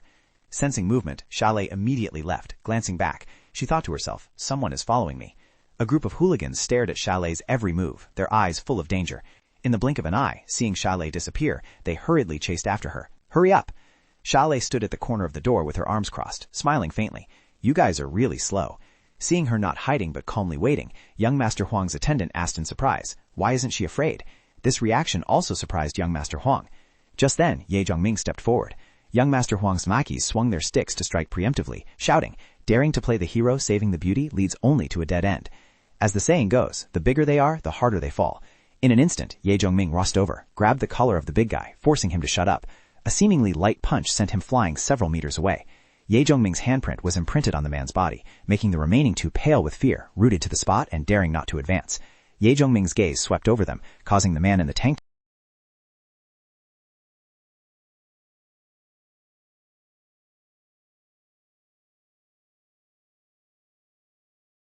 In the blink of an eye, all subordinates were defeated, making young Master Huang tremble like a leaf. He knelt on the ground, tears streaming down his face, stammering a plea. Are you a 2-star evolver? Don't kill me. I'll give you whatever you want. He was so scared he wet his pants.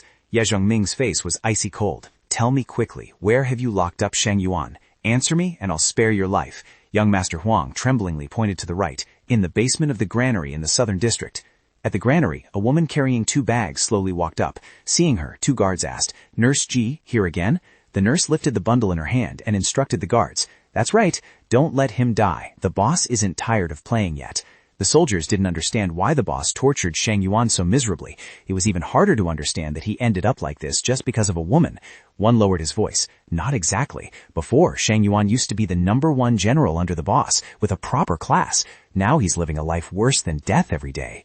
While they were whispering, Ye Zhongming walked in. Seeing him, the two shouted, Who's there? You can't come in here. Ye Zhongming glanced at the two trembling behind him, then smiled and said to Chalet, I'll leave them to you. Ye Zhongming looked at the nurse and asked with a cold smile, Who are you? She stood up abruptly and questioned, Who are you to come here causing trouble? Following the old rule that the fatter they are, the faster they die, Ye Zhongming immediately strangled the nurse into silence. A crack resounded. Nurse G's neck bone was broken. After dealing with the fat nurse, Ye Zhongming went deeper inside to find Sheng Yuan. Inside, Sheng Yuan was unconscious. His whole body was covered in wounds large and small, a tragic sight too painful to watch. Looking with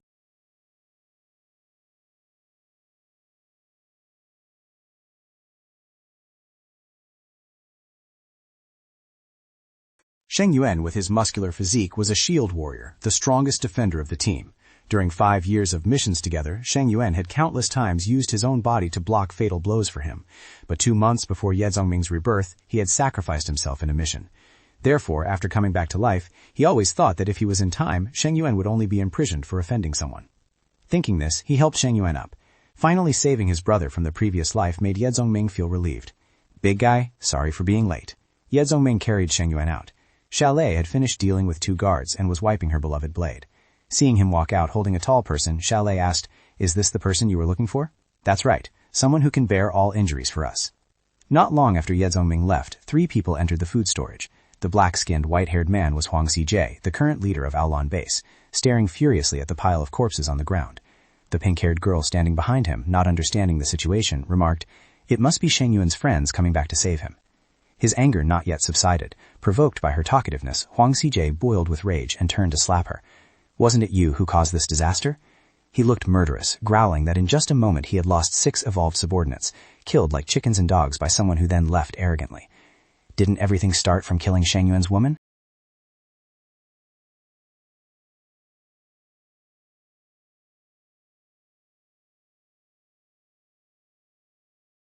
One male, one female, among whom the male is a 2-star revolver. After the examination, the forensic doctor reported, Mr. Huang, Nurse G died from strangulation. The traces indicate the killer was a male who acted cleanly. Although not a 2-star revolver, he certainly possesses a strength-based class. Based on body temperature and blood coagulation, the time the 2 guards outside were killed coincides almost exactly with Nurse G. Hearing this, Huang CGA asked in astonishment, You mean both acted together, and their strength doesn't differ much? That strength is enough to crush ordinary 1-star revolvers. Huang CGA tried to compose himself and thanked the forensic doctor. Young Master Huang stood aside, shrinking back like a dog afraid of fire, not daring to let his father know that he was the one who revealed Sheng Yuan's location. The forensic doctor shook hands with Huang CGA and reiterated the agreement. It's nothing. I'll be going first. I hope Mr. Huang remembers his promise. The forensic doctor picked up his toolkit and left. The Huang father and son watched his retreating figure. The pink-haired woman had been stomped to death on the spot by Huang CGA. Young Master Huang whispered to his father, Dad, why didn't you keep him? With him, who knows, he might help us later. Ignoring the father and son's discussion, the forensic doctor's figure disappeared. Huang CGA glanced at his son and ordered, Stop talking nonsense. Declare martial law throughout the district. Raise the alert level to the highest and get ready for combat. Young Master Huang obeyed but still wondered. Okay, but why, Dad? Huang CGA sighed and explained. It's not that I didn't want to keep him, but we can't afford his price.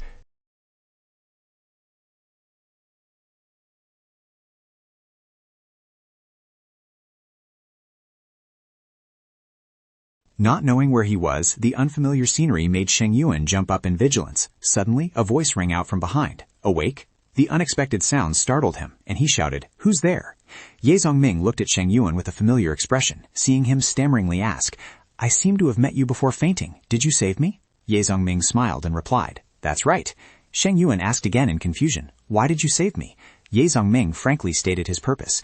I am about to go to a dangerous place and need someone to take hits for me. That truth made Sheng Yuan feel at ease. Although they were brothers in the previous life, in this life they were still strangers, thus exchanging benefits was the best way. Sheng Yuan asked, Why choose me? Ye Zongming replied, Because of your class. Sheng Yuan asked, Will I die? Ye Zongming reached out his hand and said, Without me, you would have already died. Sheng Yuan grasped his hand, his eyes determined. Deal. After Sheng Yuan recovered, Ye Zongming's group entered Mount Olan. Ye Zongming asked, Are you satisfied with this shield? Sheng Yuan tried holding it, then turned back and replied, It's all right. Hearing that, Ye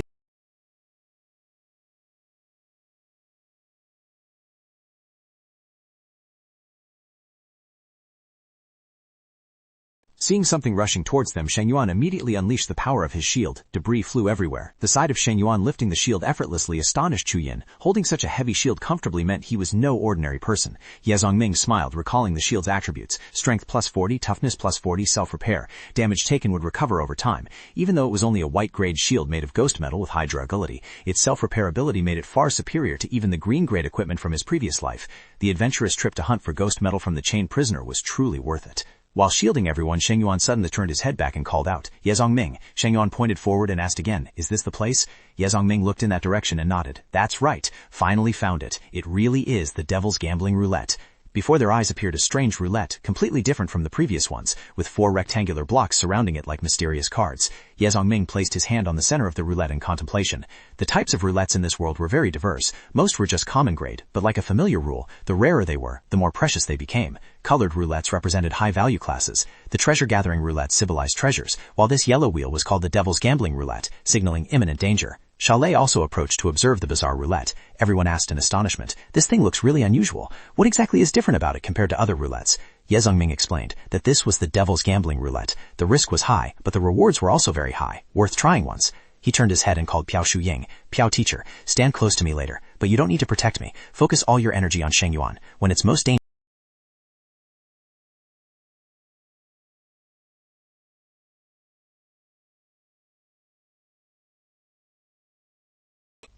his face revealed clear anxiety. He didn't even allow anyone to get close to observe. Yi Tengming continued to make arrangements. Sheng Yuan stood in the front, red hair at the side. The others held the middle line. If the enemy broke through, it would be up to everyone to handle. Hearing the order, the entire team immediately went into a state of readiness. Yi Tengming reminded, Prepare to move out. Today, everyone will face a creature never seen before. As he spoke, he took out a magic crystal. Furthermore, I might not be able to participate in combat for a long time. Everyone must rely on themselves. Spirits up. Yi Tengming inserted the magic crystal into the roulette. From the roulette, a blue light radiated, enveloping Yi Tengming. The rectangular blocks began to move. Ye Zhongming watched tensely. It activated. The result appeared. It was the seeming cage. Once open, one would obtain a warrior possessing special abilities. He remembered his war pet, Di Huangwan, whom he had a deep bond with since before the apocalypse. After the mutation, the affection remained, but if the relationship changed, it could leave or even turn against its master. As for the war pet from the seeming cage, it was forced to obey rules. If the master died, they would also die, completely dependent. This type of war pet had its own evolutionary system and diverse forms. Not only could they fight, but they also had support or growth capabilities.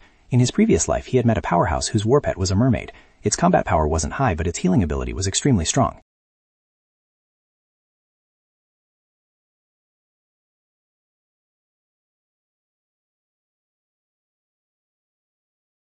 Immediately after, a beam of blue and orange light intertwined and shot straight out. The light hit the ground, creating a strong tremor that startled Xiaohu, leaving him unable to react in time. Within the light appeared a mutated lion with a body glowing red, sharp fangs, and cold blue eyes full of ferocity. Ye Zhongming immediately recognized it as the blazing lion. "Block it," Sheng Yuan asked. "What level?" "Level 3, be careful." Hearing this, Sheng Yuan gathered all his strength to confront the level 3 beast, the strongest opponent he had faced so far. Ye Zhongming continued to wait. What would appear next? From another rectangular slot, the silhouette of a creature with beetle-like teeth emerged. A monster looking like a spider appeared, 2 of them in succession, 1 lion and 1 spider, causing the pressure to skyrocket. Xiaohu looked at the 2 giant creatures with a shudder and cursed. "Damn it, what the hell is this?" Ye Zhongming warned. "This is a level 3 bugman. The blazing lion has fire, which is very dangerous, and the bugman sprays extremely corrosive acid. Don't be deceived by their appearance." Everyone looked up at the roulette. The final result was about to appear. Looking at the silhouette of the beast in the cage, Ye Zhongming waited. When the result became clear, he was delighted. "It's still the Shiming cage. It seems my luck isn't bad." Ye Zhongming immediately summoned a metal warrior using the primary coalescence exchange art. A giant warrior jumped out from the void, lightning flashing around its body. When the metal warrior landed, shattering rocks and soil, it immediately confronted the level 3 bugman. Ye Zhongming continued to cast the primary coalescence.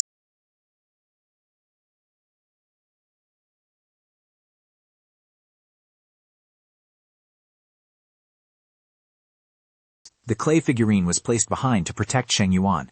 Looking at the bizarre creature, he asked in astonishment, "What is that?"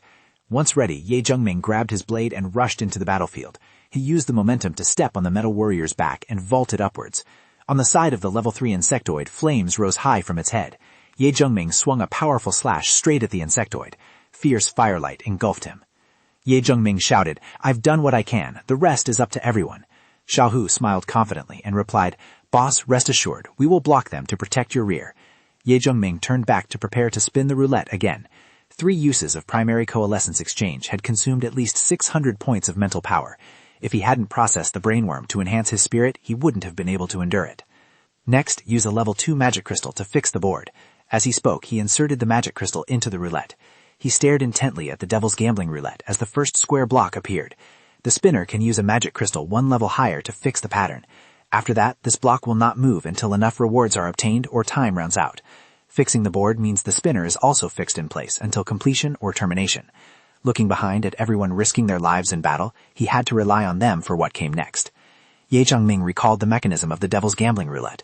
The patterns can turn into living entities to attack. The more movement, the stronger the monsters. Their level is usually 1 to 2 levels higher than the starting magic crystal. If a round yields no prize, 3 high-level monsters will appear. 2 rounds means 6 monsters, and 3 rounds continue to increase exponentially. Once the board is fixed, the spinner is bound. If teammates cannot block the monsters, death is certain. Ye Zhongming waited anxiously. Seeing everyone fighting for him, he knew he was not allowed to give up. Sheng Yuan raised his shield, trying to withstand the attacks of the blazing lion to create an opportunity for a counter.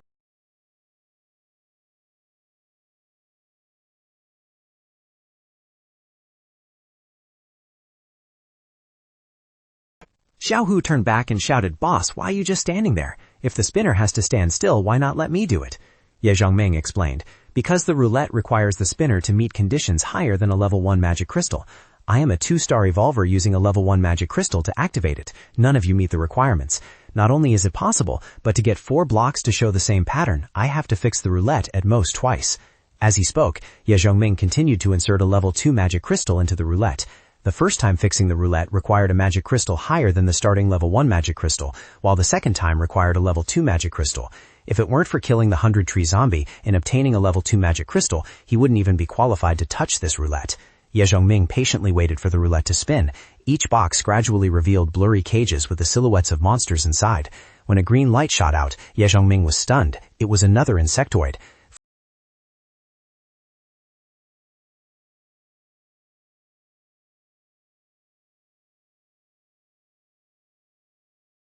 The dangerous monsters made Ye Zhongming so angry that he punched the roulette hard. Why was bad luck clinging to him like this? 3 level 3 creatures plus a level 2 one. Could the current formation still hold out? The swarm of irrational beasts rushed straight towards Shang Yuan's group.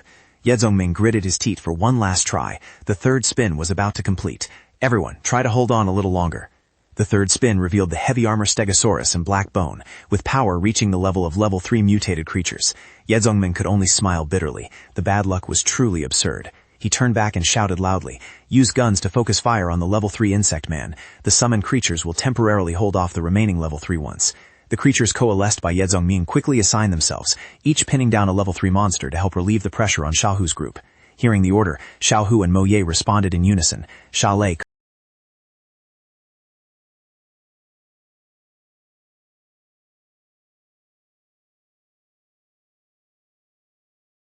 The level 3 bugman was pierced by bullets and collapsed. Mo Ye shouted loudly, "Di Huangguan, retreat behind Shang Wan."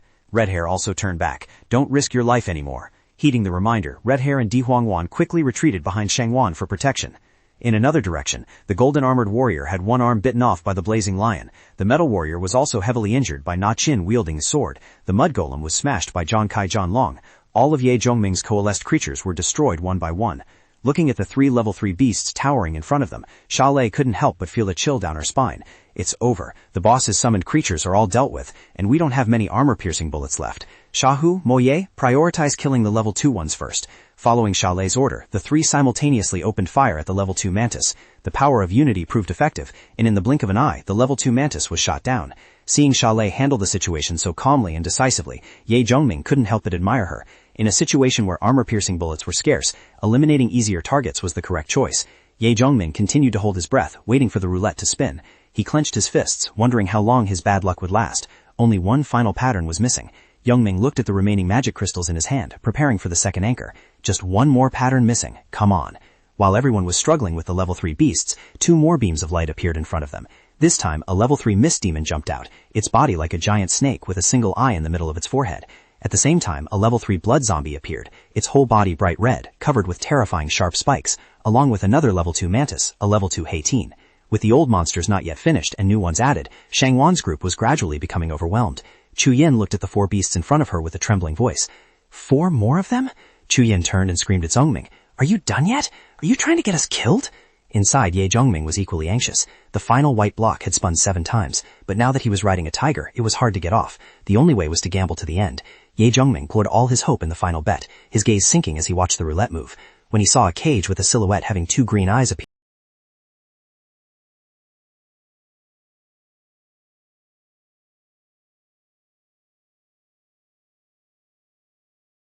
This time, he received quite an impressive battle pet.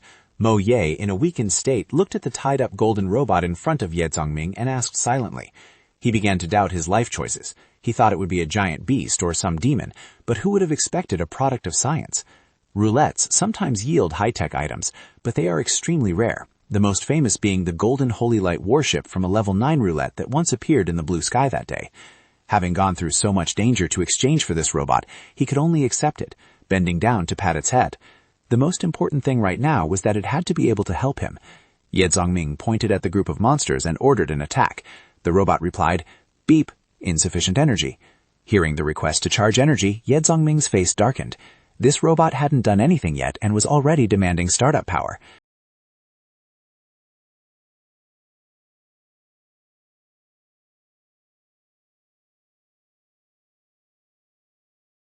When the magic crystal was absorbed, the robot's eyes immediately lit up. The robot extended a cannon barrel, preparing to fire. Looking at the tiny barrel, Ye Zhongming felt helpless. Could this thing even kill a common rat with one shot? Xiaohu called out in panic, "Boss, come help quickly, we can't hold on much longer."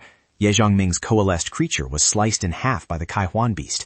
The metal warrior also couldn't escape the fate of being split in 2 by Nana.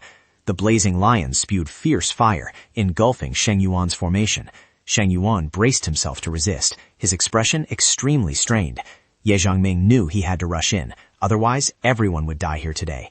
Just as he was about to charge, he heard a voice from behind. Please select attack target. The robot's voice repeated incessantly, annoying Ye Zhongming. Fine, he pointed at the mist demon. Hit that one. Its mist is highly corrosive and dangerous. Even Shang Yuan's shield is hard-pressed to withstand it. Receiving the command, the robot immediately cocked its cannon. Instruction received. The robot aimed straight at the mist demon and fired. The barrel was tiny, but its power was terrifying, causing Ye Zhongming's eyes to widen. The bullet's speed was so fast that the mist demon couldn't react in time. Its body was pierced through, only having enough time to let out a miserable shriek. To be able to inflict such heavy damage instantly on a mutated creature like that, currently at level 3, only his Radiant Seal Bladesman class skill could achieve this. In other words, a small fortress using only a level 1 magic crystal could unleash an attack comparable to a 2-star class evolver. Such a reward usually only appeared on a level 4 roulette. Ye Zhongming stared intently at the robot, not expecting this tiny thing to be so formidable. He smiled inwardly. Just a level 1 magic crystal was enough to heavily injure a level 3 mutated creature. So what if he switched?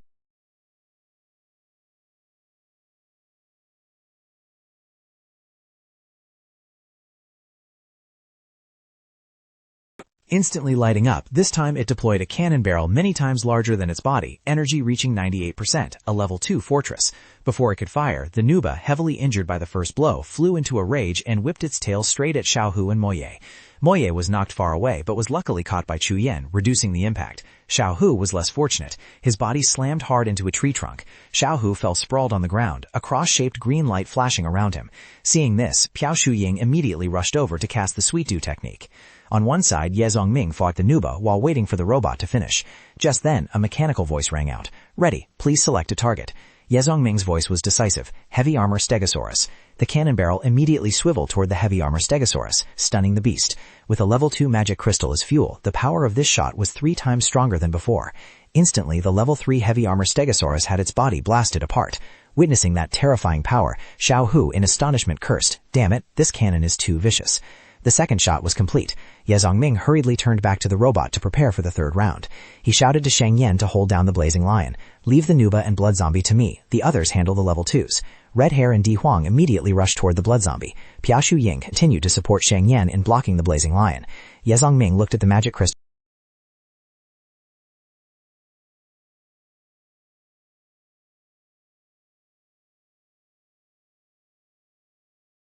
Continuing to charge the robot, the next target is not Shin. While the robot prepared, Ye Zhongming actively rushed forward to pin it down. As long as the robot hit, even if not fatal, it would be enough to cause Na Qin to lose more than half its combat power.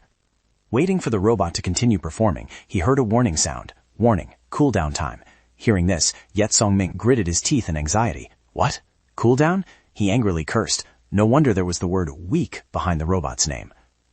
Ye Zhongming called everyone to tighten the formation to his side. Piao Shuying continued to protect Shang Yuan. Shang Yuan braced himself to resist the fierce attacks of the blazing lion. Piao Shuying also did her best to support, continuously maintaining defense. The Sweet Dew technique was activated. Using her class ability for a long time caused Piao Shuying to gradually become exhausted. If not for the mental power strengthening powder that Zhongming gave earlier, she would have been drained long ago. Seeing the formation weakening, Xiaolei hurriedly urged, "Zhongming, think of a way quickly. The situation is very bad." Yet Zhongming was also extremely anxious, his mind tense to the point of bloodshot eyes. Do I really have to use the ultimate move? While the roaring machinery just opened up hope, this robot was strong and high performance, but was restricted by cooldown time. He couldn't risk waiting. If so, just follow the original plan, finding an opportunity.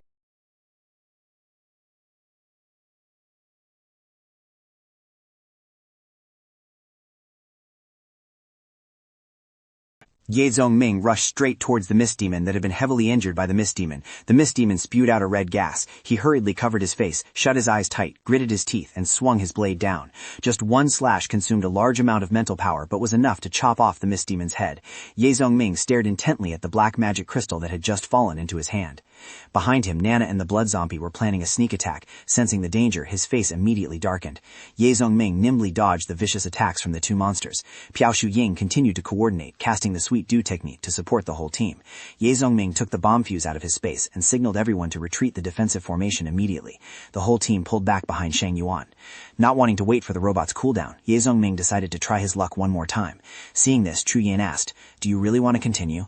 Ye Zhongming gritted his teeth and replied, "Since we're gambling, let's gamble big." He stuffed the magic crystal into the devil's gambling roulette, and the rectangular blocks began to spin rapidly. Looking at the roulette in front of him, he thought to himself that although he didn't know specifically, whatever appeared this time would definitely not be ordinary. Ye Zhongming thought of his teammates risking their lives to hold the line up ahead. The previous times constantly summoning level 3 creatures had made things extremely difficult for everyone. Xiaohu looked at the pile of fuses on the ground, guessing what the boss intended to do. He turned and asked meaningfully, "Boss, do you really want to risk it to the end?" Ye Zhongming forced a smile and confirmed. Watching the wheel about to stop, he said, "All right, fix the board." Shang Yuan asked Zhongming if the bombs were needed yet. He replied it wasn't time. Shang Yuan gritted his teeth, trying to hold on. "I can still take it."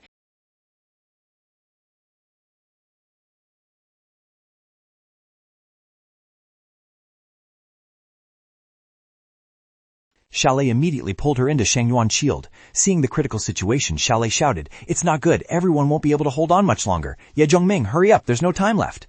Hearing this, Ye Zhongming became even more anxious and immediately stuffed a magic crystal into the roulette. The level 3 magic crystal from the Mist Demon was already used up. Faster, faster. Everything depended on this last attempt. While bandaging Chu In, Mo Ye had her arm pierced by a blood zombie. She groaned in pain. "Ah, my arm!" Seeing Mo Ye heavily injured, Xiaohu panicked and shouted, "Captain Mo!" His teammates being in constant danger made Ye Zhongming even more worried, his eyes glued to the spinning roulette. This time, a shape resembling a gate appeared in the rectangular block. Seeing that scene, Ye Zhongming rejoiced. Finally hit it! He stored the robot into his space. Ye Zhongming kicked the bomb wire forcefully towards the swarm of mutated monsters. He shouted to Shang Yuan, "Big guy, use your class skill, Immovable Rock." Shang Yuan's eyes glued red as he acted.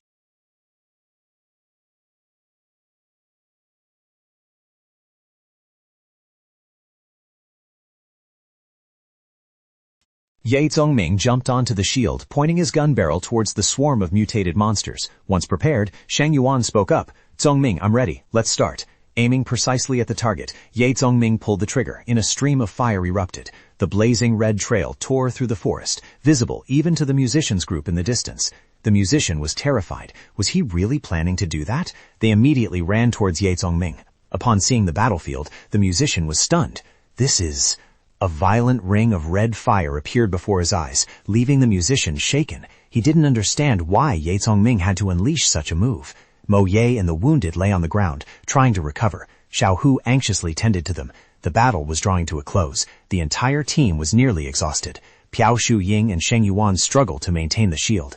Di Huangwan approached to check on the critically injured red hair. Seeing the critical situation, the musician hurriedly called for those behind him to quickly come and assist. Seeing the musician return, Ye Zhongming let out a sigh of relief. "You arrived just in time. Well done." Clenching the magic crystal in his hand and seeing that everyone was still alive, Ye Zhongming felt relief. "It's good that everyone is alive. We won this battle by a hair's breadth." 4 days after Ye Zhongming's group ended that fierce battle, inside the base, only piles of skeletons remained, stacked crisscross. Di Huangwan lay leisurely sunbathing in the yard. It was rare to have such a peaceful moment in the apocalypse. It nonchalantly gnawed on a large piece of meat. Xiaohu stood nearby, smiling brightly. He teased, "Huangwan, swallowing it whole like that? Can you even taste it? You have to eat slowly, understand?" Just then, the sound of a door opening rang out. Ye Zhongming and the musician returned from scavenging for food. Xiaohu and Di Huangwan ran out to welcome them. "Boss, you're back." Xiaohu took the bag of supplies.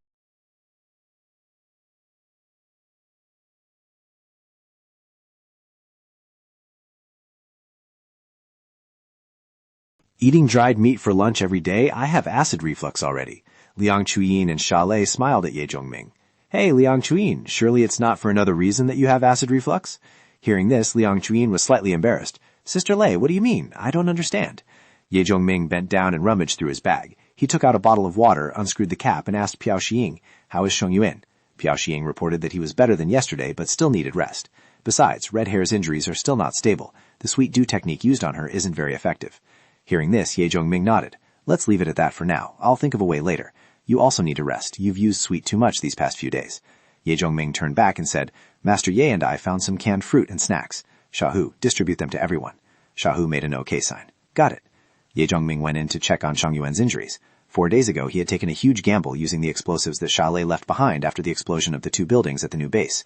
The final plan was to detonate all the explosives to deal critical damage to the monsters, while letting Shang Yuan tank all the damage. Obtaining the Devil's Gambling Roulette reward while annihilating many high-level mutated creatures ensured the team's safety. It was truly killing 3 birds with 1 stone, albeit extremely dangerous. The harvest this time was massive, but hadn't been tallied yet. Ye Zhongming returned to his room for rest and recuperate for the upcoming battles.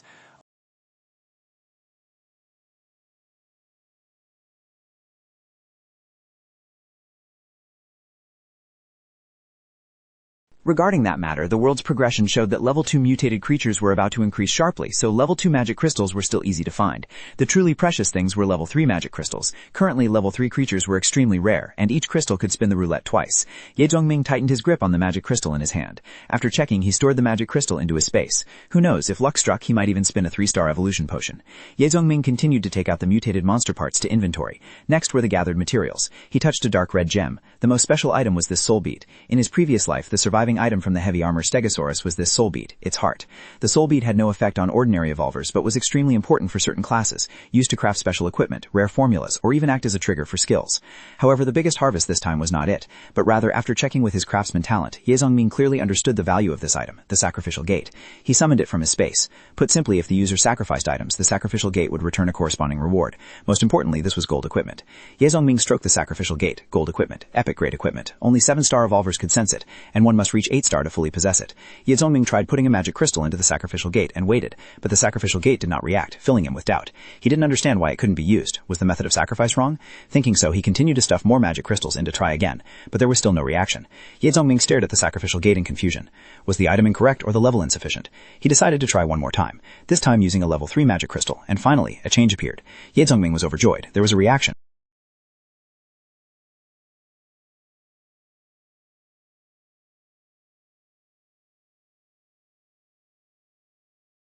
As expected, the stream of white energy gradually grew a bit stronger. However, despite expending so much, the change was minimal. At this rate, even if he exhausted his current assets, it would be difficult to fill it. The white energy stream spread wider, but there were still countless gaps. It had increased slightly, but clearly this stage could not be completed yet. Ye Zhongming helplessly pushed the sacrificial gate aside. It was indeed a rare piece of silver gold equipment, so this was acceptable. Once it was truly filled, the feedback would undoubtedly be significant, and the return value certainly wouldn't be low. First, he should study this robot. Ye Zhongming took the powered-down robot out of his storage space. He wasn't sure if its cooldown time had finished yet. He observed the robot in front of him intently. After 2 days, he had finally determined its cooldown time, which was approximately 30 hours.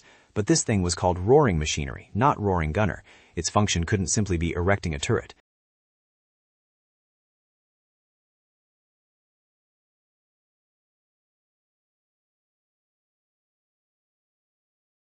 The attack implies an improvement, so will its attributes be like Feng Ji Wei, meaning they will be calculated for me? Ye Zhongming tried using the enchantment art to modify the robot. However, after waiting and waiting, there was still no reaction at all. He didn't give up. Placing his hand on the robot, he closed his eyes to focus his spirit and gathered strength to cast the enchantment art again. The result was the same. The robot remained completely motionless, showing no signs of change. Ye Zhongming felt confused. Enchantment failure usually only happens when the same material is enchanted multiple times, but this was clearly a brand new battle pet robot, so why was it inactive? He began to doubt his life. The rank of the ghost metal certainly matched the status of the roaring machinery. Could it be that the ghost metal itself had a problem, or was even expired? Thinking so, Ye Zhongming casually threw the ghost metal into the sacrificial gate. This time a white light spread out quite strongly, making him both surprised and relieved. It seemed the ghost metal had no issues. Moreover, if he threw the ghost metal in, perhaps he could use gems to fill it up. Ye Zhongming scratched his head. Forget it. Ghost metal was rare and hard to find. If the final item wasn't worth as much as it, that would be a huge loss. He lifted the robot to inspect it more closely, thinking the problem lay within the object itself, and flipped it over. The scene before him made Ye Zhongming freeze on the spot. On the bottom of the robot, there were 3 red circular holes already inlaid, arranged in a triangle. Ye Zhongming clenched his fists in excitement. Among his crafting techniques, from gathering, refining, homogeneous strengthening, forging, to enchanting, he had used them all, except for the socketing technique, which he hadn't had a chance to demonstrate. Sockets cannot be casually drilled into equipment. They allow the equipment to directly receive a portion of the attributes from the inlaid item. It is an energy connection process requiring perfect compatibility. There are only 3 ways to get sockets. The equipment comes with them, a craftsman.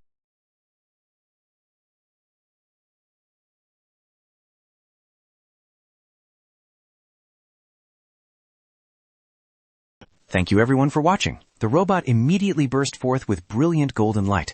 The robot's functions also showed significant changes, being upgraded to become the vanguard of the roaring machinery, although it was still weak.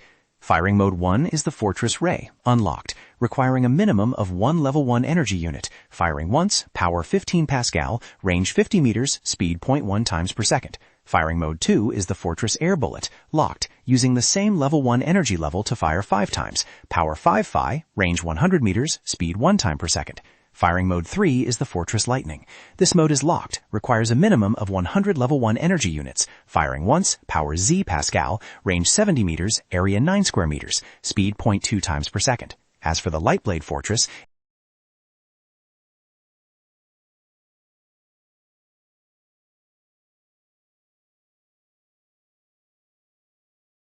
Ye Zhongming was completely stunned. What the hell is this? Just unlocking the second firing mode required 1,000,000 energy units, and one unit was equivalent to a level 1 magic crystal. Converting to level 2 would still require 10,000 pieces. Ye Zhongming sighed helplessly. Even if exchanged for level 3 magic crystals at a ratio of 100 to 1, it would still require 100 pieces. Finally, he could only put the robot back into a space. The sacrificial gate of the roaring mechanic was full of good stuff, but every time it consumed resources like a prodigal son. After checking the results, Zhongming left his residence to find iron metal while thinking of a way to treat Red Hair. After the battle 4 days ago, Red Hair was heavily injured, her body covered in scars, her complexion weak. Looking at Red Hair, Ye Zhongming pondered. If she were human, with these injuries she would have died long ago. But a puppet is different. The internal organs have completely mutated. He held the soul bead in his hand, not knowing if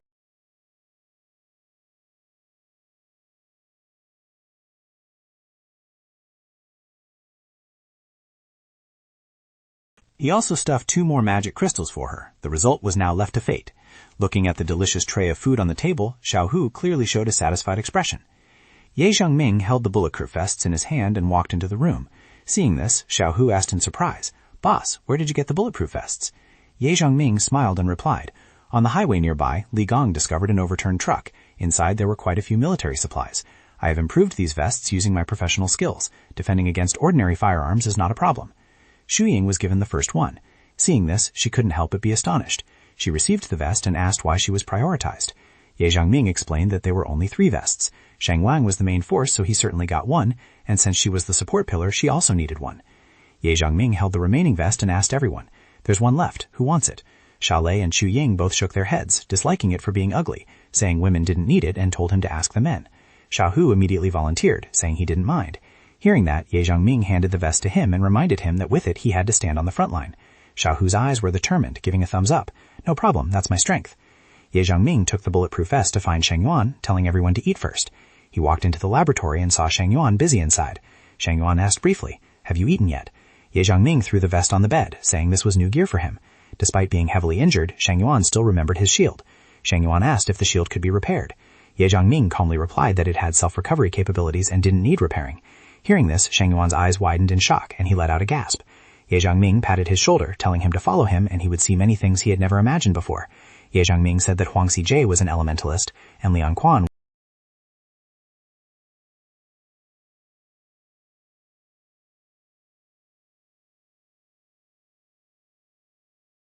Their abilities all counter shield users. You are no match for them, so even if you want to avenge Li Ying, you are powerless. Shang Yang suspected that Ye Zhongming had intentionally investigated him, so he angrily asked, "Who exactly helped you?"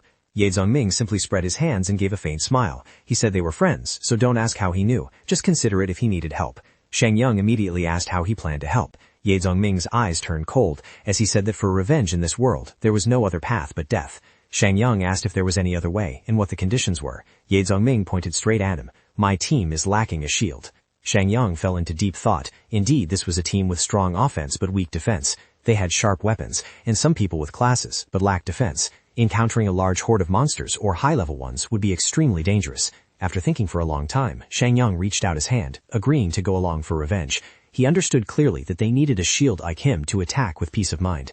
Ye Zhongming shook his hand, telling him to nurse his injuries first before acting. He needed him to recover within 2 days. This decisiveness surprised Shang Yang slightly, and he asked if Ye Zhongming wasn't afraid. Afraid of being used? Ye Zongming laughed. If Shang Yang wasn't stupid, he should understand that only Ye Zongming could help his shield become stronger, and only Ye Zongming could help him evolve quickly. Ye Zongming's expression sank as he said bluntly, with his current strength, did Shang Yang even have the qualification to use him?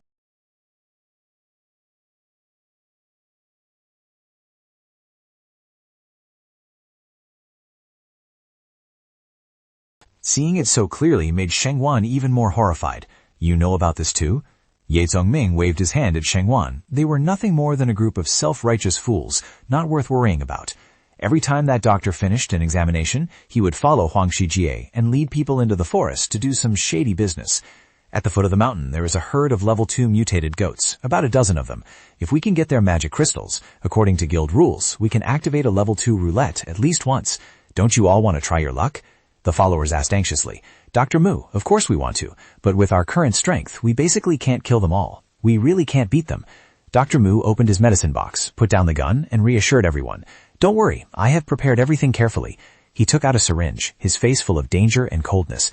I just need a little more time. Huang Shijie sat alone in the room, thinking in silence. He downed a cup of wine. The bitter taste spreading in his mouth still couldn't soothe the anger in his heart. In a fit of rage, he slammed the cup onto the table. Not bothering with the cup anymore, he drank directly from the bottle. Lian Quan, who had been beaten miserably at the food warehouse the other day, was still alive. He truly had a big life. Huang Shijie drank incessantly. Lian Quan walked over, snatched the wine bottle from his hand, and advised him that even as an evolver, he shouldn't drink like this because it would harm his body.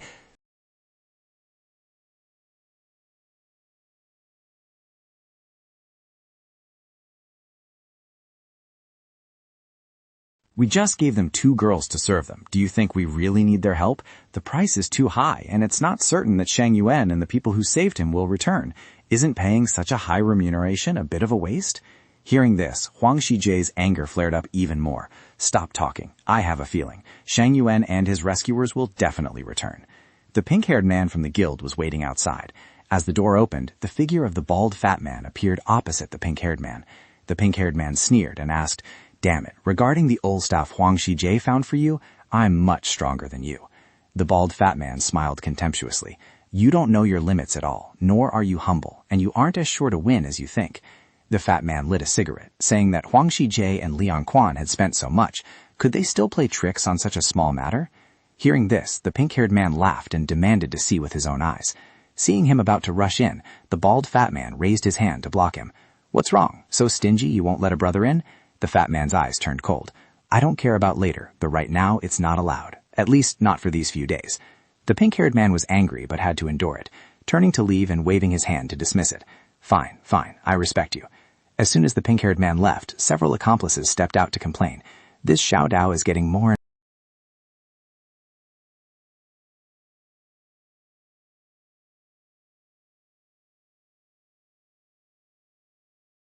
The guild is truly unfair. I heard even the 2-star potion is prioritized for him. The bald fat man also felt resentful, but had to accept it. His family had made great contributions to the guild, and the chairman had a relationship with his father. Forget it. Our mission right now is just to support Huang Shijie. As soon as daylight comes, we'll collect the goods and leave. The black-haired man's face darkened. Huang Shijie and Lian Quan are the only 2 with classes. The 4 of us could totally kill them and take the stuff. Why do we still have to stay here? The bald fat man patiently explained. First, Huang Shijie is an old fox. He won't reveal where the goods are hidden, even if he dies. He knows that staying silent gives him hope of living, while speaking out means certain death. Second, the higher-ups intend to build the All-On base into a magic crystal production site. Huang Shijie is a favored pawn. Touching him would displease the superiors and affect our resource distribution rights. As for Xiao Dao, don't worry about him. If anything happens, the superiors will naturally handle it. We just need to do our part well. After speaking, the fat man turned away. I'll go out for a stroll to see if there's any movement. At the city gate, guards stood strict watch, firelight illuminating the night. Suddenly, a few soldiers sensed a strange disturbance and immediately raised their guard. When they saw clearly who was coming, they stammered the name. Shang Yuan? The towering Shang Yuan led Ye Zongming's group, marching aggressively straight toward the base. The soldiers panicked, shouting to report, but before they could run, they were knocked down by Chalet. Chalet snorted coldly. I wanted to deal with this scum the last time I entered the city. Knowing they were no match, the soldiers fled to report the news. Being evolvers, they retreated very quickly. Piao Shiying asked angrily, did these guards really do that just for magic crystals? Chalet gritted her teeth and replied, that's right, for the sake of magic crystals. They left thousands of innocent people to die miserably. Looking at the tightly closed base gate, Shang Yuan's group asked in confusion, how do we get in now?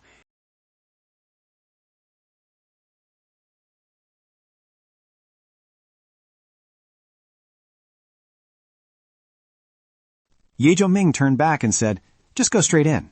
Inside the base, the guards panicked and shouted, "Stop them! Don't let them into the town!" Sheng Yan supported Di Huang, gathering strength for it to dash through the gate. Upon arrival, Di Huang immediately opened its mouth to bite and tear. One guy only managed to scream, "Save me!" before falling silent. Ye Zhongming's group leisurely walked in from behind. "Let's go! Get inside!" Mo Ye asked in confusion, "Without production or creation, how can this base survive for long?" Ye Zhongming replied briefly, "Plunder and slaughter. This base is just the most primitive form. The leader provides cheap protection to suck the wealth dry, raising a fierce gang to rob resources like parasites." While walking, they heard Chu Yin call out loudly from behind, "Di Huang is back!" Ye Zhongming turned and instructed Chu Yin and Master Yue to go with Di Huang to find traces of Huang Xijie and report back once found. Remember to stay safe. Before, we only fought mutated creatures, but that's not the whole picture of this world. We also have to face our own kind. Today, the enemy is the Imperial Clan Guild, full of evolvers with classes. Their strength is both powerful and eerie. To survive long-term, everyone must learn how to deal with them, because they are even more dangerous than zombies and monsters. Helping Sheng Yan take revenge today is also a training opportunity. Only by overcoming this can everyone truly adapt to this world.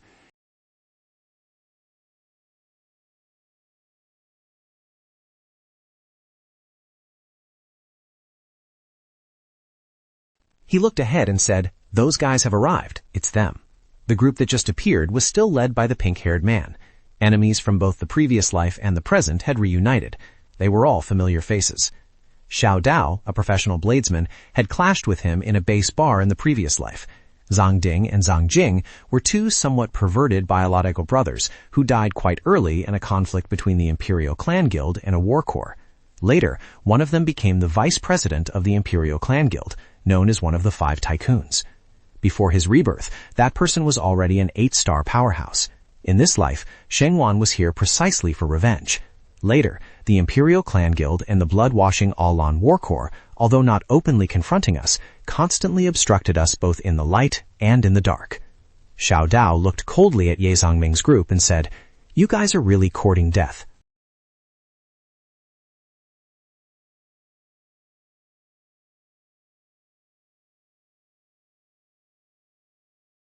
It's not like you can do whatever you want just because you feel like it. Seeing the scar-faced, pink-haired guy boasting arrogantly, Xiao Hu flared up.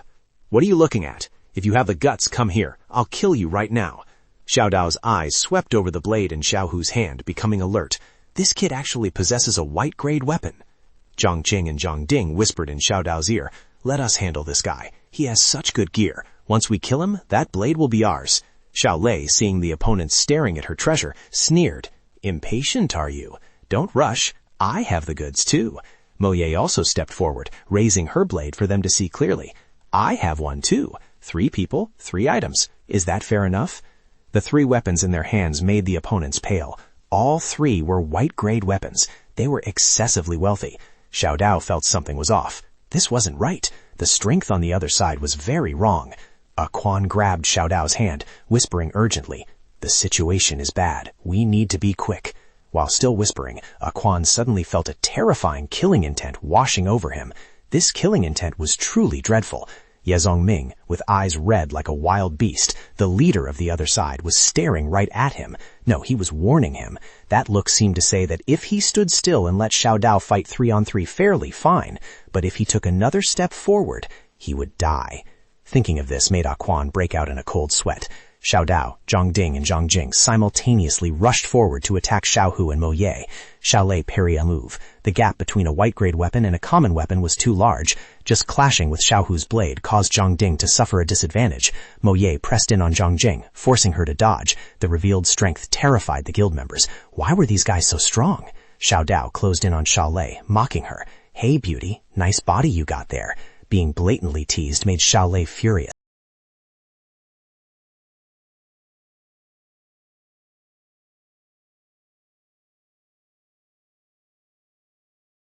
Xiao Lei's eyes suddenly locked onto Xiao Dao's hand. The blade was gone. Where was his blade? Where did it go? Ye Zhongming immediately warned, "Go shadow assassination. On your left."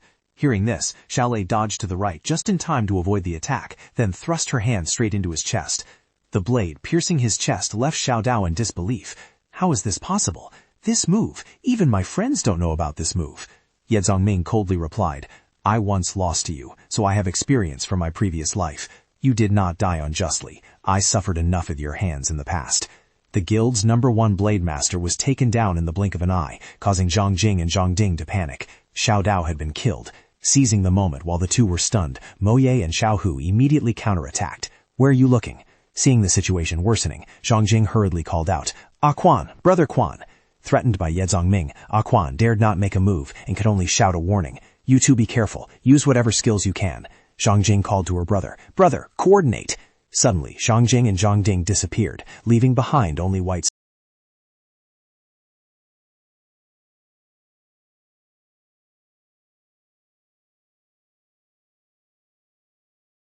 The Mist Traveler leaned toward support, not particularly strong individually, but when combined with his brother, the Void Thief, they specialized in sneak attacks. While observing, Zhang Ding's blade suddenly appeared and stabbed into Xiao Hu's chest. Thinking he had succeeded, he rejoiced. Zhang Ding secretly gloated. In front of a class holder, an ordinary evolver was usually just trash. But his joy didn't last long as Xiao Hu counterattacked. I told you, you guys are just blindly confident fools. Xiao Hu fought back, leaving Zhang Ding stunned. How is this possible? Xiao Hu pointed at his chest and said, Next time, be more careful when you strike. Seeing Zhang Ding collapse, Zhang Jing panicked. Brother!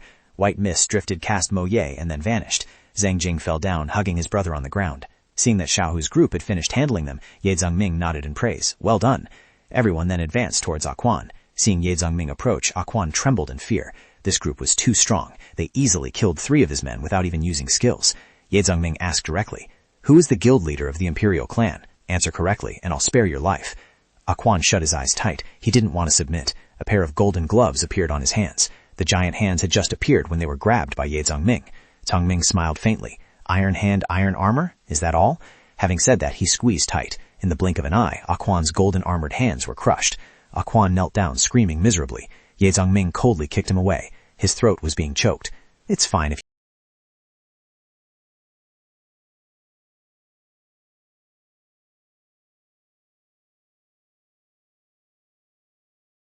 'Seeing the guild team completely wiped out, Shang Yuan asked in panic, You killed them all? Do you know how terrifying the Imperial Clan Guild is? Ye Zongming turned back, smiling coldly to reassure him. I know, didn't I say? They are all idiots who think they are right. After searching, Xiao Hu handed a bundle to Ye Zongming. The harvest is decent. 7 level 3 magic crystals, over 200 level 1 magic crystals, a white grade blade, and a gray dagger. Piao Shuying added, I found 3 level 2 magic crystals, 50 level 1 magic crystals, and a bottle of 1-star evolution potion. It's okay, these guys had quite a bit of stuff on them. He used the spatial ring to collect everything, looking at the corpses on the ground. Xu Ying revealed a look of worry. I can imagine that in the future, looting and killing like this will increase. Even I find it uncomfortable to watch. Seeing the girl gradually getting used to reality, Ye Zongming encouraged her. Everyone must adapt to these things soon. Suddenly, Ye Zongming heard a call from behind. Zhongming. Chu Yin stepped forward and said, We found the location of Huang Shijie and his group. Hearing that the enemy was found, Shang Yuan hardly asked, Where? Chu Yin waved her hand. Follow me. Master Ye sat to one side watching the gate, waiting for a long time until Ye Zongming's group finally appeared. Master Ye excitedly pointed at the gate. They are inside. It's strangely quiet, as if they are waiting for someone. Ye Zongming understood who they were waiting for. He laughed inwardly. That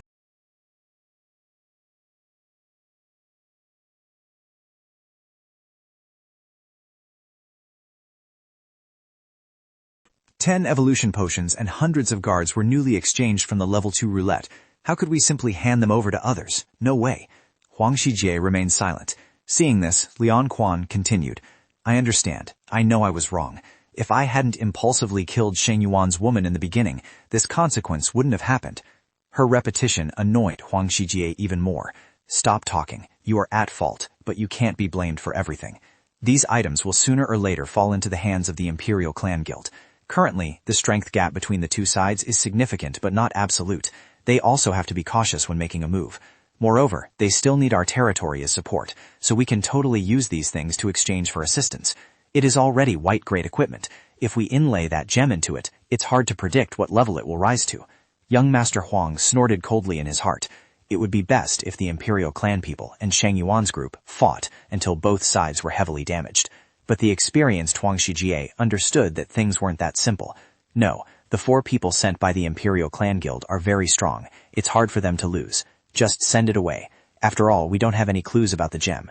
Keeping it is useless. It's better to exchange it for some peace. While they were discussing, Huang Shijie suddenly heard a noise. It seems this thing won't be able to exchange for peace after all. Turning his head, he saw a figure outside the door, which startled him. Ye Zhongming kicked the door open and rushed in. His figure appeared before everyone's eyes. Young Master Huang broke out in a cold sweat, stammering, "You guys? How can it be you guys?" Ye Zhongming didn't bother with nonsense. As soon as he entered, he attacked directly. Young Master Huang's group was immediately kicked away. Ye Zhongming continuously, causing the opponents to fall left and right miserably. Seeing the situation turn bad, Huang Shijie hurriedly erected a shield to protect his son. Ye Zhongming looked at the shield in front of him, slightly surprised. Elemental shield, not bad.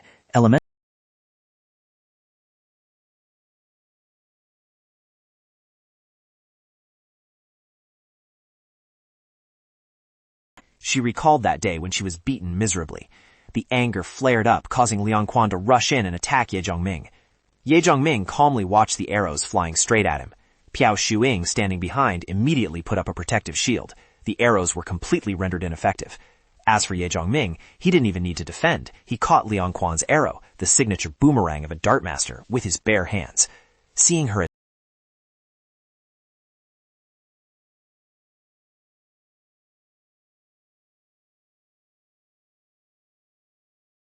With just a wave of his hand, all of Huang Shijie's attacks were dispelled by Ye Zhongming.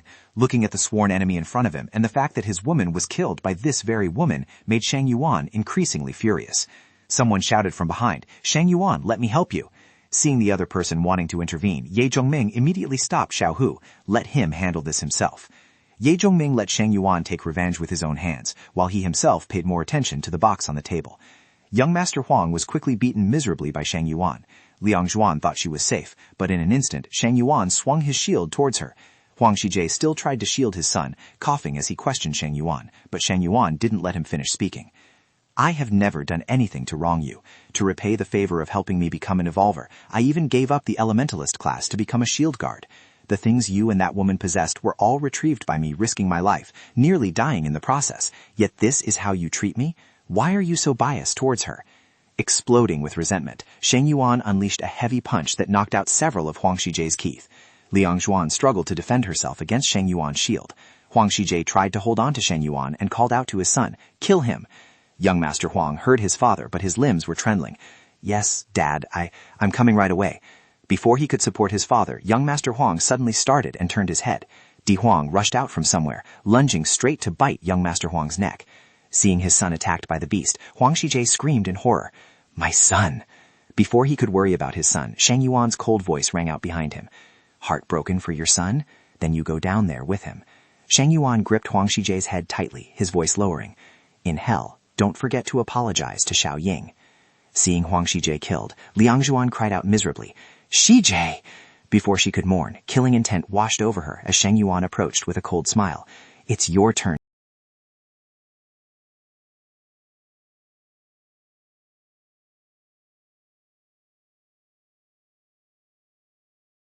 Xiao Hu waited for a long time without seeing Shen Yuan come out, so he asked anxiously, "Boss, will he be okay? His state just now didn't seem right." Ye Zhongmin calmly replied, "Let him vent it all out. He has been suppressing this grievance for too long. He'll be fine once he wakes up on his own." Ye Zhongmin opened the box and took out a white staff. Chu Yin asked curiously, "What is this staff in the box?" Holding the staff, Ye Zhongmin told everyone, "This is the nature staff. No wonder the imperial clan put so much effort into helping Huang Xijia."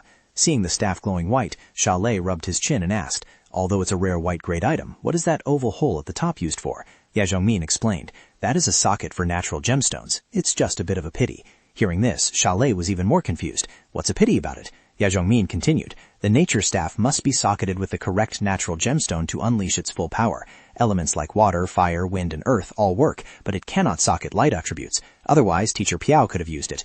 Piao Shuying felt regretful after hearing this. At least the power could have doubled. The group was stunned. Doubled? Wouldn't that mean the healing effect of the Sweet Dew technique would skyrocket? The air prism shield's defense would also increase? Piao Shuying smiled wryly. The feeling of missing an opportunity to become stronger was truly unpleasant, and being bombarded with questions left her at a loss for words.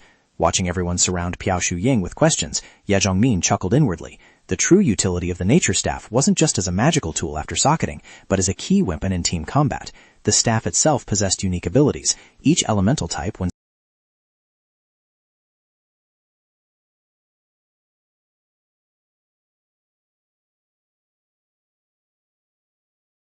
Because elemental gems are consumable items, the staff subskill can be used partially or activated with full energy at once. This special energy is highly favored by survivor teams and is often kept as a trump card to turn the tide. In the past, Crimson Mushin Fei used to wield a golden nature staff, but even she found it difficult to create high-grade or super-grade natural gems. Although this staff's rank isn't high, it is extremely precious at the current stage. Finding a suitable gem would make it a trump card. Thinking so, Ye Zhongming stored it in his space. Sheng Yuan walked out and Ye Zhongming asked, "Done?" Sheng Yuan, covered in blood, nodded. "It's done."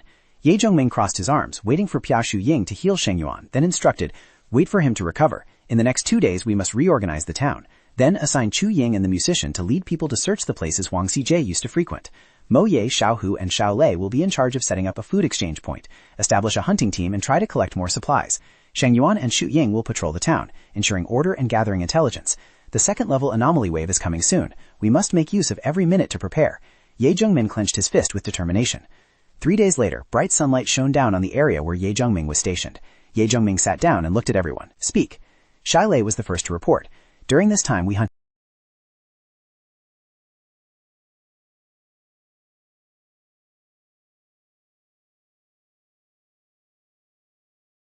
The doctor continued reporting. "We have finished inventorying the supplies of Huang Xijie's group." Xiao Lei's eyes lit up upon hearing this. Truly formidable. They had stockpiled over 4,000 level 1 magic crystals, over 150 level 2 ones, and even a pile of 1-star evolution potions. He crossed his arms over his chest confidently. "With me here, security issues are completely assured." Piao Shuying smiled and reported, "Boss, totaling everything up, we currently have nearly 20,000 level 1 magic crystals, approximately 500 level 2 ones, over 100 vials of 1-star evolution potions, along with 2 armed trucks." Hearing the results everyone had gathered, Ye Zhongming nodded in praise. "Well done." He rubbed his chin happily and continued. "Over the past 2 days, the intelligence team and I searched the surrounding area and found 2 more level 3 magic crystals and some materials." Hearing this, Xiao Hu's eyes went wide. "Damn, level 3? Boss, you're too awesome." Ye Zhongming rested his chin on his hand and continued. "Now that the inventory is done, prepare to set off for the next target." Hearing him say they were moving again, everyone asked in confusion, "Are we not making this place our base? It took so much effort to stabilize. I thought boss intended to stay here." Ye Zhongming's expression darkened dangerously. "I have a better option. Prepare to depart." After arranging everything, the group got into the armed vehicles and left the county town. The 2 vehicles stopped in front of a dilapidated house with an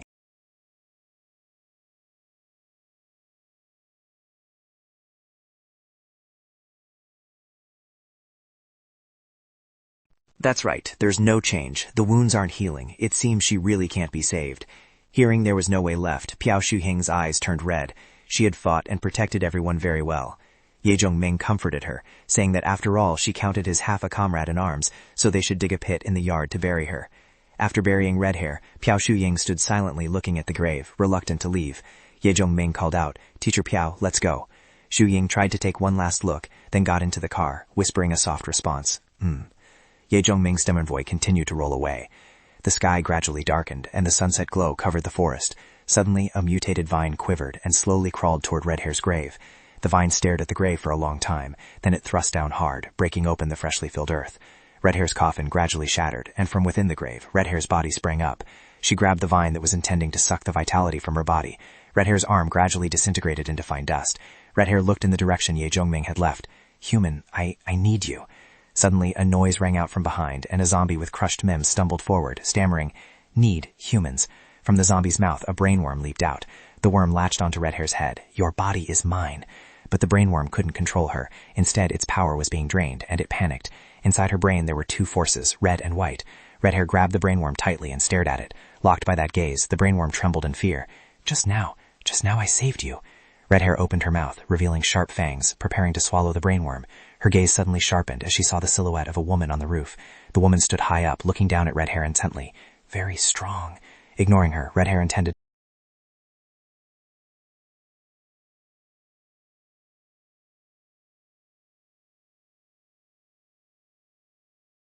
She waved her hand to knock away the battle pet, but her hand was grazed by a dart. The girl's dart embedded straight into Red Hair's arm. Red Hair's eyes darkened as he looked at the mutated monster in front of him. The girl threw a powerful punch at Red Hair's face, causing the brainworm to fly out. The girl hurriedly reached out to grab the brainworm. Seeing this, Red Hair immediately rushed forward. He put all his strength into a powerful kick at the girl. Both of them spun around and fell to the ground. The 2 stood up.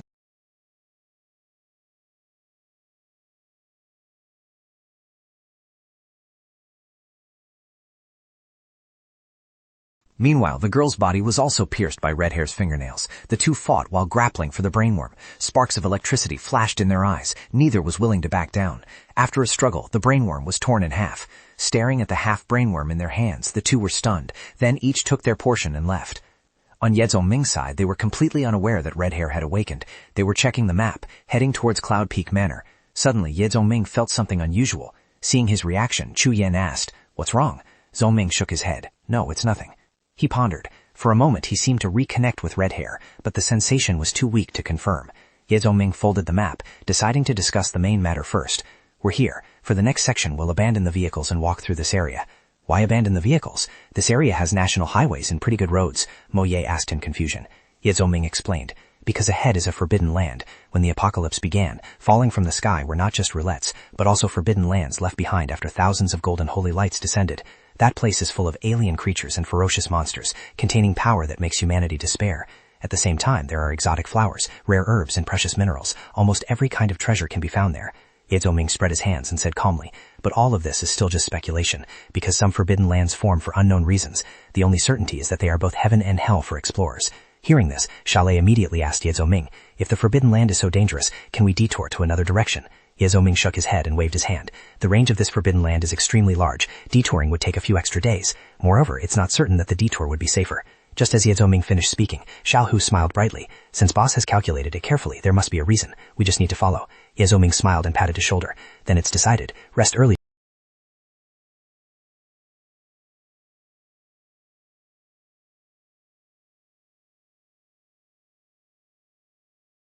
Gazing into the distance, a mountain appeared before them, shrouded in streams of dark crimson aura. Ye Zongming frowned. The chaotic barrier outside the forbidden land was red, indicating that the attribute of this place favored slaughter and blood. He clenched his fist firmly. If he remembered correctly, there was a gemstone mountain and a mineral vein here. He had to give it a try this time. Ye Zongming's group slowly emerged from the cave to scout the situation outside. Looking at the desolate dark red sky, Ye Zongming fell into silence. He turned back and instructed his teammates. "It's safe. Keep moving forward." Seeing a giant footprint on the ground, Mo Ye was astonished. "What kind of mutated creature is this big? It must be the size of a dinosaur," Ye Zongming explained. "Monsters in the Forbidden Land can absorb energy from countless gemstones, causing their evolution level to skyrocket. Gemstones are an extremely important resource. Everyone from craftsmen, alchemists, pharmacists, elementalists, to mages, and even evolvers raising battle pets need them." Hearing this, the purple-haired girl asked doubtfully, "So there is a gemstone vein in this forbidden land?" Ye Zongming pointed to the mountain ahead. "See that? That is the gemstone mountain. Inside it is the mineral vein." Shalei observed the surroundings and then whispered, 3 o'clock direction. Ye Zongming raised his binoculars to look, his eyes revealing suspicion. "That is..." The purple-haired girl didn't recognize it, and asked, "What is it?" Ye Zongming replied, "Traces..."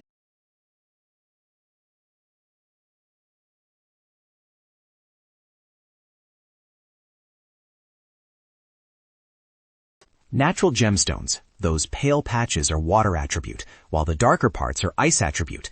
They are two types of coexisting minerals. Ye Zongming reminded everyone to stick close as he led them through the forbidden land. However, the beast's intelligence had increased to the point of knowing how to mark territory. That level of evolution was very high, requiring careful exploration. Hearing him say he would return to investigate, everyone anxiously asked, "Are you planning to go back alone?" Ye Zongming reassured them, "Don't worry. My target profile is small. I won't be easily detected. If there's danger, I'll withdraw immediately." Shalei and Piao Shouying hurriedly tried to dissuade him. "There are level 4 monsters and over 200 level 2 monsters here. The Forbidden Land is too dangerous. Going alone is no different from throwing your life away." Ye Zongming smiled and rubbed Di Huanghuan's head. "I'm taking him with me. His sense of smell and sight are very sharp. With him, it will be hard for anyone to sneak attack."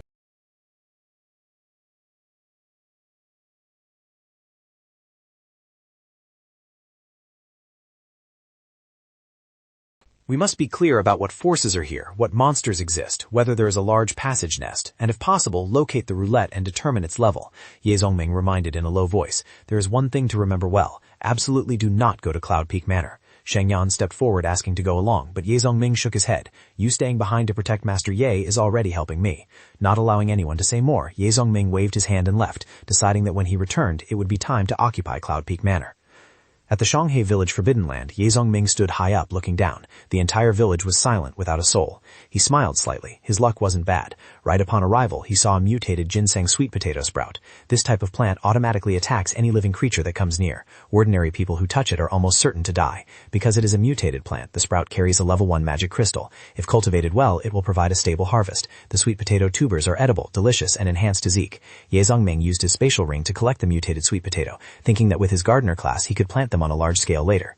He continued to observe and discovered a level 4 three-tailed demon frog, which was an extremely difficult opponent to deal with even among its peers. Ye Zongming broke into a sweat. In this life he was only a 2-star evolver. Challenging a level 3 was not hard, but level 4 was dangerous. However, having come this far, he couldn't return empty-handed. The mutated frog was clutching a gemstone block like a treasure. Di Young intentionally ran past. Seeing a stranger invade its territory made the mutated frog stunned. Its eyes narrowed dangerously as Di Young deliberately stood in front of it to provoke. The dog turned its butt and added a hateful grin, making the demon frog furious. The three-tailed frog huffed in anger. It originally didn't want to attack, but was continuously provoked. Unable to hold back anymore, the demon frog extended its long tongue to attack. Di Young immediately turned and ran, luring it away from the cave. Seeing the frog take the bait, Ye Zongming chuckled silently. Come on, although it's level 4, it's not good at long-distance pursuit. He quickly calculated that most within a minute it would give up in return, which was enough time for him to act. Ye Zongming released the cub of a red flame armor beast into the cave, grinning slyly, borrowing the child to lure the mother. The cub was still sleeping soundly, unaware that it was being used as bait. Sure enough,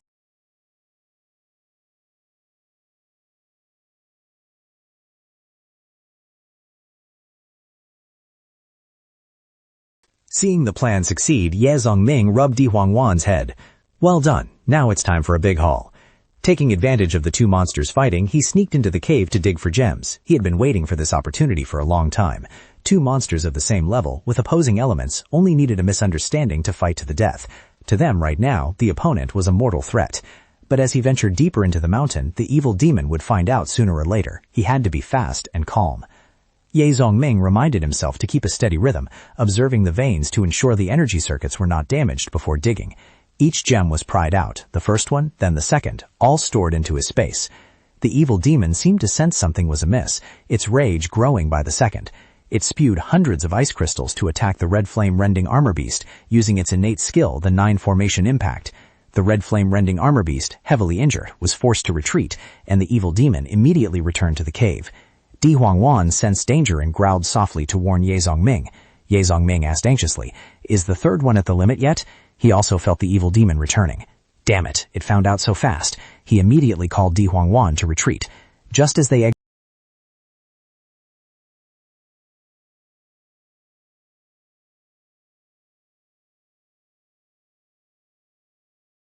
Ice Tornado. Yi Zongming was horrified. Ice Polar Dragon Fist. A level 4 monster could actually use such a terrifying skill. He immediately unleashed a wood attribute skill on a giant tree. Primary Coalescence Exchange Art. The mutated giant tree grew claws to block the demon frog. Seizing the moment, Yi Zongming rushed deep into the forest. But he had underestimated the demon frog. In the blink of an eye, the mutated tree was crushed by the ice pole, and the stream of glacial ice surged endlessly. Yi Zongming ended to unleash the Wind Flame Blade Seal, but the effect would be negligible. Seeing the ice tornado closing in inch by inch, Yi Zongming gritted his teeth to resist. The stream of glacial ice grew larger, violent, as if wanting to crush everything in front of it. Knowing it was hard to stop, Yi Zongming still refused to give up. The strongest skill of a level 4 monster could not be dodged. The only way was to fight for his life. Yi Zongming pointed his staff towards the three-eyed demon frog and unleashed the socketing technique. Come on! When the ice tornado approached, he used all his strength to slam the staff onto the ground. A phantom of a maiden emerged from the Aquarius, powerfully blocking the ice pole's attack. Noticing the turn of events, Yi Zongming secretly rejoiced. This was the water attribute skill of the nature staff, Protection of Aquarius. But before he could sigh of relief, the pressure rose again. Defending against a level 4 monster was still too strenuous. He looked at the gem on the scepter and thought, if the quality were higher, even just intermediate, things would be different. But now, the only way was to risk his life to escape. Yi Zongming.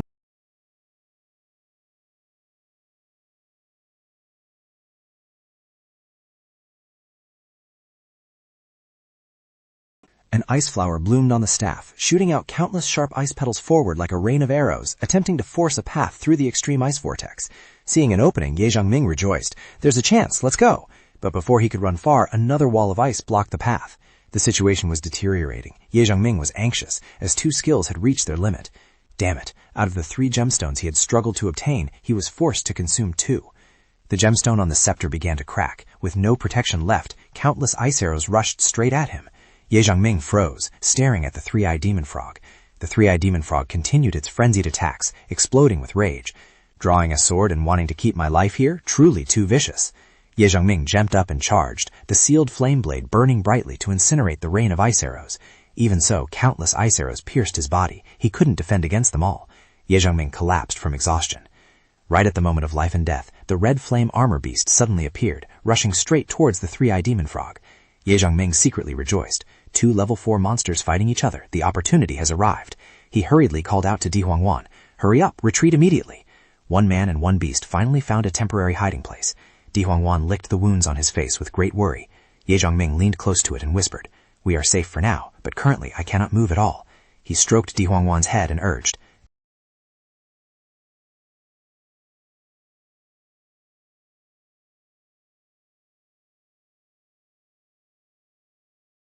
Poor guy, why did he dare to enter the red egg? Surviving such heavy injuries, he must be an evolver.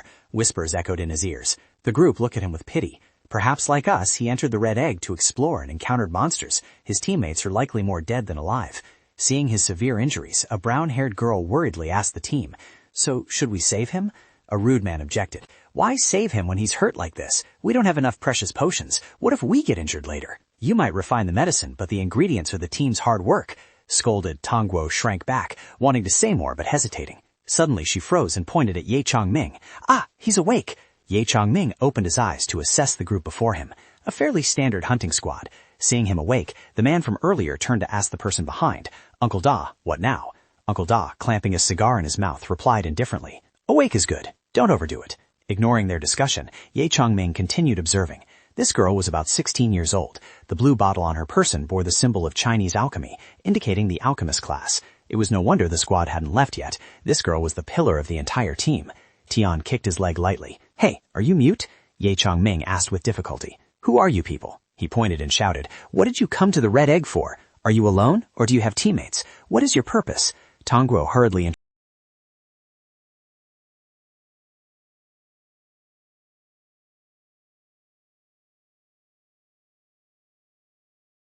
"Monsters?" Uncle Da brushed aside Tian's hand and asked, "You dared to come here alone?"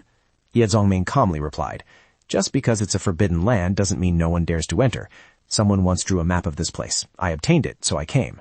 He propped himself up, trying to stand. Seeing him stumble, Tongguo hardly supported him. "Let me help you. Be careful." "Thank you." A person in the team called her back. "Tongguo, come here." She was pulled away, and Ye Zhongming watched with a smile. Such kindness in the apocalypse was easily eliminated, but he was truly grateful. He tried moving his wrist. He didn't know how long he had been lying there, but thanks to his 2-star evolution physique, he could barely move. A full recovery would take at least 7 or 8 days. Traveling with a hunting squad was the safest option. The team discussed whether to keep or abandon him. He says he has a map. Just robbing him would be enough. We haven't harvested anything in the first 3 days here and only encountered trouble. Thielen asked, "Did you search him for the map?" Found nothing. He rubbed his chin, analyzing. Either he's lying to get taken out, or he really has a map. Either way, his goal is to use us to leave this place. He smiled at Ye Zhongming. "I say we leave him behind. Let him find his own way." Tongguo indignantly objected. "How can you be so heartless? He can help. At worst, my brother and I will take care of him." Tian lost patience. "Tongguo, don't cause trouble." She turned her face away in anger. Uncle Da spoke up. "Listen to little Gua. We'll take him along."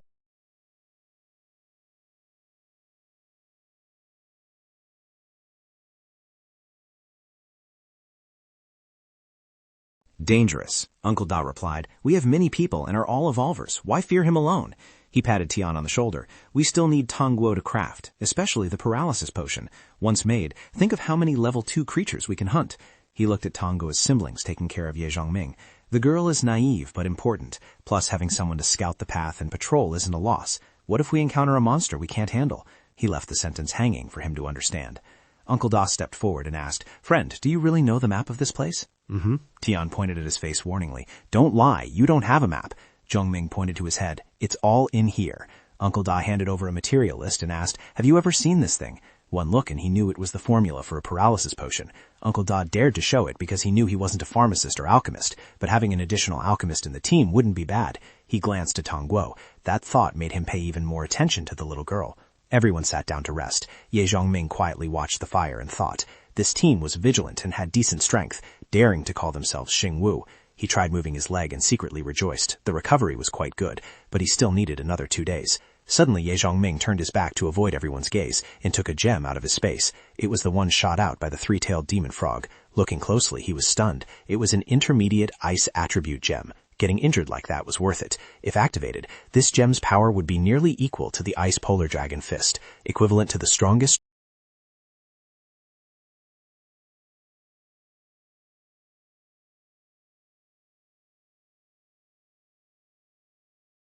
Ye Zhongming continued to follow the hunting squad to collect materials. He asked the man beside him, "Are you her older brother?" "We share the same father but different mothers, so there is quite an age gap." The two introduced themselves. "I am Ye Zhongming, and my name is Tang Tian." Then Ye Zhongming voiced his suspicion that within the squad it seemed only Tang Tian was not yet an evolver. Tang Tian smiled gently and said that he had already given the evolution potion to Tang Guo. Ye Zhongming slightly used his hand to block Tang Tian's view to retrieve a branch of herb needed for the anesthetic potion from his space. Noticing the strange action, Tang Tian immediately asked if something was wrong. Ye Zhongming hurriedly stood up and replied that it was nothing, only that he had found the material everyone was looking for. He turned back and called out loudly to the people behind that the tiger tooth grass they were looking for was here.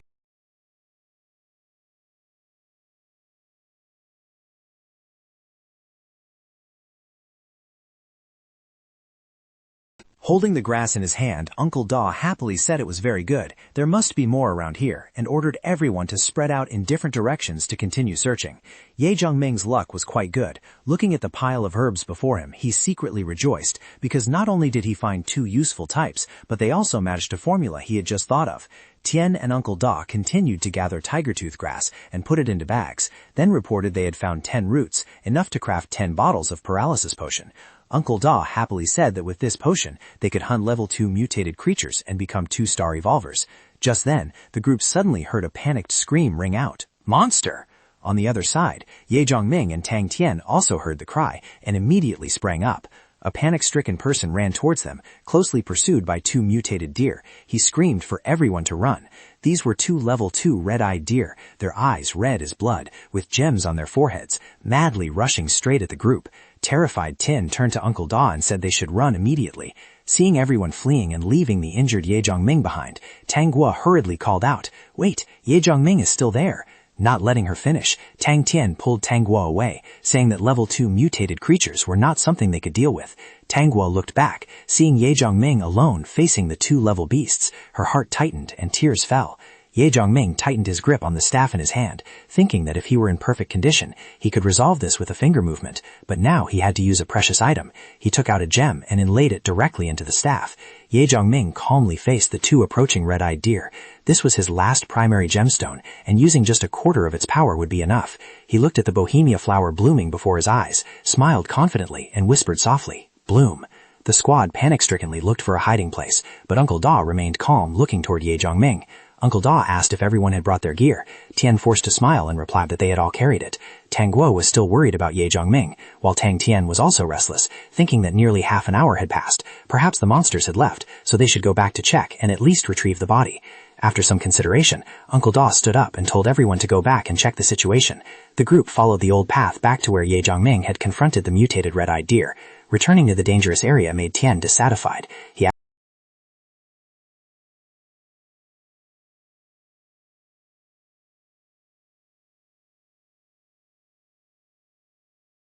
Seeing Ye Zhongming not only alive but also casually roasting meat, Tian stammered in shock, asking if he was really still alive. Seeing Ye Zhongming safe and sound, Tang Guo cheered happily, saying it was fortunate he was still alive. The whole group looked at the carcasses of the 2 mutated deer with suspicion, unable to understand what natural enemy had killed them and why the gems on their heads had disappeared. Hearing the mention of the missing magic crystals, Uncle Da angrily questioned Ye Zhongming about the whereabouts of the 2 level 2 magic crystals while he was still calmly eating meat. After finishing his meal, Ye Zhongming took out the 2 magic crystals he had just dug from the beasts' heads, showed them to everyone, and said they were right here. Seeing the level 2 magic crystals, the group immediately grew excited and urged him to hand them over. Ye Zhongming coldly replied that they should keep dreaming. They were not qualified to possess them. His eyes were sharp and cold as he reiterated that they were not worthy. Hearing this, the crowd stared angrily at Ye Zhongming and laughed contemptuously.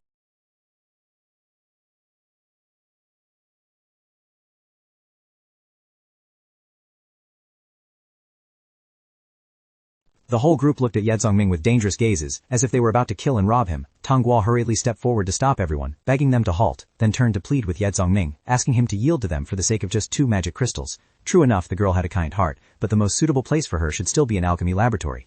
Tian pushed Tang Guo aside, pointed his blade at Ye Zongming, and said there was no need to waste words with him. Ye Zongming suddenly threw the 2 magic crystals to the ground, causing everyone to look at them at their feet, not understanding what he intended to do. Seeing that attitude, Uncle Da got angry, saying Ye Zongming didn't understand the rules, it was too late to hand them over now, and he had to suffer some punishment.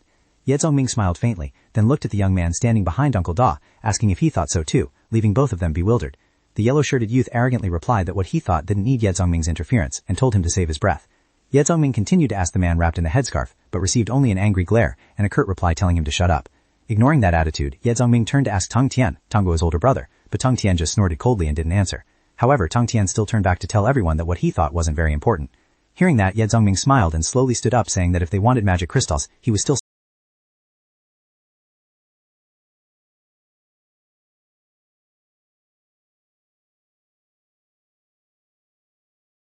Ye Zongming calmly said there was still more. As soon as he finished speaking, he took out another pile of magic crystals, terrifying everyone because the quantity was at least over 3,000. Ye Zongming said in a deep voice, not to rush, it wasn't over yet. Seeing him continuously take out so many magic crystals, Uncle Da's group trembled and stammered that there were too many level 2 magic crystals. He stood straight, looking at the pile of magic crystals in front of him, and said there were still a little more. As he spoke, he threw out a few level 3 magic crystals, silencing the whole group.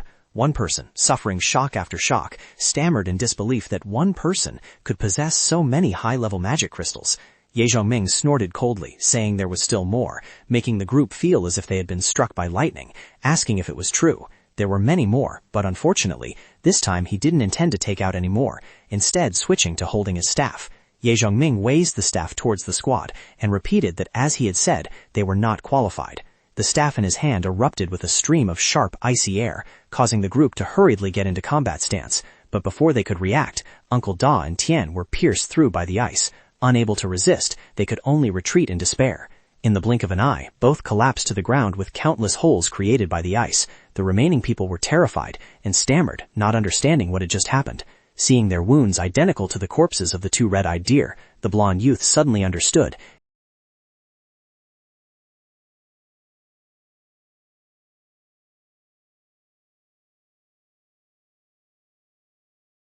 Is the medicine taught by you or not? Ye Zongming threw a handful of grass towards Tang Guo, surprising her as she didn't understand what was happening.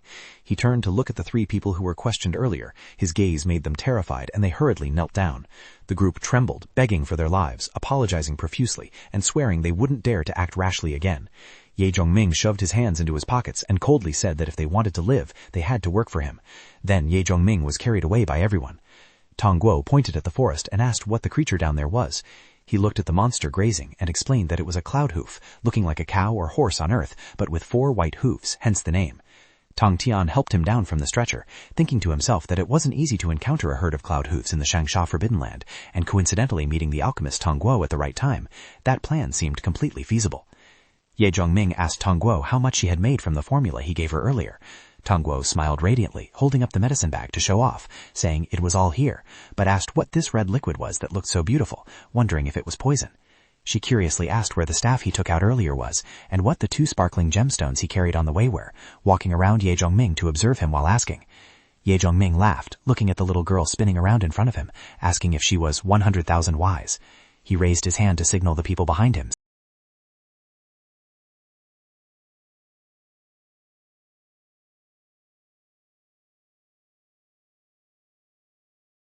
Tang Guo distributed the Lohong water to everyone, scattered the potion evenly around the area, and then had the whole group spray it around themselves. Then he turned to Tang Tian and said that he would lead the Cloud Claw here later, leaving Tang Tian confused.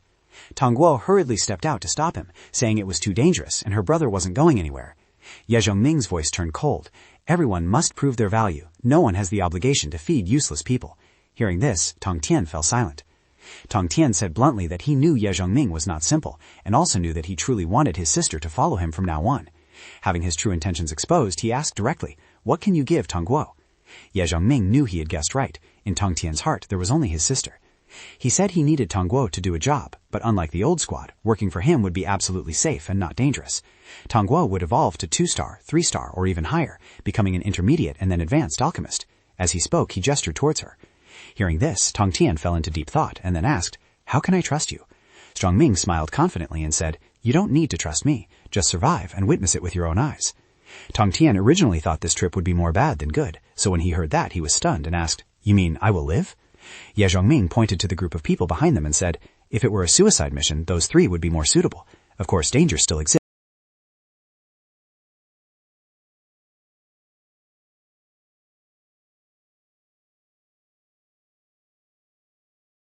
Ye Chongming threw 2 tubes of green potion to Tong Tian and said this was an advance reward. Gripping the tubes tightly, Tong Tian couldn't believe his eyes. Pouring them out to check, he realized they were 1-star evolution potions. Seeing Ye Chongming hand over such precious medicine so casually, he suddenly realized that the man had been testing him earlier. After drinking the potion, Tong Tian felt his body undergo a violent transformation, like an electric current running in reverse, causing pain all over his body. He gritted his teeth and endured it, secretly glad he had made the right choice.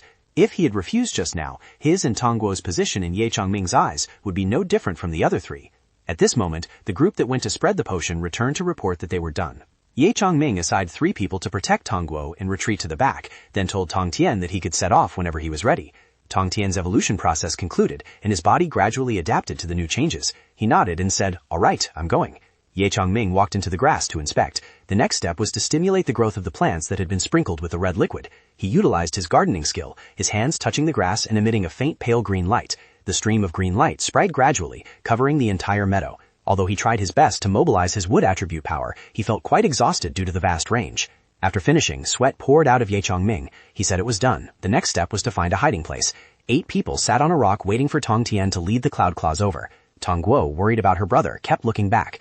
Tong Tian ran towards the meadow with all his might, with a herd of furious cloud claws chasing closely behind. Seeing her brother return, Tong Guo hurriedly waved and called out, "Brother, over here!"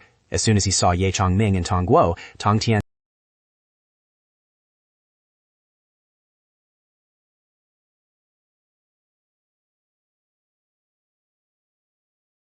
They sniffed the air, trying to determine the direction of the scent.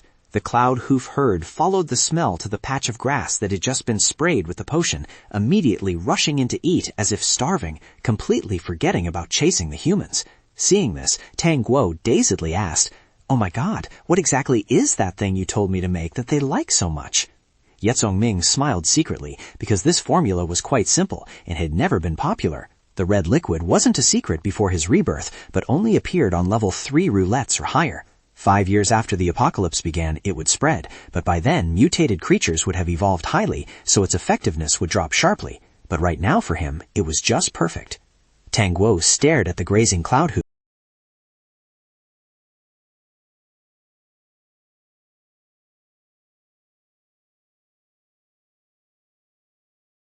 She didn't pay attention to the surroundings. The cloudhoof herd was still frantically grazing. Gradually, their expressions became ferocious, casting dangerous glances at their own kind. The potion took effect, causing the cloudhoofs to start rushing in and tearing at each other. Seeing the unsightly scene, Tong Tian hurriedly covered Tong Guo's eyes and told her not to look. Wiping his sweat, Tong Tian asked Ye Zhongming if this kind of potion was really usable. Zhongming smiled and replied that as long as it was effective, it was enough. Seeing him cover her eyes, Tong Guo pushed his hand away and said she wasn't a child anymore. She was just a bit surprised, that's all. Ignoring his sister's reaction, Tong Tian turned to ask Ye Zhongming if they should kill them right now. Ye Zhongming took a piece of meat from his space and said to wait a bit longer, then handed it to the blonde youth. Down there, the cloudhoofs were still in a frenzy. Going down now would be no different from seeking death. The sky gradually darkened. Ye Zhongming's group sat around the campfire roasting meat, waiting for the right moment. Chewing on the meat, Ye Zhongming reminded everyone to eat their fill so they would have the energy to work later. Everyone held their meat skewers and replied, "We know, boss." After eating and drinking, Ye Zhongming led the group back to the cloudhoof herd. Looking at the corpses lying scattered, he said since they were full, it was time to work. After the frenzy, the cloudhoofs were exhausted and lay motionless on the ground. Seeing Ye Zhongming walking without a crutch, Tong Guo asked in surprise if he didn't need the support anymore. Ye Zhongming smiled reassuringly, saying it was fine. Although not fully healed, he had recovered 60 or 70%. On the other side, Tong Tian looked at the herd of cloudhoofs and asked why so many had died. Ye Zhongming explained that the potion not only stimulated their libido, but also drove them mad. Excessive fighting for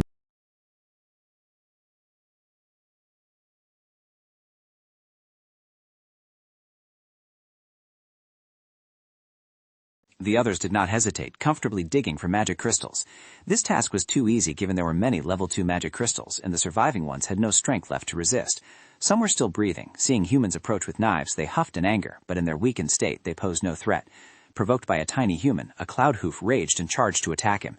In a blink of an eye, before anyone could react, the blond youth was rammed violently, his internal organs shattered. Looking at the corpse before her eyes, Tanguo panicked, covering her mouth and sobbing.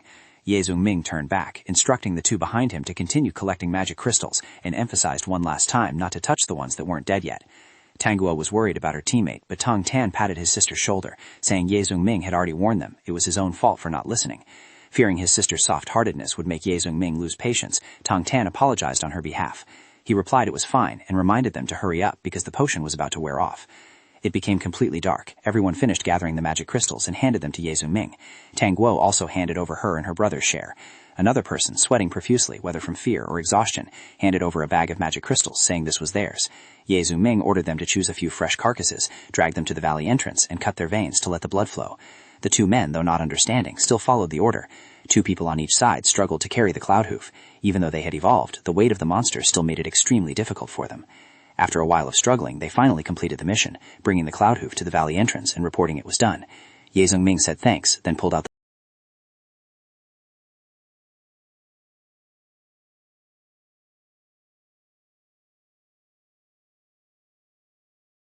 Ye Zhongming did not answer, but reached into the brown-shirted youth's clothes and took out a handful of magic crystals to show everyone.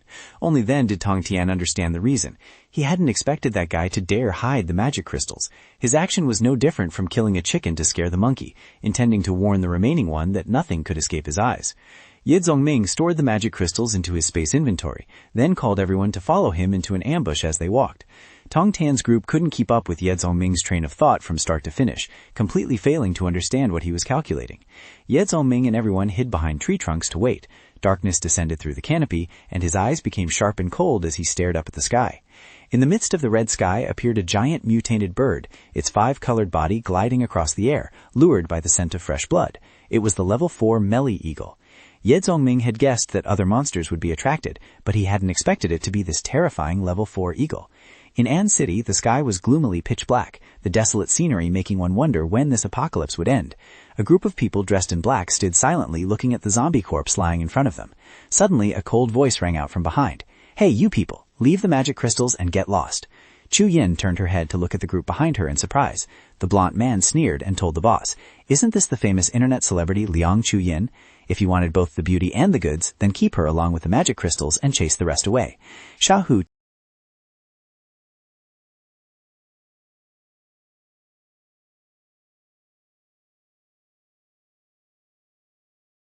Master Ya, seeing the tension, immediately stepped in to mediate, saying that Xiao Hu wasn't being lazy but had actually led the zombies here himself.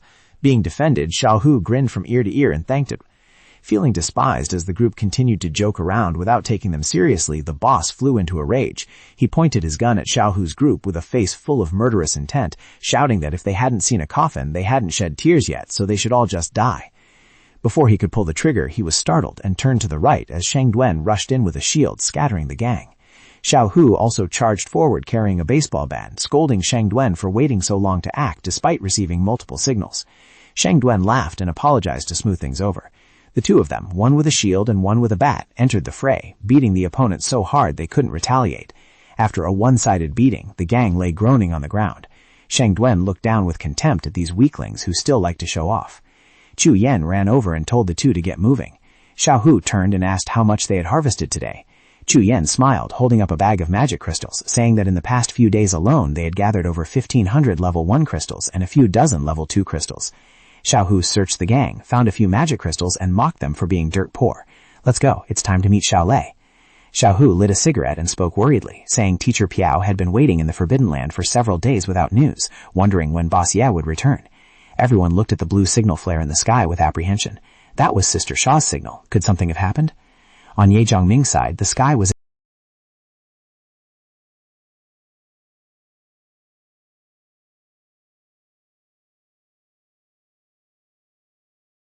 Seeing everyone still standing there dazed, Zhongming hurriedly urged them to collect the magic crystals. Ye Zhongming looked at the beast's corpse and thought, the Oming beast was indeed an ideal hunting target. The glands in their bodies after being soaked, dried, and treated with strong liquor could increase poison resistance. He spoke while using a blade to dissect the Oming beast. Holding the Oming beast's gland in his hand, Ye Zhongming was delighted, because in the past, each gland could be exchanged for a bottle of 2-star evolution potion. He continued to slice open the beast's belly. Using the corpse of the cloud hoof in the mountain valley as bait was indeed the right decision. While excitedly harvesting, Ye Zhongming suddenly froze as a familiar sensation washed over him. He immediately told everyone to retreat to the hillside and hide, because something was approaching.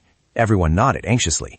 In 3 days, they had collected over 500 level 2 magic crystals, 7 level 3 ones, and quite a few materials. The results were considered decent. Unfortunately, the initial level 4 Millie Eagle had to be let go, because the 3 people before him could not compare to the team Liang Chuin had personally trained. Looking at the half-human, half-horse mutated creature before him, Ye Zhongming pondered deeply. This was a pack of fanged mount beasts, the most organized and disciplined monsters in the Shangsha Forbidden Land. Their muscles rippled, and their fangs were sharp. It was a pity that only 2 reached level 3. To deal with level 3 monsters, he had to use intermediate gems, but killing them all would only yield 2 level 3 crystals, which was too much of a loss. Ye Zhongming punched the tree trunk in dissatisfaction, as the hunt was nearly over. Suddenly, the barking of Di Huangwan rang out. Ye Zhongming froze, realizing that the dog had actually called people over. He didn't expect Di Huangwan to accomplish this. Letting it go earlier was just a gamble, because it was very difficult for a level 2 creature to cross the Forbidden Land to find Cloud Peak. However, it had succeeded.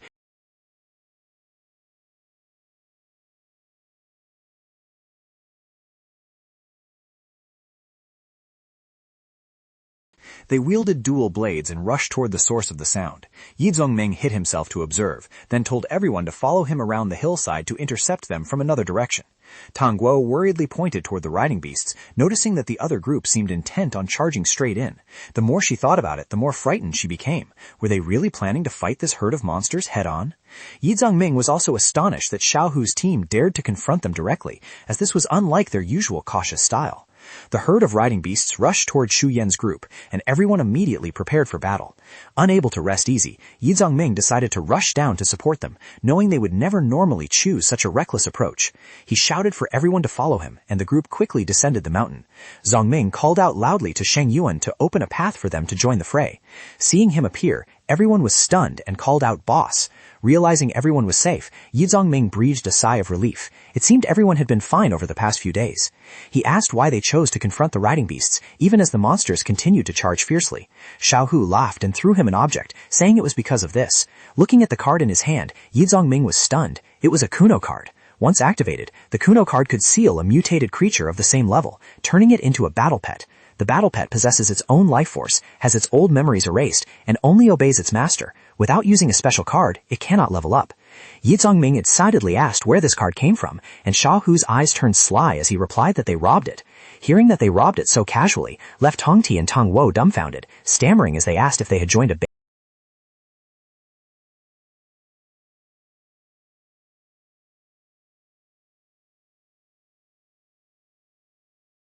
Seeing him being overly narcissistic, everyone simultaneously raised their middle fingers. Seeing them still so carefree, Ye Zhongming smiled bitterly and analyzed that the herd of riding beasts had split into 2 directions, with one spearhead circling around to surround them. The herd of riding beasts circled around, forming a pincer movement to encircle Ye Zhongming's group. After hearing the analysis, Xiao Hu held his head and asked the boss how to deal with them now. Hadn't he calculated it before rushing down? Xiao Hu confidently pointed at the Kuno card, saying that sealing a level 3 one would be enough, and the rest would be child's play for the boss. Everyone's trust put pressure on Ye Zhongming, but also gave him more confidence. Since they were already here, it wasn't certain they had no chance of winning. After thinking, he sprang up and rushed out of the hiding place, heading straight for the herd of riding beasts ahead. Ye Zhongming executed the primary coalescence exchange art, and a beam of blue light flashed like lightning tearing through the wind. Seeing someone suddenly rushing over, the level 3 beast paused. Ye Zhongming immediately condensed earth and rocks into a guardian pawn, tightly locking the riding beast.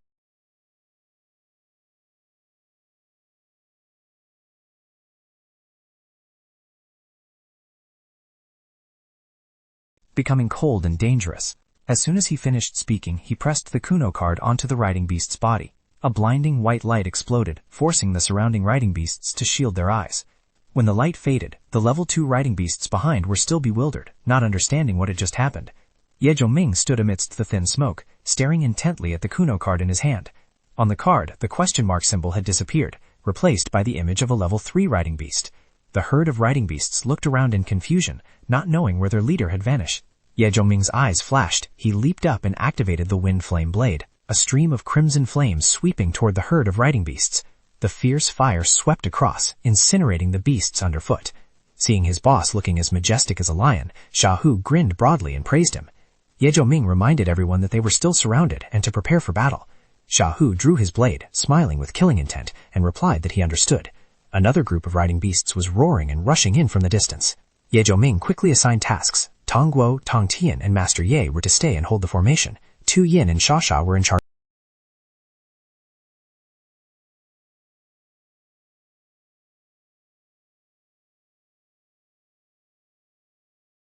Ye Zhongming inserted a gem into the robot's tray, activating the level 2 turret with 99 energy units. The barrel aimed straight at the herd of riding beasts.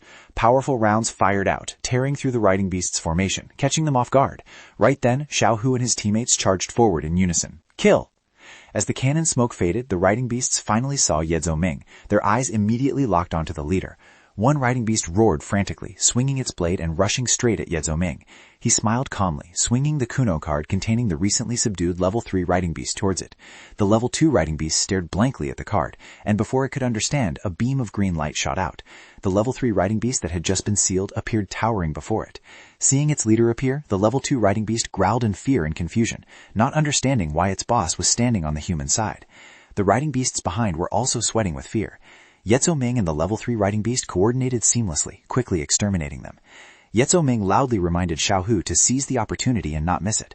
Xiaohu smiled dangerously, replying that he understood. The boss was getting stronger, and with the robot added, he was almost invincible. Watching the boss compared to a monster, Xiaohu's eyes were full of excitement. Riding beast blood splattered on his face, making him look even more ferocious. Tong Guo and Tong Tian hid behind a wall, witnessing everything. Tong Guo was stunned by Ye Zhongming's power, feeling it was far different from them before. Tong Tian smiled with relief. Indeed, he was a superior individual. He looked at Tong Guo and whispered, "We are truly lucky. Your kindness was not misplaced. This team will definitely go very far." The battle of Ye Zhongming's squad shook the entire area. Trees under the crimson sky shook violently. Looking at the riding beast carcasses,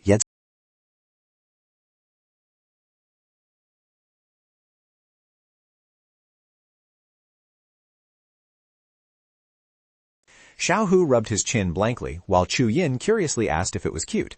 Ye Zhongming explained that the cloud hoof eggs, once hatched, would become mounts, and they would certainly be very cute when young. Hearing this, both their eyes lit up with anticipation as they asked where the eggs were. He pointed towards the exit, saying they were right in the cloud hoof nest nearby. The area had been cleared, and the remaining monsters were not a concern, but they had to act fast. Before he could finish speaking, the two had already rushed off.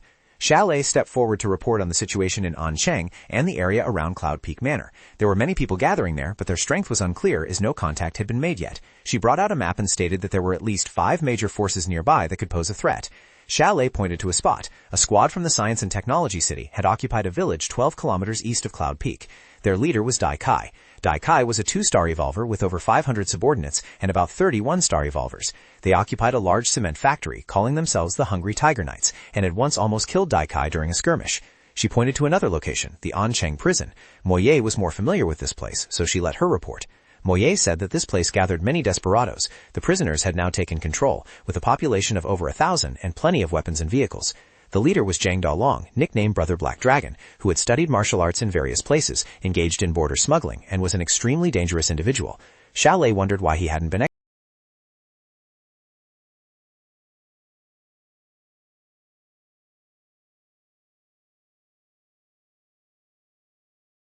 Gloomy, the silhouette of Master Yu and everyone could be seen transporting goods near the military vehicle. Master Yu, Xiaohu, and Tong Tian each drove a car carrying cloud hoof eggs back. Upon returning to the shelter, everyone went about their tasks, waiting for grilled meat. Ye Zhongming and Xiaolei continued to discuss the plan. Moye pointed at the map and said the biggest current danger was Zhang Dalong, because he intended to expand and occupy more roulettes. Anyone with a brain understood that roulettes were resources. Whoever controlled them would have an evolutionary advantage. Ye Zhongming's eyes turned cold. The battle for roulettes had officially begun and would last for many years. Chu Yen remembered another ethnic minority faction. This faction occupied an island in the middle of Lake Darun. The terrain was good for defense. The clan had several hundred people, and they fought very fiercely. Xiao Lei added information about Dongshangkou village with over 5,000 people. The leader, Uncle Hai, was a 2-star evolver thanks to exchanging a class scroll. Hearing the name Uncle Hai, Ye Zhongming asked again. Mo Ye recalled a strange detail, that although their weapons were homemade, the quality was like military production. Hearing the report, Ye Zhongming nodded in appreciation. Everyone investigated very accurately. He thought that the Dongshangkou weapons were created by the blacksmith Li Ho. In his previous life, they were wiped out due to some incident. Ye Zhongming compared this with his memories of his previous life. Teams like Science City or the Hungry Tiger Knights were ones he had never heard of before. The key point remains Zhang Dalong. In the previous life, he occupied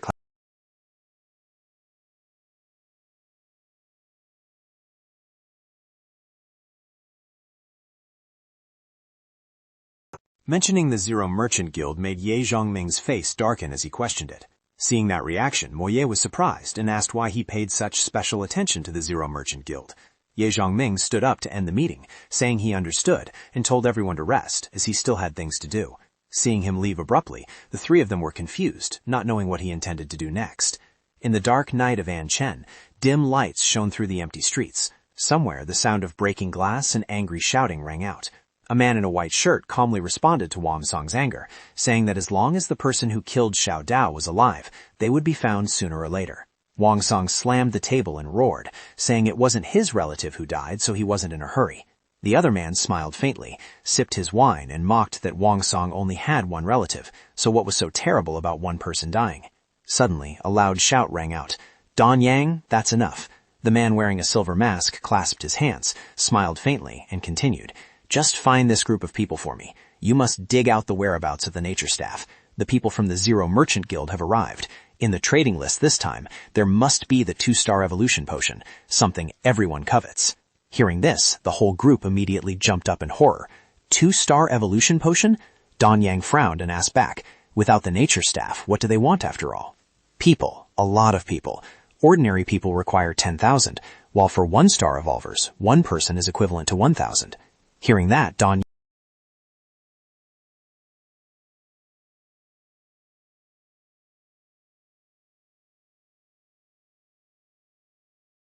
"Boss, wouldn't that put us in great danger?"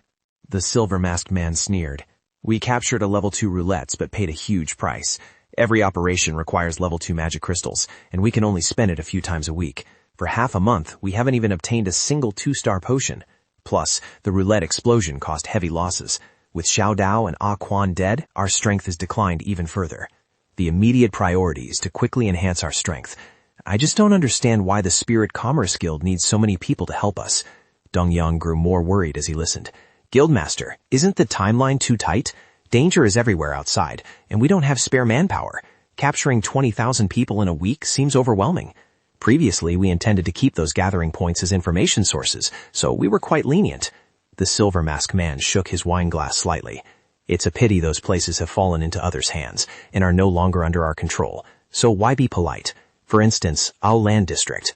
His eyes gradually turned gloomy. Yet Zhongming returned to his room, lost in thought. He didn't expect to hear the name Spirit Commerce Guild again so soon. In the 10 years of the apocalypse in his previous life, it was the largest, most stable, and also the most inhumane organization. At present, there was no need to actively provoke the Spirit Commerce Guild, but he definitely had to be well prepared. If a conflict occurred, he had to give them a taste of ruthlessness. Fortunately, this trip to the Forbidden Land had yielded a lot, enough to open the sacrificial gate. Ye Zhongming dropped a large amount of magic crystals from his space into the sacrificial gate. Energy gradually condensed at the top of the gate. He watched intently, beads of sweat forming. The materials not currently in use had all been thrown in. Just one more time. If he continued to load magic crystals, it would likely take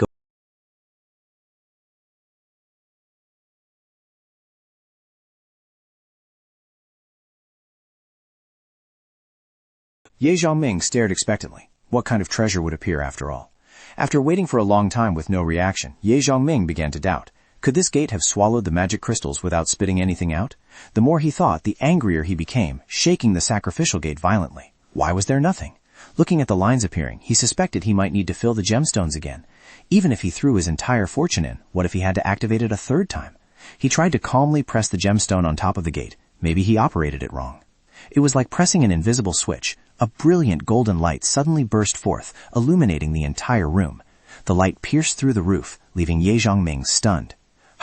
He rushed outside to check. Xiao Hu's group also looked up at the golden light shooting straight up from his room into the sky. Indeed, it was night, and that beam of light was so dazzling that the entire An city could see it. Knowing for sure that people would come to investigate, Ye Zhongming immediately ordered Xiao Hu to pack up and leave immediately. Xiao Hu asked in surprise what the boss was saying. Inside the room, the sacrificial gate was still radiating a brilliant 5-colored golden light. Following Ye Zhongming's order, everyone quickly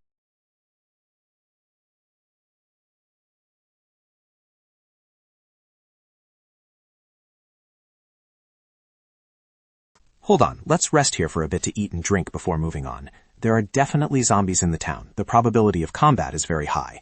Hearing about resting, Chu Yan excitedly took the job. Then let me cook. Xia Lei and I will keep watch. Mu Ye glanced at Xia Lei. Xiao Hu patted Sheng Yuan's shoulder. Then you and I will scout the surroundings and investigate the situation. As for Ye Zhongming, he sat in a corner, hugging the box tightly. He looked at the note thoughtfully. The small symbol in brackets indicated that the sacrificial gate's gemstone could be filled multiple times, and the more it was filled, the better the reward. Ye Zhongming slowly opened the box with full expectation, imagining all sorts of treasures, like level 3 evolution potions or skill scrolls. But what appeared before his eyes was just a pair of shoes, blood-treading war boots. Why is it this item? Even a blueprint would have been fine. He used his craftsman skill to inspect it, and discovered this was still an incomplete piece of equipment. To use it, one had to manually load activating materials to complete it. Trying to extort more of my materials, truly cunning. Ye Zhongming began loading materials. The first was the claw of the cloud hoof. He took the cloud hoof claw and placed it into the shoe's slot. Immediately a blinding golden light erupted. The originally ugly shoes transformed into luxurious platinum boots. Stats increased sharply, and a sprint skill appeared, increasing movement speed by 100% for 3 seconds, with a 10-hour cooldown. Seeing that using just a 2-star cloud hoof claw unlocked a skill, Ye Zhongming was stunned, and immediately continued testing other materials. The second time he used a lizard man's tail. The skill upgraded further. Acceleration, agility, balance, and a skill appeared that stimulated mental power consumption to deal damage. Seeing that the second skill was also very powerful, Ye Zhongming was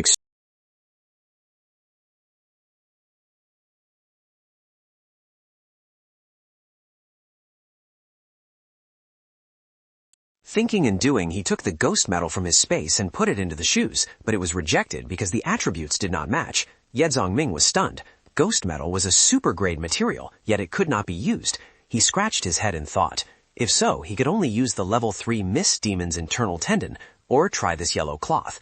Looking at the cloth in his hand, he was full of anticipation. He stuffed the yellow cloth into the shoes and prayed silently. Golden light exploded violently, accompanied by flashing lightning. Ye Zhongming excitedly looked at the scene before him.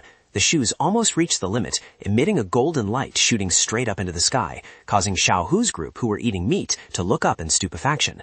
Xiao Lei shook her head while eating. She didn't need to guess to know who the culprit was. This person really couldn't stay still. Mo Ye reminded everyone to eat quickly and pay attention to the surroundings, ready to move. When the light faded, looking at the glowing shoes in front of him, Ye Zhongming took a few steps back in astonishment. The attributes of the shoes at this moment far exceeded most current equipment. A speed skill, a kick dealing damage, and 2 passive skills, storage and essence absorbing sand, which could be upgraded, absorbing life energy to recover the wearer.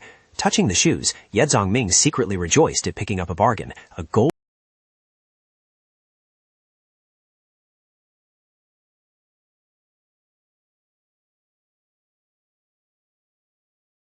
Passive skills can all be upgraded. Ye Zhongming tried jumping up, feeling as light as weightless. Done, he returned to Xiao Hu's group. Seeing him return, Xiao Hu smiled brightly and asked what the boss was doing that caused such a ruckus. Xiao Hu stared at the new shoes, mocking whether changing into new shoes was that fun. He thought they were a limited edition.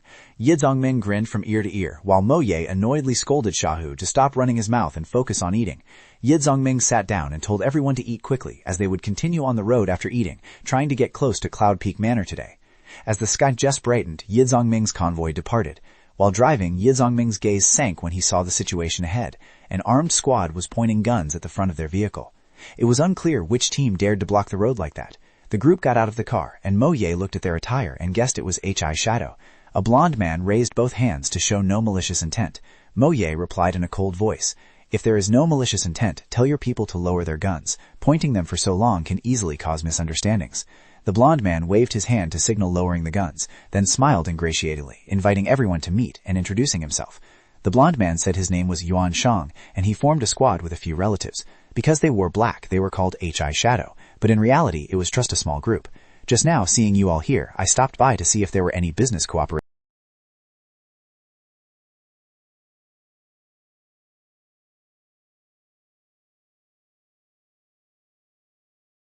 Was a bad thing. Her gaze became sharp, cold, and full of danger. I do like business people, but I still have to see what kind of capability you have. Hearing this, Yuan Shang looked impressed. This beauty speaks so skillfully, making others admire her. We don't have any precious goods, just food, water, and daily necessities. Seeing everyone working so hard, how about buying some food? Before he could finish his sentence, Ye Zhongming seized the opportunity to test his new shoes. His figure flashed, leaving behind only a faint afterimage. In just a split second, he bypassed Yuan Shang's group without the other party noticing at all. Ye Zhongming quickly approached the military vehicle and handily grabbed Yuan Shang's explosive package. Immediately after, he turned around and threw the explosive package straight into Yuan Shang's hands. Yuan Shang looked at the explosive package in his hands, stunned beyond belief. Isn't this my explosive? When on earth did this happen? Not keeping the other party waiting long, Ye Zhongming immediately explained. He held up the remote control in his hand, looked at Yuan Shang, and smiled. Boss Yuan, doing business requires goodwill to be exchanged for goodwill. His eyes were glued to the controller, causing cold sweat to break out. We have no interest in senseless killing, but we are very accustomed to trading in an absolutely safe environment. Unbeknownst to him, the detonator was already in Ye Zhongming's hands, which made Yuan Shang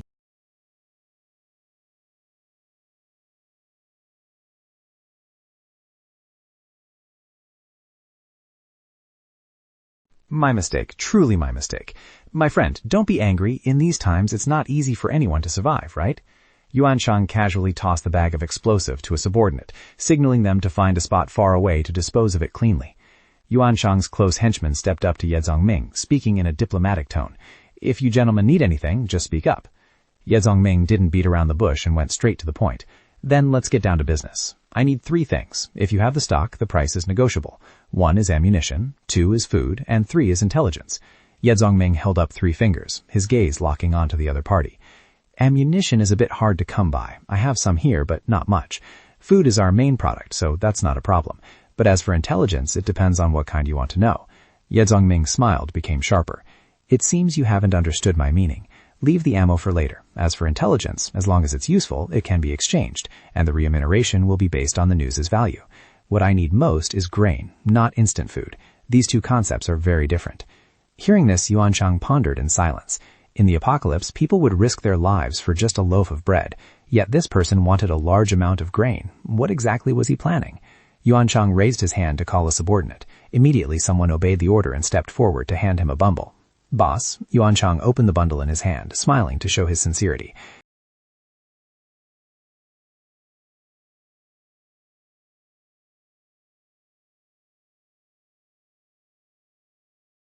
Yuan Shang was startled, thinking to himself that he had indeed met a big, truly wealthy client. The smooth transaction inspired Yuan Shang to sell more goods. Since we're at it, are you interested in these pistols? Ye Zhongming asked back. What's the quantity? Yuan Shang replied, not many, about 10 guns, standard factory issue, quality absolutely guaranteed. It's just that the accompanying ammo isn't plentiful, about 300 rounds. Ye Zhongming picked up a gun to test. The color and finish were decent. Name your price. Seeing him settle so quickly, Yuan Shang was slightly surprised. 200 magic crystals. Ye Zhongming was decisive. Done, deal closed. The subordinates behind Yuan Shang, witnessing Ye Zhongming spending money like water, couldn't help but be astonished. Damn it, how is he so filthy rich? 200 magic crystals? We made a huge profit on this deal. Keep your voice down so they don't hear. Seeing Ye Zhongming trading so refreshingly, Yuan Shang smiled, eyes narrowing into slits, and rubbed his hands.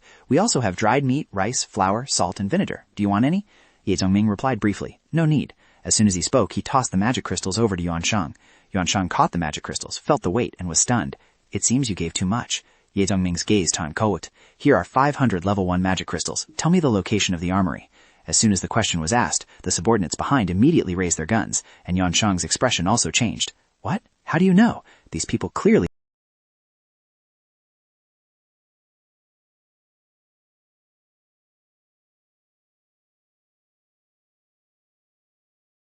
Being constantly pointed at with guns was intolerable, so they simultaneously raised their guns to retaliate.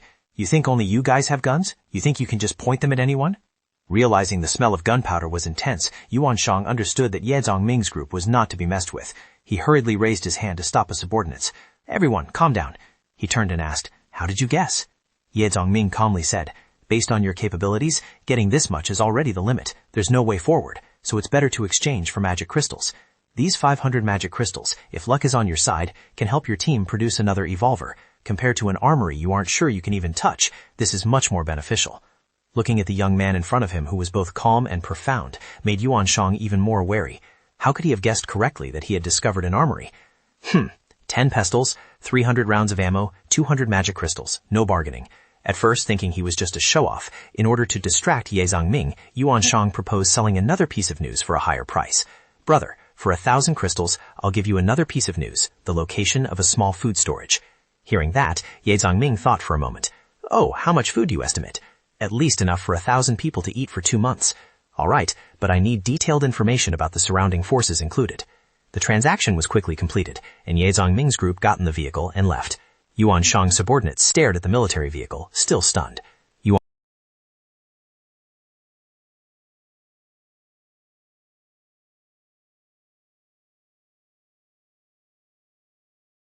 Obedient like a dog, of course, he wouldn't dare. Ye Zongming started the car and left, but didn't forget to leave a message. "If you still want to do business, bring some more food to Cloud Peak Manor in 2 days. The subordinate behind was about to say something to Yuan Shang when he was immediately cut off. "Drop that thought immediately. Everyone knows I used to be a bounty hunter. I'm not good at anything else, but I'm very accurate at judging people. I'm telling you seriously now, if we ever meet that team again in the future, do not harbor any ill intentions. Otherwise, don't blame me for turning against you." Yuan Shang's eyes were cold as ice. "If you want to seek death, that's up to you, but don't drag the whole group down with you, do you hear me?" At Cloud Peak Manor, this place seemed untouched by the apocalypse. The trees were still green and cool, the sunlight shining down created a sense of peace, but that very silence made the atmosphere even more eerie. Mo Ye used binoculars to observe Cloud Peak Manor. From a tactical perspective, this was indeed an ideal location, situated on a mountain peak, backed by cliffs, with only one entrance, making it extremely difficult to breach. But this advantage only applied to humans. Mo Ye jumped off the vehicle to discuss with everyone. Xiao Hu also voiced his opinion. "That's right. For zombies and mutated creatures, it's just the difference between an easy path and a hard path. If the manor hadn't built solid walls on both sides of the forest to protect guests from danger before, they would have been destroyed by now. On the way here, I ran a simulation. The number of zombies around here must be several."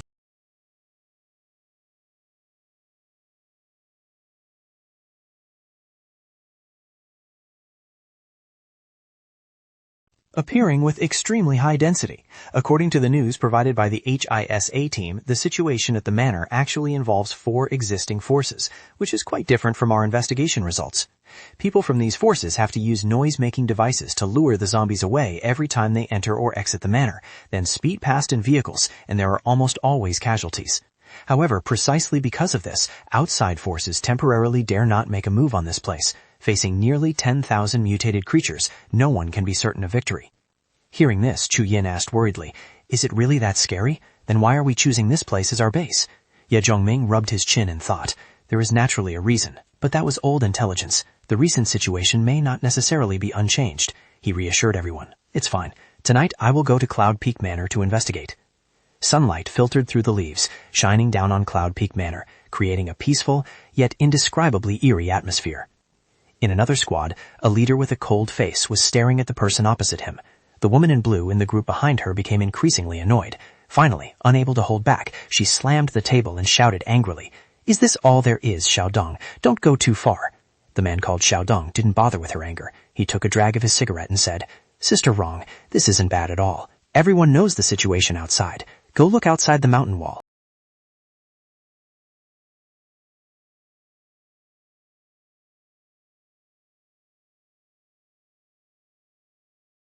Swearing and cursing. "Bastard, you bastard who doesn't keep his word."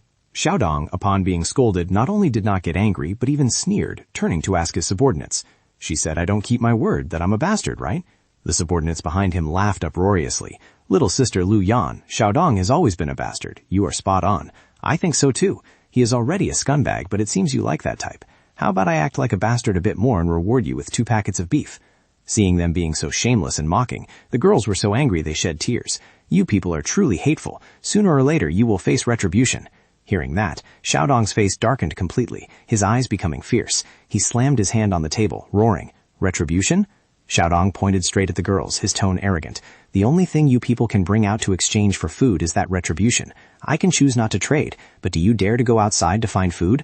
A bunch of stupid women, still pretending to be noble in the middle of the apocalypse. Now you dare say the word retribution to me? Truly trash. And don't bring up things like being in the same company. That was before the apocalypse. If you don't know your place, look at how Ran Xiaoyang treats women.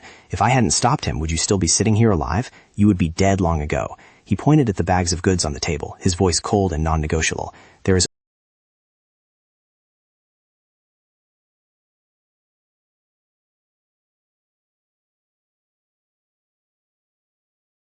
Just treating us like air? You aren't bored, but we are. Listen clearly, do as we say, or next time the food will be cut in half." Hearing this, the blonde girl anxiously called out, "Sister Wrong!" Sister Wrong gritted her teeth in anger, grabbed the items, and left. The three of them departed in fury. A subordinate asked Xiaodong, "Brother Dong, are we just going to keep feeding them like this?" "There's no other way. Ran Xiaoyang over in the office area and Lao Lu in the warehouse are not people to be messed with. The number of evolvers is increasing. While we have the numbers, most of ours are women. Even so, there are still 3 evolvers in that group who can carry the weight. Without them, we would have been swallowed up long ago. But it's strange. Where are these women getting their evolution potions? We've ransacked their villa but found no clues. They must be hiding a secret. We can't make a move until we dig that out." Sister Wrong's group returned to their villa. Seeing the 3 return, the others in the house rejoiced. "Sister Wrong is back. There must be food." But looking at the 3 small packages before them, the women could only sigh. "Is this all there is this time? I'm afraid it won't be enough for 3 days." Humiliated by Xiaodong outside and complained to upon returning, Lu Yan shouted in anger, "Shut up, all of you! These were exchanged using our sister's dignity. Whoever thinks it's too little can go serve Xiaodong tonight. It's not like no one has been unable to endure."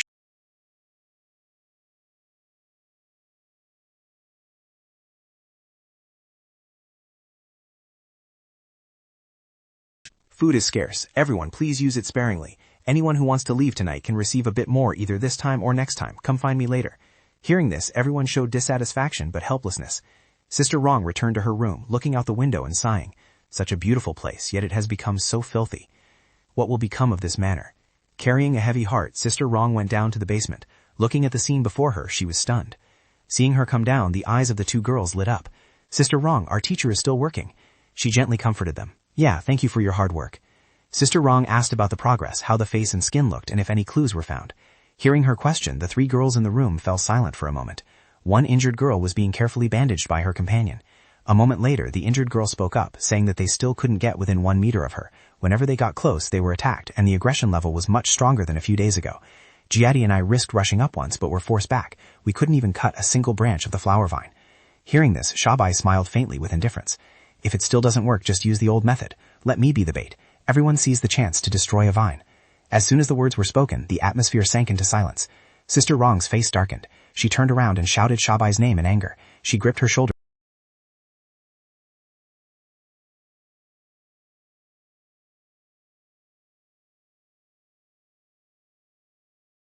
"Me, I am very dirty." Hearing Habe Lian constantly demean herself, everyone couldn't bear it anymore. She wasn't dirty. She suffered at the hands of those bastard men for the sake of everyone else. But the more concern she received, the more Habe Lian despised herself, her eyes empty and soulless. "It's okay. I've lived enough. If this life drags on, who knows, maybe one day I'll just end it myself. Do you know, every time I cover my mouth, it's not for any other reason but to keep from vomiting. I've had more than enough of this kind of life. If I can trade my life for an evolution fruit so that one more of our sisters can become stronger, then at least my death will have some value." Hearing this, Sister Wrong pinned Habe Lian hard against a wall and shouted, "Don't you dare dream of that. If we get an evolution fruit, you will be the next one to evolve. What nonsense about dying. We promised each other. You have to be our sister for the rest of this life." As she spoke, she trembled, her eyes welling up with tears. After arguing for a while, everyone left the tunnel to avoid being discovered by Sidong's group. Momo knocked softly and called out, "Mumu, open the tunnel door." Hearing the call, Jadi stepped forward and turned the vase placed on the table. The tunnel slowly opened before the 3 of them. Looking into the deep, dark tunnel, Sister Wrong spoke with a determined voice. "Today, the 3 of us will take a risk. I don't believe that rotten flower-raising tree root can stop us." The sky above Cloud Peak Manor was pitch black, heralding an approaching wave of death. Inside the room, Liang Yi was reading a book when someone came in to report.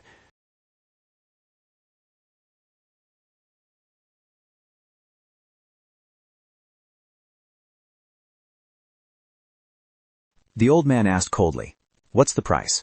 A black-haired young man reported, "One one-star evolution potion in exchange for 20 bags of rice, 50 cans of food, 10 bags of salt, 10 barrels of oil, 2 boxes of instant noodles, and 200 liters of water." Unexpectedly, Zhang Ling's demands were so excessive that Lu Yi's face darkened. Although they controlled the farm's storage, resources were not infinite, and this exchange rate was becoming increasingly disadvantageous. Seeing the other side pushing further, Shang Dao angrily clenched his fists, wanting to make a move. "Uncle Lu, currently we have 10 evolvers. Xiao Dong has 12. Ran Xiaoyang 13, and Zhang Ling 14. Half a month ago, the numbers were equal, but now we have been left far behind." Lu Yi understood Shang Dao's intention, and was about to ask when he was interrupted. In this transaction, apart from Zhou Zongying and Zhu Zhang, everyone else is an ordinary person. If we kill them, Zhang Ling's number of evolvers will drop to just 11. That way, we will also have 11 evolvers, equal to Zhang Ling's side. But, hesitating for a moment, Lu Yi continued, "Then what? Once we make a move, it means no one will be willing to trade evolution potions with us anymore." Shang Dao didn't think that far. He didn't want to continue being oppressed. The more they yielded, the more the others pushed. His voice was decisive. "We also have to go out and hunt. We will have to walk this path sooner or later, so why not take this opportunity? Uncle Lu, around the manor, there isn't just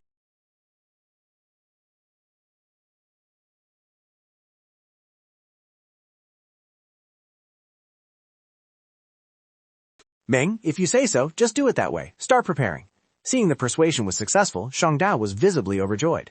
Ye Zhongming arrived at Cloud Peak Manor for reconnaissance, standing on top of an electric pole to observe below. He looked around to assess the situation and then secretly infiltrated. It was strange that there were quite a few level 2 creatures around, but they only surrounded the place without breaking in. It seemed only ordinary zombies were blocked outside the walls. Could there be something there? The more he thought, the more confused he got, so Ye Zhongming decided to jump in to check. Never mind, the main task is more important. He remembered the place he needed to find was the basement of a certain villa, but he had forgotten specifically which one. From the top of the electric pole, Ye Zhongming gently landed inside the manor. He kept moving stealthily, following memories from his previous life to find the way to the basement, avoiding detection. Just as he entered the manor, he accidentally encountered a scene that would make anyone blush, with ambiguous sounds ringing in his ears. "Don't run, we like strong girls like this. Don't sob." Hearing this, Ye Zhongming stood outside, frozen like a statue. Ye Zhongming was a bit annoyed. It was so noisy. It seemed there were quite a few people inside. Since this place was so crowded, he would leave it for the final investigation. He continued to jump to another area to scout, when he suddenly heard a shrill scream. Ye Zhongming turned his head towards the source of the sound, unclear of what was happening. Thinking he was discovered, he hurriedly pulled the gun at his hip. Was he exposed? He held the trigger tight, waiting for the next development to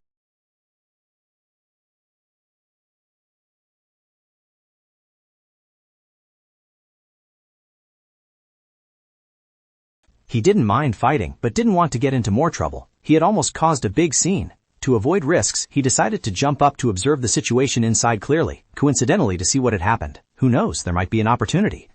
Inside were Xiao Dong and his subordinates. Xiao Dong screamed in pain. "Ah, let go!" His sweat poured down like rain. "I said, let go!" As he spoke, he used fire to burn the person beneath him. "Burn her to death!" Xiao Dong continuously unleashed fire on the person underneath, his anger flaring up. He gritted his voice. "Enough. Just let go and I'll spare your life." The girl beside them panicked and called out, "Sister Sha, don't do this anymore." The subordinate slapped the girl without mercy. "You hindrance, get lost." He impatiently pointed his gun at Sha Bai, threatening, "If you don't let go, I'll blow your head off." Fearing that provoking the girl beneath him would leave him crippled, Xiao Dong hurriedly shouted to stop him. "Get lost! Do you want to get me killed?" Xiao Dong gritted his teeth in pain, negotiating word by word with Sha Bai. "I give you 2 choices. Let go, and I'll give you 2 bottles of evolution potion as if nothing happened. If not, I'll kill all you women. I also want to know your evolution secret. I will destroy both the villa and the basement. Don't push me." His eyes were bloodshot and terrifying. Ye Zhongming stood outside, listening to everything. His heart skipped a beat when he heard the mention of the basement. Wasn't that the place he was looking for?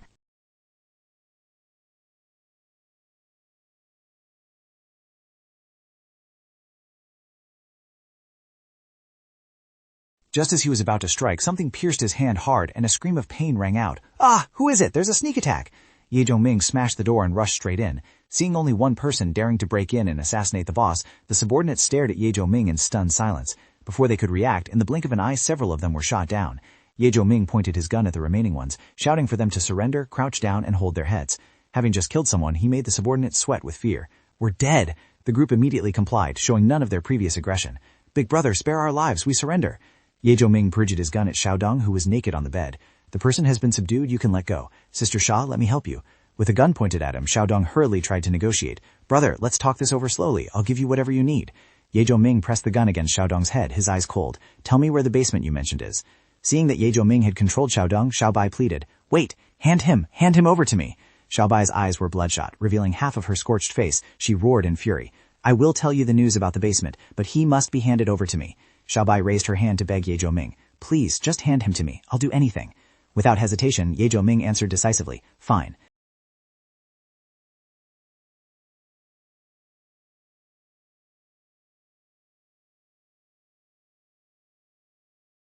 "You stinking woman, what are you planning? Don't come near!" Xiaobai screamed. "Die!" and stabbed the blade hard into Xiaodong's heart. He screamed miserably, his eyes rolling back. Xiaobai's face twisted like a demon.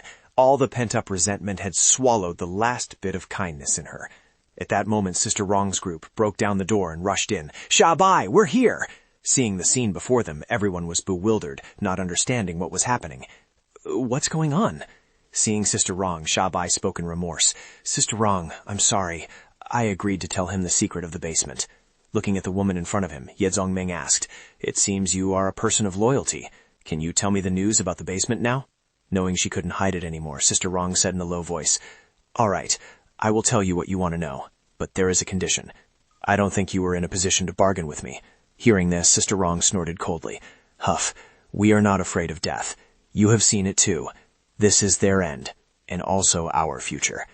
Death to us is just a release. I don't know you, but I have what you need. I will give it to you, but I have a condition. Otherwise, just kill us all. It's better than living this lingering life." Hearing this, Ye Zhongming sighed. "All right, state your condition." It was still that room, but there were no longer obscene sounds. Instead, there were the miserable screams of men. "Help! Spare me! I was wrong." Ye Zhongming looked at the woman in front of him. He didn't expect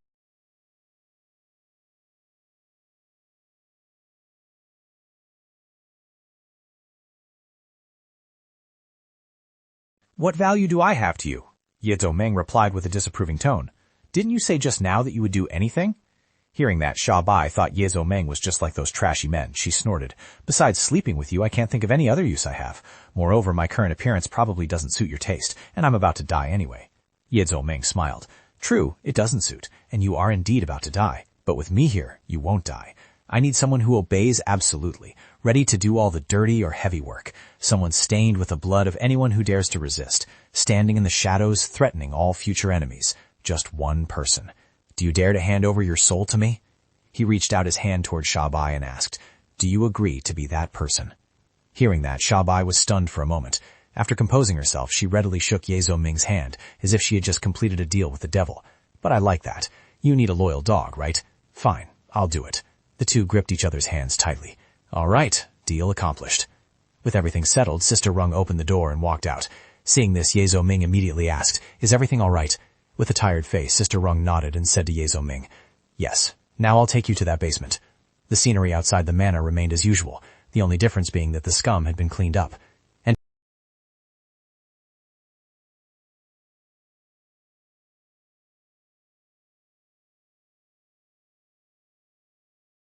Ye Zhongming pondered. It turned out to be the fragrant, deceitful ghost tree. The fragrant, deceitful ghost tree had a camouflaged appearance that made it impossible for people to guess its evolution level because it completely concealed its magic crystal. Its tentacles bore fruit that emitted a scent, luring people to eat. Survivors who ate it would evolve, but usually could not surpass the tree's level. Even so, the effect was certain. At first, survivors rushed to it as a path of evolution for humanity that did not require potions, thinking they had escaped the control of the roulette. But this evolution only lasted about a month. After that, the body became a conduit, the seed germinating inside. When the power disappeared, it was too late. The user became perfect fertilizer, gradually turning into a tree person. Waiting until the flesh and blood were drained dry, a new tree would break out of the body and be born. Understanding the severity, Ye Zhongming turned back and asked, "Only the three of you ate the fruit of this tree?" Sister Rong hesitated before replying. Ye Zhongming's voice became noticeably cautious. "How long have you been eating it?" Probably over a month. I was the first to eat. Hearing this, he thought it was still okay. If it dragged on any longer, even a god would find it hard to save them. Suddenly, Di Huangwan jumped out from somewhere, startling the girls. Ah, what is that? A dog or a monster? Yi Zhongming sat down and stroked Di Huangwan. It seemed Shalei had noticed the commotion in the manor and sent him to find him. Yi Zhongming and Di Huangwan entered the basement. Let's go. We'll meet it.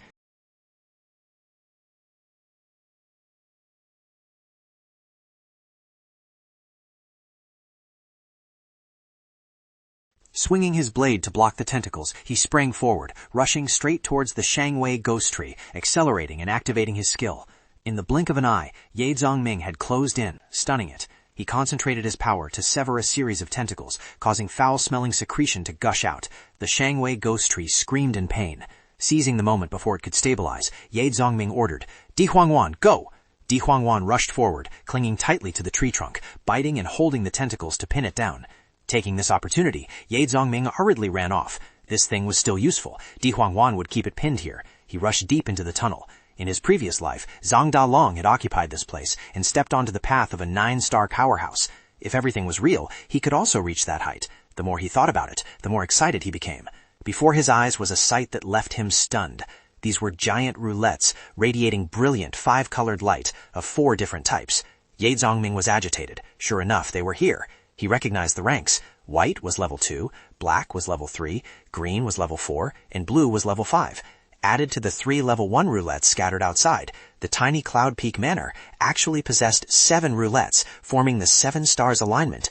This was the foundation Zhang Dalong had built in the previous life to explode into a 9-star powerhouse. Thinking this, he took a gem from his space and placed it into the roulette. The roulette began to spin. Seeing this scene, Ye Zongming was overjoyed. It was his turn in this world. Outside the tunnel, Sister Rong's group, seeing he hadn't come out from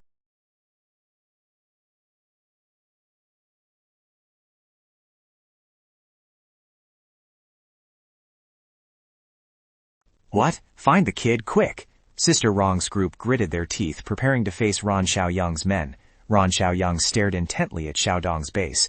Louis had already made a move against Zhang Ling and even killed 3 evolvers. Both sides were in a stalemate, so they were tied up. Gunshots had just been fired from Xiaodong's side. Perhaps there was internal chaos. This was a good opportunity. His eyes grew increasingly vicious as he adjusted his cap. However, the people stepping out were not Xiaodong, but a group of women, which surprised Ran Xiaoyang's faction. Ran Xiaoyang stepped forward and asked, Sister Rong, where is Xiaodong? Don't worry about him. You've crossed the line. Get lost immediately. No matter where Xiaodong is, this hot spring villa will be razed to the ground today. Sister Rong gritted her teeth to regain her composure. Ran Xiaoyang waved his hand to signal his men. Brothers, charge. Suddenly a scream rang out from behind. Xiao Bai had appeared behind them at some point and killed one of his subordinates. Seeing Xiao Bai's terrifying face, Ran Xiaoyang started. What is that? A monster? Xiao Bai's face was half angelic, half burned like a demon. Xiao Bai laughed coldly and pressed her hand firmly against Ran Xiaoyang, causing him to die in agony. It's Sister Xia! Ran Xiaoyang's subordinates raised their knives in defense, terrified. What is this monster? Damn it! What kind of demon are you? I'll hack you to death. Xiao Bai shoved the body of the man she had just killed toward the crowd.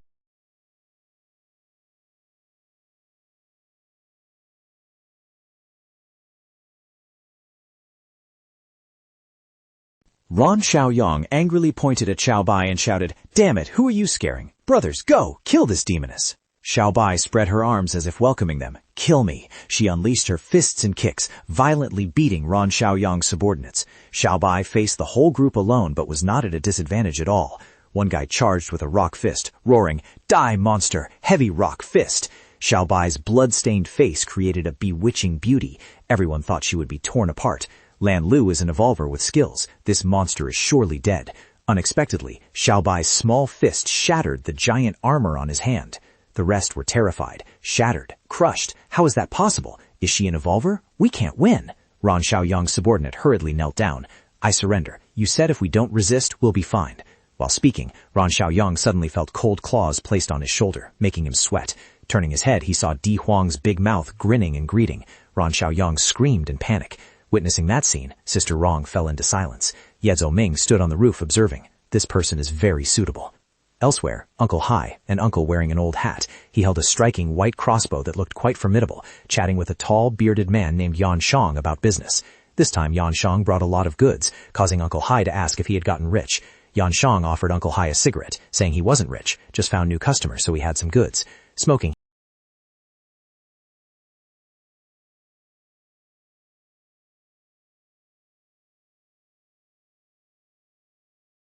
Putting down the teacup, Uncle Hai's face darkened. He asked Yanshang if he had considered the matter they discussed last time. Yanshang thought for a long while but did not answer yet. He carefully observed Uncle Hai's pipe bowl. Last time it was gray grade, but now it had upgraded to white grade. There must be a special class in the village. After evaluating, he said that the force over there had few people and few guns, so going would be useless. With Dong Shangko's strength, they could completely seize it.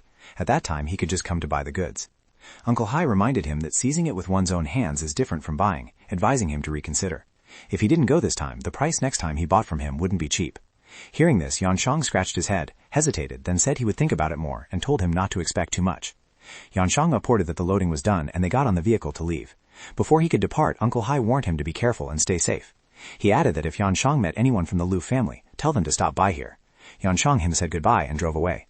In the vehicle, his subordinate asked if they should conveniently stop by with them or go to the place Uncle Hai mentioned. It was rumored that there were quite a few good things there too. Yanshang immediately rejected the idea, stating that one couldn't just casually trespass in that place. Don't think that old man Uncle Hai has good intentions. Rushing into that place would mean death. Yanshang's subordinate was curious, wondering if the group of newcomers would dare to join the fun if they heard this news. Yanshang remained silent on that issue and did not answer. On Ye Zongming's side, he sat firmly in the main seat. At his feet, Di Huangwan Mei obediently. Xiaohu asked him if he hadn't just gone to the manor to scout. Why did you conveniently take it over? Sister Rong reported on the situation of Zhanling. There are currently about 300 people. Lu Yi's side has over 200. People die every day, and the number of bodies cannot be counted. On their side, there are a total of 53 people, 42 of whom are women. Xiaobai suddenly appeared behind him. She had now completely become a loyal subordinate of Ye Zongming. Half of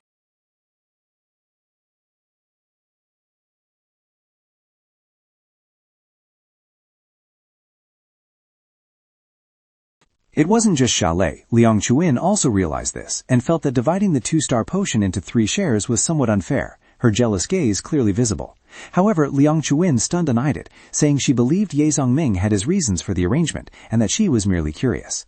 After learning that Zhanling had led 222 people away, he fell into deep thought. The number of people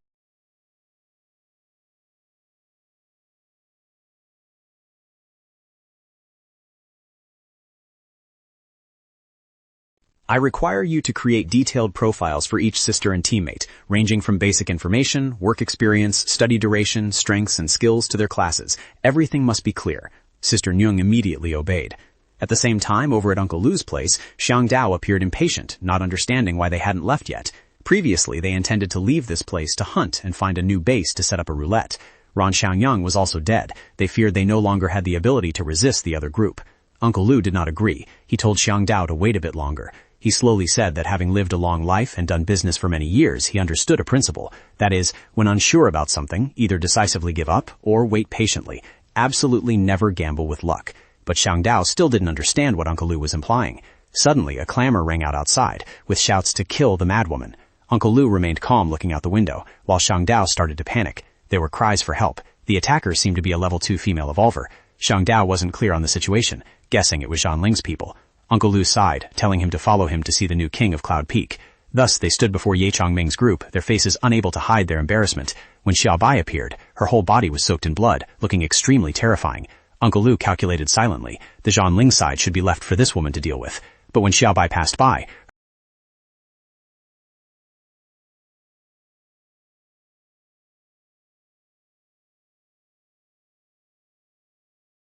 she had 2 gunshot wounds, 5 broken bones, and bullets still lodged inside her body. If they weren't removed, even the sweet dew technique would be useless. Ye Zhongming reassured her that it was fine and he would handle it. He asked Sister Rong to entertain the guests while he took Xiaobai for treatment first. Inside the room, Ye Zhongming held a knife in his hand, his gaze focused. He had to extract the bullets and simultaneously cut away the necrotic tissue on her face. Just hearing about it was terrifying enough. The scene was bloody. Standing nearby, Piao Shuying understood the pain Xiaobai was enduring. In a short time, Xiaobai had won Ye Zhongming's trust because she did things others dared not do. After extracting all the bullets, Ye Zhongming told Piao Shuying to begin treating Xiaobai. He realized that the light apostle class was truly powerful. Piao Shuying had evolved to 2-star, used up resources to level up, and obtain treasures from monsters. Although she hadn't reached the next level of the light apostle yet, she had unlocked many new skills. Piao Shuying used Gentle Lotus, an evolved form of the Sweet Dew technique, which required continuous mental power maintenance to be effective. The treatment temporarily ended. Piao Shuying said that with one more session, she would fully recover. Indeed, Shabai's face was nearly restored to its former state, and she voiced her thanks to Piao Shuying. Ye Zhongming stepped out first to let Piao Shuying bandage Shabai. When he walked out, Uncle Liu's people were still there, being entertained by Sister Rong. Seeing him, Uncle Liu immediately stood up to greet him. Seeing they hadn't left, Ye Zhongming told Uncle Liu to sit down and talk. Uncle Liu stammered, confessing he didn't want to leave because his family was all missing, although he might not have been good before.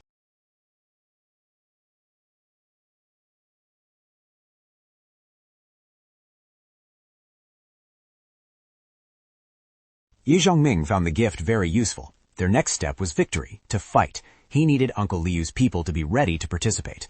Not long after, the crowd gathered in the courtyard of Ye Zhongming's current base. He stood on the balcony and told everyone that he would treat them fairly, just as before.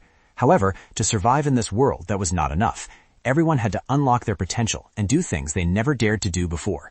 He needed teammates like that, not people sitting around waiting for handouts of dirty water and bread to survive the day. Immediately after, everyone would go out to clear the zombies, mutated plants and animals around the villa. This was the start of a new life. Those who performed well would be rewarded, both this time and in the future. The new group of people below showed dissatisfaction. They didn't understand why they were forced to fight. Everyone revealed clear laziness and fear in their hearts. They felt that although life was hard before, they were used to it and didn't want to risk their lives confronting monsters outside. If he wanted them to fight, they should at least become evolvers first. Ye Zhongming clearly showed his displeasure. What exactly did these people want? Facing the violent reaction from below, Ye Zhongming told them to speak their minds if they had any opinions. The crowd immediately clamored with demands: guns, evolution potions, enough food and drink, meat, and even a few days of rest. They only wanted to be protected and believed that fighting was the job of evolvers. Chu Yin laughed in anger upon hearing this. They had been accommodating, yet these people still demanded everything. Ye Zhongming decided to give them a choice. Anyone who was a construction engineer, doctor, mechanic, plumber, electrician, or had skills useful for base construction did not need to fight today and should go register with Ye Daiwan. The remaining people who didn't want to fight should go to Xiaohu to sign up.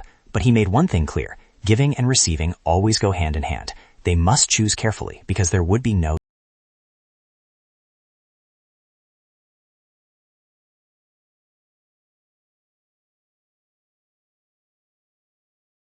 Liang Chuyan wondered why he didn't just let them leave directly. Ye Zhongming kept them because he was currently lacking a lot of manual labor. Not long after, the group that agreed to fight was sent out to confront the zombies. Seeing them struggle and constantly get injured, Shu Yan intended to summon an air shield to support them, but she was stopped by Ye Zhongming. It wasn't needed yet. They had to see blood first. According to his observation, Liang Yi and his subordinates had clearly engaged in real combat before. Their experience in dealing with zombies was quite decent. The women's group was significantly weaker and needed much more training. Even so, they were still better than the group that chose to stand aside, folding their arms to watch and comment, remarking on a model killing many zombies, or a real estate agent being bitten to near death. They believed they made the right choice, comforting themselves that they were lucky not to participate, not wanting to risk their lives, assuming those who charged in wouldn't earn any magic crystals anyway. By late afternoon, all the zombies were cleared out. The combatants showed remarkable resilience. They also realized that Liang Chuyan's words were not wrong. Those who dared not face reality were the cowards, only good at finding excuses. The fact that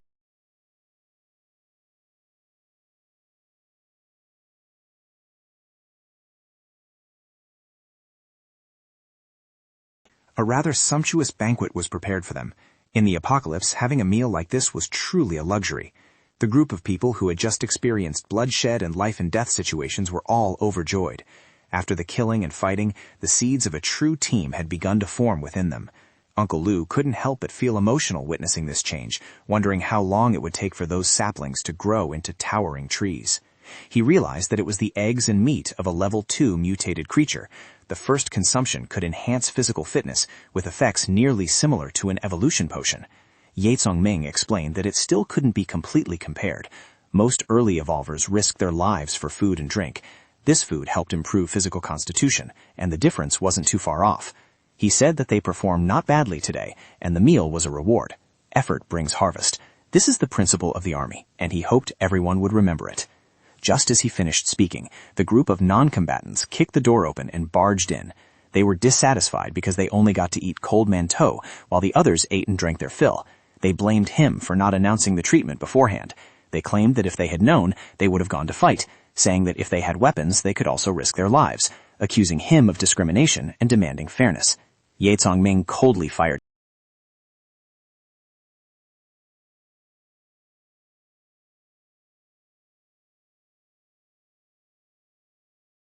Just then, Xiaobai appeared and reported that a convoy had arrived outside the villa. The leader claimed to be Yuan Shang, saying he had important news. Ye Zhongming was curious about what Yuan Shang wanted to discuss. Outside, Yuan Shang witnessed with his own eyes how Ye Zhongming's forces had captured Cloud Peak Manor in such a short time and began clearing the surrounding zombies. Their efficiency was terrifying. Afterwards, Yuan Shang was invited inside. Ye Zhongming shook hands and thanked him for the HISA team delivering the goods on schedule. As soon as he sat down, Yuan Shang mentioned that various factions were recently gathering to head towards a certain location. Ye Zhongming pondered. Large coalition battles weren't rare, and if not necessary, his team was in no rush to join. Yuan Shang stated bluntly that the place was the location Ye Zhongming had previously guessed, a large arsenal. This warehouse was occupied by green-skinned monsters, extremely ferocious, with individual strength nearly equal to a one-star evolver. They ate both humans and mutated zombies. The strange thing was that they didn't eat magic crystals. All the magic crystals remained in the warehouse. Hearing this, Ye Zhongming reconfirmed the characteristics of the green-skinned monsters, lidless eyes, sharp claws and teeth, but carrying no magic crystals. Yuan Shang affirmed that each one was a major threat to a one-star evolver. Although the arsenal was very attractive, few dared to go there. This time, the factions were determined to gather a large crowd, using overwhelming force to ensure safety. Previously, Yuan Shang had managed to grab a few weapons when the monsters hadn't appeared yet. His words made Ye Zhongming's face turn serious. This was the first time his teammates saw him look so cautious, which was enough to understand that the arsenal was extremely dangerous. Yuan Shang said that capturing that place would yield a large amount of weapons and magic crystals, killing 2 birds with 1 stone. He recognized Ye Zhongming's strength. If he participated, he would be guaranteed a spot in the expedition team and a worthy share. Although HISA wasn't the strongest, their reputation and connections were good. As long as Ye Zhongming noted,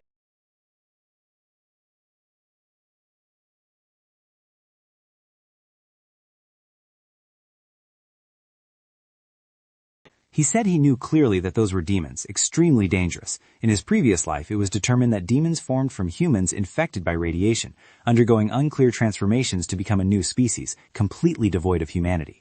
They became bloodthirsty creatures, viewing everything as food. There are no magic crystals for classification. Their power can be determined just by looking at their size. Standing about 1 meter tall is equivalent to a 1-star evolver. Every additional 50 centimeters increases the rank by 1 level. A 5-meter monster is equivalent to 9 stars. They possess no skills, but utilize their physical bodies to the extreme limit. Demons reproduce extremely vigorously. They even capture women and female zombies to force reproduction. Killing them brings no direct benefit, but due to their terrifying reproductive ability, humanity in the previous life reacted very quickly. Their existence is a massive threat to the human race. After thinking it through, he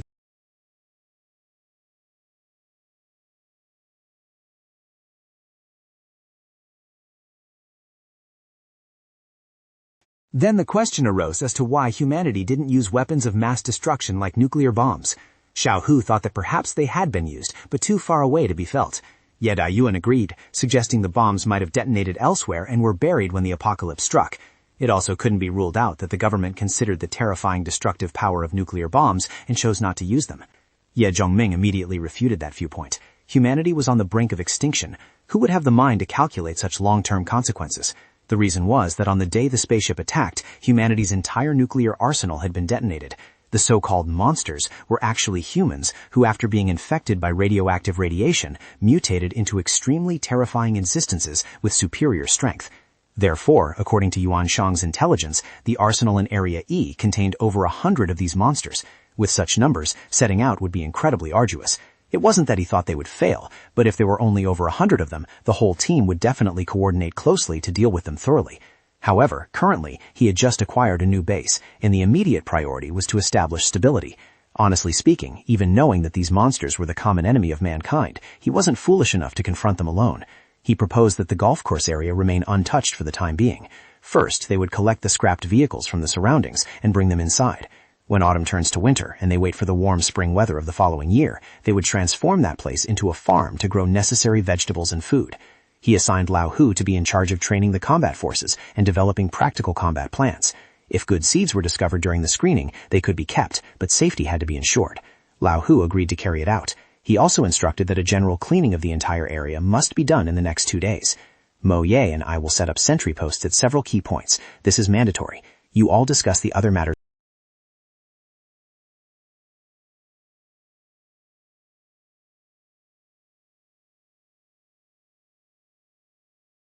In short, after clearing out the nearby dangers, they prepared to head towards Ancheng. Another day passed in the apocalypse. The dark room with its window frame was no different from a prison cell. 4 men were sitting and chatting together. Someone asked Lao San if what that bald guy said about buying scrap metal was true. He affirmed it with certainty, because the HISA team had announced it, and now people in the surrounding area all knew. They even discussed Ye Zhongming's group at Cloud Peak Manor specializing in collecting abandoned cars. It was said that someone used an old car to exchange for a hot steamed bun the size of a fist. The glasses-wearing guy hugged the sneeze, looking skeptical. Good things falling from the sky like this were rare even in peacetime, let alone in the apocalypse. The bearded middle-aged man spoke up, saying that abandoned cars were everywhere on the streets. Just find one that still runs and try taking it there. If it's fake, they wouldn't lose anything anyway. After a moment of silent thought, they finally decided to follow the advice and go look for cars. The rumor from Yuan Shang spread further once again.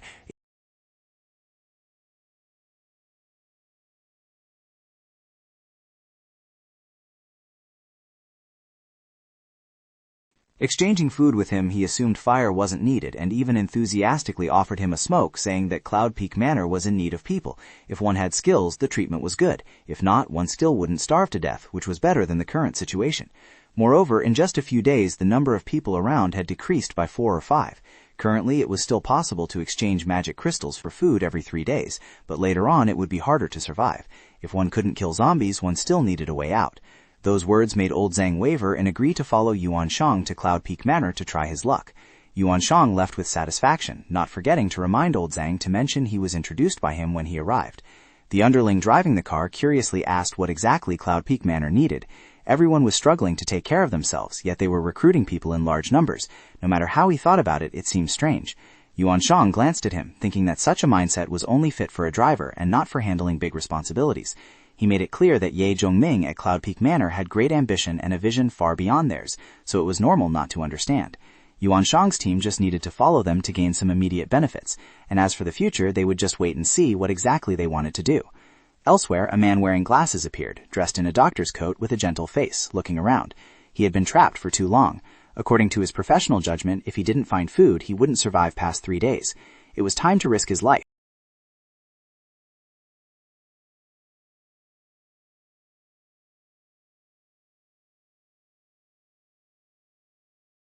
Suddenly, grabbed by a hand, his collar was yanked back and he was kicked down to the floor. This burly man had set a trap beforehand. He searched him all over to find magic crystals, but found none. Having wasted effort setting the trap without gaining any magic crystals, he slapped his face, cursing and wondering how he had survived until now. Not wanting to waste his efforts, he decided to make him bleed to attract 1 or 2 zombies. He turned his back and bent down to find his knife. But just as he grabbed the knife, the doctor struggled to stand up. A slash straight to the neck left him stunned. In the doctor's hand was a scalpel. He had used it to finish off his opponent. It was all because he had pushed him too far, forcing him to resist. Outside Ye Zhongming's place, several girls were waiting. Everyone clearly looked worried. When he opened the door, they immediately gathered around to ask about Sister Rong's condition. Piao Shu Ying reassured everyone. The surgery went very smoothly. The ghost tree seedling had been removed from her body. The person performing the surgery was Dr. Zong. Ye Zong thanked him and told him to go rest. In the coming days, there were 2 similar cases that needed him to handle. The other girls also had seedlings in their bodies. Everything relied on Dr. Zong. Ye Zong told Piao Shu Ying to stay temporarily to guard against any incidents. As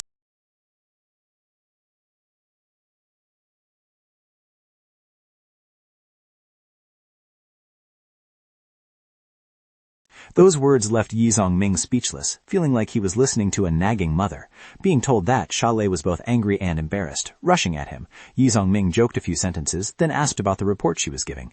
Shalei said she didn't understand why he was recruiting people so urgently, but the good news was that the HI Shadow Team's propaganda was very effective. In 3 days, over 300 people had arrived, especially after the zombies were cleared out. More than 100 people were pouring in every day. Actually, building a base wasn't hard, but rushing it would cause many troubles, the most serious being the food issue. Currently, the warehouse at Louis' side still had quite a lot, plus a portion from Yuan Shang, so with the current number of people, they could hold out for about 2 months. Hearing this, Ye Zhongming remained calm, asking if there were any other problems. Shalei was furious to the point of going mad, shouting loudly that if the food ran out, how would they live? Surely they couldn't just drink milk to survive. Quite a few people had come to exchange the scrap cars he had been buying over the past few days. Not much per car, but there were already a few dozen. It wasn't trouble yet, but as people increased, food would be consumed faster.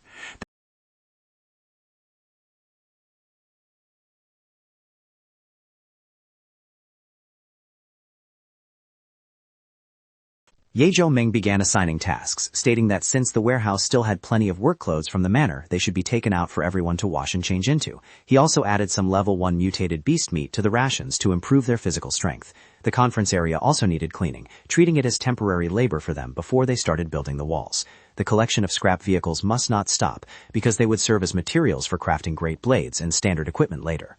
He instructed Xiao Lei to tell Xiao Hu to train the group more strictly, teaching them military-style discipline. They would wait at most 5 more days for everyone to recover before setting off for the machinery factory. Just as he finished speaking, he heard Liang Chuyin hurriedly calling in an urgent voice. Before she could even finish her sentence, she reported that a group of people had arrived at the gate, bringing a lot of scrap cars and people claiming they wanted to trade. Their numbers were large, everyone was armed, and they looked both aggressive and arrogant.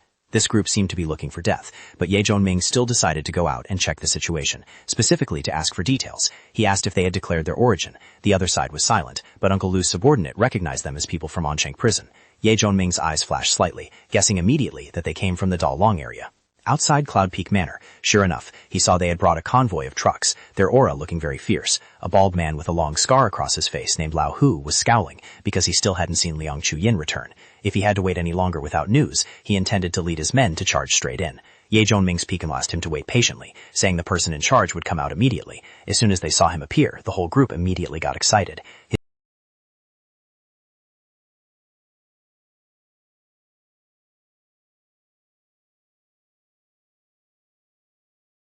He claimed to possess 40 scrap cars and 150 people, asking how he intended to trade. Everyone around felt that this guy was being contemptuous of them. Everyone secretly wondered where he got to confidence to brag about having so many people and cars. Ye Zhongming calmly replied, saying he could exchange 50 caddies of rice and 50 bottles of water for them. Upon hearing this, Lao Hu flew into a rage, pointing straight at his face and cursing, saying he wasn't lacking food to bring people this far. Exchanging for that amount was tantamount to an insult. Ye Zhongming couldn't stand that attitude, swatting his hand away and coldly warned him to watch his mouth. Seeing that Ye's aura was even harder than his own, Lao Hu secretly assessed that the opponent's strength was not low. But relying on his large numbers and guns, and having Brother Long backing him, if he didn't gain an advantage today, he wouldn't be worthy of Brother Long's name. The Brother Long he mentioned must be Zhang Dalong and Ye Zhongming's words. Seeing that he wouldn't yield, he demanded 150 caddies of rice, no water, plus 100 cans of meat and half a car of oil and salt. Ye Zhongming's people objected, saying food wasn't plain water and couldn't support so many people. Lao Hu threatened immediately upon hearing this. Ye Zhongming stepped in to handle it. He accepted Lao Hu's conditions and told Sister Lei to have people bring out the food. Everyone was surprised because this wasn't Ye Zhongming's style. They didn't expect him to yield. Just like that, he let them take the advantage and leave. Liang Chuing angrily asked why he didn't kill that guy. She was shaking with rage. For Ye Zhongming, the most important thing right now was to focus on building the base, not starting a war with surrounding forces. Ye Daiwan also agreed. Now that they had a stable base, they couldn't just fight and leave like before. Every action had to weigh the consequences. They couldn't ruin the great undertaking due to impulsiveness. Ye Zhongming smiled and told everyone to get back to work. The construction was still messy. Everyone dispersed, leaving only Ye Daiwan. He understood his difficulties, which the young ones could hardly grasp. He knew Zhang Dalong was the strongest force around here, with over 500 subordinates, while the manor currently only had over 50 combatants. Conflict right now would only lead to a Pyrrhic victory. Ye Zhongming had calculated carefully. Once the next plan went smoothly, he would definitely make Lao Hu and Zhang Dalong pay the price.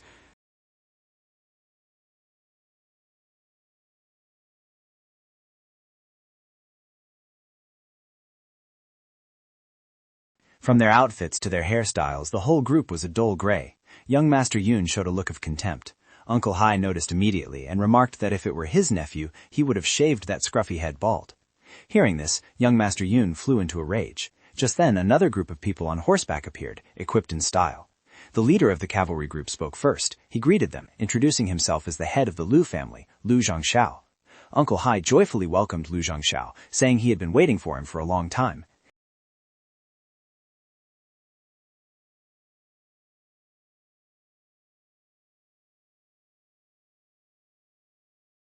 Lu Qingxiao reminded young Master Yun to focus on discussing official business, while simultaneously introducing a new person, said to be a representative of the Spirit Commerce Guild. Seeing someone from the Spirit Commerce Guild, both sides became suspicious, as this was not part of the original plan. Lu Qingxiao explained that they were merely an observer who would neither participate in battle nor share in the spoils. Uncle Hai hesitated for a moment, but then nodded in agreement. The plan was initiated, with the target being the occupation of the military base. At this moment, Ye Zhongming's group was on the rooftop of a building, all fully equipped. News arrived that the opposing side had set out towards the military base. Ye Zhongming ordered preparations for action. The target this time was the Yuanshuan district granary. If successful, the base's food supply issue would be solved for at least a year. This mission allowed only victory. Failure was absolutely not an option. In the area near the Yuanshuan district granary, Ye Zhongming's people were already present. All preparations were complete, ready to deploy transporters. Everyone strictly adhered to Ye Zhongming's assignments. The rear had also been arranged properly according to instructions, awaiting orders from his front line.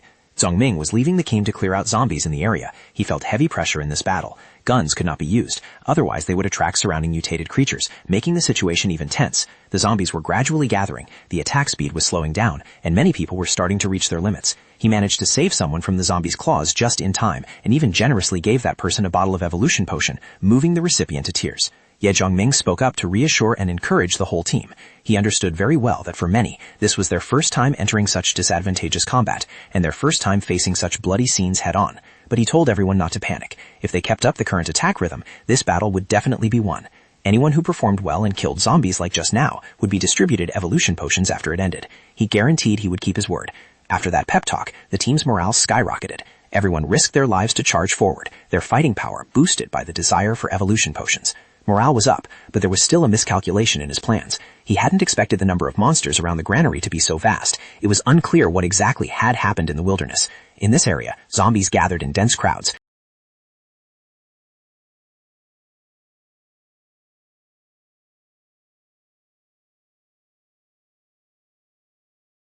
Because in this siege battle, Ye Zhongming was forced to sacrifice a spearhead unit. They used meat to lure the zombies away from the food warehouse. Just then, near the armory, there were monster forces fighting. The gunfire over there was enough to pull the monster horde back.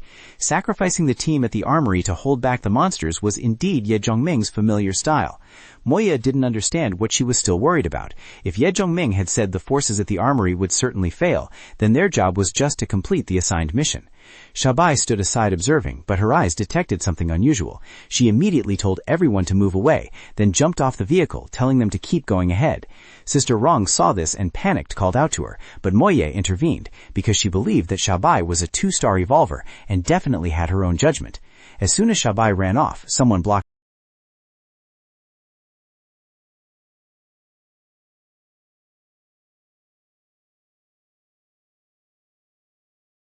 Not only did they mock her for having mental issues, but they also insulted her appearance, saying she was too ugly to exist and claiming that a perfect physique was the standard for evolution.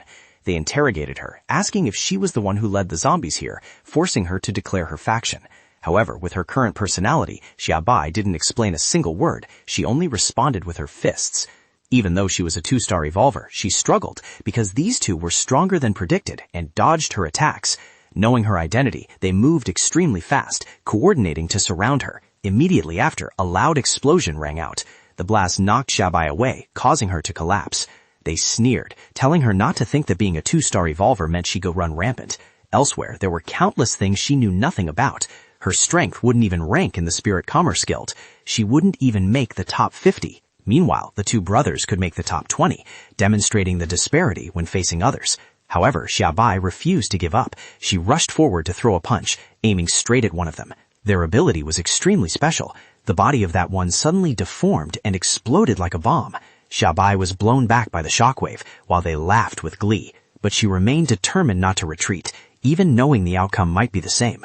They continued to taunt her, calling her stupid and unaware of her own limits despite having some strength.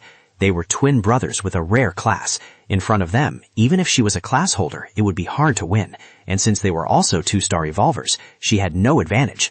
In their eyes, she was insignificant. People like her usually died early, serving as a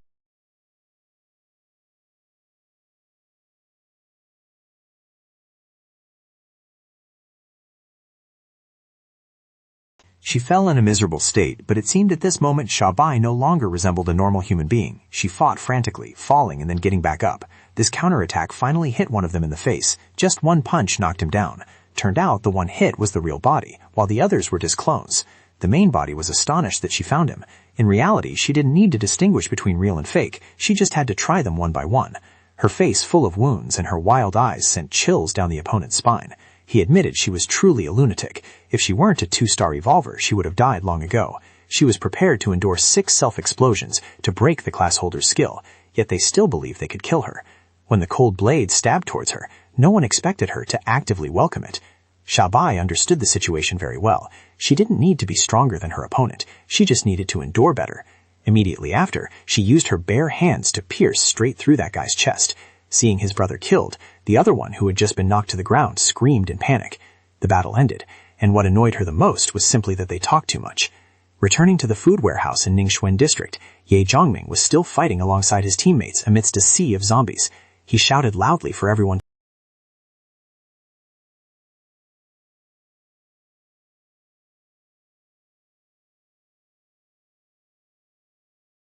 Ye Zhongming decided to clear the path himself, ordering everyone to retreat behind him. He activated the Flame Force Seal. Fierce flames surged up, burning the zombies to ash and opening a wide path. This move of his was extremely effective. Just one strike had wiped out the zombies, creating conditions to retrieve food. Just as Xiao Hu intended to move up to collect supplies, suddenly a black object darted out. Ye Zhongming spotted it in time, blocked in front of Xiao Hu, and slashed it apart. But it only left a black mark, confusing Xiao Hu. In reality, that was a black mud zombie. Even Ye Zhongming did not expect this type to be inside. After being attacked, Xiao Hu's leg felt slightly numb, but Ye Zhongming said it was nothing to worry about. After speaking, he continued deeper into the granary to find the black mud zombie. The zombie intended to sneak attack him from behind, but was detected early by him. That creature looked like a ghost, its whole body viscous and grotesque. The layer of black mud was thick like slime. Behind its back, red eyes stared intently at him. Its fighting style was to spray these sticky substances that clung tightly to the prey. The black mud layer not only stuck fast, but also contained toxins. Once hit, it would paralyze the nerves, causing the victim to lose the ability to resist and then be swallowed alive. Dealing with this thing made him extremely uncomfortable. Fortunately, the black mud zombie was only level 3. If it had evolved higher, the situation would have been much more troublesome. He didn't expect to encounter a mutated life form of this level just as he stepped into the granary. No one knew what else lay hidden behind. The black mud zombie continuously sprayed slime, forcing Ye Zhongming to dodge while fighting. Xiao Hu poked his head out from behind, his spirits still high after being treated. He immediately signaled the boy to follow the plan. Everyone quickly gathered into a block.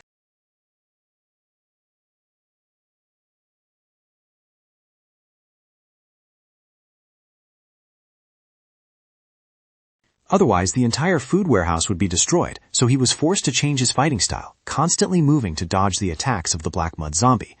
Before the trouble ceased, the windows above shattered, and more than 10 level 1 mutated zombies jumped down, clearly subordinates of the black mud monster. It controlled this group of zombies to attack simultaneously, forcing him into a passive position. Ye Zhongming was forced to activate the first skill of the blood boots, drastically increasing his kicking power. Every kick unleashed large sparks, easily knocking down the zombies. However, he still fell into a difficult situation when he was bitten on both his arms and legs. He spun around,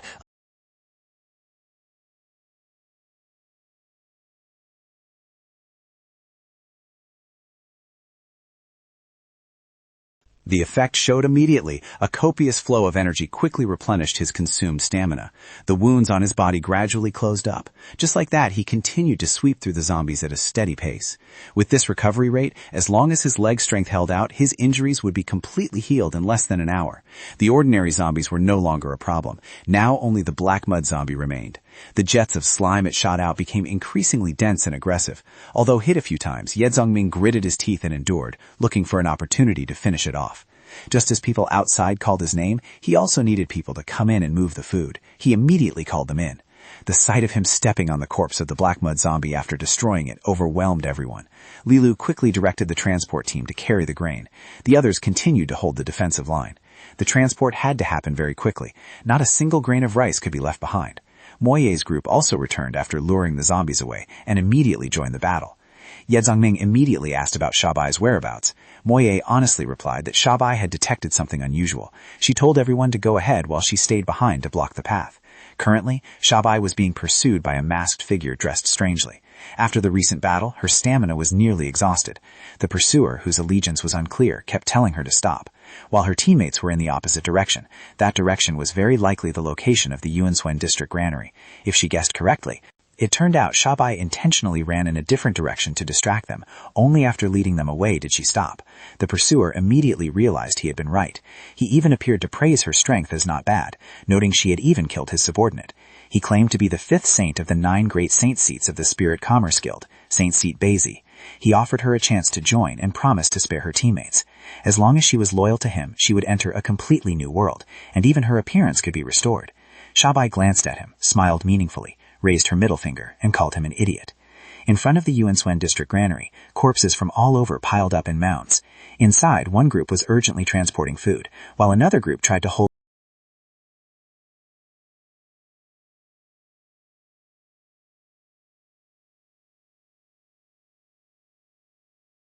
Ye Zhongming descended from the sky, unleashing a powerful fire fist to sweep away everything in front. With the obstacles cleared, he shouted that the path was open and to keep moving forward. Everyone crossed the wooden bridge spanning the abyss, cheering themselves on as they ran, determined to rush forward even at the cost of their lives, then quickly lined up. After crossing a long distance, a container truck was waiting, and everyone hurriedly loaded it with food. While everything was still urgent, the ground suddenly shook. It wasn't an earthquake, but monsters approaching. Xiao Hu panic-strickenly reported to Zhongming that there were 2 level 3 monsters charging from behind. Upon seeing them, Ye Zhongming immediately frowned in tension. Weren't those the 2-headed demons? Why did they look so fat? He quickly asked Xiao Hu if everyone had withdrawn. Only Liang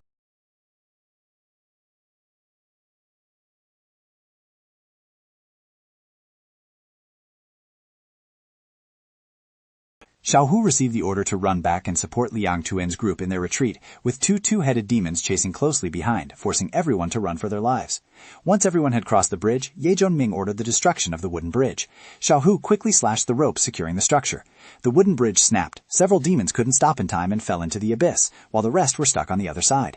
Afterward, he ordered the roaring mechanic robot to open fire, spraying flames that incinerated the demons trying to reach across. Once the monsters were dealt with, he immediately instructed everyone to board the vehicles and retreat. The entire convoy quickly rolled out to ensure safety. Ye Zhongming sat in the last vehicle, holding a cold weapon and vigilantly observing the surroundings. Suddenly, giant rocks flew towards them, aiming to crush the vehicles. Ye Zhongming clicked his tongue. They had been caught up with after all. He immediately swung his arm, slashing the rocks into pieces as if slicing giant potatoes. Shalei anxiously asked what those things were. Remaining vigilant, he replied that they were 2-headed demons, creatures with obese bodies but terrifying strength. Allowing them to get close would come at a heavy price. The 2 demons behind seemed amused, continuously throwing rocks in a bizarre banner as their round bodies gradually closed in on the convoy.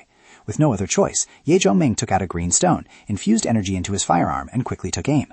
Seeing the metal bullet flying towards it, the 2-headed demon raised its steel-hard elbow to block.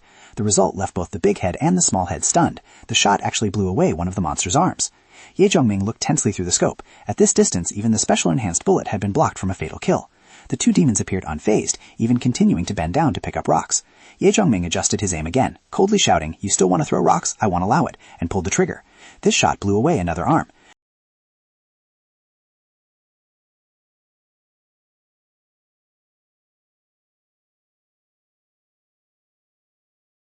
Looking at the 2 demons behind him, he coldly warned, "Not chasing anymore? Or perhaps you've learned fear. Listen clearly, this is the final warning. If you dare to follow, I'll directly send you to your deaths." Although seeing that they had stopped the pursuit, everyone did not relax their vigilance at all.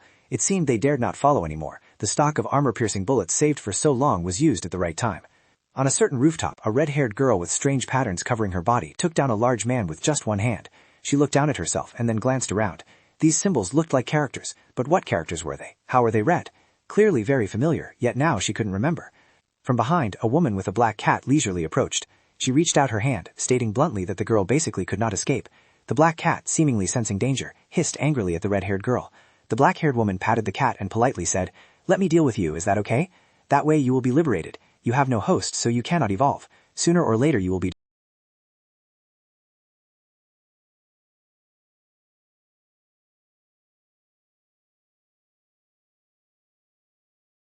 While she was still doubting whether she was hallucinating or not, a red drill-like object suddenly rushed towards her. Thanks to her quick reflexes, she and the black cat barely managed to escape in the nick of time. Seeing the attack easily dodged, the red-haired girl frowned in annoyance and immediately controlled the red object to switch to a different attack method. The black-haired person and her cat charged forward in anger, breaking the attack while cursing the red-haired girl as despicable. The red-haired girl was unwilling to give up. She changed tactics, plunging a red cord deep into the ground. Like a red vine, the cord suddenly surged up from the earth, stabbing straight straight towards the black-haired person and the cat. In the critical moment, the black-haired person hurriedly picked up the cat and held it tight in her embrace. She used her own body as a shield. Her hair, hard as armor, quickly wrapped around her body, while the red vine continuously hammered against that defensive layer. After the tense confrontation, dust obscured the vision, and only then did the red-haired girl stop and wait. When the smoke cleared, the black-haired person had kept the cat safe, but she herself was covered in injuries left by the opponent. Seeing both the person and the cat still alive, the red-haired girl clicked her tongue, telling herself she had to risk her life to determine the victor this time. But her intuition told her that if she wanted to live, she had to run immediately. In the blink of an eye, the red-haired girl fled, leaving the black-haired person behind. The black-haired person gritted her teeth watching her go, pulling red spikes from her body while muttering that she wouldn't escape. The scene shifts to a certain forest. A silver-haired girl with a heavy spirit was moving with great difficulty. Behind her, the voice of a man in black, his face covered, rang out coldly, giving her the choice of loyalty or death on the spot. Facing that arrogant attitude, she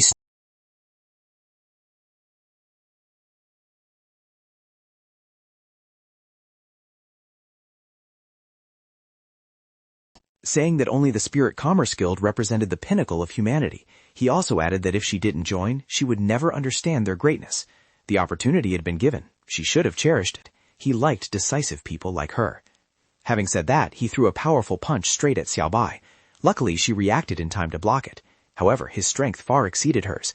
The blow knocked her against a tree, causing her to vomit blood, her injuries piling up. He walked over, laughing and talking nonsense, boasting that he hadn't even used a skill yet and she couldn't hold on, asking if she still hadn't realized the disparity. He continued to brag about the immense power of the Spirit Commerce Guild, revealing himself to be a 3-star evolver and emphasizing the gap between evolution levels. He said the Spirit Commerce Guild had at least 10 people like him and a guildmaster whose strength was unparalleled. Xiao Bai, however, remained cold, her gaze firm and filled with disgust. He gazed infatuatedly at those eyes, lightly touching her cheek and sighing that if not for the other half of her face, she would be very beautiful. Xiao Bai gripped that hand tightly, suddenly saying she would chop it off, roast it, and feed it to her Di Huangwan. Her words hit a nerve. He gritted his teeth, his eyes rolling back in anger, cursing her for being ungrateful. In the ruined room, most were injured. Only a few intact individuals sat huddled in the corner. A rugged-looking man with pale blonde hair yelled in frustration, asking why those monsters were so strong. Having no innate talent yet causing the hunger.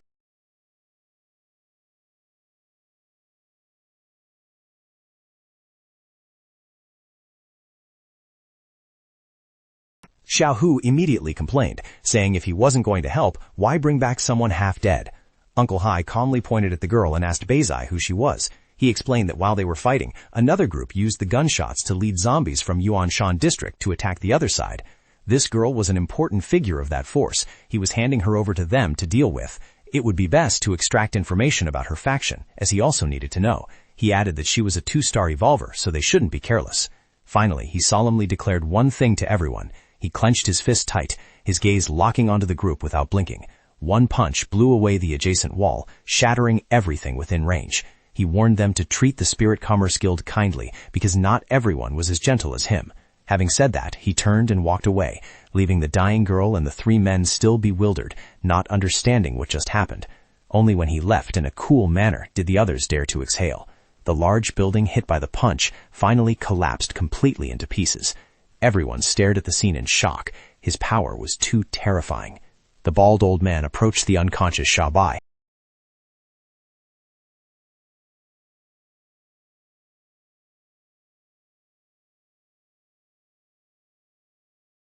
In the meeting room, Moye was summarizing the data. The losses from this trip were extremely heavy. 31 star evolvers were lost, 2 were seriously injured, and nearly 40 ordinary soldiers had sacrificed their lives, with 6 others left disabled.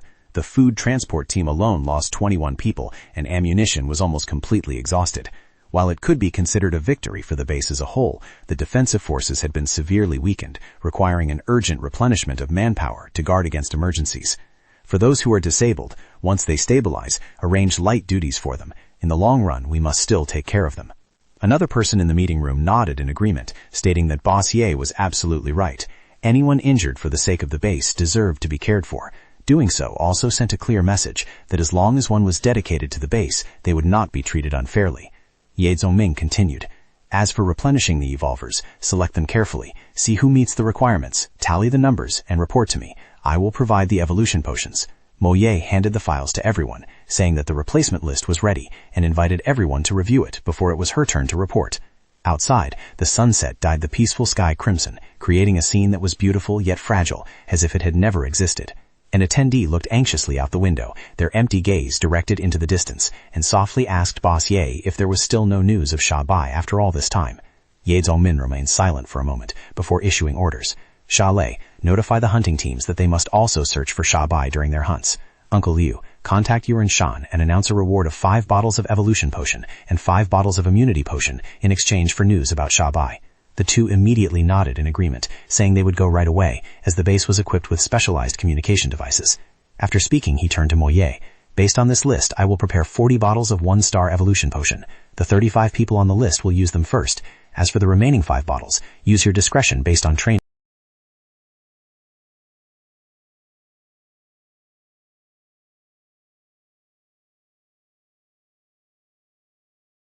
Everyone received the documents from Uncle Liu and examined them for quite a while. Sha Lei was the first to speak up, saying that this time Dongshanko village, the Lo family, and the Hungry Tiger Knights all suffered heavy losses, proving that this monster is extremely dangerous. Yuan Shang's intelligence wasn't entirely accurate, but even though it's unclear which force holds the trump card, this information is still valuable for reference. Ye Zhongming called Uncle Liu, saying he needed him to go on a trip.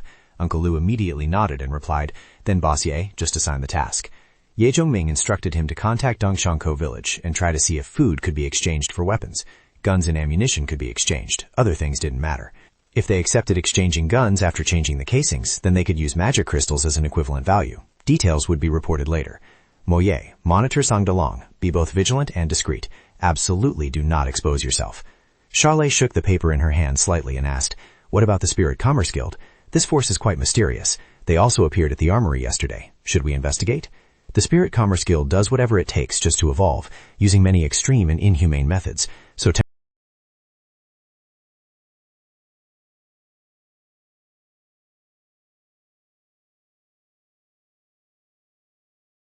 Sha Lei reported first. Last night at 6:07 p.m., we received news that a combat team of over 200 people from Anchang Prison is heading towards Clown Peak Manor. Leading them is the villain Pong Lin, nicknamed Evil Tower, along with Hu Chao, who came to extort the manor last time. Last night at 8:13 p.m., the hunting squad detected over 20,000 zombies appearing from the direction of Anchang, moving along this route. They are expected to reach Cloud Peak in 7 days, including many level 3 zombies. Today at 12 p.m., Liu Yi sent a message from Dongshanko stating that they did not agree to exchange food for weapons. At 2 p.m., they officially refused and detained Liu Yi along with 10 followers, demanding 10,000 kilograms of food to release them. Zongming frowned and asked, "Is there any more news?" Moye hesitated, then added, "Yuan Shang, the boss of the technology team, also sent a threatening letter, demanding food in exchange for their lives. Additionally, Sha Bai's whereabouts have been confirmed. She fell into the hands of the Liu family and is being escorted to the central island of their base. She is seriously injured and could die at any moment." Hearing this, Sha Hu couldn't help but yell, "This is too much, boss. They really want to ride on our heads." Chu In also spoke up in anger. "It's one thing for Dongshanko to refuse the trade, but capturing our people to blackmail us." Seeing the two of them like ticking time bombs, Sha Lei immediately stopped them, telling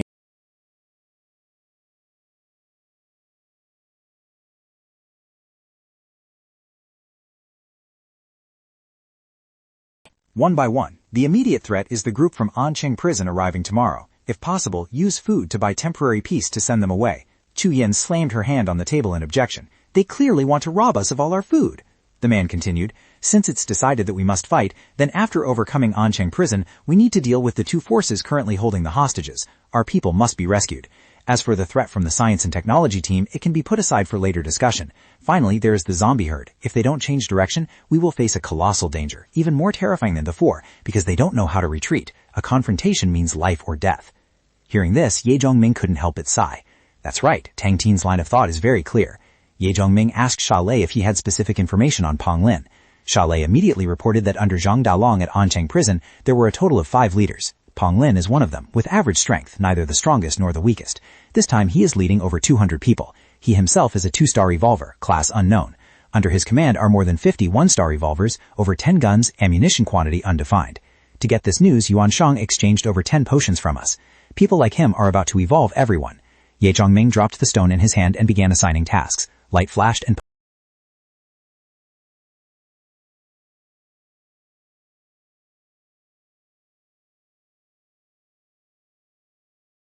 Then come find me. Remember to select the people before distributing the potions. Xiao Hu received the potions and left. The musician and his assistant stayed behind. Tang Tian and Tang Guo also remained. When we are absent, the base is entrusted to your care. If anyone attacks the manor and you can't hold it, retreat immediately. Absolutely do not risk your lives. The rest of you follow me. Prepare to set out. Our war has begun. Danger is inevitable, so just destroy it. Is Yuan Shang still at the manor right now? After Sha Lei confirmed that they hadn't left yet, Zhang Ming smiled with a hidden meaning. That is good. Scene change. Xiao Hu was commanding the transport of supplies, urging everyone to hurry up because time was running out.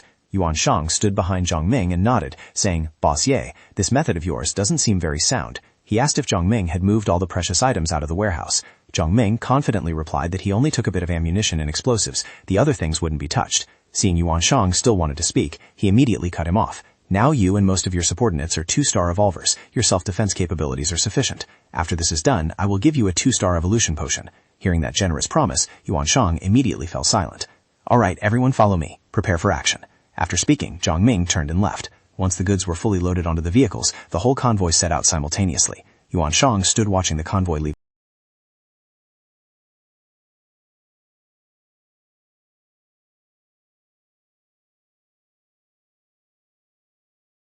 As he walked into the forest, he muttered curses.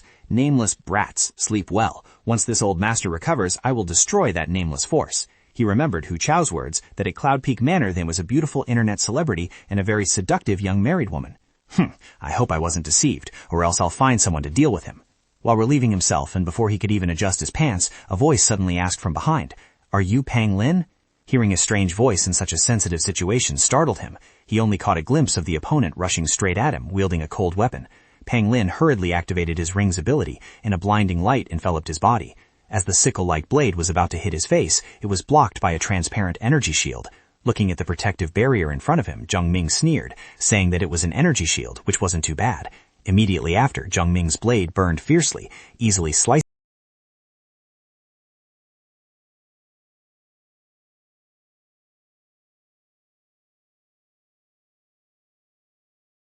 He landed in an extremely precise stance, not stumbling in the slightest. Once he had retreated to what he considered a safe distance, he glared at Ye Zongming and screamed curses. You bastard! Once I strike, I show no mercy. Next year, this day will be your death anniversary. After speaking, he slapped his body provocatively. With each slap, his body visibly swelled. After a few chest thumps, his body transformed into a giant form. He looked down at the tiny Ye Zongming and laughed triumphantly. You wet behind the ears brat, you dare to enter the battlefield. Ye Zongming looked at that appearance and calmly commented, Just a low-level giant bloodline? He actively rushed forward to attack, but Ye Zongming nimbly dodged with ease, retreating while assessing the opponent's capabilities. The giant bloodline stood out for its pure strength, but unfortunately that was all. Missing repeatedly caused him to reveal openings. By the time he realized it, his legs had been locked tight. He screamed curses and shouted to be let go. Ye Zongming circled behind him, the blade in his hand ready to strike. Vigilance too low, experience too green. What a waste of this bloodline. Pang Lin didn't even understand when he had appeared behind his back. In an instant, Pang Lin felt a cold slash run down his spine. Blood sprayed everywhere, accompanied by a miserable scream like a pig being slaughtered. He collapsed to the ground in despair. His spine had been destroyed, and his body was completely unable to move. Inside the camp, Pang Lin's subordinates heard the commotion and opened their tents to run out and watch, buzzing with questions about what was happening, where the boss was, and who that person was. An ear-piercing scream rang out from a distance. Absolutely do not let that brat escape. Sha Lei led a group of brothers with blazing spirits straight to the gate of Dongshan village. Facing the massive opposing formation, the uncle couldn't help but be stunned and astonished. He gripped his pipe tightly, his heart in turmoil. Could the intelligence about Liang He have been wrong?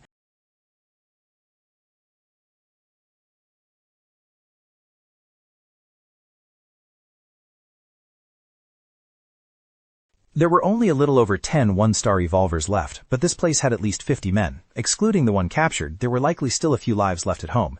Not to mention the weapons in their hands, ranging from white to gray grade. The quantity of supernatural weapons was unbelievably high. Such strength was indeed too powerful. Resolving this neatly would not be an easy task. The uncle asked Sha Lei in a stern voice, stating that Dongshan village did not accept this action. If they did not retreat, it would be seen as a provocation, and they would have to bear the consequences. Sha Lei calmly replied that the boss had instructed that if they released the person, along with a compensation of 20 improved guns, everything would be considered settled. Hearing that Sha Lei's side was not yielding, he frowned in annoyance. 20 guns is too many. We cannot meet that demand.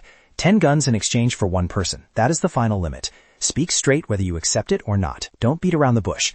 Furthermore, for the next half year, our two sides will stay out of each other's business. Chalet silently observed him for a while, then said, Uncle, wouldn't it be better to try and compromise a little? That way we can still maintain a friendly relationship, but your conditions need a little adjustment. Upon hearing this, he annoyedly asked what she intended to say that dared to be so excessive. Chalet didn't bother paying attention to his arrogance, calmly reminding him not to get agitated lest he have a stroke. The boss said that if you agree to release the person, then in the future we will not only avoid conflict, but can also become the best business partners. Of course, the choice still lies with you. Hearing about the trade, the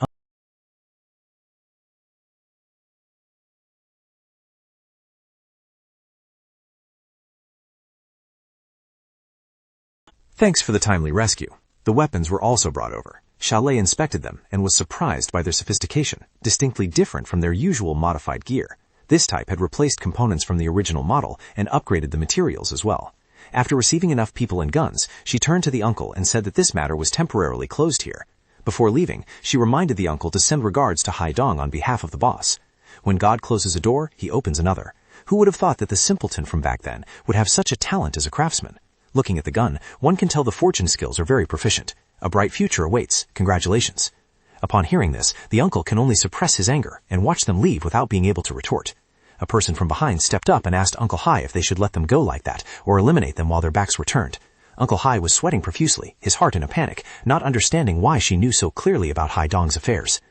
Elsewhere, Xiaobai was imprisoned in a dark room, her body covered in a mesh of new and old wounds. The green-haired man had clearly tortured her, beating and cursing her, scolding her for refusing to open her mouth even unto death. Cloud Peak Manor, right? As soon as you left, they made a move. Did you think we wouldn't know about what happened there? Be wise and confess. How many evolvers are there? How many guns? Are there any class holders? Tell me everything and I'll let you go. How about it? Xiaobai glanced at him with cold eyes, determined not to yield, and even cursed him as stupid. Provoked, he immediately went mad, screaming while beating her. Cows are actually very smart.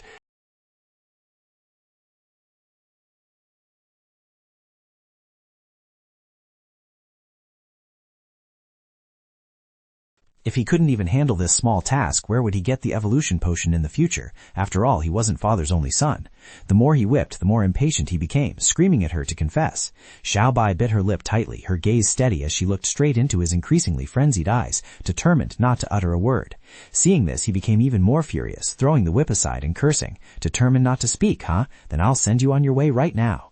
Just as he was about to strike, a subordinate rushed in to report the news. Being interrupted, he immediately shouted for them to get out. Young Master Xiaolu, there's big news. Someone has appeared out on the lake saying he's here to look for this girl. He asked suspiciously, just one person? Upon confirming it was indeed just one person, he flew into a rage and ordered everyone to go see who had a death wish. The report of a young man crossing the lake alone to visit immediately caused the clan to hold an emergency meeting. Family head, we've checked thoroughly. There are no boats left on the lake. That person definitely came alone. Daring to swim across the Great Lake single-handedly is either reckless or incredibly lucky. Indeed, the aquatic mutated monsters in the lake were already dangerous, yet plunging in for a girl was no different from seeking death. I'll leave this matter to you kids to handle, the man said, signaling to his children. A young man in an orange shirt raised his voice at Sha Wu. Second brother, father entrusted this to us today. We can't do a terrible job like you. You asked all day and couldn't get a single word out. You look really stupid. Sha Wu gritted his teeth in anger, knowing he was right and unable to argue back, only silently cursing that if the brat wasn't father's favorite, he would have beaten him up already. Seeing the tension, the eldest sister intervened, telling the two to stop arguing and to bring the person in immediately. Sha Wu didn't even glance at his younger brother, saying he would let it slide this time. Zong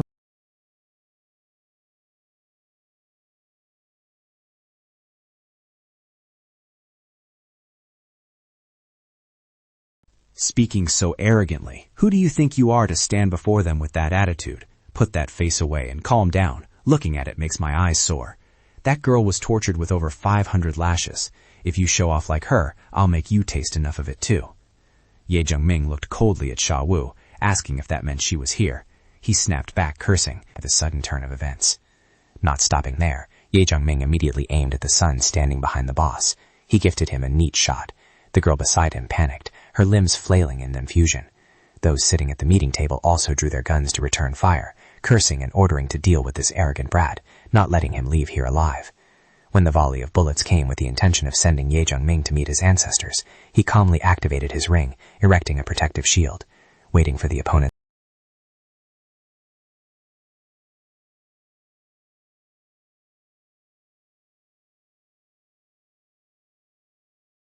His son dying along with him caused a father's rage to explode. He stood up abruptly and screamed, "Who allowed you to touch this Lu Zhengxiao's beloved son? Pay with your life!" As he shouted, he activated his ability to create a giant hand grabbing towards Ye Zhongming. Ye Zhongming calmly responded. He used a seal to summon a nature staff. As soon as he called out, a shield went up. Immediately a water person appeared, wrapping around Ye Zhongming like a protective layer. The water person swelled and rose high to block the giant hand. People around the meeting table, afraid of getting their skirts wet, scattered. The crowd below panicked, ran away, and screamed, "What the hell is this water person?" The giant hand was blocked by the water person. The violent collision caused it to crack and gradually shatter. Seeing her brothers being shot one by one, the girl agitatedly rushed forward to attack the water person. She attacked as fast as lightning, stabbing while shouting about destroying the water person. Every strike was aimed straight at the throat. The water person frowned, looking at the cold, sharp spear tip pressing close to its neck. The boss excitedly cheered for his daughter. "Well done! Destroy his shield quickly!" Before he could finish his sentence, his neck suddenly felt cold. Unbeknownst to him, a gun barrel was already pressed against his bald scalp. Ye Zhongming coldly demanded Lu Zhengxiao to release the person. He was both afraid and stubborn, replying, "When did you appear? Release the person. Keep dreaming." Seeing the boss in danger, the rest of the group screamed at Ye Zhongming to let go. Otherwise, he would only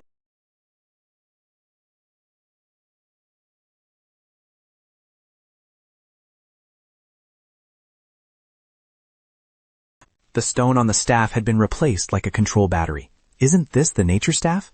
Ye Zhongming held the staff in his hand while keeping the gun barrel firmly against the boss's head. It seems you know right from wrong. Since you know, make a choice. Release the person or meet your end. The boss turned his body and said, "You are very strong, and the nature staff is powerful too. But if you don't care about your life, we die together. The Lu family has many people. Your trump cards must be used up by now. If you dare to force me to die, the Lu family will still exist, but you will definitely stay here." Ye Zhongming smiled faintly and replied, "What you say makes sense, but so what?" Seeing the opponent still reckless, the boss was so angry he wanted to vomit blood, but quickly calmed down to consider. This kid only came to find someone, not to die together. Should he release her or not? A person standing next to his daughter whispered to remind Xiaoleng. The family head is caught in a dilemma. Your 3 brothers are dead. Now you must decide. The situation was disadvantageous, from her father being controlled to the subordinates not daring to move, and the opponent was a desperado ready for mutual destruction. After considering for a while, she gritted her teeth and ordered, "Listen to me, release the person." Not long after, in the dead silent room, a young man carrying the heavily injured Xiaobai ran in and reported that the person had been brought. "The person has arrived. Release my dad immediately. You guys can go." Ye Zhongming held the gun and said to Xiaoling, "No, tell your people to carry her and follow me. Wait until she and I cross the lake safely, then I will release him. Otherwise there is nothing to discuss." Xiaoling angrily scolded him as shameless, saying he promised to release her dad as soon as the person was brought.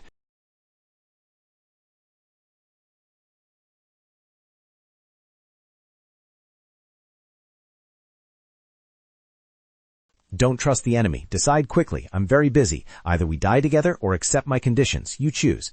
Having no other choice, Xiaoling ordered her subordinates to comply with his demands. Everyone withdraw. She cursed and cried in helplessness, swearing revenge as she watched his silhouette leave the room, taking her father with him.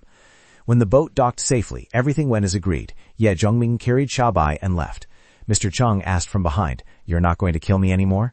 Hearing this, Ye Zhongming only gave a faint, contemptuous smile and left him standing there. He left decisively without any further entanglement. A subordinate scratched his head and asked, "Family head, what does he mean by doing this? Is he just letting us go like that?" Mr. Chong was flustered, cold sweat pouring out. He doesn't understand, but I do. That non-smile used to be mine. The look of disdain for the opponent, knowing for sure revenge will come but not caring at all. Absolute confidence in oneself. That was me in the past, but now it's different. Forget it, let's go back. After thinking, he sighed and led his subordinates to retreat. Before returning, Ye Zhongming took Xiaobai to a zombie graveyard. The moment she stepped onto the pile of zombies, the spiritual power inside her exploded violently, confusing even herself. Ye Zhongming quietly observed from the outside, using the scent of blood on Xiaobai to lure monsters over to serve as a training ground. Blood absorption was indeed formidable. In just 2 hours, she had recovered nearly half of her health. Seeing her walk over, he asked in confusion, "Why did you come over here? You need to absorb for at least another 3 hours." Xiaobai knelt on one knee and said seriously, "I know Master has business to attend to. I am fine now." He sighed and smiled, telling her to drive back to the base and call people to move the arsenal. Even a few is fine, but there must be enough vehicles. "Take these shoes. Return them to me when your wounds heal." Xiaobai accepted the shoes and immediately obeyed the order. Once done, she sat on the vehicle, saluted her master, and left first. "That guy is Basie. I have to chop him up and feed him to the dogs to be satisfied." Her eyes were filled with murderous intent. Ye Zhongming nodded and replied, "People from the Spirit Commerce Guild can all be fed to the dogs." Watching her ride the motorcycle into the distance, he calculated.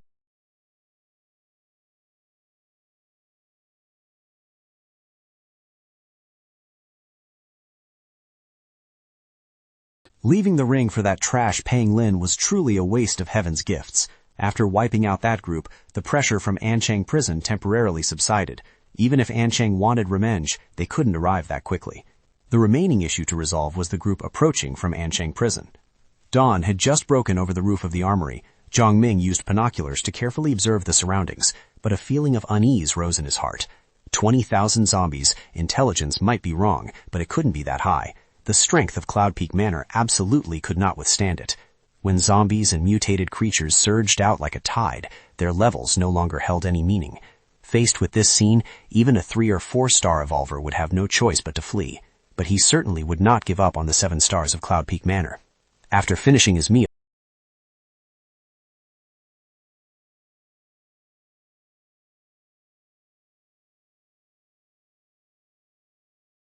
But that was vigilance within a dream. Seeing it sleeping soundly, Ye Zhongming smiled with delight. Seeing its small and cute appearance, he decided to act neatly, delivering a skull-piercing strike to finish it off. After piercing his head, he frowned, realizing the blade tip only hit some tendons. This monster's defense wasn't very good. At the same time, 5 iron-skinned goblins rushed out, their mouths with few teeth wide open, intending to bite and tear. Ye Zhongming coldly watched them charge, chanting a spell to transform the weapon in his hand into a fire weapon. A streak of fire swept out, but the 5 goblins still charged through the flickering flames. Since fire was ineffective, he had to use his staff to unleash a move like chopping radishes, causing the 5 goblin brothers to be torn apart and scattered everywhere. Suddenly, a door appeared beneath Ye Zhongming's feet. He immediately became alert and jumped back to observe. Stepping out from the door were upgraded green monsters, their bodies shiny like muscle men who just left the gym, muscles rippling, though unfortunately with sparse hair.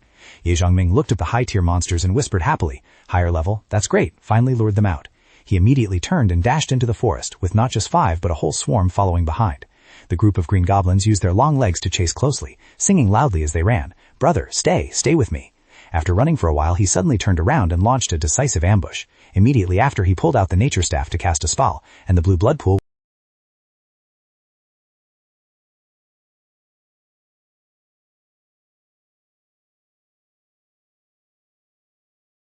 Armory. He turned on the light to explore the tunnel. If not for being forced by the zombies, he wouldn't have run to this devil's den. Thinking about wasting those rare high-grade natural stones without obtaining any magic crystals made him feel it was a huge loss. Although the armory wasn't large, there were over 1,000 rifles alone. Ammunition was enough for long-term use. There were about over 100 pistols, all new. Military equipment was quite complete, including several hundred bulletproof vests. It was just a pity there were no high-damage weapons like grenades. Suddenly, he discovered an unlocked door. Curiously pushing it open, the flashlight beam made Zhongming freeze on the spot. Before his eyes were pregnant women lying motionless in the posture. Their bellies were so large that the fetuses seemed about to be born. He immediately realized this was the breeding ground of the monsters. If this place wasn't dealt with thoroughly, the consequences later would be extremely troublesome. Zhongming decisively swung his blade down at the pregnant women's bellies. "Zombies, I'm truly sorry, I cannot save you." A noise outside the door made him instantly alert. Blade and gun were ready. The person outside seemed bored, pushing the door open and complaining, "So troublesome." A woman covered in filth slowly walked in. Her face was unusually calm. She told him to lower the gun, saying pointing it like this made her uncomfortable. "We'll be family sooner or later anyway." Zhongming smirked and replied,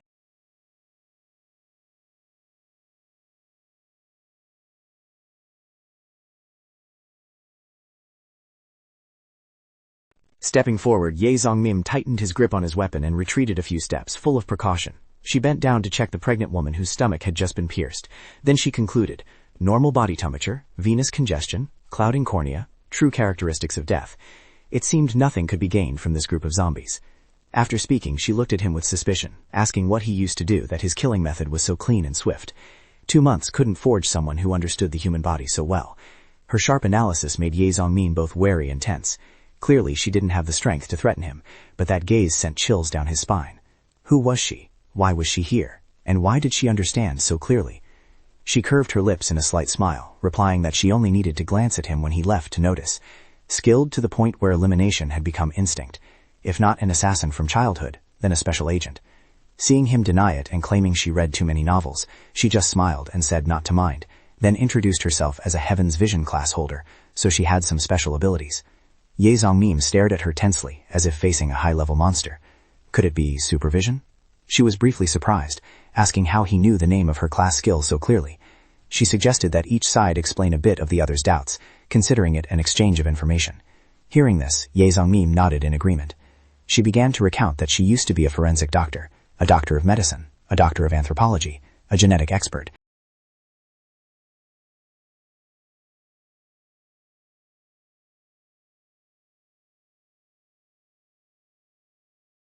Death and mutation. Sometimes one has to do unethical things. Thanks to that ability, she became an evolved class holder. Although her combat power isn't high, she manages to live alone just fine. Discovering those monsters was just an accident, because they showed signs of radiation contamination. They use women and zombies to reproduce, which is extremely terrifying. Hearing this, Zhongming couldn't help but exclaim at her sharpness, but having talked for so long without knowing her name made him feel quite awkward. After his nod, she sighed, and replied that her name was Liu Jianghong, a rather rustic name. Hearing that name, Zhongming had to look at her with different eyes. Liu Jianghong, the famous scientific freak? She asked if he intended to kill her earlier because he had heard her name, but she didn't remember ever meeting him, so what was the reason? Zhongming looked at her uneasily. Liu Jianghong was originally a symbol of evil in the eyes of survivors. It was rumored that she forced the fusion of humans with mutated life forms to create terrifying monsters, and she was extremely cruel, leveling many bases. However, those were just rumors. In the apocalyptic scientific world, she still ranked in the top 3. Seeing his silence, she indifferently turned away and said, "Never mind, suit yourself." She walked over to another pregnant woman, holding a knife ready, then exclaimed, "Oh look, this one is still alive." She rubbed the woman's belly, her other hand ready with the knife.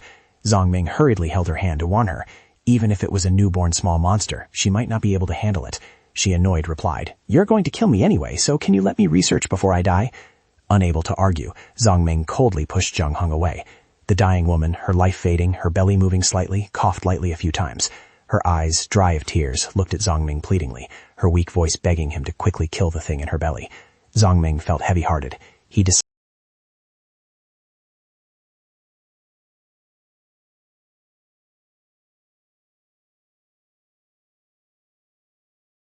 She criticized his killing method as being too clean. Ye Zhongming wiped his blade and replied that she would understand later. Sometimes letting their own kind suffer pain is a common realization among survivors. He glanced at her and asked if she only cared about research.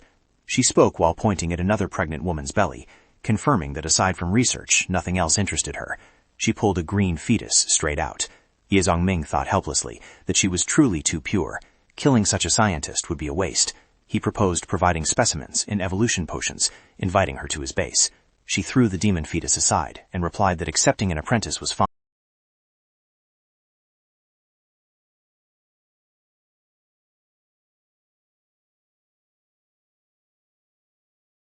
But when the glass jar lid was opened, in just a blink of an eye, she agreed without hesitation. "From now on, you are my boss." A group of people arrived at the armory. Xiaohu excitedly admired the spoils. "Boss, this warehouse is huge. You managed to take it all by yourself." Uncle Yu frowned and exclaimed, "Boss Ye is truly profound. Aside from Brother Ye benefiting, it is rare for anyone to accomplish this.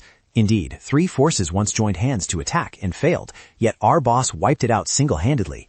Ye Zhongming led Liu Jianghong out, and everyone joyfully called out to the boss. Seeing everyone safe, he breathed a sigh of relief. It seems everyone has returned intact. Uncle Yu grasped his hand and said gratefully, "From now on, this life belongs to you." Ye Zhongming nodded, promising not to let the brothers sacrifice themselves in vain. Ye Zhongming pointed to the girl behind him and introduced her. "This is Liu Jianghong, a doctor. These are all renowned medical and biological experts, famous figures in the industry. She will join our base, responsible for treatment and carrying out some in-depth research."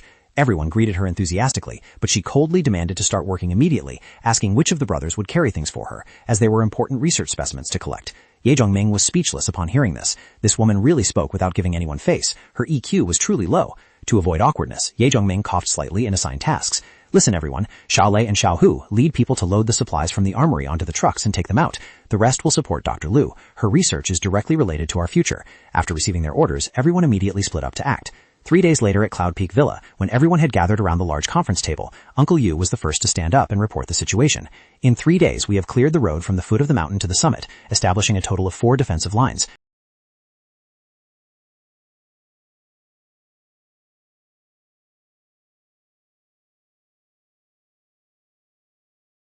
It was added that the area around the gate was full of traps. While they wouldn't determine the outcome, cumulatively they would cause significant damage. Xiaohu reported that they were having evolvers lead the hunting squads, coordinating with ordinary people to actively attack the zombies.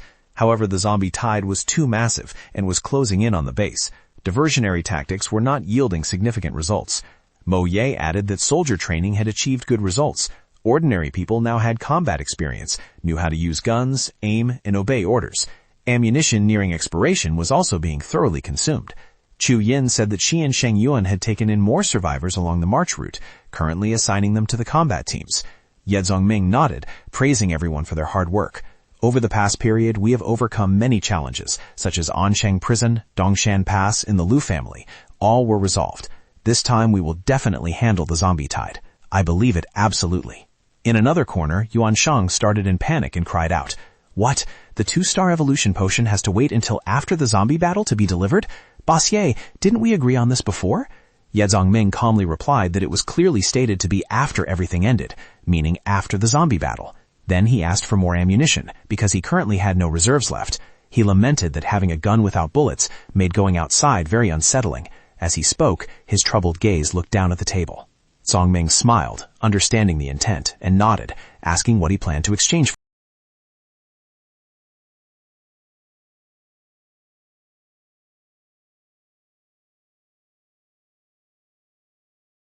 Ye Zongming looked closely and frowned slightly. What is this, an invitation to an exchange meeting?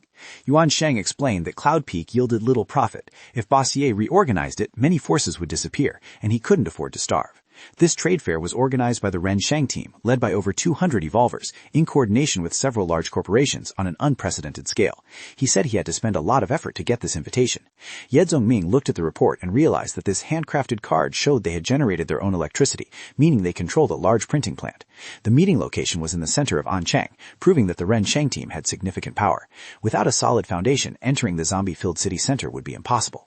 All right, I'll accept this invitation as part of the cost. I'll let Chalet discuss the details with you later. You sit and rest a bit. The meeting ended, and Ye Zongming left the room holding the precious invitation. Those attending the trade fair would certainly have good items. Interacting with them would help increase his strength quickly, so it was well worth a visit. The scene shifted. While Ye Zongming and Chalet were discussing, before Chalet could finish speaking, Sha Hu ran over from a distance, waving his hand to report that, as predicted, there were some people behind the zombie tide intending to fish in troubled waters. Ye Zongming smiled with satisfaction. In the apocalypse, this was very common. Many forces followed the zombies, waiting for an opportunity to profit, watching the tigers fight from the sidelines to play the Oriole behind. He patted Sha Hu on the shoulder, saying that smart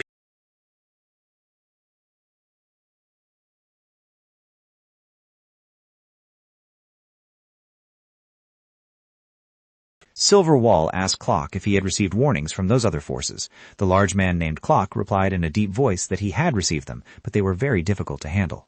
Sharp Nose asked the bespectacled Dai Kai, saying since this was his territory, where did Cloud Peak Villa come from, and not to say they were threatening him. Dai Kai replied that this place wasn't his territory. This area belonged to Zhang Gaolong, the boss of Ancheng Prison, then turned to ask the girl behind him, "What do you think?" She coldly replied, "Boring." Sharp Nose smirked and asked Shasha what she meant by that. She thought for a while before answering. Having followed zombies for so long, you know clearly the pros and cons. Now if someone tells you to give up, will you give up? Why pretend to study the situation? If not boring, then what is it? Hearing that, Sharp Nose looked at Clock and suggested treating Cloud Peak Villa as just a scare tactic. Wait until the gathering tomorrow to scare them back. Everyone looks out for themselves. Dai Kai spoke up saying that idea wasn't bad, asking Clock what he thought. Clock thought about it, then shook his head. Forget it, it's not okay.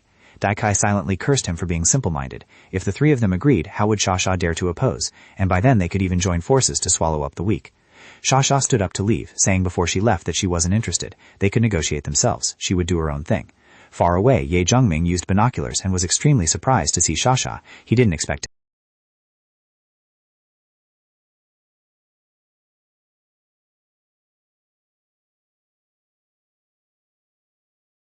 Having maintained a relationship with her for a long time, he had once advised her to join his team, but she refused every time. Later, he went on a mission for over a month, and upon returning, he heard that she had led people to attack an enemy and suffered a miserable defeat.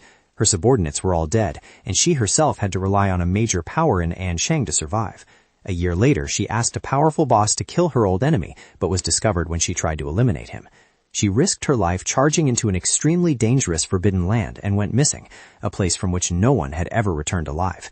She carried too many habits from the peaceful era, which caused her life to be a prolonged tragedy.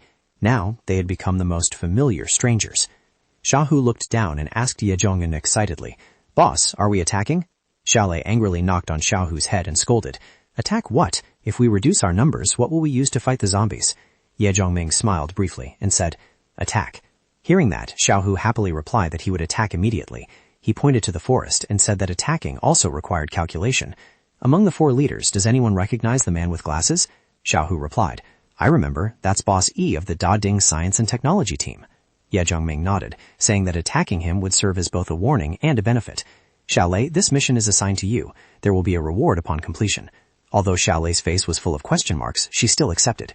Soon, night fell. The firelight outside flickered with no one keeping watch. The space was strangely quiet. Dai Kai, sleeping with a girl, quietly opened a large bag. Inside were nearly 200 magic crystals, an amount equivalent to 2 bottles of 1-star evolution potion. Following the zombie tide is truly profitable. By tomorrow noon, the zombies will reach Cloud Peak Villa. The scouts said they have blockaded the area from the foot of the mountain. Truly a bunch of idiots who don't know their own limits. Suddenly, chaotic screaming rang out outside, startling him. Someone shouted, "We are being ambushed." Dai Kai hurriedly opened the tent to look, demanding a clear report on what was happening. But looking around, he only saw the enemy leisurely firing, while his own troops were nearly wiped out.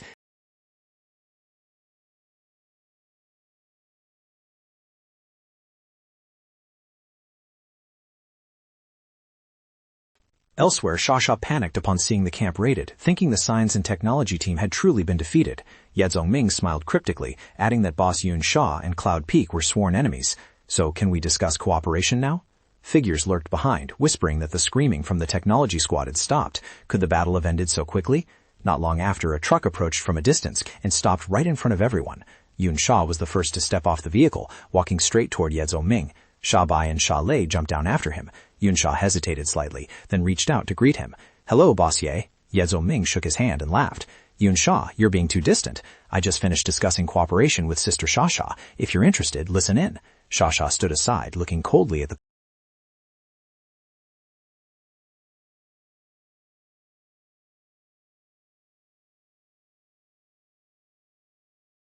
"We are on the defense." Seeing the two remain silent, waiting for him to continue, Ye Zhongming explained further. "Cloud Peak Manor is mine. If the situation turns bad, you can retreat. There is no need to bear any pressure." Hearing this, Yun Xia broke into a cold sweat. Boss Ye was truly too dangerous. Ye Zhongming smiled and continued. "The danger is real, but if the manor cannot hold out, you won't gain anything either. So for our mutual benefit, we must fight to the end." Xia spoke up. "If the situation reaches that point, I'm afraid we won't be able to escape either." Ye Zhongming replied skillfully, "Everyone in the world acts for profit. As long as you guarantee no fewer than 30 evolvers participate in the battle, I will reward you with an evolution potion after it ends. Additionally, for every 10 extra evolvers, there will be an additional 1-star evolution potion, and adding 30 guns can also be exchanged for a similar bottle. Boss Ye, I accept these conditions, but I don't need that many potions. 5 bottles are enough." After saying that, he added anxiously, "After dealing with Dai Kai, if you retrieve the long spear from his body, I want to receive it immediately." "Sure, here you go," Ye Zhongming said as he took Dai Kai's pig-slaughtering spear out of the storage stone. He handed the weapon to Yun Xia, who took it and nodded. "Boss Ye, rest assured, I will do my best with what you asked." Xia next to them asked, "How sure are you that you can destroy the zombie herd?"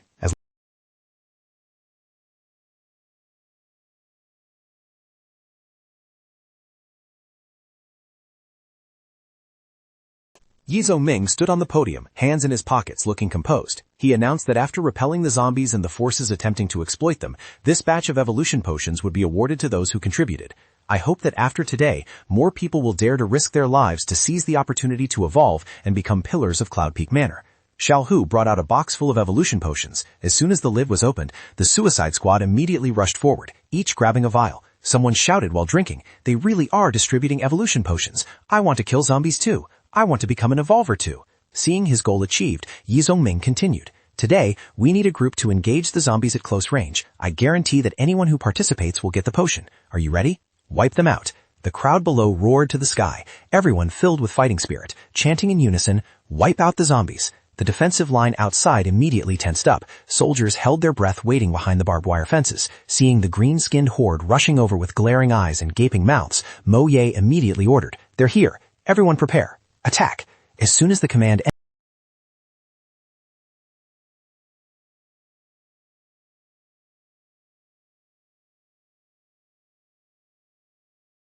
before long, zombie corpses piled up in mounds, the sound of flying bullets only agitating them further. Mo Ye calmly commanded, maintaining focus. Ordinary people's guns fired single shots, refraining from continuous spray. Reports from above estimated over 1,000 zombie casualties, with the distance closing to 800 meters. Ye Chongming tensely watched the green sea in the distance. There were too many of them. To increase efficiency, Mo Ye ordered to open fire only when they were 100 meters away. Xiao Hu, seeing a new wave approaching the fence, shouted a warning. Level 2 mutated zombies appeared. It was the Black Demon, and the evolvers immediately moved to intercept. Behind them were pale jade-inlaid skin zombies holding large objects, followed by a group of shield-wielding zombies. Mo Ye was slightly surprised, but quickly regained her composure. The monsters knew how to coordinate. Everyone aimed at their legs to break them, but she didn't expect the horde to start throwing rocks. Large boulders rained down relentlessly. As a Special Forces soldier, Mo Ye nimbly dodged, the stones missing her completely. Looking closely, she realized the rocks were thrown by the massive ones in the back. The scout immediately warned to be careful of long-range zombies. Seeing the situation deteriorate, Ye Chongming grabbed his weapon to join the fight, prioritizing high-speed targets that could disrupt the formation. His secondary goal was to provide cover as the iron zombies in front approached, while ape zombies caused interference from the rear. This horde's coordination far exceeded expectations. Ye Chongming aimed precisely at the large ones in the back. His bullets pierced their heads, quickly taking down the targets. Seeing its kind shot dead, the one next to it immediately threw a spiked ball toward the observation team. The ball swelled as soon as it hit the ground, covered in sharp spikes digging deep into the earth. The soldiers, a mix of fearful and curious, approached, wondering why a stone block would sprout.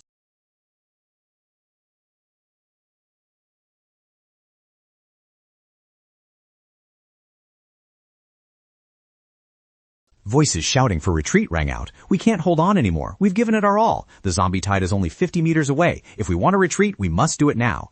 Yin Xiao shouted in panic. Retreat for what? A bunch of cowards. I, Yin Xiao, do not go back on my word. Whoever is afraid, step out, and I'll send you off right now.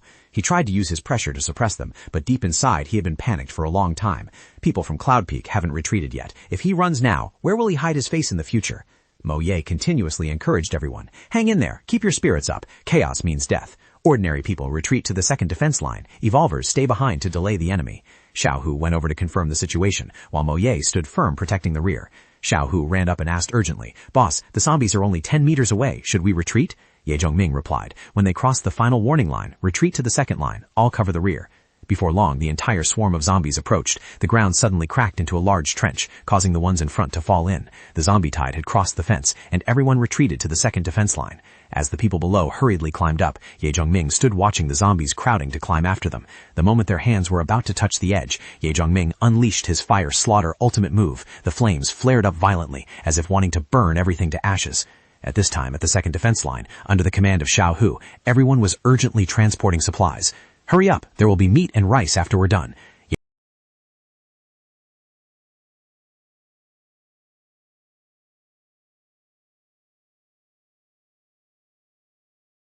About 3,000 were wiped out. The soldiers were unskilled and lacked weapons of mass destruction.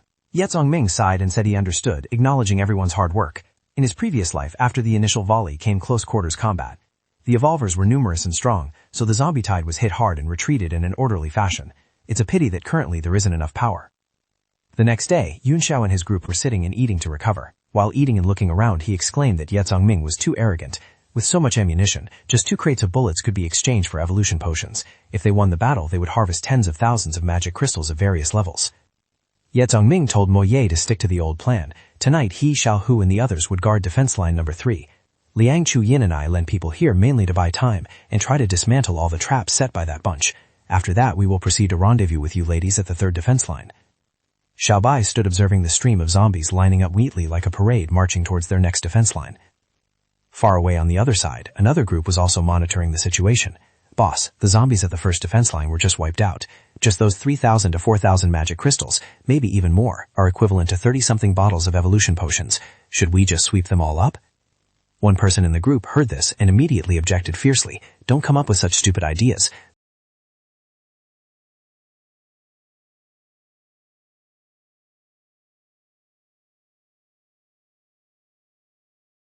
We would become sworn enemies. Hearing this, he nodded, admitting his thinking was flawed, and lowered his voice so the other side wouldn't hear. Unfortunately, Xiao Bai, who was not far away, heard everything completely. Xia Xia smiled and spoke to her subordinates, reminding them that they must keep their promises in the future and stop having wild thoughts. The whole group immediately responded in unison, Yes, Boss Xia Xia. Satisfied, she continued, Look everyone, the magic crystals on that big dog are covered in black spots. That is a sign that a battle pet is about to evolve to level 3. Just think about how strong its owner must be. And that disfigured woman single-handedly destroyed the entire Daikai camp. Ask yourselves, who among us could do such a thing? Seeing everyone wavering and tense, she took the opportunity to persuade them. Although everyone values fists over reputation, what we want is just reputation. That thing will bring unexpected benefits, so please trust me. Xiaobai silently assessed Shasha's group.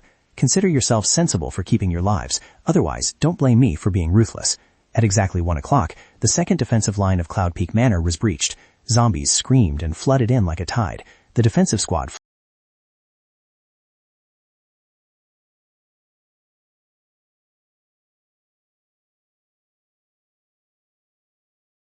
Xiaohu whispered to the person next to him, "Hey, have you heard? Those 20,000 zombies, that's even more than the population of Aolan." Zheng Heng stepped in from behind, joining the conversation. Aolan only holds about 19,000 people, so compared to this wave, it really is a bit less. Seeing her appear, Xiaohu looked a bit embarrassed. Only 1,000 or 2 have died, yet Dr. Liu has calculated it so carefully? She continued her analysis, but currently the number has decreased. Only about 10,000 remain. Hearing this, someone asked, "Dr. Liu, doesn't that mean victory's in the bag for us?" She replied indifferently, "The situation is indeed so, but I still need to verify it to be sure." While she was chatting with the young men, Xiaolei called out, "Sister Liu, Zhongming is looking for you." She replied that she knew, then left with Xiaolei. Mo Ye and Zhongming were focused on their discussion. The results from the second line are much more optimistic than the first, but at the third line, the zombies went almost berserk.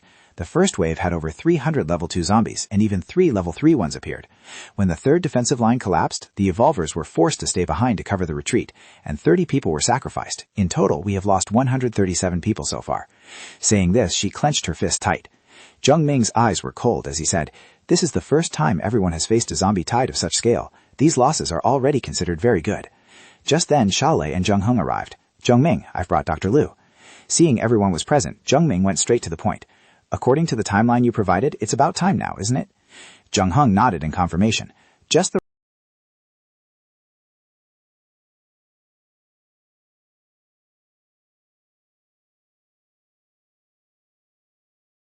Heaven's Vision, Tian Shi. This is a vocational skill that helps expand vision without being affected by obstacles. Unfortunately, this skill has a very long cooldown. She used it last time to track the monster occupying the armory, and only now could she use it again. At this moment, her eyes were carefully scanning the marching army of zombies. The information she reported was extremely concise. White 367. Mo Ye worriedly asked, "White represents level 2 zombies, right? We killed quite a few before. How come there are still over 300 of them?" When Zheng Hong updated the count to black 42, Xiaolei was stunned. Level 3 zombies were predicted to be only 20, but now they've doubled. Zheng Hong continued observing and added, "Green 1. Ye Zongming pondered. There is a green zombie. Usually it hides within the herd. If not for Lu Zheng Hong's observation, we would only have discovered this dangerous level 4 zombie at the decisive moment of battle." Zheng Hong smiled and said to everyone, "I have looked through your list of zombies and am very curious how you can distinguish so many types. We can discuss that later. For now, I just want to say that this level 4 zombie, according to the illustrated guide, is the throat locker Suo Ho Jur. The throat locker has 2 extremely flexible and tough tentacles. In combat, it spins the tentacles on its head, seizing the opportunity to wrap around the opponent's neck. The weak will be decapitated, and even the stronger ones will die of suffocation. The talent of this mutated monster is extremely terrifying.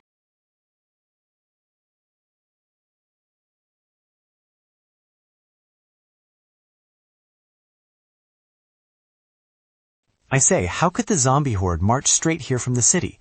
The leader is so strong, and there's even a level 4 zombie. The zombie tide has already erupted. I set quite a few traps along the way to slow them down, but they'll probably arrive in no time.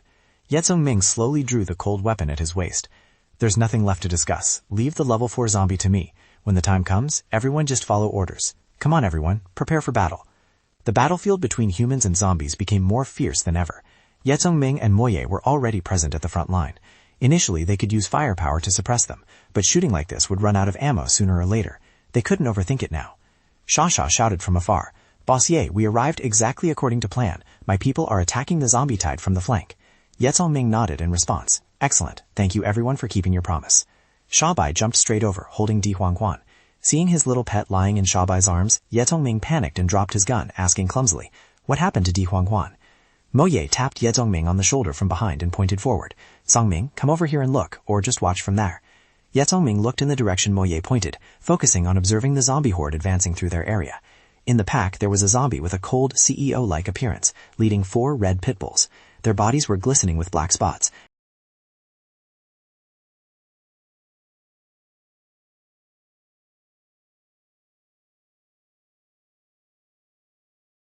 On the spot, the horde of zombies seemed affected by the sound waves from the dog, simultaneously freezing for a moment. After the howl, the zombies rushed forward madly, screaming like never before, frantically charging towards Ye Zhongming's team. The unexpected situation made the entire battlefield tense as a taut string. Mad Dog Power is a supreme talent specialized in supporting beastkin, capable of increasing speed and strength for surrounding allies. Unexpectedly, such a high-level zombie appeared in the zombie tide. This thing is like the Yupo, requiring harsh conditions to form, and once formed, it is extremely terrifying. Ye Zhongming immediately ordered, no need to hold back, fire with full force. Bullets crisscrossed, raining down. Ye Zhongming's subordinates received the order and frantically unleashed fire. The zombies screamed as they rushed up, but fell one after another under the hail of bullets. Ye Zhongming carried Di Huangwan and retreated inside. Before leaving, he handed over command of the outside to Sha Lei, then sighed, looking at the dog in his arms with distress. This silly dog chose the exact critical moment to evolve. Tongguo, Master Yuet, Sister Lu, everyone quickly take him to the back. Tongguo worriedly stroked Di Huangwan's fur and asked if he was okay. Ye Zhongming reassured her. Don't worry, he's fine. He'll be okay after his sleep. After handing Di Huangwan over to Tongguo and Master Yuet for care, Zheng Hong fell silent for a moment, then picked up a scalpel and said, My physical strength far exceeds that of a normal person. I don't need to stay in the rear taking care of the wounded anymore. Outside on the battlefield,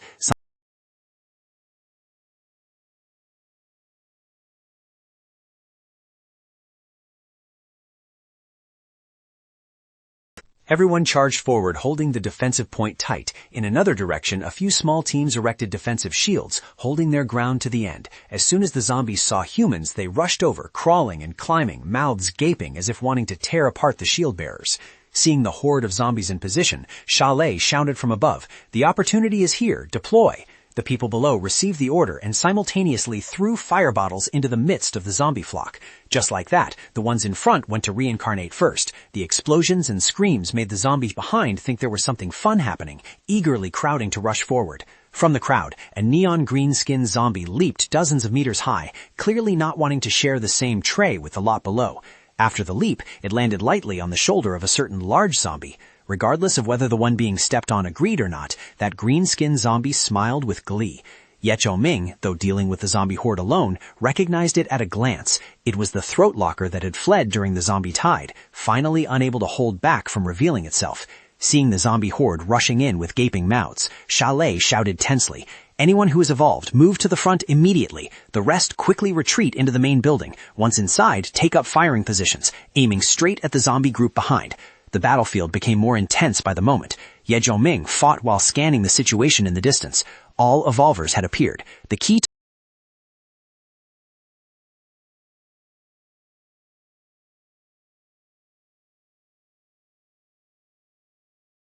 was still chewing on a bone to relieve its itchy teeth.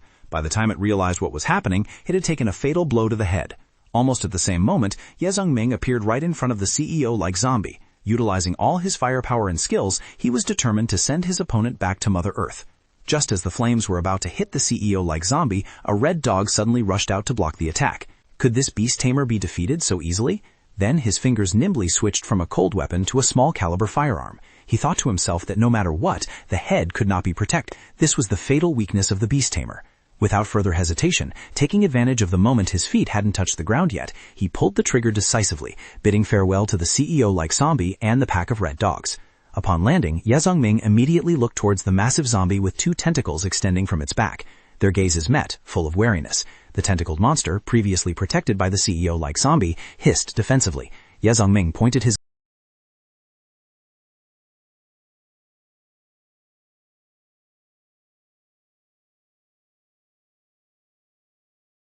Her eyes flashed with anger, blue veins bulging on her small face. This beast must pay the price today. The 6-armed zombie grinned contemptuously, baring its teeth. Its massive, muscular body rippled with strength in every arm.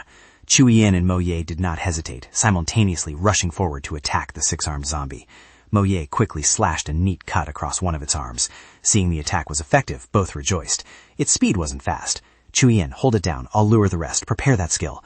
Chu Yin nodded, indicating she understood. The group of zombies marching in order was suddenly hit in the head by a flying stone. Angered, they turned to find the insolent culprit, only to see Mo Ye running while looking back to tease. "Blath, catch me if you can!" In the blink of an eye, the entire group of zombies chased after Mo Ye like a collective manhunt. Mo Ye quickly turned her head, utilizing her small and agile frame. She slid between the six-armed zombie's legs and shouted for Chu Yin. Chu Yin immediately understood, nodding to signal, "Leave it to me." The small girl was seen leaping tens of meters high, forcing the tall zombies to look up. Immediately after, she swung her whip continuously, letting the whole pack taste the Wind Dancer class skill, Shadow 4 Directions Dance Illusion. Taking wide-range damage from Chu Yin, the lured zombies had long since collapsed, leaving only the six-armed one standing. Although it stood warily before Chu Yin, regrettably, this level 3 mutated zombie had not yet fallen. Just as the two girls were preparing to continue the fight, the zombie suddenly collapsed. Immediately after, Xiao Hu ran over clutching his gun and asked, "Mo Ye, is everyone all right?" Seeing Xiao Hu, both breathed a sigh of relief. "Hurry and gather up. Try to clear as many zombies as possible. Zongming over there won't be able to hold out for long." Xiao Hu excitedly praised the whip the boss made for Chu Yin as top-tier goods, even coming with the Wandering Windblade skill. He wondered when his Wind Moonstone, Feng Qi Muet, would be upgraded. Mo Ye replied anxiously, "Wait until this battle is over." Zongming was facing a level 4 mutated zombie.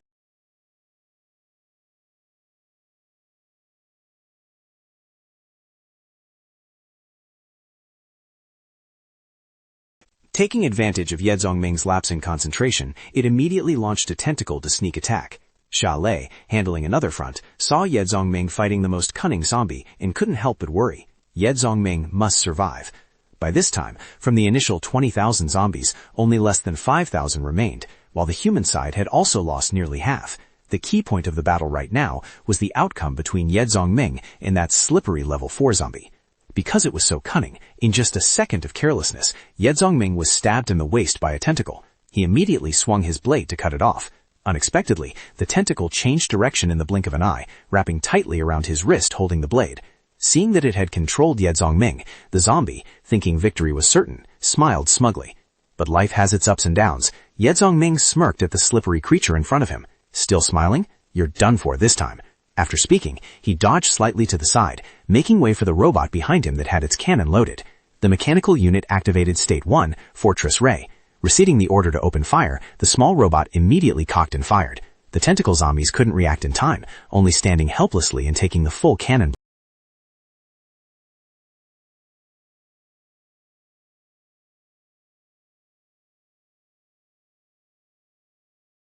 As the light faded and the dust settled, everyone was stunned. The slippery zombie had transformed into a Vajra body, glittering with gold from head to toe.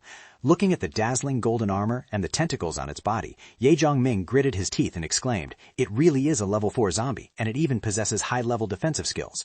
Yun Xiao's group was already in a panic. The closer the zombies got, the more their morale collapsed. "Boss Ye has sent experts here, but it seems we can't escape today." Someone suggested retreating, saying whoever could run should run while they provided cover. Hearing this, Yun Xiao clenched his fists. How could he bear to run after so many brothers had died? His eyes were bloodshot, veins bulging, as he gritted his teeth and roared, "Today, even if I die here, I'm taking these monsters down with me." On Shasha's side, the situation wasn't any better. People anxiously urged her, "Shasha, leave quickly while there's still time." Shasha replied decisively, "At this point, what's the use of fighting over a few evolution potions? This is a war between humans and zombies, a battle to protect our race. There will be many more battles like this in the future. If we run today, what about tomorrow?" Her eyes were steadfast, like a female general. "I won't blame anyone who wants to leave, but I will stay and fight to the end." Ye Zongming stood in front of the smoking robot behind him.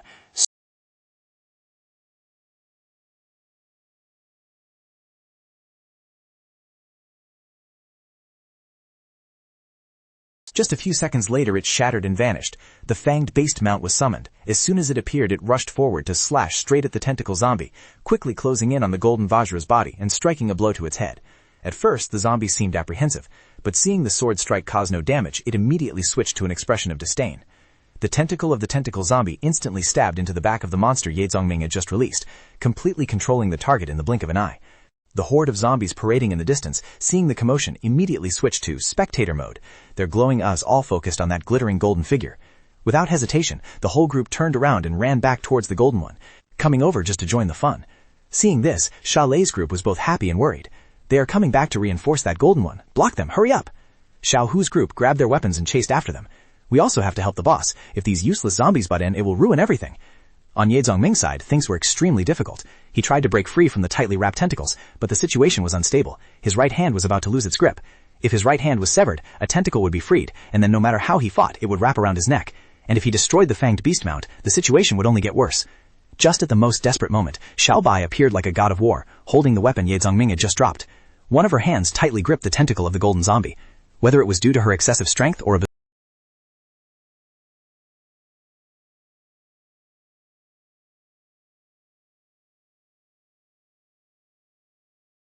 She shouted loudly while throwing a weapon toward him. "Let's control one tentacle together." Ye Zongming quickly caught the weapon, forced himself to calm down, and coordinated with Xiaobai to deal with the golden zombie. He gripped the tentacle that was being pulled back, followed it to close in on the target, and then swung the flame blade high. At the right distance, Ye Zongming unleashed a decisive slash, cleaving straight down onto the golden face of the tentacle zombie.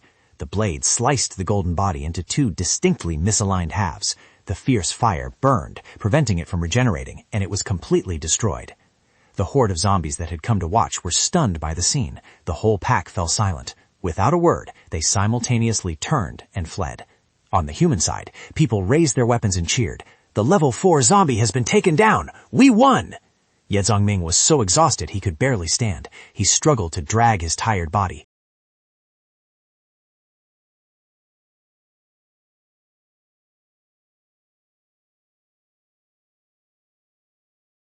But the price of victory was countless lives. Zheng Heng led Zhongming to the gathering place of the sacrificed. "Collect all high-level zombie corpses for me. I need research specimens, especially level 3, level 4, and the throat locker. Before I finish my work, no one is allowed to touch them." Zhongming silently looked at the motionless bodies, heard the request, nodded, and asked, "Is the casualty statistic done?" Zheng Heng waved her hand, signaling no need to speak. "I will hand the data to Xiaolei later."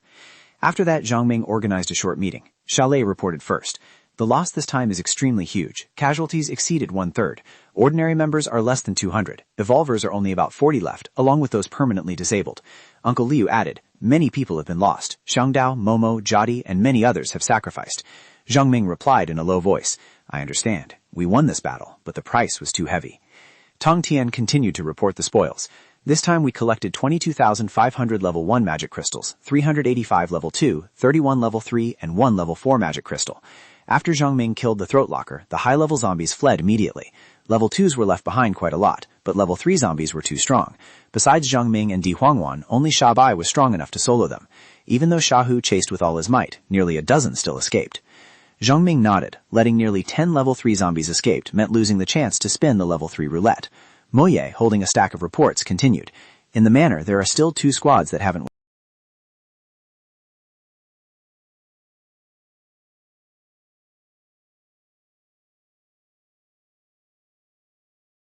Ye Zongming slowly approached and spoke. "Yun Xiao, what do you need me for? You're not afraid I'll ask for the dead, are you?" Hearing this, Yun Xiao turned back and replied, "No, if you wanted to pay, whether I looked for you or not wouldn't matter." Ye Zongming smiled slightly. "Although I'm not a good person, I am trustworthy. You want more money, right?" Silent for a moment, Yun Xiao nervously called out, "Boss Ye, can I follow you?" Seeing his demeanor, Ye Zongming was stunned. Yun Xiao had been pampered since childhood. How could he bow his head and ask to be someone else's subordinate? As if seeing those thoughts, Yun Xiao lowered his head and continued, "Before today, I didn't believe in myself either. I would rather die than take orders from anyone. But today, I saw things I've never seen before. Fighting with my life on the line for the first time. Seeing someone die for me for the first time." As he spoke, he clenched his fist tightly. "In the past, relying on my family background, I did a lot of trashy things. After the apocalypse, I saw even more inhumane things. I used to think I wasn't wrong. But after today's battle, looking back at the past, I only feel disgust and loathing for myself. I want power. I want to fight side by side. Even dying on the battlefield feels more honorable than living as a parasite. I want to stand on my own 2 feet. Brother Ye, can you accept me? I'll do anything." Hearing this, Ye Zongming pondered. Not letting him speak further, Ye Zongming said, "Then cut your hair. I can't stand those flashy styles." At first, Yun Xiao was bewildered. Then he jumped for joy. "Just a haircut. I'll do it right away." Ye Zongming laughed. "This place is very suitable for you to develop." The scene changed. Ye Zongming stood before the entrance to the basement. Looking at the mist-covered stairs where the giant demonic tree appeared, he tilted his head and said, "Playing around again? Still haven't learned to repent?" Upon seeing him, the tree immediately lashed out with giant roots to attack.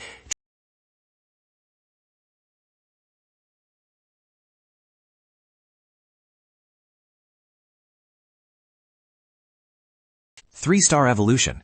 Thinking this, he dropped a magic crystal to spin the gacha. His heart beat along with the spinning needle, waiting for a long time. The result made Ye Zongming freeze. Failure again. Oh well, spin again. The next spin was better, getting a lucky card, which was decent but still not as good as the 3-star evolution potion. The gacha addiction flared up. Magic crystals were dropped continuously. Just this one more time, then one more time. And after 7749 times of telling himself this is the last time, he held his breath watching the needle slow down. It was a potion. A level 3 potion. It really was the potion. Zheng Hong stood in the office holding a scalpel, staring thoughtfully at the monster on the table. Just as she made up her mind to act, Ye Zongming hurriedly stepped in to stop her. Wait a moment, don't make a move. She turned back annoyed. You said let me research it. The boss shouldn't go back on his word. Ye Zongming forced a smile. I didn't mean that. Who did you borrow this blade from? She looked at him scrutinizingly. Chalet lent it to me. Have you broken through to 3-star? Ye Zongming approached the tentacle zombie. I already said, level 1, 2, and 3 are up to you, but I need to use this level 4 one. Can't we switch? Hearing the regret in her voice, Ye Zongming remained firm. There will be opportunities later, but not this time. She nodded reluctantly. All right, then teach me how to craft level 2 evolution potions. After propping up the tentacle zombie, he smiled meaningfully and told Zheng Hong that he could provide the entire method for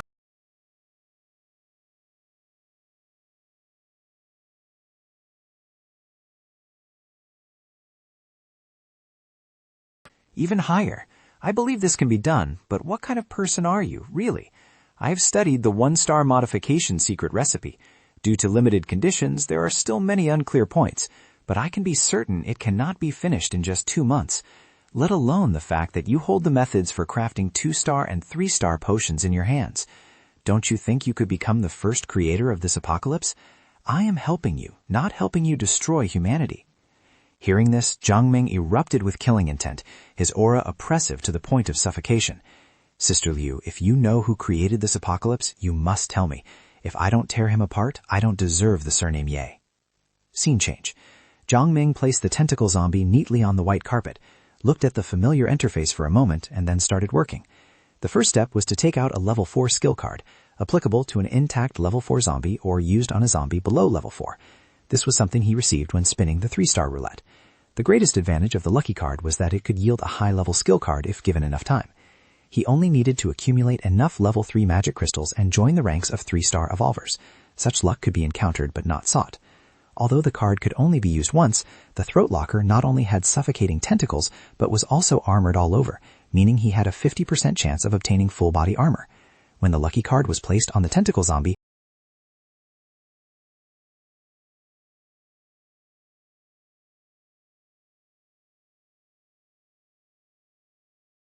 So, the full body armor skill has been obtained, but who should use it? Encountering such a headache-inducing yet joyful matter this morning was truly unexpected.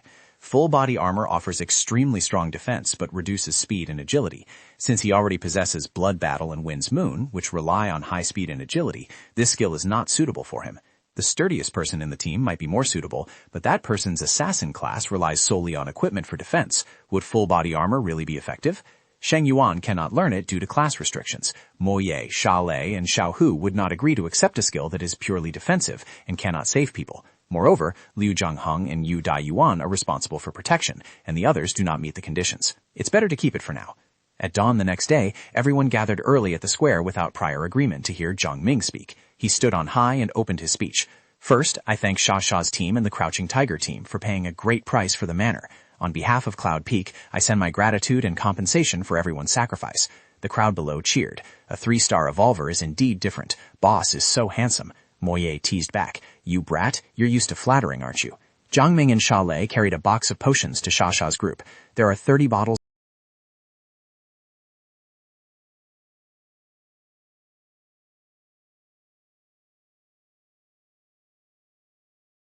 Treated like this, Yunsha received the box with emotion. After distributing, he turned to the people below. The rest of you have performed very well. Even if you haven't evolved yet, everyone will receive a 1-star evolution potion, and everyone will be granted a Feng Chi Yue. Hearing this, the crowd cheered excitedly. Long live, Bossier, I'm about to become an evolver. The cheers resounded throughout the square. Suddenly, he felt a chill down his spine. Turning his head, he saw Chu Yin bringing a box covered with a red cloth. Looking at the words on the cloth, he was speechless. She was being mischievous again. In response, she gave him a playful wink and stuck out her tongue. She said to those who had gone through life and death with him from the beginning, "This is a reward for everyone." The moment the red cloth was pulled off, Xiaohu was so excited that his eyes shone brighter than headlights, exclaiming, "It's 2-star evolution potion." The crowd below buzzed with excitement. Taking out 4 vials of 2-star potion at once, Cloud Peak Manor was about to have 8 level 2 evolvers. The treatment was truly not bad. 2 days later, Ye Zhongming looked at the neat formation in front of him and smiled. The uniform with the logo helped strengthen the collective spirit. He spoke up to give thanks. "You managed to alter uniforms for everyone in just 2 days. Sorry to trouble you, Sister Rong." Sister Rong looked at the black outfit with gold trim on her body and smiled. "I just modified the old uniform."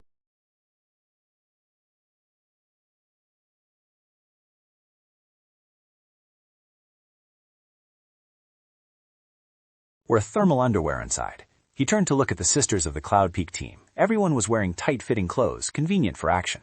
Coincidentally, this villa was often rented out to film crews, so there were plenty of costumes and props available, along with a dedicated storage warehouse.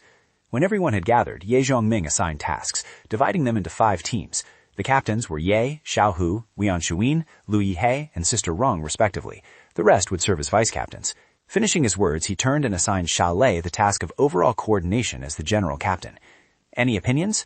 Xiao Lei asked in surprise. "I'm the general captain, so what about you?" Ye Zhongming smiled and replied, "I will lead everyone forward." The convoy left the manor and entered the rolling mountains and forests. The driver praised casually, "Boss Ye is truly formidable. Killing so many zombies like that, I truly admire you." Hearing the praise, Zhongming took out a bottle of evolution potion and responded, "I see you came to ask for remuneration, right? Don't worry, get me to the destination and there will be a different price." The driver happily clapped his hands, surprised to be seen through, then changed the subject and asked, "Are you planning to attend the trading fair alone?" Zhongming nodded and said he was prepared. Holding the potion bottle in his hand, the driver hinted, "The Anshang trading fair this time seems very interesting." After a long journey, they finally arrived at the center of Anshang. Ye Zhongming stepped out of the car alone, holding his blade. On the other side of the road, a person wearing a red cloak waved and called out loudly,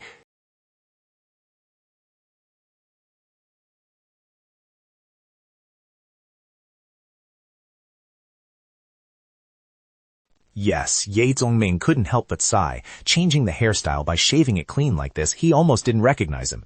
Although he was internally evaluating his subordinate's appearance, he still seriously asked if they had been warned not to beat the grass to startle the snake yet. Xiaoyun replied that they had been warned. The telescope he gave could monitor from several hundred meters away. As soon as the suspicious person appeared, they would immediately track them to find their lair. Hearing this, Ye Zhongming became even more certain that the Liu family and the Spirit Commerce Guild had a close relationship. Although he didn't want to touch the Spirit Commerce Guild right now, their influence had already covered the area around Cloud Peak Manor. The next step was to determine the destination. Ye Zhongming asked Xiaoyun if he was a native of Anshang and what his profession was before. Xiaoyun awkwardly scratched his head and replied that he was a local, asking how Ye Zhongming knew his old profession. Ye Zhongming smiled and recounted that he had accidentally seen him use a job skill earlier, so he guessed it. Xiaoyun honestly said that the skill was obtained from a multicolored roulette in the cement factory. The skill scrolls of the Crouching Tiger Knights all came from there. They gathered all the magic crystals to spin it, so they didn't even have a single level 2 evolver. Chatting while walking, Xiaoyun recalled that the roulette later broke. Ye Zhongming assessed that multicolored roulettes were extremely dangerous, especially the black slots, which absolutely must not be touched. Xiaoyun pointed ahead and said that to reach the trading gathering location, they had to walk another quarter of the city, but it was getting dark. Watching the sun set behind the pile of concrete ruins, Ye Zhongming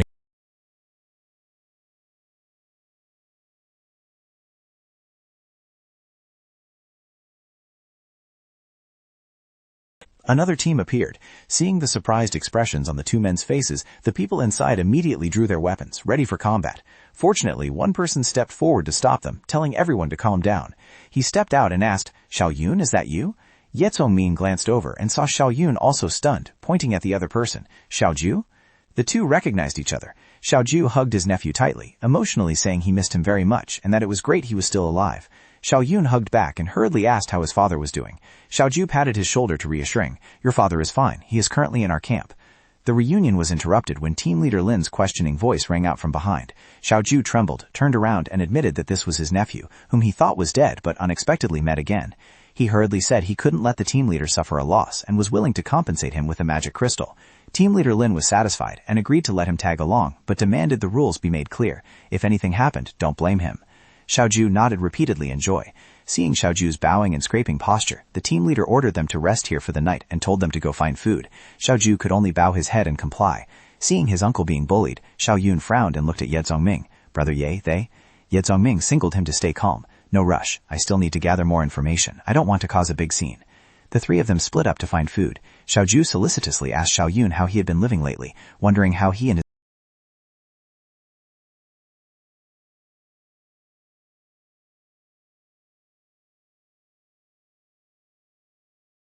On another note, your father's hair is already more than half gray. Xiaoyun smiled and replied, Uncle, don't worry. Look at me. Aren't I still healthy right now? The two were talking when Ye Zongmin heard a movement and immediately signaled for them to stop. Xiaoju turned to ask what was wrong, but fortunately Xiaoyun understood the hint and immediately reminded his uncle to keep quiet. The three looked through the window and saw a man desperately running away from a horde of monsters behind him. However, his speed was quickly matched by the swarm of monsters closing in.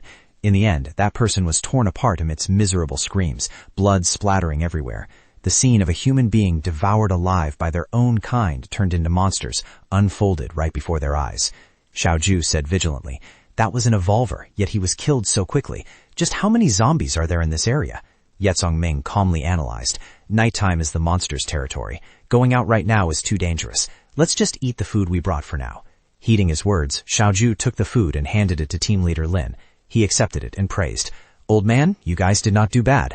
Then team leader Lin casually distributed the portions to his subordinates. Everyone, share this and eat. Seeing that scene, Xiaoju gritted his teeth in anger. Xiaoyun was even more annoyed seeing his uncle being discriminated against. It was clear they brought the supplies back, yet they were not treated fairly. He lowered his voice and said to Ye Zongming, Boss, these people are too much. Let me deal with them. Ye Zongming patted his shoulder to stop him. It's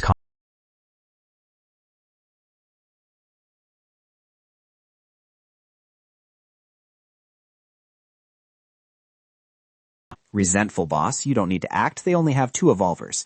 Ye Zongming understood that Xiaoyun wanted to act rashly, so he analyzed that for now they should follow them to find his father, then arrange for him to return to Cloud Peak Manor or stay with the Crouching Tiger Knights. Either was fine. Temporarily, they should not conflict. Xiaoyun was stunned to realize that the boss was worried about him and immediately expressed his gratitude seriously. Ye Zongming gave food to Xiaoju and asked about the current situation in Ancheng. Xiaoju nodded and said he would speak. He held up 4 fingers and spoke slowly. Currently in Ancheng, the 4 strongest forces are the Rensing Battle Team, the Lihong Battle Team, the Olive Green Raid Squad, and the T-Air Company.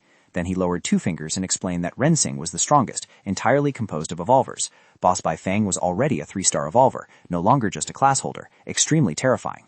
Ye Zongming ate while listening to the analysis. It was just as Yuan Shang had said. It seemed the invitation card was quite reliable. Xiaoyu added that the remaining 3 forces, although inferior to Rensing, were still very strong, each guarded by a 3-star evolver. Hearing this, Xiaoyun couldn't help but be startled. Why are there so many 3-stars? Xiaoju sighed. Because of the 3-star evolution potion, Ancheng had been submerged in a rain of blood for 2 weeks. Anyone who provided the location of a level 3 creature would be rewarded. Every discovery led to a slaughter, with countless deaths. Xiaoyun broke into a cold sweat.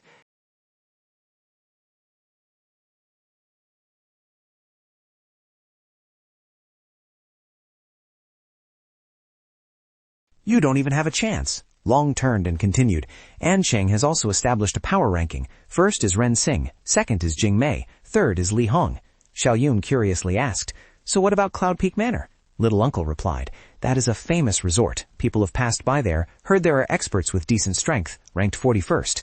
The conversation helped Ye Zongming consolidate his speculation that rankings had appeared in many places, especially as regions communicated more. Finally, he concluded and told everyone to rest early to pick up Xiaoyun's father the next morning. The next morning in Ancheng, the 3 set off with team leader Lin's squad.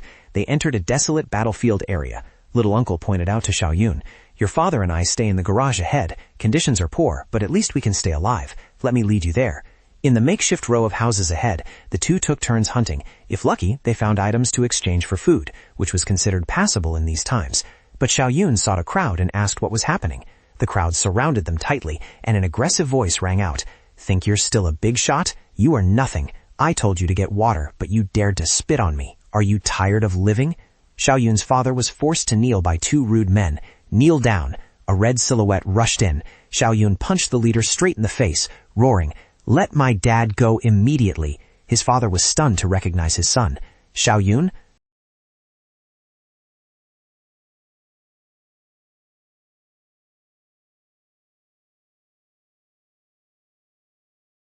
Help! Ye Zongming, little brother, quickly help Xiaoyun. It's dangerous for him to fight so many people alone. Ye Zongming smiled calmly. The opponents are just a few evolvers and a mob of commoners. It's Ein. He looked at Xiao Yun being surrounded by two men, silently considering that if he had to intervene in such a small matter, the boy wouldn't be worth nurturing. Xiao Yun was pinned down, fighting 1 against 3, and accidentally dropped his pistol. Seeing the gun fall, the leader picked it up smugly. "This brat even has a gun. Try pointing it at me." Then he ordered them to beat him to death for daring to interfere in Daiwu's business. Trained by Ye Zhongming, Xiao Yun counterattacked, driving his elbow hard into the person behind him, causing him to spurt blood. He immediately withdrew his arm, used the momentum to turn around, and punched the one holding his legs. A heavy punch caused the opponent's face to distort and spray blood. Seeing his subordinates beaten down, Daiwu pointed his gun and screamed, "Dare to make a move, I'll shoot you dead." The gunshot rang out at the same time Xiao Yun's blade flew forward. Daiwu collapsed instantly. The surrounding crowd panicked, screaming, "Murder!" Xiao Yun's father panicked and pulled his son. "Run quickly, you've killed someone. If we don't go now, it will be too late." Xiao Yun remained calm. "It's okay, let's go together." Dad and Xiao Ju used these 2 vials of evolution potion first. At that moment, a man in black led others forward, shouting loudly, "Make way!" He looked at Daiwu's corpse lying on the ground, blood pooling, then pointed at Xiao Yun's group and ordered, "Kill those 3. Ye Zhong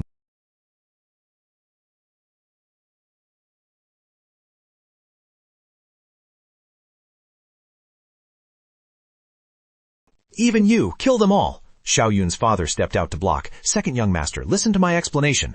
Before he could finish, Ye Zhongming had already choked the second young master, lifting him up like a broom. He frowned and asked slowly, "Do you still want to touch me?" The second young master was choked, struggling in vain, until his father's voice rang out asking for mercy. Ye Zhongming saw the man waving his hand in apology, saying his son was rude and offering compensation. He invited Ye Zhongming into the room to talk, mentioning there was good wine to discuss over. Seeing the sincerity, Ye Zhongming released the second young master, realizing the opponent was a 2-star evolver, so he nodded in agreement. The man immediately kicked his son, scolding the useless thing to get out of the way. Finally, he lowered his voice to apologize to Ye Zhongming, knowing that as a 3-star evolver, Ye Zhongming could level this place, and hoped he wouldn't hold a grudge against his son who only knew how to fight for petty things. Pointing at the group following Ye Zhongming, he signaled decisively, "Charge the evolution potions for these 2 to me. Consider it compensation for today's rudeness. If you are still not satisfied, we can discuss further." Xiao Yun's father and the old man were so favored that their eyes widened and mouths gaped in surprise. What is going on?" Xiao Yun smiled proudly. "Hee, Dad, Uncle, do you know, this is my boss." Thus, Ye Zhongming's team was treated with great solemnity in the main hall. He took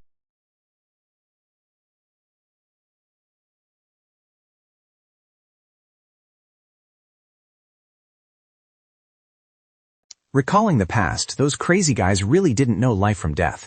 Luckily, finding a bottle of 3-star evolution potion, they immediately thought they were qualified to squeeze into the trading fair and even dared to come and rob our invitation card. A brother pouring wine also chimed in. If Big Brother were still alive, how would they dare to be so arrogant? Sooner or later, I will settle the score with those bastards one by one. Ye Zhongming understood roughly after hearing this. He smiled and said he had been rude to his eldest son. Brother Bao shook his head in denial. "It wasn't rude at all. My son isn't some young master either. That's just what outsiders call him randomly." He began to recount what happened a few days ago. Subordinates discovered a large building where level 1 and level 2 monsters frequently entered and exited. The location was pinpointed to the corridor on the 5th floor. Outside the building, there were many strange plants. Each tree hung gray bags that constantly contracted like beating hearts. A subordinate risked his life to get close and observe, only to discover that every so often, a monster would be born from those bags and fly out. The largest and thickest strange tree even gave birth to level 2 monsters. A guard behind him added that all those trees were level 3, plus countless level 1 and level 2 monsters. I originally wanted to lead everyone to make a profit, thinking that my older brother was already a 3-star evolver, but who would have expected something to happen? Ye Zhongming clearly understood their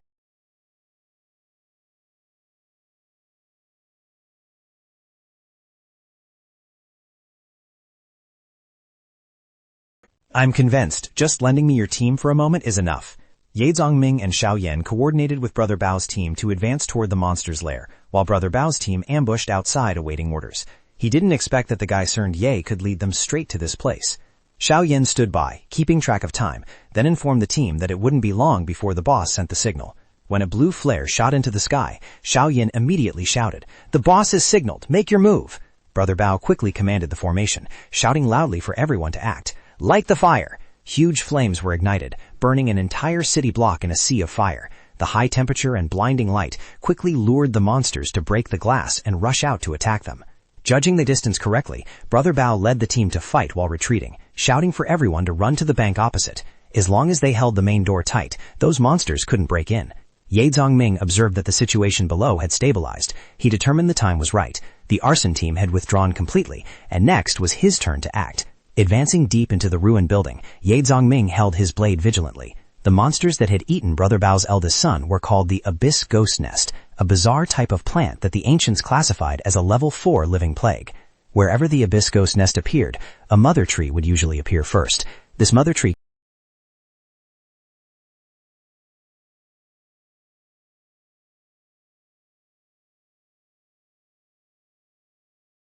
The mother would begin to reproduce, relying on the biological nests on its head to create dependent organisms.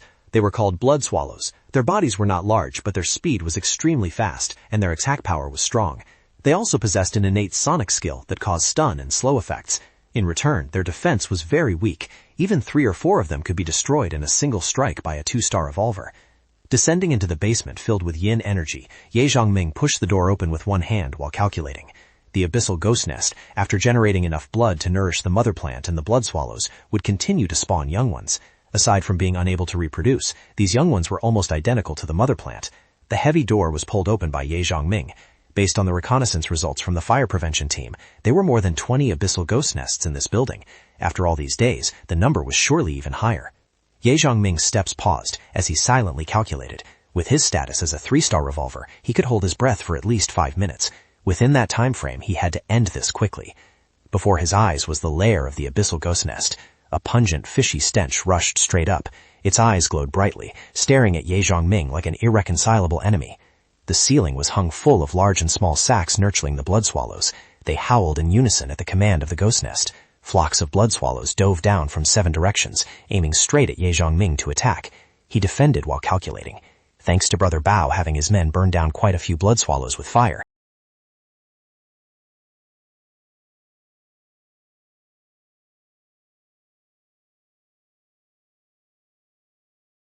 Having inhaled too much hallucinogenic gas during the intrusion, even a 3-star revolver would find it difficult to escape death. Ye Zongming swung his blade to launch the final attack, sweeping away the swarm of blood swallowers. He knew it was time to end this. The hot figure of Shalei suddenly appeared, startling Ye Zongming with worry. Why was she here? To his right, another person appeared, Lian Chuyin, confusing him even more. It didn't stop there. Mo Ye's figure also appeared in front of him. Ye Zongming smiled as he realized, this really was. He slashed down, dispelling all the illusions. Good. The blade's momentum continued, crushing the illusory images just now. Ye Zongming pointed towards the ghost nest monster. With such a high concentration of hallucinogens, even a 3-star revolver would be affected, so its main body must be very close. Guided by intuition, Ye Zongming suddenly lunged forward, plunging his blade deep into the brain of the abyss ghost nest. He glanced at it as if to remind it. Rushing to create illusions to kill me was a mistake. Unfortunately, while Shalei or Lian Chuyin might be plausible, Mo Ye would absolutely never react like that. Outside, Xiao Yin cheered loudly as soon as he saw Ye Zongming step out. Boss, we won! Ye Zongming, his body still lingering with undissipated pale green gas, waved his hand to assess the situation and nodded. It seems the casualties aren't high. Very good. Brother Bao, seeing the corpse,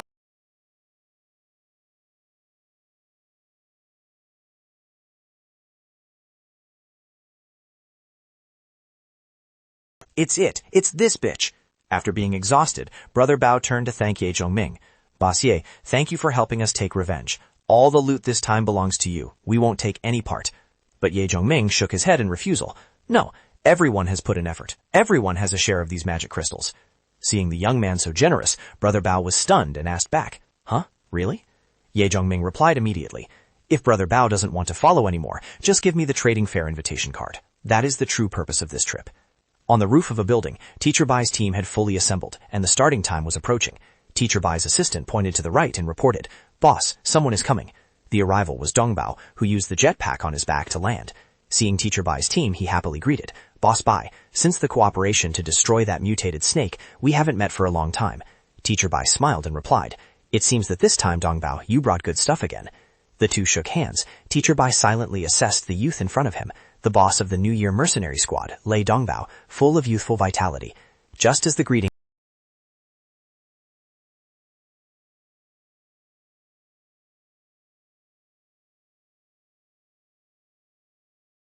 Li Lao strode down, greeted Boss Bai, and laughed. Oh, isn't this little Dongbao?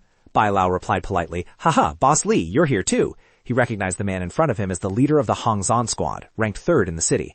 Before the apocalypse, he was a car mechanic, and after the apocalypse, he awakened the gunner class. A member of the Hongzhan squad quickly noticed another team arrived at, reported, "Boss, look over there." The three of them looked in the pointed direction. On the roof of the opposite building, a team was rappelling down. That was the 15th ranked team, the Silver Soldier Squad. Dong Bao, hearing that most of their members originated from provincial and city sports teams, laughed and said, "From a distance of 100 meters like this, aren't they afraid of miscalculating and falling?" Bai Lao looked at the Silver Soldier Squad's preparation and replied, "No, they must be at least evolvers to do it so precisely." Li Lao raised his hand in admiration, worthy of being boss Bai Feng of the Ren Xing squad, truly formidable. Gradually, more unidentified forces appeared. Li Lao observed the surroundings and determined the meeting place was the shopping center in the city. Surrounded by zombies and mutated plants, the invited teams all showed off their own abilities, allowing for the collection of quite a bit of valuable information. Dong Bao sharply recognized a familiar figure in the crowd. Isn't that the woman far over there? Why did she come too? This time it involves only the top 20 teams, or trading forces. Why is Sha Sha's team present? Sha Sha, in a tight black outfit, stood with her teammates.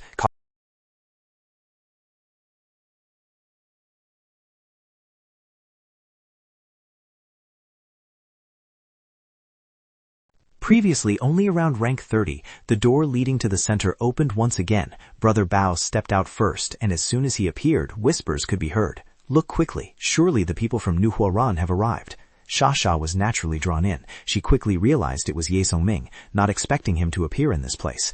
Even Yun Sha was present. The two had clearly sided together early on, yet deliberately excluded her, implying something shady was going on without any prior notice. Ye Zongming waved his hand in passing as a greeting, implying, "I see you. Hello, Sha Sha." Xiao Yun also recognized the appearance of Sha Sha's team, his face immediately becoming vigilant.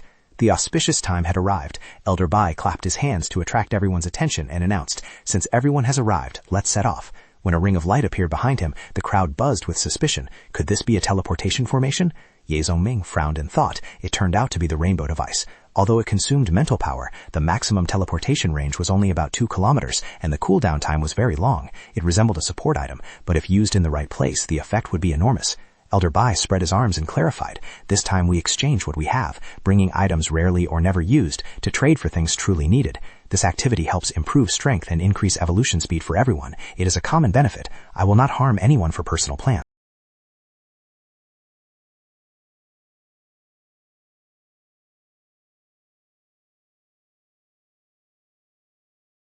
Knowing there was no problem, let's go. Brother Bao nodded in agreement. Everyone gathered in a huge hall. Old Bai stood on the podium and announced that today was the first public auction organized by the Rensing team.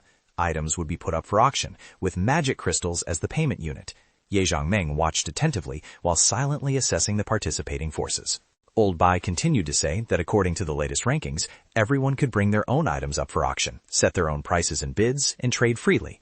After that would be a period of completely free trading. Dong Bao and Old Li both seemed excited about this rule. If exchange conditions could be negotiated, all the better. As long as an agreement was reached, private transactions were allowed. Old Bai emphasized that pricing items was the right of the buyer and seller. The guild would not interfere. After speaking, Old Bai turned to the receptionist stepping forward and declared, "I would like to open with the first item." The cloth was slowly pulled back, and Old Bai introduced. The Rensing team obtained this item during an adventure. Its origin is currently unknown, but it contains immense heat energy and may be suitable for special classes. The starting price is 200 level 1 magic crystals, or 2 bottles of 1-star evolution potion. Upon seeing the item, Sha Sha glanced at Ye Zhangming and said coldly, "Your eyes lit up just now. You definitely know what this is." But Ye Zhangming remained silent. He turned directly to the person next to him and laughed, "Ha, Brother Bao, this stone must be..."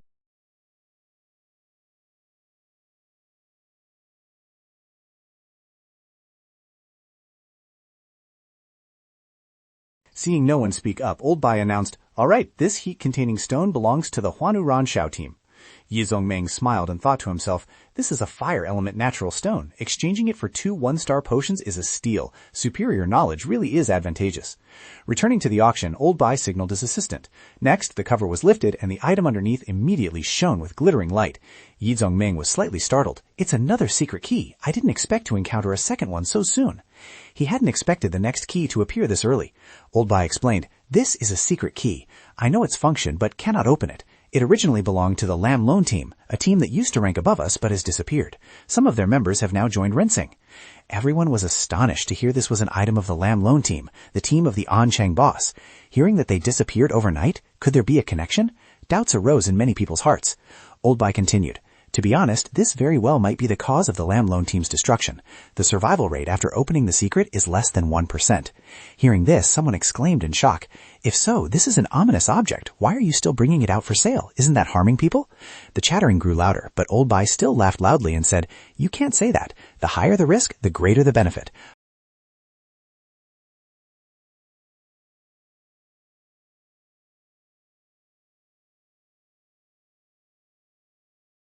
Even Li Lao was swept up in it. Fundamentally, this was a gamble of destiny.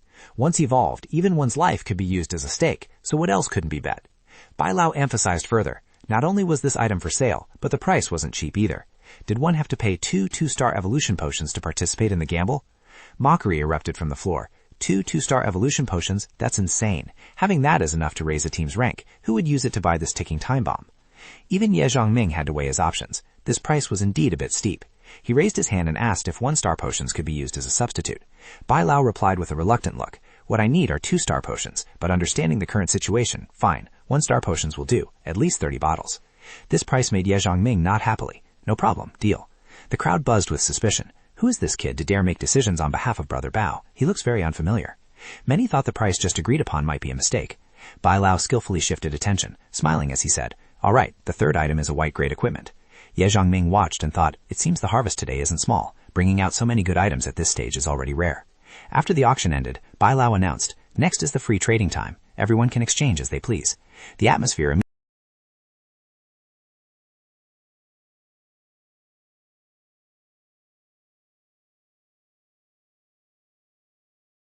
A gentle voice rang out, selling a class scroll. The statement immediately attracted Ye Zhongming's attention. He looked over and saw an old man peddling a scroll, exchanging it for a vial of 2-star evolution potion. Brother Bao saw Ye Zhongming's confusion and explained that it was Old Li of the Taiping ancient capital. This team had just dropped from the top 6 to the top 10, perhaps because of this scroll. A few people tried to bargain with other items, but Old Li refused them all, only accepting evolution potions. The crowd heard this and walked away, cursing the old man for selling precious items but being difficult to deal with. On the contrary, Ye Zhongming was quite interested. He walked over and asked, "Can I use level 2 magic crystals?" Old Li nodded. "That works, but it must be at least 100 level 2 magic crystals." On the roof of a nearby building, Saint Seat Ma Jin was standing next to Saint Seat Beizi. He asked the person beside him, "Is this the place?" Beizi crossed his arms and replied, "That's right. My Lin just finished divining." Ma Jin laughed coldly, not hiding his murderous intent. "With so many fat prey here, I see hope for 4 stars. Beizi replied indifferently, "That's your business. I won't interfere." Ma Jin laughed and continued, "I already know about the trade guild changing the subdivision. The higher the evolution level, the harder it is to raise prey. Look at that bunch in the center. Their levels aren't inferior to ours, but they can still be killed like dogs." Hearing no response from the other party, he changed the subject. "I know you're unhappy because Brother Cheng didn't assign it to you. Even though Shangzhou isn't big, it's still a linked city."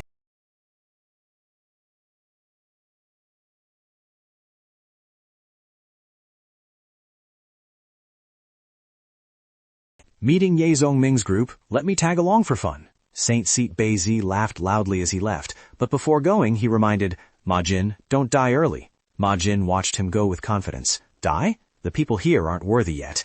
In the free trade zone, Ye Zhongming took a lap. He bought all the necessary items at reasonable prices, and the sellers were happy to cooperate. Holding the scrolls and treasures in his hand, he exclaimed that he had obtained more good stuff, and incidentally took out the gilded skill card he was holding to see what he could exchange it for. Trading was going quite well. He raised the golden glowing card and announced the sale. Selling primary golden body skill. After using it, the whole body turns to gold. Defense increases sharply. Weapons and strength are boosted. It doesn't affect other skills or equipment, only slightly reduces agility. Ye Zhongming emphasized that this is an upgradable skill, with everyone's strength. After learning it, soloing a level 3 zombie would not be a problem. The card immediately attracted attention, and the organizations discussed it. The gold transformation skill increased both offense and defense, sounding quite similar to the innate ability of some zombies. Ye Zhongmin confirmed, "That's right, that zombie is nearly immortal. This skill is similar to its innate talent." Shasha from behind heard this and immediately exclaimed, "That is the level 4 monster Throat Locker, capable of draining power from zombie corpses. Truly too terrifying." Old Bai stepped forward to ask the price, and Ye Zhongming replied casually, "Everyone just make an offer. If it suits, I'll sell." One person offered a bottle of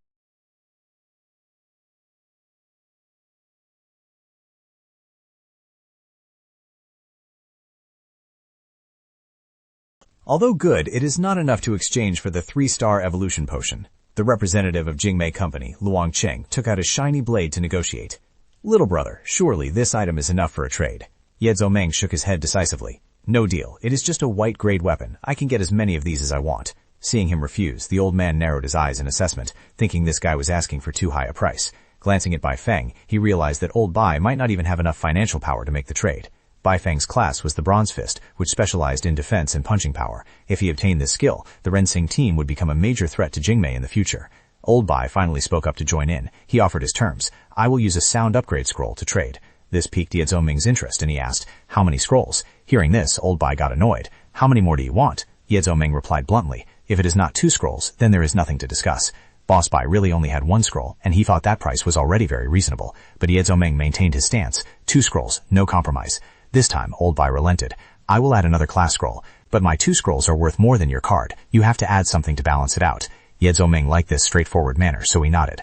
Then I will add 5 bottles of 1-star evolution potion. Old Bai countered. 10 bottles, or no deal. The atmosphere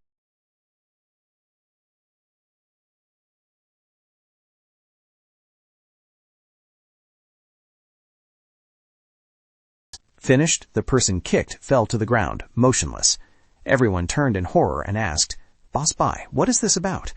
Old Bai retracted his stance, gritting his teeth. The dead one is my man. Ma Jin's figure appeared along with a group of masked subordinates. He crossed his arms, greeting with oppressive pressure. Seeing everyone, I am truly happy. That exact feeling. Looking at those holding crude blades and swords in front of him, Ma Jin provoked. Come here, you pigs. Welcome to sacrifice yourselves for Saint Seat Ma Jin. Ye Zongming drew his blade, his figure piercing through the crowd, rushing straight towards Ma Jin. Seeing someone charging up, he laughed and signaled to the wolf pack around him. Hassa, even pigs dare to bite people. One slash from Ye Zongming came down, directly killing a demon wolf entity. The bodyguard beside Ma Jin, Liao Cheng, spoke up. Saint Seat, leave these disobedient ones to me to handle. Ma Jin nodded. Go. Kill him. Otherwise, how will these pigs submit? Ye Zongming clearly saw the opponent preparing to fight him. Liao Cheng, it really is him, one of the 6 attendants of Saint Seat Ma Jin. In the previous life, this guy had reached the 8-star evolution level and controlled the underground sector of Ancheng. In this situation, Ye Zongming turned and shouted loudly.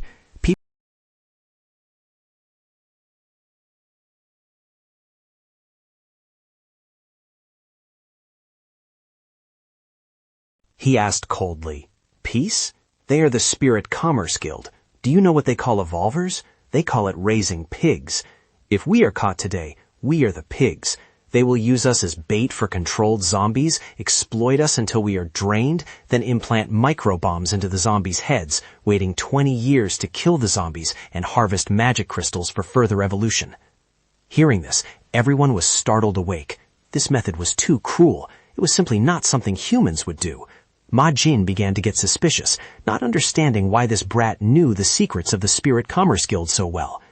Ye Zongming continued to strike at their psychology, looking at the axe-wheeler in front of him and shouting, I don't care what you choose today.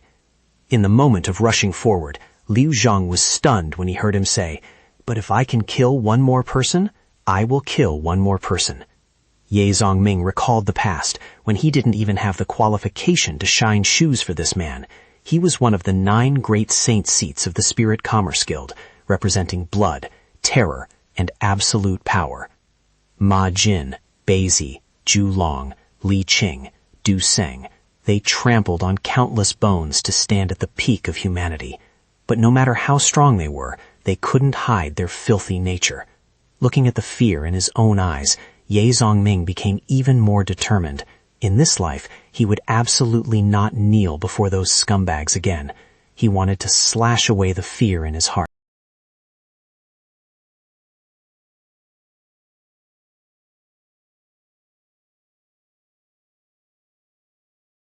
But he quickly revealed a vicious look again, praising, Good blade. From his waist, Liu Sung drew 2 small daggers, his voice full of challenge. I have dagger mastery. Come on. His cold face rushed forward to counterattack. Ye Zongming parried while evaluating his opponent. Liu Sung possessed a weapon mastery class. He could unleash maximum combat power with any weapon, truly worthy of being a future 8-star powerhouse, extremely difficult to deal with. While the battle between Liu Sung and Ye Zhongming was tense, Ma Jin looked at the delicious prey and ordered, "Let them see the true power of the Spirit Commerce Guild." Following Ma Jin's applause, the ground began to crack. The people of Ancheng panicked as they realized the enemy was attacking from the rooftop. "Oh my God, so many evolvers!" Everyone shouted in unison. "Now is not the time to hold back. If you don't want to be raised like pigs, then fight. Kill." Old Bai looked at the slaughter everywhere, clenching his fists. He stepped forward to face Ma Jin, who sneered. "Not running away, but daring to come here. You have some guts. But you are not my opponent. Moreover, we don't need to fight yet." Ma Jin raised his hand in regret. "You are the strongest boss in Ancheng. If we cooperate, both sides will benefit. We need partners, not corpses." But Old Bai detested how he used their own kind to feed zombies, so he attacked immediately. Cooperate with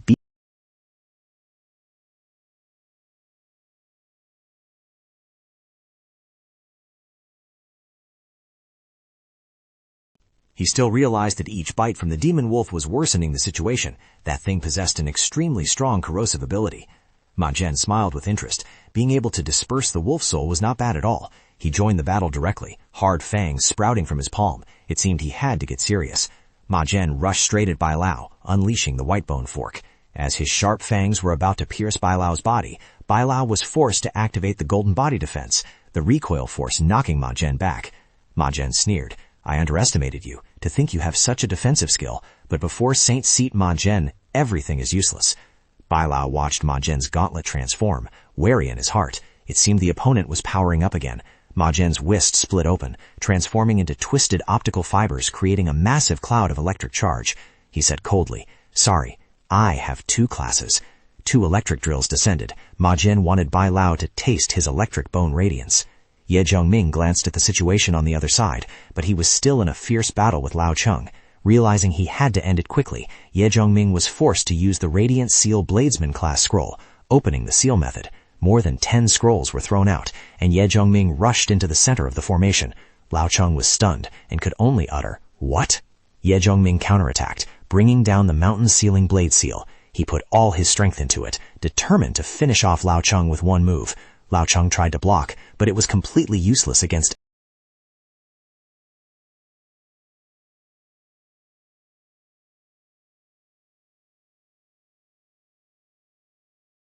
Ma Jin immediately realized that Liao Chong had been defeated, causing his attack on Old Bai to go off course. He turned to Ye Zhongming. "Kid, it seems I have to kill you myself." Ye Zhongming raised his blade, pointing it straight at Ma Jin, and coldly declared war. "Don't rush, you're next." Ma Jin's lightning dual bone staff roared as it spun forward. Ye Zhongming only needed to raise his blade to block the drilling attack. The powerful collision forced both sides back simultaneously. Ma Jin gritted his teeth in contempt, surprised that this kid could actually withstand one of his blows. Ye Zhongming stepped on Liao Chong's corpse, deliberately provoking him. "Saint Seat Ma Jin, is that all you've got?"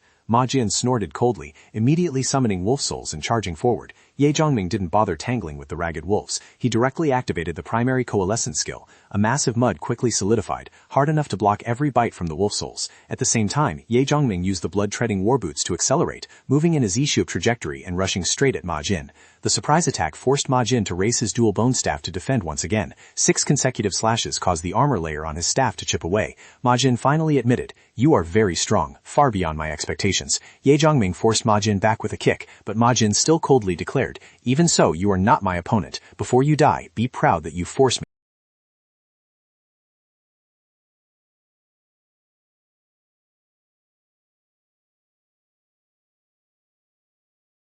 The demon beast roared in anger, its entire body billowing with demonic energy. "You will become my food." Just then, the entire building suddenly shook violently, and fine dust fell onto the battlefield, startling everyone. Someone panicked and shouted, "What's happening? Is it an earthquake? This place is about to collapse." A member of Ancheng in a high position spotted something unusual. He pointed and yelled, "Look quickly! What is that golden light?" Before their eyes stood a colossal roulette. The man affirmed that the tremor just now was caused by it. Both Ma Jin and Ye Zhongming paused their combat. Ye Zhongming gritted his teeth, calculating, the exchange roulette appearing in Ancheng at this time? Did this happen in my previous life? When the roulette appeared, the bloody battlefield instantly transformed into a gathering point for those desperate to survive. Oh my God, look at that! Evolution potions from 1 star to several stars, battle pets from level 1 to level 5, countless skill cards. Unbelievable! Ye Zhongming had no other choice. He sighed and dashed at full speed towards the roulette. His action enraged both the Ancheng people and Ma Jin's faction. Damn it, this kid is a thief. He ran away. Chase him. Ma Jin stood in the distance roaring furiously, calling Ye Zongming a coward for fleeing so soon. I will definitely find you and kill you. Hearing that threat, Ye Zongming sneered. Ma Jin,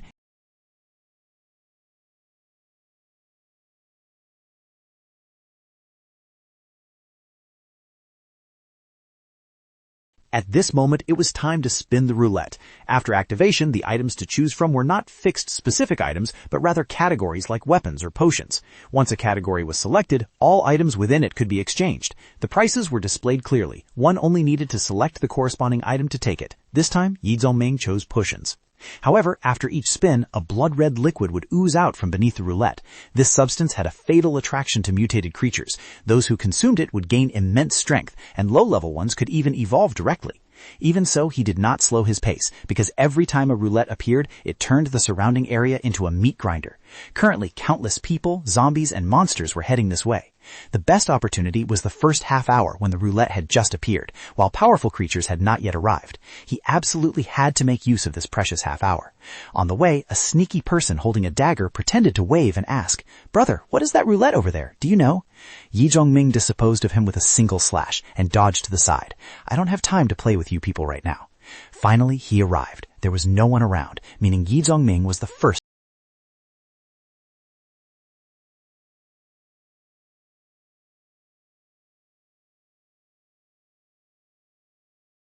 The crowd behind screamed, urging each other on. "Hurry up! Someone is spinning it! Stop him! Kill him!"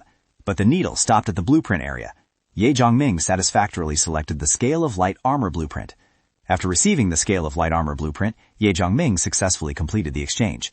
Almost simultaneously, the sound of dripping liquid rang out from beneath the roulette. A stream of blood-red liquid began to flow out. The appearance of the roulette also quickly attracted many other battle teams. Observers from competing forces in Ancheng appeared on the rooftops of the surrounding buildings. At the same time, he'd also attracted a horde of zombies. Ye Zongming decided to make the most of the time. He could still spin it 1 or 2 more times.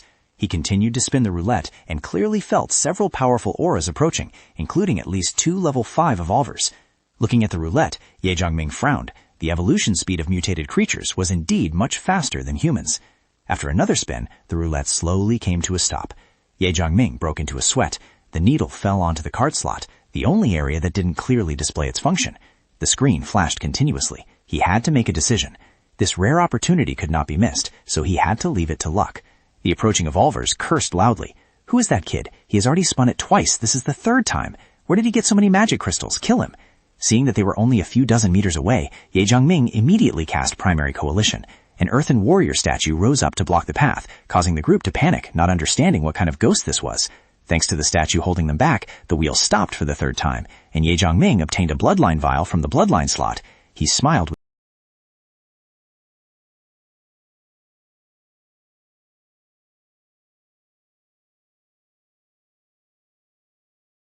Leaving the roulette as more and more dangerous creatures approached, the struggle for the roulette wheel officially exploded.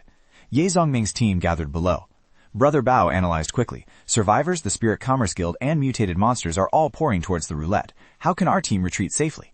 A member pointed towards the door and reported urgently. "Big brother, look, a team is approaching. The leader seems to be a woman." Shasha led her team over to greet them. "Brother Bao, sorry to disturb you. I'm here waiting for someone." Shasha sat down with Xiao Yun and Brother Bao. Brother Bao asked if she knew Bossier from before. Shasha replied coldly, "I know him, but we aren't close." Brother Bao curiously asked further, "Then why did you come here?" Shasha pondered for a moment and then said, "Because I want to follow Bossier. Following him is very beneficial, right, young Master Yun?" Xiao Yu nodded repeatedly. "Right, not wrong at all."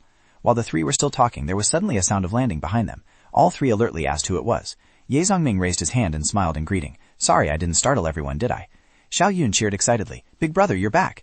Xiao Yun asked enthusiastically, "Big brother, are we going to do something big next?" Ye Zongming shook his head. "Let's rest first, then we'll plan." He looked at the man in gray and apologized, asking to borrow his place for a temporary rest. Brother Bao waved his hand and laughed. Bossier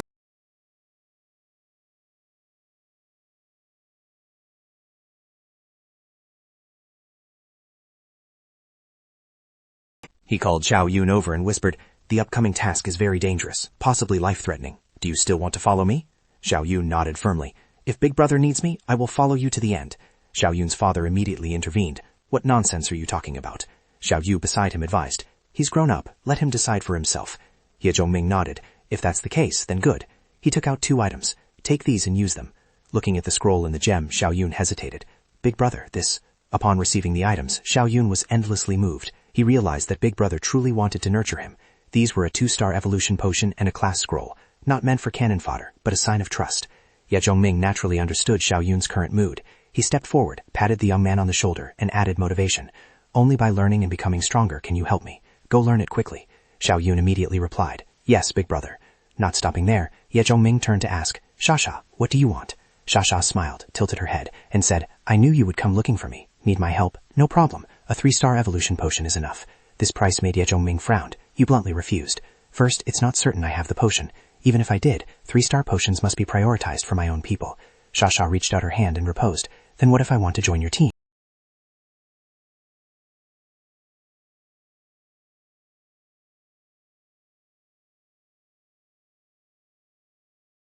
Shasha reminded him, Don't blame me for being pragmatic. I have never been liked, so I only believe in benefits. Ye Zhongming was stunned and asked back, are you ugly? Shasha touched the scar on her face and smiled faintly. Is this considered beautiful? If only this scar were somewhere else, it would be better. Ye Zhongming blurted out, Don't you have a scar below your navel? That one is very beautiful. Shasha suddenly swatted his hand away. How do you know about that? Ye Zhongming was startled, silently screaming that it wasn't good. He had almost slipped up and mentioned his previous life. He stammered, well... Shasha angrily pointed straight at his face and scolded, Ye Zhongming, turns out you're the type who likes to peep. This sentence left him speechless. After receiving their new mission, Brother Bao's team held the treasures in their hands, everyone brimming with excitement. Boss Ye was truly a beast. Everyone was issued grade weapons. It turned out his class was an artisan. No wonder he was so strong. Someone even sighed with regret. If only he were our big brother. Ye Zhongming was meeting with Brother Bao and Shasha. The two pushed 2 white bags over. These are the level 1 magic crystals collected today. Shasha turned to encourage Brother Bao. The cooperation these past 2 days has been very smooth. Today's harvest is even more than yesterday's. Brother Bao nodded. It's thanks to Bastier upgrading our equipment. Ye Zhongming collected the magic crystals and asked about the situation around the roulette. Brother Bao shook his head warily. Don't mention it. It's surrounded by mountains of corpses.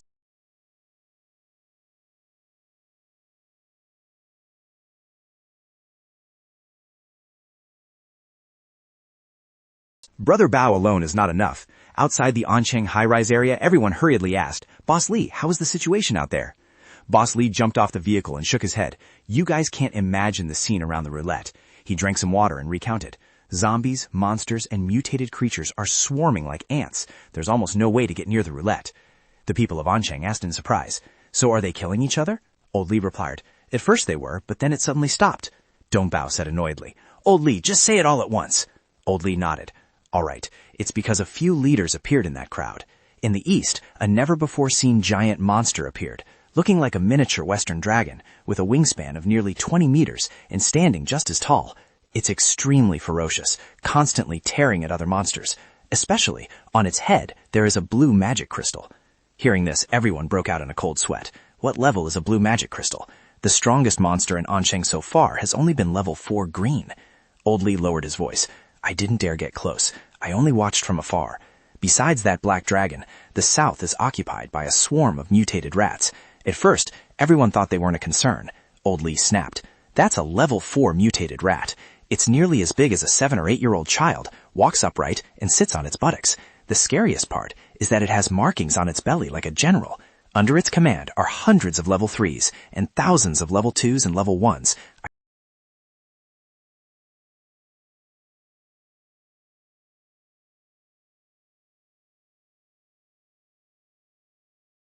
Everyone asked, So is there anything else?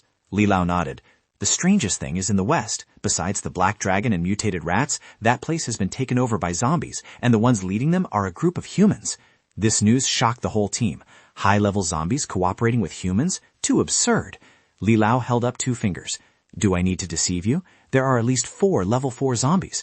What confuses me even more is that among those zombies, there are 2 women, and they are very beautiful. The crowd immediately retorted, Old Li, are you joking? Why would zombies travel with women? You must have seen wrong. Humans standing next to zombies only end up dead. Li Lao also wished he had seen wrong, but was forced to tell the truth. I risked getting close to look. One with long black hair is a zombie, holding a black cat.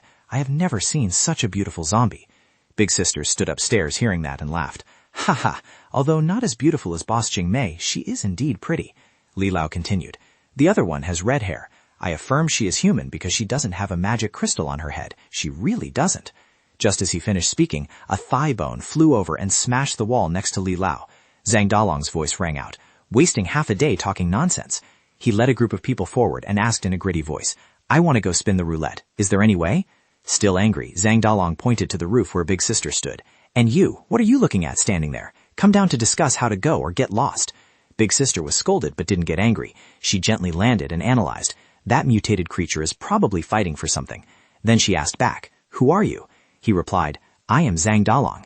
Big Sister frowned and warned, After this is over, I will kill you. Zhang Dalong sneered back, After the job is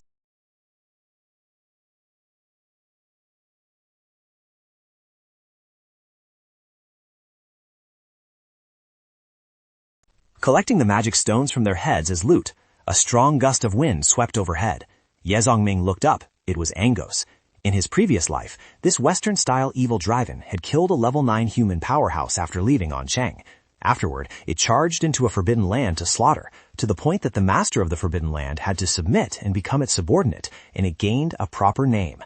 The terrifying thing was that in this life, he encountered it here again. Moreover, it was already level 5, suppressing almost all life forms.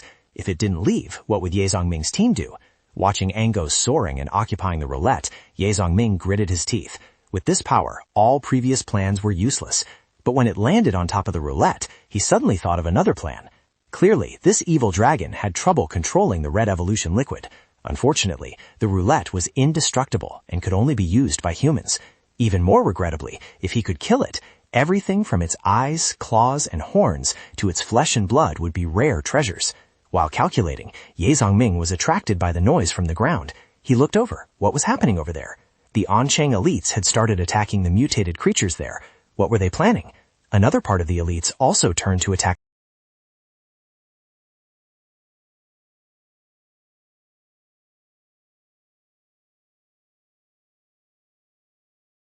It was truly chaotic. They found it difficult to approach the roulette because the evil dog was always guarding it, until an attack hit it, causing it to stagger back and attracting the evil dog's attention. This was the luring the tiger away from the mountain stratagem. Ye Zongming observed from afar. Sure enough, someone sneaked in from another route. The roulette was still glowing brilliantly. These people were truly bold. The plan was decent, but the investment was too little. He affirmed this because the level of chaos they created was not significant enough. That amount of manpower was insufficient to attract attention. The failed outcome was predestined. Sure enough, as soon as they appeared, they were attacked by a swarm of mutated rats, and at the same time, zombies also rushed in to tear the humans apart. Even so, the roulette was still spinning, making Ye Zongming lament that they had spun a 3-star evolution potion, but unfortunately no one lived to enjoy it. Suddenly, a fair white arm reached out and grabbed the potion vial. Ye Zongming frowned, recognizing the red-haired girl. Hadn't she already died? Whether it was a soul or his own blood, nothing could save her. So why was she still alive? Moreover, he felt absolutely no spiritual connection. The red hair flickered in and out of view, her gaze sweeping across the ground floor of the opposite building. Their eyes met, both revealing cold and fierce expressions.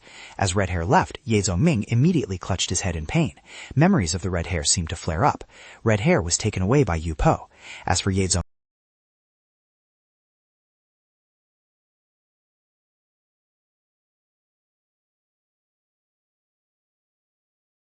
were all considered failures. He also wanted to create another puppet to experiment to see exactly what had happened to Red Hair. The roulette wheel had just stopped, the scene returning to the accelerating moment leaning towards Oncheng. According to Ye Zongming's plan, the zombie puppet rose from the blood barrel, growling indifferently. This process was identical to when Red Hair was created, and this time he felt an extremely clear connection. Just then, Red Hair appeared behind him, rushing forward with a hoarse voice. "I hate it." Ye Zongming was startled and dodged to the side, realizing Red Hair no longer recognized him. She was tearing at the newly born zombie. After draining its blood, Red Hair turned to explain, her voice still robotic. "I don't like it, but it helps me replenish my strength." Having said that, she held up a 3-star evolution potion.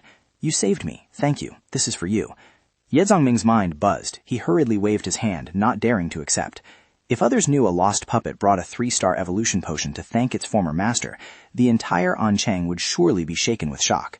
Red Hair waited for a long time and didn't see him accept, so she frowned and asked, "You don't like it?" She spoke again, "I like you," then pointed at the newborn zombie, her voice disdainful. "I don't like it." Red Hair offered the potion again. This is for you, not for it. Refusing at this point would be too stupid, so Ye Zongming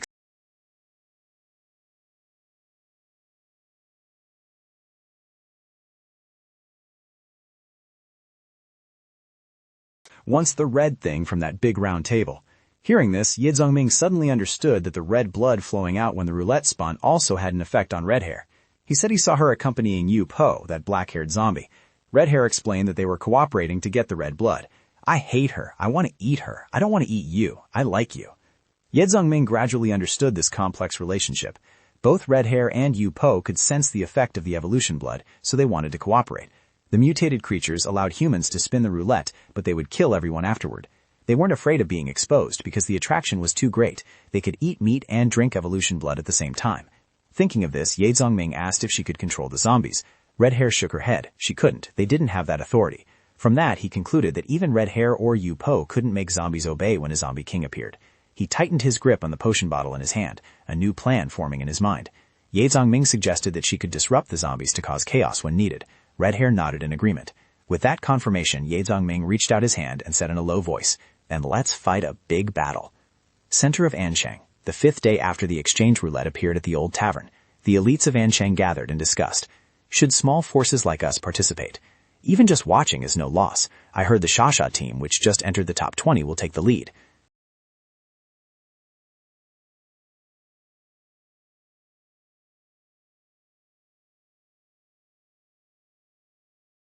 At Cloud Peak Manor, level 40, the strength wasn't bad. Brother Bao spoke with a dignified voice, silencing the entire hall. The purpose of gathering everyone was clear. Coming here meant agreeing to participate. He emphasized the difficulty of the operation. The alliance of 50 strongest people hadn't succeeded yet, and since our strength is weaker, absolute obedience is required. The brothers raised their hands in unison, shouting, "We listen to Brother Bao. This roulette cannot be occupied by the alliance of 50.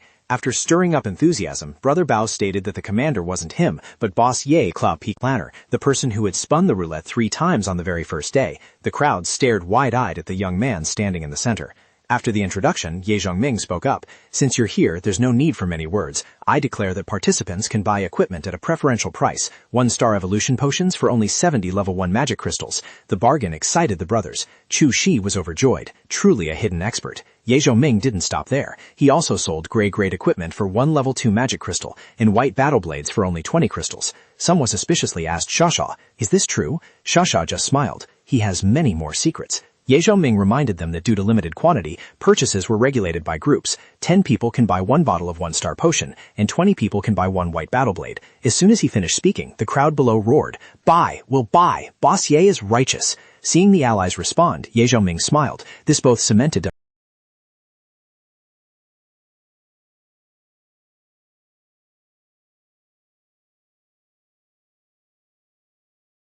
He clenched his fist and declared that anyone participating today was considered one of Ye Zongming's people. From now on, medicine and equipment could be bought at today's prices. Even if they encountered difficult problems, they could come to Cloud Peak Manor for help. As long as it didn't harm his interests, he would help to the best of his ability. To prove his words, Ye Zongming called logistics and started the trading. A long line of brothers queued up carrying magic crystals to exchange for equipment, with the secretary recording everything clearly. Watching him supervise everything, Shasha sighed. Even if he didn't spin the roulette, sooner or later he would be number 1 in Anchang. Ye Zongming only smiled upon hearing this. He glanced at Shasha and said that position was too low. The meeting ended. Ye Zongming returned to the map room, realizing that although small forces were weak, they were very good at gathering intelligence. An assistant reported, "Boss Ye, that side is operating more frequently. Should we wait for them to make a move and then profit from it?" Some agreed. Being the Oriole behind the Rensing Alliance was proud enough. Ye Zongming shook his head, affirming that they would strike first. The brothers were astonished. Being the leading bird was too dangerous. Where was the logic in that? Ye Zongming explained that what the monsters wanted was the blood that flowed out every time the roulette was spun. They couldn't get it themselves, so they needed humans. Mutated creatures wouldn't spare the person spinning the roulette, but like us, they didn't want to let go of the roulette. He emphasized that this didn't mean they would stop people from coming to spin it. Shasha immediately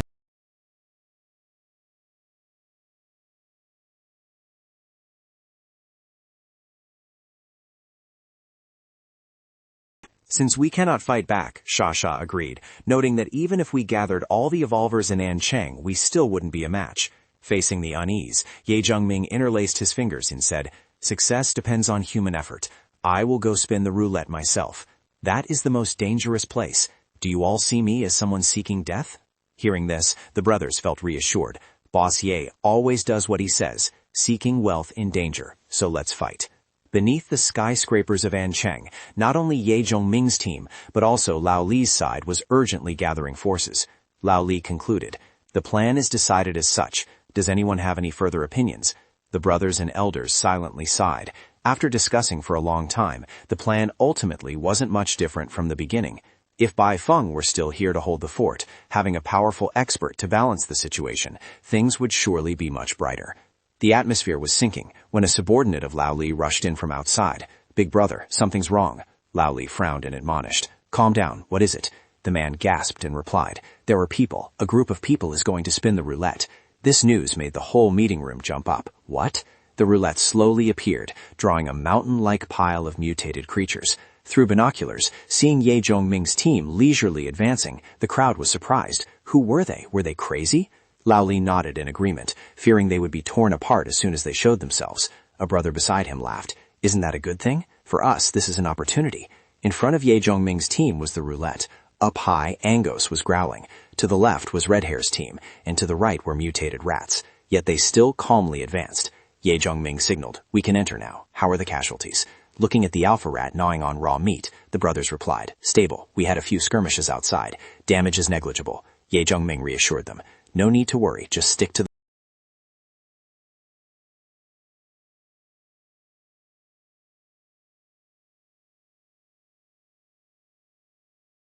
On the left, the squeaking sounds of the mutated rats rose up. The pack leader, seeing the roulette moving, immediately pounced on the piece of meat in its hand. The mutated zombies also roared fiercely when Ye Zhongming appeared. The roulette slowly came to a stop, and Ye Zhongming successfully obtained the item. A dripping sound rang out. The first drop of blood fell. Ye Zhongming raised his blade towards the blood tube, smiling faintly as he gave the order. Now the plan begins. As the first drop of blood fell, Ye Zhongming used his blade to catch it. He swung the blade, flinging the drop of blood towards the spear-wielding youth standing at the head of the team. Just as planned. That young man immediately caught the drop of blood, then quickly threw the blood-stained blade towards the pack of mutated rats. When the blade plunged into the ground in front of the rat leader, it was stunned, not yet understanding what was happening. High above, Angos saw the first drop of blood and immediately opened its mouth, roaring as it looked at the blood-stained blade. This scene made Ye Zhongming even more excited. Indeed, his guess was not wrong. Before the Great Alliance made their move, the monsters and mutated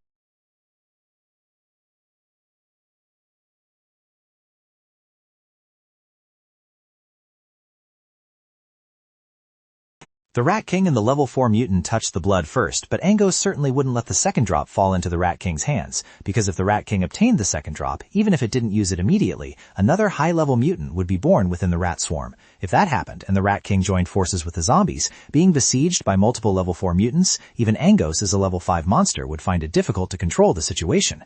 Given its arrogance, this was absolutely not allowed to happen. A minion rat misunderstood the situation and immediately grabbed the blood-stained blade, thinking it was its turn to eat. Immediately after, a shockwave swept through. The rat only had time to let out a squeak before dying on the spot. Seeing its subordinate killed by Angos right in front of its face, the Rat King was furious, and the two sides immediately turned on each other, rushing into a chaotic battle. Ye Zhongming looked at the scene and nodded. Very good. Angos and the Rat King were fighting. He quickly calculated. This spin had yielded the bloodline crystal and the second evolution blood drop, but time was running out, so he immediately added more magic crystals, seizing the moment to start the second spin. Just then, Sha reported urgently that the zombies were suddenly rushing over. Ye Zhongming reassured her. No need to panic. Everything is in the plan. Just follow my words. The roulette stopped at the weapon equipment slot, revealing a high-level purple-grade weapon. He grabbed the weapon, nodding in praise. Very good. Got it. Immediately after, he raised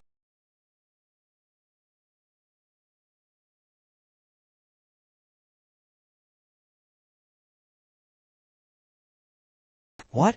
Is it purple? I see it clearly this time. It really is purple. Someone belatedly wondered, who is that guy? Why hasn't he run yet? He even dares to loot while monsters are fighting over it. He's truly seeking death. Li Lao shouted angrily, Shut up, you guys are truly stupid.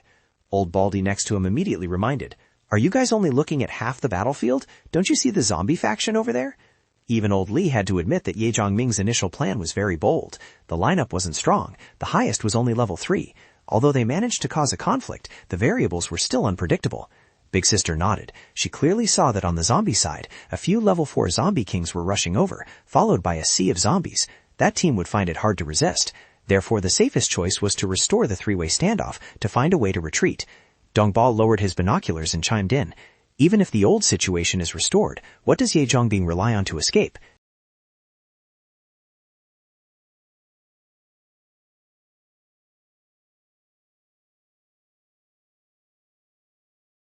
The situation had evolved into 4 factions, with Ye Zhongming's team becoming the target of the other 3.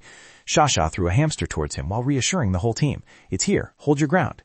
Ye Zhongming caught the small mouse and voiced his thanks. Xia stepped forward, holding the mouse in one hand and raising the drop of blood in the other, declaring, "Mutated animals, do not act rashly. If this thing gets eaten, it would be a waste. I'll keep it for now. I don't need it, so don't rush to rob me."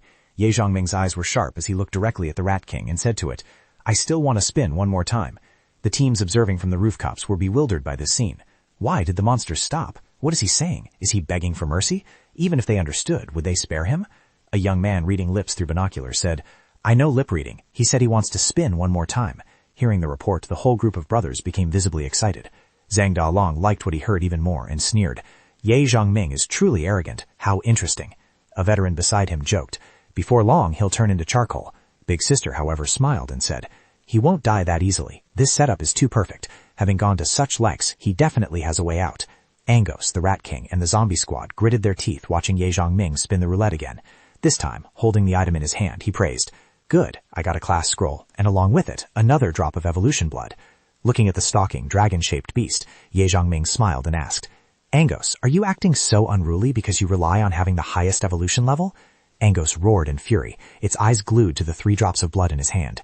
Not stopping there, Ye Zhongming faced it and spoke bluntly. "Yes, I admit you are very dangerous, but I am not afraid. On the contrary, every part of your body is priceless. I just wonder if you will fall by my hand." Brother Bao.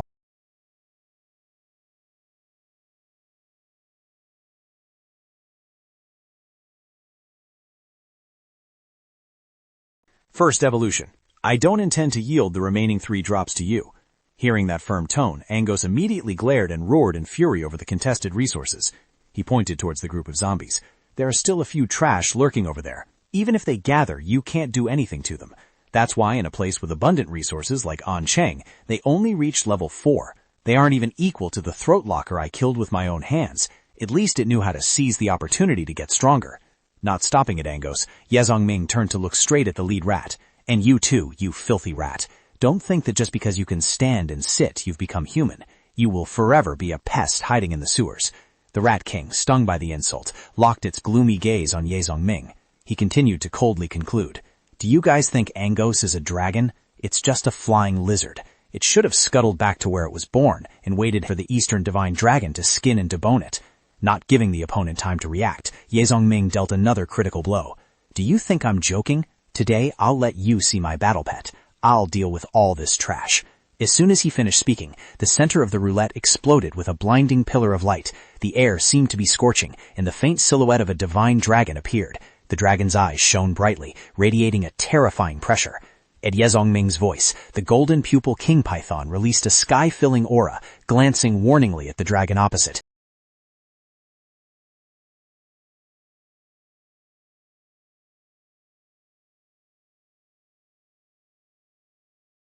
"It really exists. He actually possesses a level 5 battle pet. How is this possible?" Li Lao and Dong Bao stared wide-eyed. This was his trump card, having a level 5 battle pet yet pretending to be poor at the trading fair. Li Lao reminded everyone in a low voice that this level 5 battle pet alone was enough to crush every faction in Ancheng.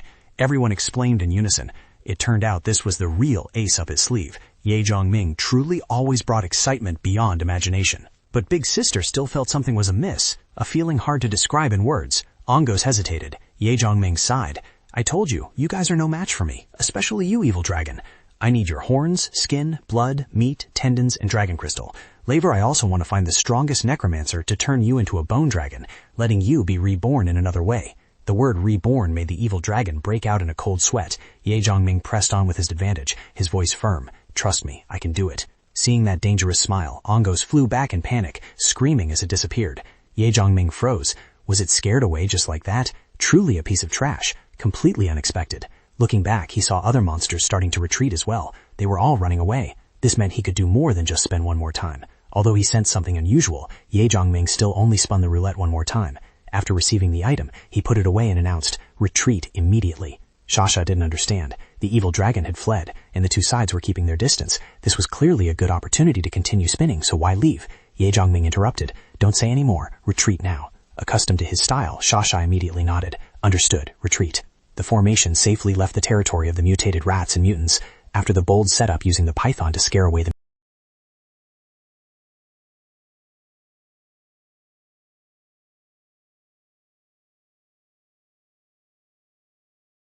Xiao Yun was supported as he walked in. Upon seeing Ye Zhongming, he immediately smiled. "Boss, I didn't waste your evolution potion and scroll, did I?" Ye Zhongming gave a thumbs up. "You did a great job." Recalling when they were planning, Ye Zhongming had handed it to Xiao Yun. "Since that's the case, use it. This is a scroll I bought at the trading fair while in disguise." Xiao Yun read through it. This was a skill that allowed transformation in appearance, aura, and gaze to be exactly like the original, with no difference, only lacking in strength. However, if one hunted the original creature, drank its blood, and seized its magic crystal, one could use its full abilities, living up to the name. The maximum level difference was 2 ranks, which was why Ye Zhongming had given Red Hair's evolution potion to him to use. Thanks to that, a level 5 evolved creature was created. It was just unexpected that Angos would be scared away. The plan concluded perfectly. Ye Zhongming raised his hand and shouted, "Everyone has worked hard. Go rest and prepare for a banquet." His prestige in Angchang skyrocketed, and the brother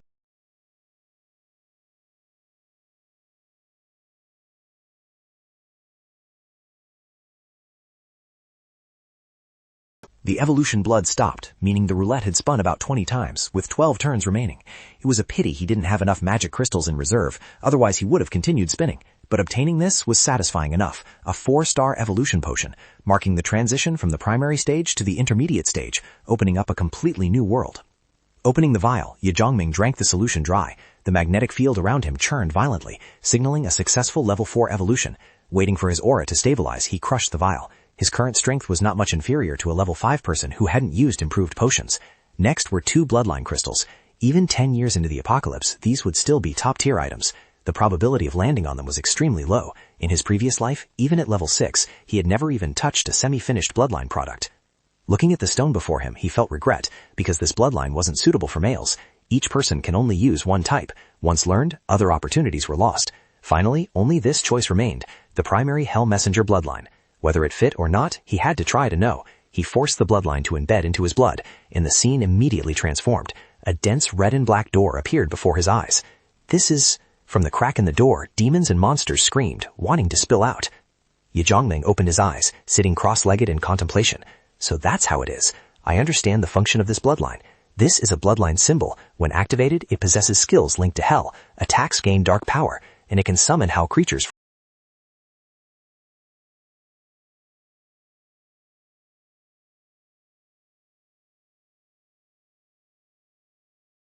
This energy crystal, the 5th spin item, purple grade, 1 rank higher than gold grade, only inferior to legendary multicolored equipment. Even level 9 experts would fight for it. Picking it up, he realized the gun had no bullets. Its main energy source was magic stones. That was also the meaning of energy crystal. Ye Zhongming fell into a state of severe magic stone shortage. Mechanics waiting to unlock, the sacrificial gate waiting to activate, evolution potions, and spinning roulettes all needed magic stones. Now adding this gun, he wanted to cry but had no tears.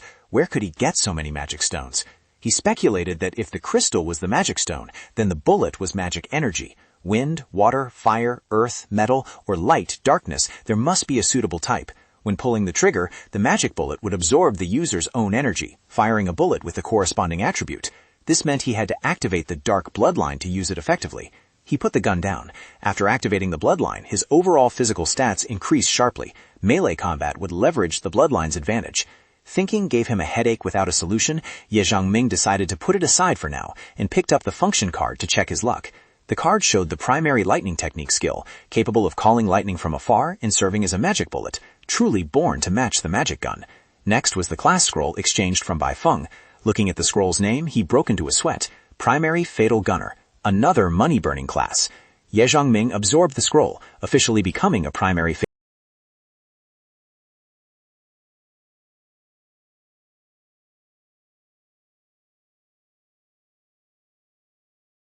The remaining skill was an active one, which happened to be perfect for testing with this gun. No sooner thought than done. He immediately left the headquarters and went out to hunt mutated creatures. Ye Zongming hid to one side, loading magic crystals while cursing under his breath. This damn gun was truly a magic crystal guzzler.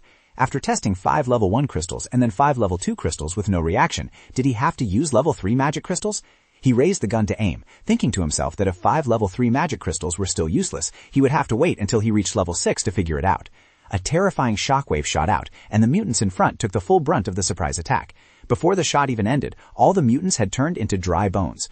The result confirmed it for Ye Zongming. One shot annihilated over 100 zombies, including a few level 2 ones. No, that wasn't right. This power was enough to wipe out even level 3 mutants. Moreover, the main damage of the active skill was stronger than predicted. When activated, the bullet didn't jam in the gun, but fired directly from space.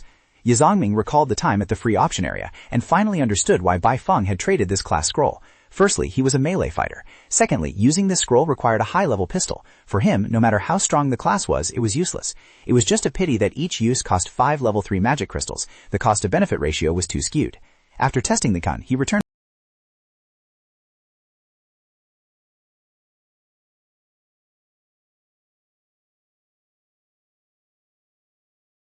She said she came to find him. It was Red Hair, daring to come alone to a crowded place. Ye Zongming nodded in acknowledgement, then signaled, "Follow me." Seeing him lead Red Hair into the main hall, the brothers immediately started buzzing with gossip. "Isn't that the woman who was with the zombie the other day? Boss Ye is truly a beast. He even knows the zombie leader." Ye Zongming took out a vial of blood and handed it to Red Hair. She frowned and asked, "Why is there only 1 drop?" He replied nonchalantly, "How many drops do you think there should be?" His voice suddenly turned cold as he shouted at someone hiding behind the wall, "Come out. Don't force my hand." Yu Po knew she couldn't hide anymore, so she jumped in through the window. She stepped forward and questioned, "We helped you. You must give us the blood." Ye Zongming laughed coldly and flipped the script. "Helped me? How did you help me? I escaped the roulette thanks to the level 5 battle pet and the surviving evolvers, not thanks to you. The deal was that you help me retreat and I give you blood, but you haven't done that. 1 drop is just an exchange for the 3-star evolution potion. You should understand that clearly." Yu Po angrily retorted, "I did help. I stopped them from attacking you." Ye Zongming remained calm, handing over the drop of blood, and casually said, "If you possess intelligence, you should know that didn't affect the big picture much." Yu Po was forced to speak out. "Your battle pet isn't right. It's fake. I can sense it." This startled him. Yu Po was only level 3, yet she had realized the problem. Outwardly he kept his cool, but inside he was calculating. Yu Po had evolved high intelligence, but she only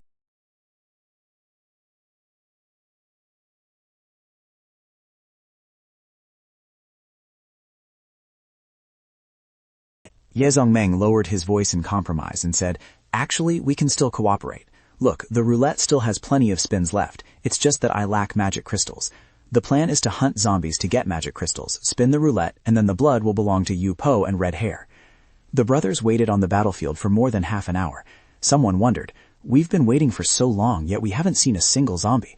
Someone else doubted, speaking bluntly, "I think Boss Ye is taking things a bit too much for granted." The leader immediately shouted, "Shut up. If you shouldn't speak, then don't. Just wait here." A rumbling sound echoed as Yu Po led a team of zombies to close in on the encirclement. Then she leaped up to a high floor, disappearing from sight. Ye Zongming's team immediately entered combat mode. "Here they come. Kill!" A rain of foul blood poured down from above. Sha calculated that this was the 5th wave of the day, with each wave consisting of about 1,000 zombies. Xiao Yun exclaimed, "As expected of the boss, cooperating with a zombie to have the opponent bring their own kind for us to kill." Sha reminded, "Most of them are level 1 zombies with only a few level 2s. Ye Zongming nodded, "We must speed up. Time is running out. If Yu Po has discovered that the level 5 battle pet is fake, then Angos will return sooner or later. We have to take the opportunity to spin the roulette a few more times. It seems it's time to find some hard bones to crush."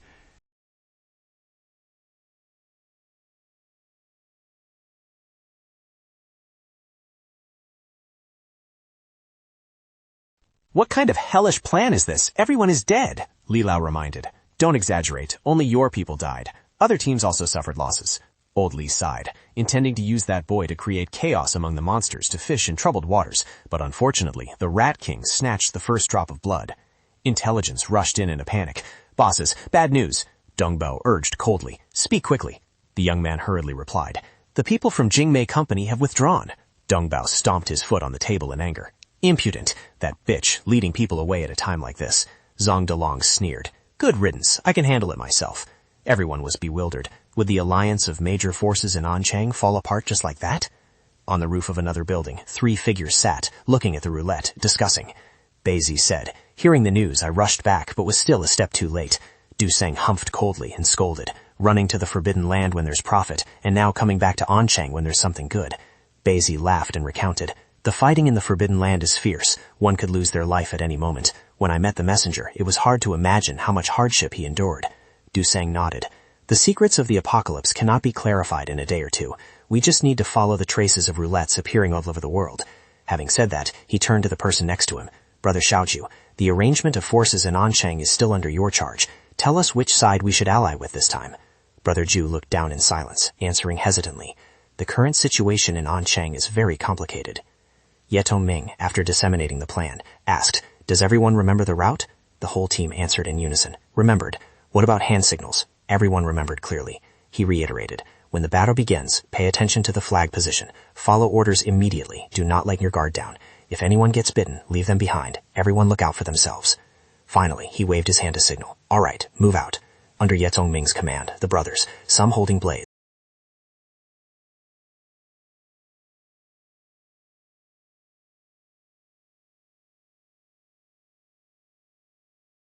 Lian was reminded by the captain not to stop but to keep moving forward. He was not in charge of picking up magic stones. Despite his explanation that he was just casually practicing, the captain still scolded him profusely. This kind of smooth progress was something they wouldn't have dared to dream of before, as everyone knew that earning hundreds of magic stones in a single morning with a gray-grade long blade was previously unthinkable. The person in charge of collecting magic stones pointed to the left and shouted loudly, Semaphore! Semaphore! The brothers looked up following the command. Someone was already standing there directing the way. Forward, to the left.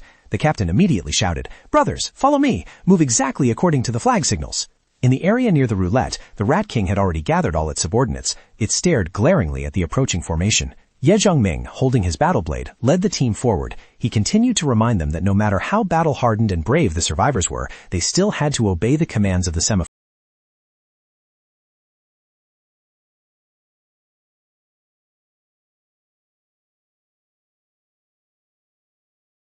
The Rat King appeared with its army of mutants. Both sides immediately engaged in battle. The Rat King let out ear-piercing squeaks. Immediately after, it began to transform, turning into a monster king covered in sharp armor, roaring and shaking the ground. Ye Zhongming rushed straight forward, swinging his wind flame blade for a frontal attack. The Rat King spun its weapon like a tornado, erecting a defensive shield just as the attacks were about to collide. The air was fiercely incinerated, and the earth and rocks beneath the Rat King's feet were torn apart and scattered around. Ye Zhongming's strike vanished, leaving the Rat King standing amidst a long trail of smoke, staggering as it searched for its opponent. When Ye Zhongming turned back with a rat's head in his hand, the Rat King angrily realized it had been tricked. He laughed loudly. Ha ha, thanks for your smokescreen. I took the opportunity to take down a level 3 rat. I'm off now. The skirmish continued for a few more rounds without a clear winner. Finally, Ye Zhongming glanced to the sun and sighed. It was getting dark. It was a pity. That Rat King was too cunning. No matter how much he intentionally exposed his flaws, it wouldn't stray too far from its formation. He frowned and calculated. If I had a chance to solo it, I'd have at least a 70% chance of winning. Oh well, the goal of stalling them has been achieved. It's time to go back and count the loot. Seeing him return, Xiao Yun and several veterans immediately came out to welcome him. Bossier, you're back. Brother Bao quickly reported. The battle results today are quite good. We obtained over 6,000 level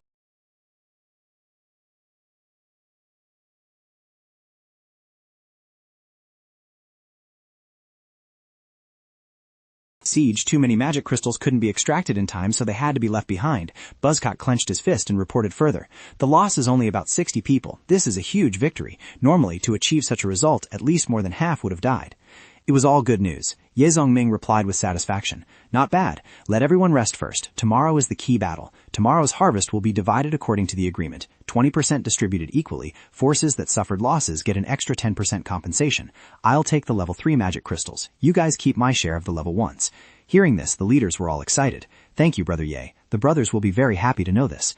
Ye Zhongming left, reminding them before returning to his room. Everyone has worked hard. I'm going to prepare more for tomorrow. In the room, Red Hair and Yu Po were already sitting on the bed waiting. He gave each of them a vial of evolution blood, and they drank it down together. Ye Zongmin couldn't help but be curious about how they would transform after absorbing the evolution blood. Yu Po quickly entered the evolutionary state, black hair surging and covering her entire body. On the other side, Red Hair also began to transform, her whole body sprouting vines filled with nutrients. He silently speculated that this was the evolutionary direction for the two of them. He didn't pay too much attention to Yu Po, but he could feel Red Hair's power very clearly. When Red Hair completed her evolution, he felt the connection that had been lost was now re-established. The girl no longer had traces of a zombie, but became youthful and delicate. Looking deep into her eyes, Ye Zongming clearly felt joy from within, only now the connection was more balanced, no longer feeling like master and servant as before. Red Hair pointed at Yu Po beside her and asked, "Can I eat her?" He smiled and replied, "Not yet, she is still useful." Red Hair immediately continued, "Then make me a puppet to eat." The sentence stunned Ye Zongming.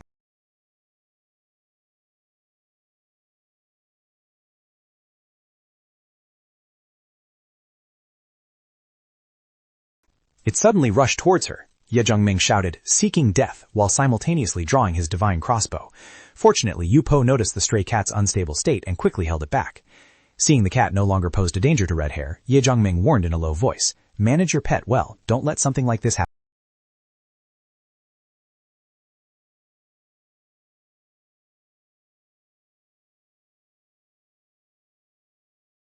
Red Hair and Yu Po entered the zombie zone. Yu Po was still clothed, while Red Hair, possessing little human consciousness, remained naked.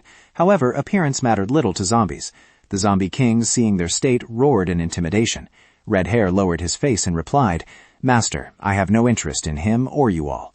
Immediately after those words, the right flank exploded. Light flashed as Ye Zongming swept away a horde of zombies. Without pausing, Yu Po stood behind the zombie king to cover him. Ye Zongming seized the opportunity, swinging his blade straight into the rear defense line. He closed in on the zombie king, and both sides instantly entered a combat state. Seeing the time was ripe, Ye Zongming shouted, "Action! Kill!" Yu Po and Red Hair each controlled a high-level zombie guard beside the zombie king. Red Hair used sharp spikes to bind and pierce a green one-eyed zombie. Yu Po used her black hair to wrap tight and immobilize a massive zombie. Looking at the rest, Ye Zongming said in a low voice, "Very good. Activate low-level Hell Messenger bloodline." His eyes burned, and his entire body radiated layers of hellish resentment. He leaped high, unleashing the Wind Flame Blade Seal. The zombie king was forced to use both hands to block the descending strike. The collision erupted in blinding light. While the zombie king was still confident in his hard armor, Ye Zongming spoke coldly. "What are you smug about? You can't run this time." He pulled out a magic gun and casually said, "Bye-bye." Realizing the danger, the zombie king immediately hardened, clasping its hands to erect a giant shield. Ye Zongming loaded the gun and jumped up to aim. But what the zombie king didn't expect was that the magic gun was just a feint. Ye Zongming was playing a diversionary tactic. He checked. The spatial exit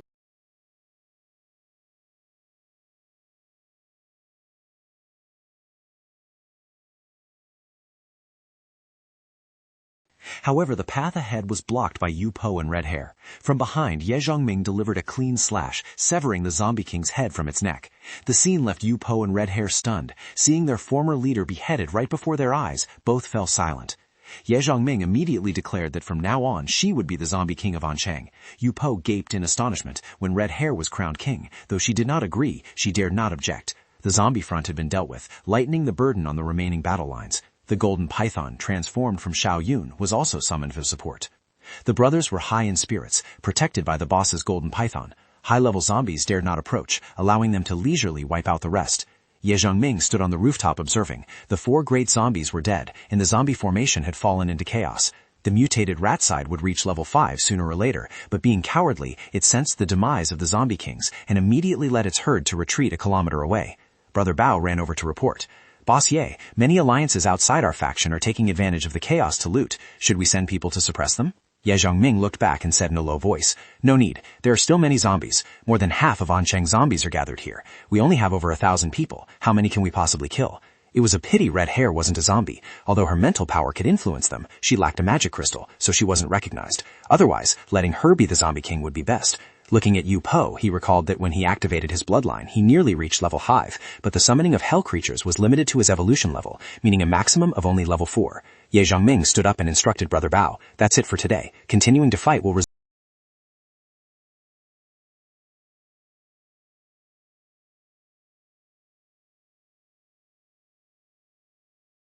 were nearing their limit of endurance. Without Yun Xiao's influential threat and mental power support, persisting would only result in losing both money and life. Just as the order was given, Brother Bao noticed an anomaly on the left flank and immediately shouted a warning. "Bossier, look over there quickly. A formation is approaching the roulette." Ye Zongming followed the direction Brother Bao pointed to observe and immediately assessed that the opposing team possessed extremely formidable strength. From clothes and shoes to weapons, everything was a uniform lead-gray color, synchronized from top to bottom as if cast from a single mold. More than half level 1 formed less than 3 months ago to gather enough evolution potions like that? They must have spent at least 10 to 20,000 magic crystals. Besides the perverts who raised humans as bait for zombies, clearly there were other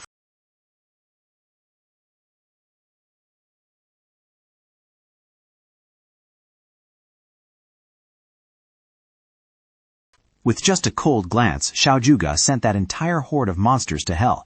Ye Zongming witnessed the entire scene, his brows furrowed tight, unable to believe it. That person was actually a level 4 evolver. Currently, besides himself, the mysterious guildmaster of the Lingshan Guild, and Red Hair, there was someone else who had reached this level. How on earth did he do it? Xiao Yun received the order to return and report. Grasping the situation slightly, he hurriedly asked, "Bossier, who exactly are those people?" He was angry and wanted to rush up to fight.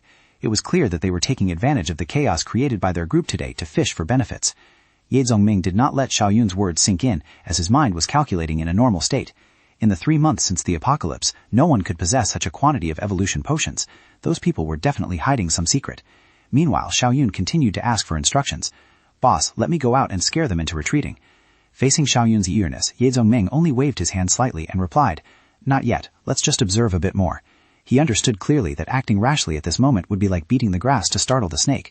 Those people had clearly been there early but remained hidden, witnessing him summon powerful battle pets, seeing with their own eyes him using his bloodline to destroy the Zombie King, causing chaos to scare away the Rat King, and then waiting until his team was exhausted and forced to retreat.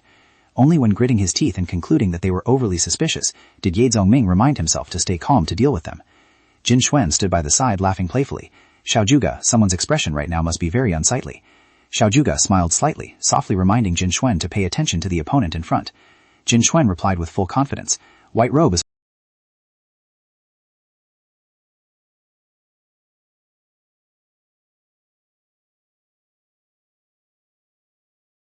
At this moment, Jin Quan suddenly remembered something he needed to ask. "Right, Bai Pao, let me ask you. The 4-star evolution potion from the roulette was taken by someone else. How do you feel?" Bai Pao punched a mutant beside him to death and shouted angrily, "Jin Quan, shut your mouth!" Jin Quan continued to smile brightly and replied, all right, I'll shut up.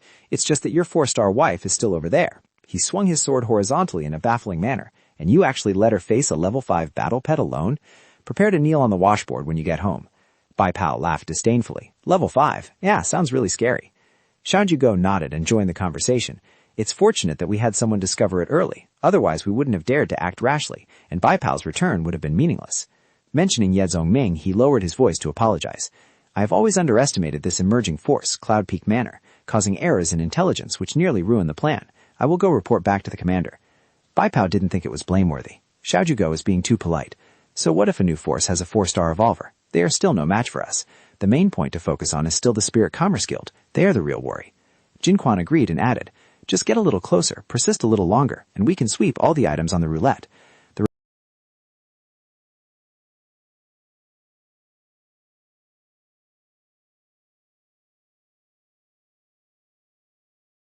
"What?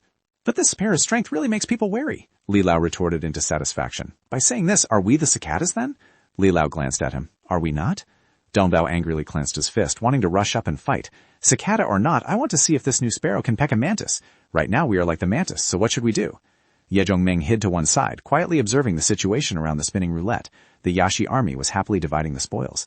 "Hot brothers, say, would it be okay if we got a 5-star evolution potion on the first spin?" "Of course. Brother Swen, do your best. Isn't a level 4 bottle pet better? A new bloodline is what we are lacking. They have countless magic crystals. What material will appear this time? Is this evolution blood? Good stuff. Quickly collect it. Keep spinning. Which one do you want from the weapon zone? That silver one. Continue.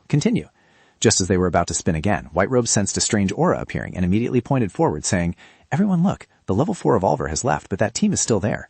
Looking at Ye Zongming standing on the mountain peak ahead, White Robe asked suspiciously, "What exactly does this person want to do standing there?" Ye Zongming made no movement, only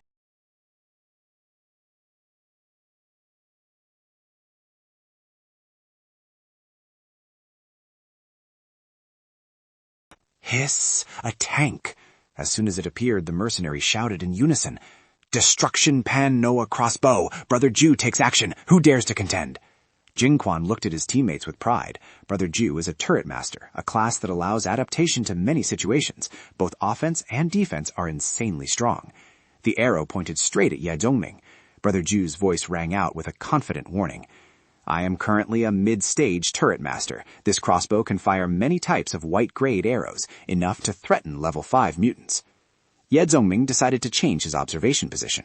Seeing him retreat, the crowd laughed even louder. All right, he's been scared off by Brother Jew. The roulette continued to spin endlessly. Looking at the reward received, Bai Pao frowned. Why is it the material zone again? Your hands are so unlucky. If you can't do it, let me. Jinquan was scolded into embarrassment and nodded. All right, you go ahead. But when Bai Pao finished spinning, Jinquan laughed out loud. Ha, you also got the material zone, and you still criticize me? Bai Pao found it hard to accept the truth and immediately made an excuse.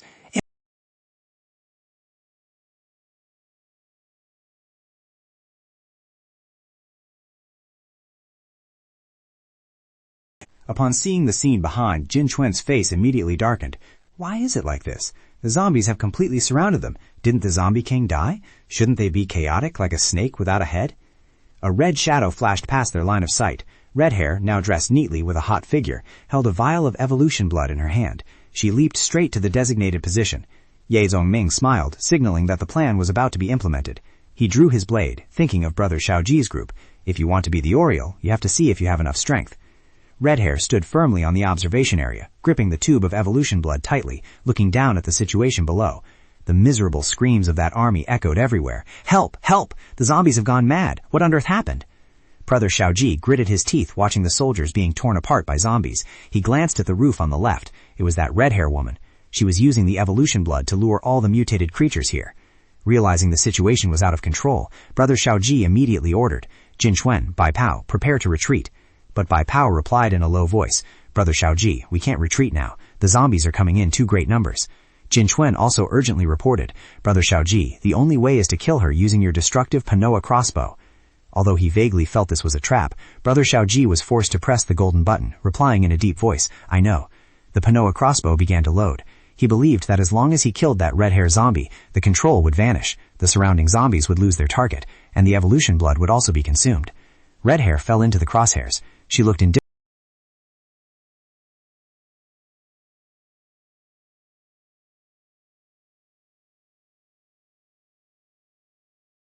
The arrow left the crossbow string, tearing through the wind at astonishing speed, aiming straight for Red Hair. Red Hair immediately summoned her Thorn Vine attribute ability to respond. The zombies quickly gathered, forming a tight defensive ring wrapping around Red Hair. The arrow rushed forward and plunged into the layer of sharp thorns. Inside, Red Hair merely gave a cold chuckle.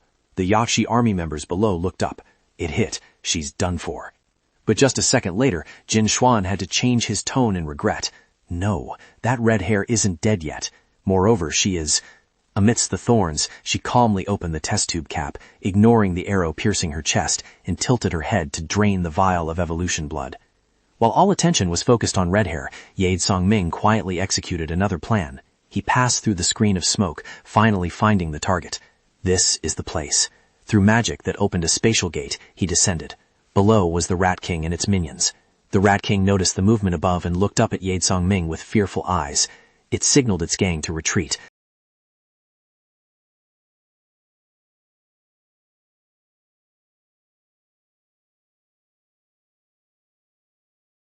Ye Zhongming landed steadily, raising his magic gun and declaring, Listen clearly, step back a bit and I won't kill you. I advise you, if you don't want to die, this place will become your grave.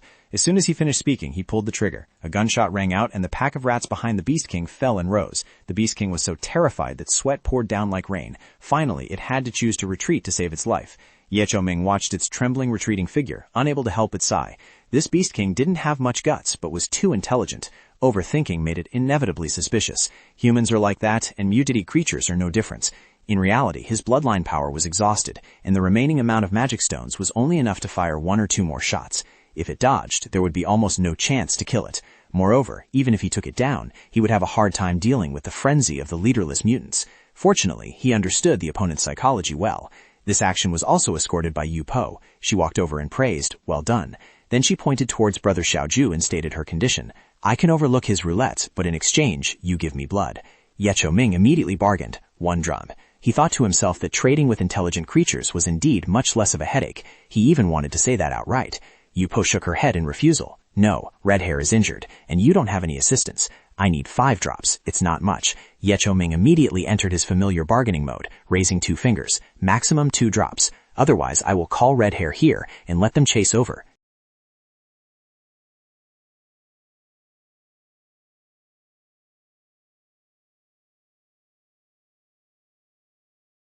Being friends is acceptable. These 2 words are worth an extra drop of evolution blood. 2 hands shook tightly. The result was that he paid 3 drops of blood in exchange for a long-term friendship. Having the backing of Yupo, all immediate worries were considered resolved.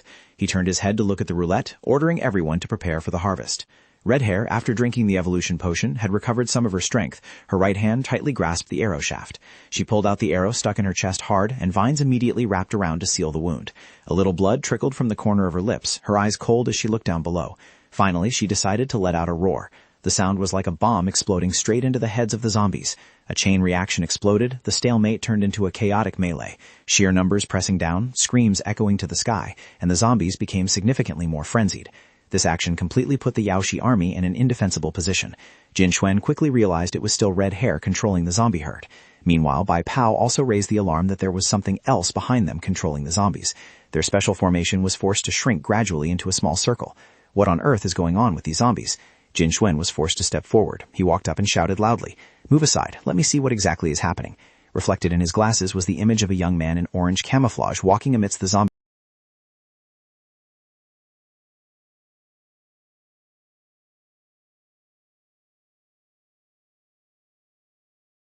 He continued to advance, blocked by the Yaoshi army guards, but Ye Zhongming was in no rush, leisurely applying pressure. That's right, Brother Xiaoshu. The brothers of the Yaoshi army are still here. Brother Xiaoshu suddenly asked, How do you know us? Who exactly are you? His attitude changed completely, for he knew their main goal was to conquer the Forbidden Land, news that shouldn't have leaked out. Ye Zhongming waved his hand in response. That doesn't matter. Before spinning the roulette, you must have already known who I am, he stated bluntly. The important thing now is that the zombies surrounding the outside are all under my control. If you want to leave here alive, it's not impossible. Ye Zhongming extended a hand, offering a condition. All items obtained from the roulette must be left behind. These words immediately triggered Jin Xuan's rage. He gritted his teeth and glared. Jin Xuan drew his blade, intending to rush up and fight Ye Zhongming head-on, but a hand timely grabbed the hilt of his blade, stopping the action. It was Brother Xiaoshu. He advised in a deep voice, Calm down, don't be rash. Ye Zhongming thought to himself, even if he hadn't recognized this guy named Xiaoshu, he would have guessed their identity sooner or later. In the previous life, although the Yaoshi army never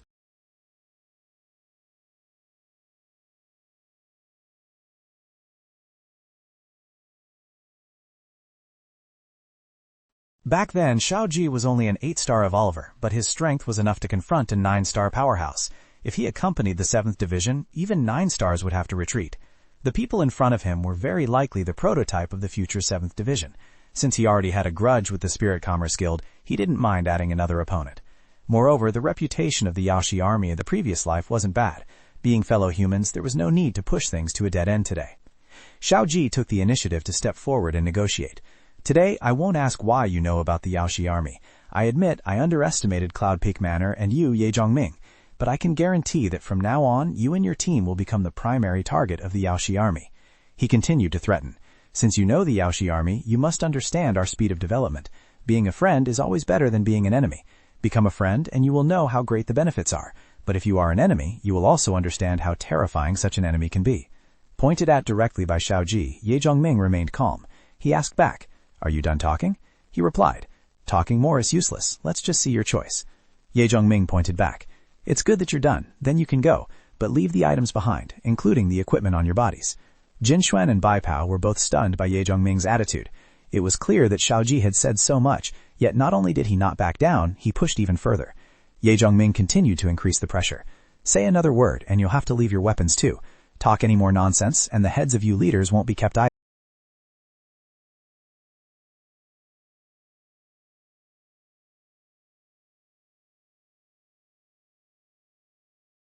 Certain of victory? Ye Zhongming replied decisively. That's right. Otherwise, what else would it be? Xiao Zhouge raised a hand high, his condescending tone ringing out coldly. In this world, no one is allowed to look down on the Yaoshi army, including you. A blue signal flare shot up in the late afternoon. The light exploded brilliantly like fireworks tearing through the sky. Looking at the halo of light above, Xiao Zhouge smiled smugly. Do you know what this represents? An Sheng's Qingwu Lu Commando Squad, Zhang Hao Zhiyi, Ran Xue Ditai, Dengji R Warrior Corps. Along with the An Sheng Bishop, they will immediately assemble and stand on our side. Do you see clearly now? Now you not only have to face the mighty Yaoshi army, but also fight against nearly 1/3 of An Sheng's remaining forces. Ye Zongming, have you prepared yourself for the situation? The more he spoke, the more frenzied Xiao Zhouge became. You cannot leave here alive. Your people, your friends, the entire Cloud Peak Manor must die. Ye Zongming calmly waited for him to finish threatening, before nonchalantly replying, It is all just circumstances. That statement, implying giving him a taste of his own medicine, made Xiao Zhouge immediately tense to the extreme. Just then, Jin Quan's walkie-talkie rang urgently. He was stunned as soon as he heard it, exclaiming, What? The communication ended, and Jin Quan hurriedly reported to Xiao Zhouge.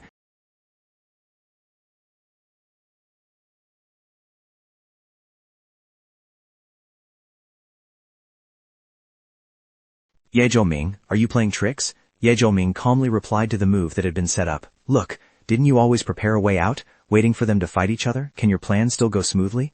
Xiao Zhouge replied in a deep voice, I didn't expect you to trap us like this. He pulled a 4D Rubik's Cube out of his pocket.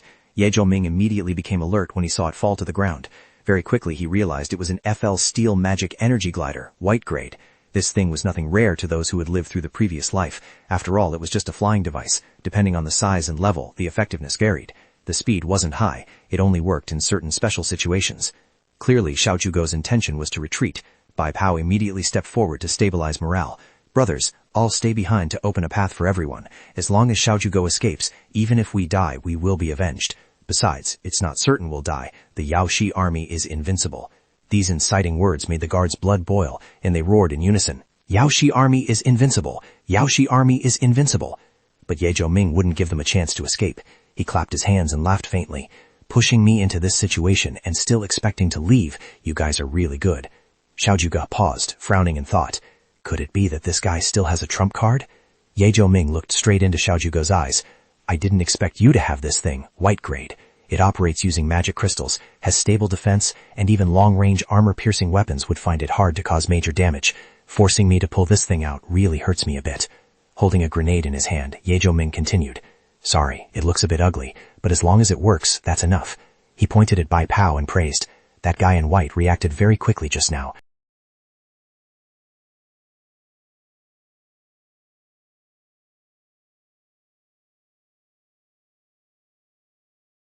Witnessed by both sides, the explosion occurred in a flash and silence. However, its power was not too overwhelming, only creating a thick cloud of smoke and dust along with a blinding light. Bai Pao stumbled up from the smoke, his mind dazed. What happened? Was that a bomb just now? Cough, cough. Where is Brother Xiao Zhu? Where's Jin Chuan? How is the Yaoshi army doing? Peering through the smokescreen, Bai Pao saw Brother Xiao Zhu and Jin Chuan, hurriedly asking if they were okay, but the stunned look in their eyes made him panic. Why were they looking at him like that? Was the loss too great? Jin Chuan opened his mouth with difficulty. Bai Pao, your leg is gone. Bai Pao let out a bewildered sound and turned his head to look back. Immediately after, he let out a miserable scream. Ah, my leg! The pant leg hung down emptily. He himself didn't know when his leg had disappeared, only continuously screaming in panic. My leg! My leg! Seeing the consequences Bai Pao suffered, Brother Xiao Zhu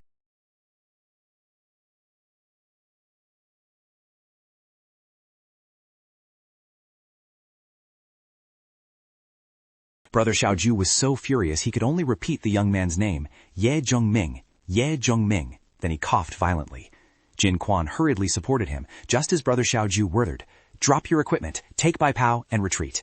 The subordinates immediately protested fiercely. Brother Zhu, let's fight him. We can't just let it go like this. Kill him. Brother Xiao Zhu was so angry he coughed up blood and shouted loudly, Shut up, follow my orders. He was the first to remove his own equipment. Next was Jin Quan, who urged, Don't just stand there. Retreat. Drop all equipment. The Yaoshi army was forced to leave behind all magic crystals and weapons, piled into a glittering heap of supplies that made people covetous. Under the gaze of the Anchang forces, Bai Pao was carried away, and Brother Xiaoju led the team to retreat. Ye Zhongming smiled as he watched them go. This person knew when to advance and when to retreat. He was indeed no ordinary character. The magic crystal grenade he used was truly an invention ahead of its time. Even a crude version had such power.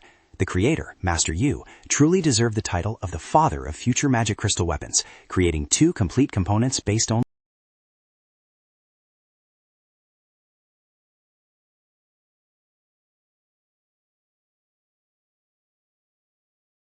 By the end of the session, the roulette's light gradually faded completely, and its colossal body slowly sank deep into the ground. Ye Zhongming summarized the results, a total of 5 spins, obtaining 2 class scrolls, plus 2 materials and 1 formula. Although they were only average, it was considered satisfactory. No one could be lucky forever. Yu Po had obtained what she needed and completed her mission. She signaled for the swarm of zombies to begin withdrawing to the right. Xiao Yun ran over, laughing and praising. Boss Ye is truly top-notch. Brother Bao stood in the distance, smiling. I didn't expect you alone to actually clear out all the items on the roulette. Brother Bao continued, this roulette, which caused such a reign of terror and bloodshed, has finally disappeared. Ye Zhongming assessed, but sooner or later it will appear again, once more igniting a fierce deathmatch between humans and mutated creatures.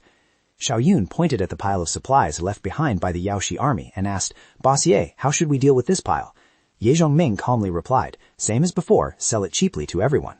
The Anchang troops, enjoying the privilege, immediately cheered. Boss Ye is righteous. Boss Ye is generous. Boss Ye is the best. This transaction was managed by Xiao Yun. He reminded everyone to stay calm, that there was a share for everyone, one by one. Ye Zhongming finally had time to relax. Although the harvest was great this time, he had also offended quite a few forces, especially the Spirit Commerce Guild and the Yaoshi army. He didn't care too much about the Spirit Commerce Guild. A conflict between him and that bunch was inevitable, just a matter of time. As for the Yaoshi army, they were very good at roping in forces, but after the Anchang factions obtained this equipment, would they still easily cooperate with the Yaoshi army?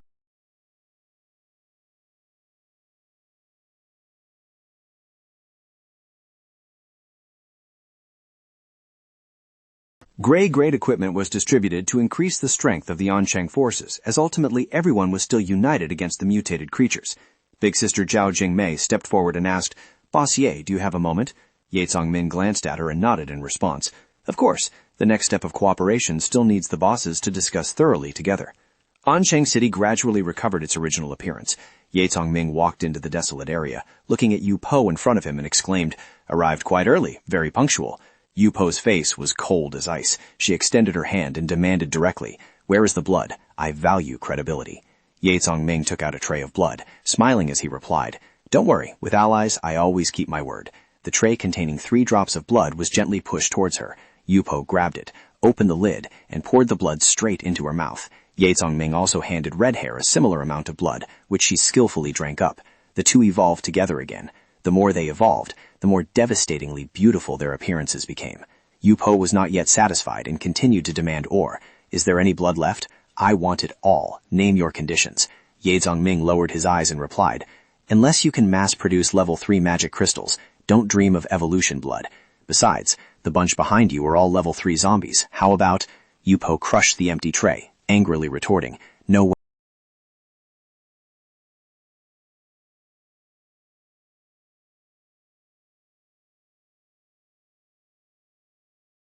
Ye Zhongming also felt a bit relieved. From today, this city would welcome their king, an extremely intelligent level 5 king. It was just a pity that this king's fate was destined not to last long. Night fell. On a deserted hill, Ma Jin was roasting meat, with his 2 teammates beside him. Qinghua jokingly asked, Did you call us here just to watch you roast meat? Ma Jin handed a piece of fragrant meat to each person and replied, Saint Si Qinghua, before doing big things, one must eat their fill first. Yuan Shan stood by, smiled, and added, Saint Seat Ma Jin, I generally understand the situation. We just need to wait for him to arrive, right? Ma Jin reminded, Saint Seat Yuan Shan, his harvest this time is not small. He is already a 4-star evolver. Although the 3 of us joining forces won't fear him, we still must be careful after all. The cities are currently busy with thousands of tasks, allowing no negligence. Tossing 2 pieces of meat to the sides, Ma Jin declared, It's done. Try my cooking. He looked up at the sky. This time, I will let Ye Zhongming taste what it's like to be dealt with by a joint force. Ye Zhongming's trip also came to an end. He stood from a distance bidding farewell to Clock. Clock asked doubtfully, "Boss Ye, why don't you let us follow you?" Ye Zongming patted his shoulder and instructed, "No need. You guys stay in Ancheng to finish the work first, then leave in half a month." He understood well that Clock and his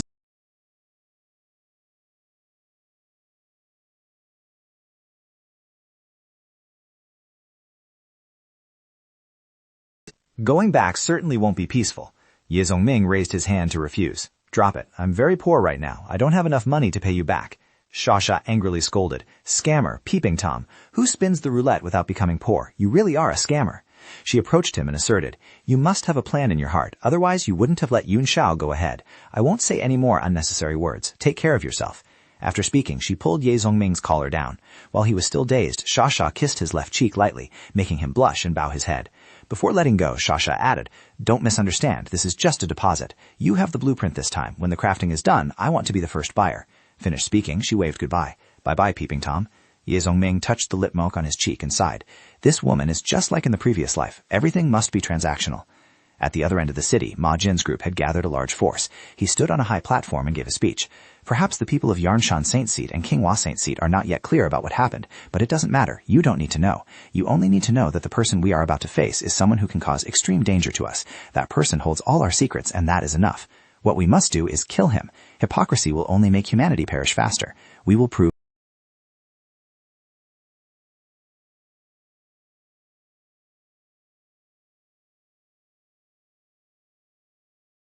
A spatial gate opened. Ma Jin declared, "First, I'll show everyone a good show." Under his control, Ye Zongming's blurry silhouette gradually appeared within the spatial gate. He looked up at the sky. A helicopter dragging a container flew over. This appearance was indeed unusual. Ma Jin's voice rang out from the aircraft. "The challenge begins. Ye Zongming, this is a gift I prepared for you." The sound of iron chains snapping echoed, and the heavy cargo crate fell straight down in front of him. When the dust and smoke cleared, a muscular arm swung from inside the crate, shattering the outer shell. Ye Zongming looked at the monster in front of him and affirmed, "The one on the plane who can control the aircraft must be a Skywalker, right?" A warning voice rang down from the plane. "Its comprehensive index is 5.78, about to reach level 6, extremely strong, capable of both self-strengthening and superior destructive power. Even a level 6 creature would find it hard to match. When you die later, remember to keep a nice expression. I still have to record it for everyone to see." Ye Zongming drew his blade and exclaimed, "Really playing a big game. Called them all out. Saint Seat? Right? Being too confident about some things isn't necessarily good." A whistle echoed through the space. An evil dog appeared. It jumped down from the rooftop and stood beside Ye Zongming. He stroked the pet's head, looked straight up at the helicopter and said, "To deal with me, just one level 5 isn't enough, because I have a level 5 too." The two beasts immediately rushed into combat. Seeing his agile battle pet gaining the upper hand, Ye Zongming thought of Yan Shao. He had entrusted Xiao Yun to bring all the remaining evolution blood back to Huang Yun. Although that silly dog hadn't reached level 6 yet, it was close. He pulled out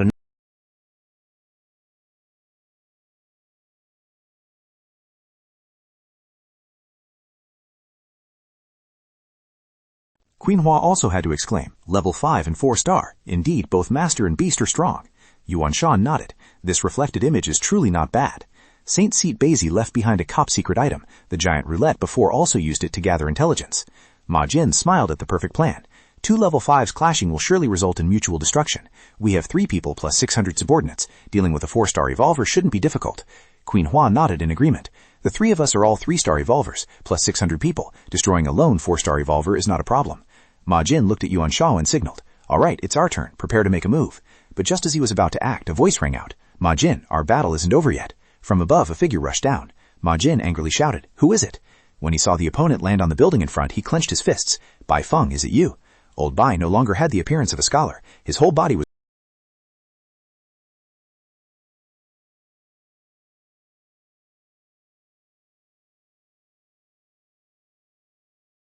A 3-star evolver dares to be so arrogant, truly underestimating the power of a Saint Seat. Yan Shan also sneered disdainfully, saying that someone going to the battlefield without equipment is truly stupid. Over on this side, Yazi appeared and scolded them. "Gang beating is boring. How about we fight a battle together?" This was originally a matter of our Cloud Peak manor, yet we troubled Boss Bai Feng to take action. It's quite embarrassing. Yazi continued to mock with a smile. Someone as strong as Boss Bai Feng was reduced to this state by you people. At that time, even I was startled. I was once very curious to see what the saint seats of the Spirit Commerce Guild looked like, but seeing them with my own eyes, honestly speaking, it's a bit disappointing. In terms of appearance, you people are clearly far inferior to our Cloud Peak Manor. Walking behind Yazi were Xiao Hu, Liang Chuyin, and Louis He appearing together. Xiao Hu questioned in a cold voice, "King against king. Apart from your guild master, the rest are not qualified to disturb our boss." King Hua Saint Seat laughed heartily. "Haha, always mouthing king against king. So what qualification do you have to challenge a saint seat like me?" Just as the words fell, Zhao Jingmei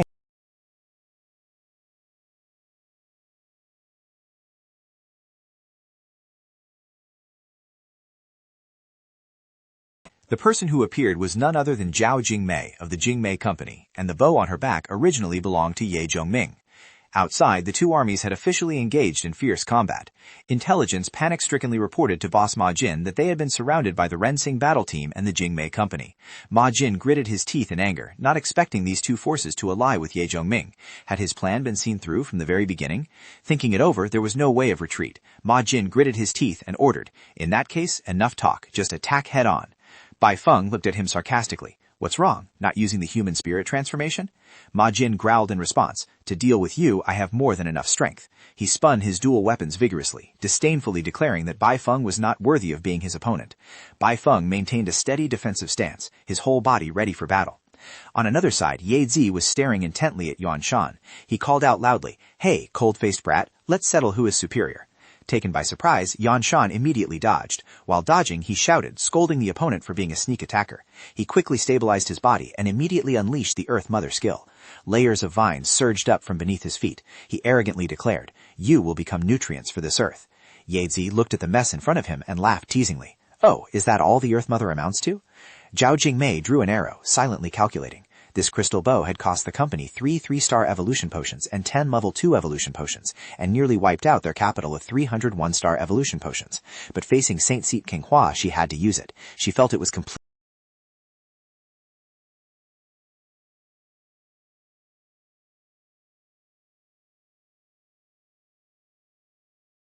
Truly, it's been months since anyone dared to target me. You are the first. She drew the dual blades from her waist, declaring to Zhao Jingmei that if her class met another Saint Seat, there might be some hope, but meeting her was considered bad luck. As soon as the words were spoken, Qinghua sprang forward to attack Zhao Jingmei. At that very moment, Zhao Jingmei's arrow left the string. She immediately retracted her hand to draw the second arrow. In the center of Anshang, Saint Seat Bei Zai was distracted by the commotion behind him. He turned to look at the newcomer, slowly remarking that it seemed Ma Jin's entire operation this time had been predicted. Looking at Sha Lei landing powerfully, Bei Zai smiled faintly. "Just you alone think you can kill me?" Sha Lei stood up, her face cold as she replied, "Just me. They wanted to ambush you, but I refused." Sha Lei pointed straight at Bei Zai, speaking firmly, "Because I once promised, your hand, I will feed it to the dog." Bei Zai frowned and snorted.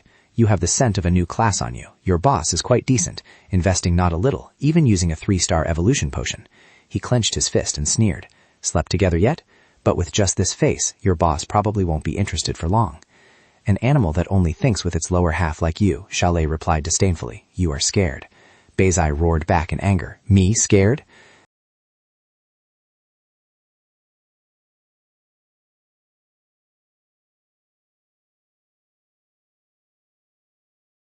A glowing red form appeared. Xiaolei affirmed that Ye Zhongming was the person she was willing to protect with her life, the one who pulled her out of hell. Seeing that bloodline state, Batesy gritted his teeth in exclamation. Ye Zhongming had obtained 2 vials of the purple Kirillin bloodline but gave one to her. At this moment, Batesy extended an olive branch, saying he could give her another chance if she pledged loyalty to him. Xiaolei directly used her teleportation technique, cursing him as a fool. She immediately appeared behind Batesy, throwing a heavy punch. Batesy sensed the attack from the right and instantly counterattacked. The 2 fists collided violently. Batesy coldly reminded her, "This is my class, Rhythm Warrior." Xiaolei was knocked back, looking at her hand deformed by the impact force. Hearing Batesy's declaration, her bloodline allowed teleportation in the darkness, but during the day, she was no match for him. Xiaolei cracked her knuckles. Batesy spoke coldly, "I gave you a chance. Now." Before he could finish, Xiaolei exploited his words in the darkness and shouted, "Shut up." She summoned the Dark Disaster. The Soul Snatcher class appeared. On Ye Zhongming's side, the beast summoned by Ma Jin was gathering lightning in its palm, the electric vortex compressing into a sphere. It immediately threw the attack toward Ye Zhongming's battle pet. Silly Dog braced itself to defend, erecting a protective steel in front of it.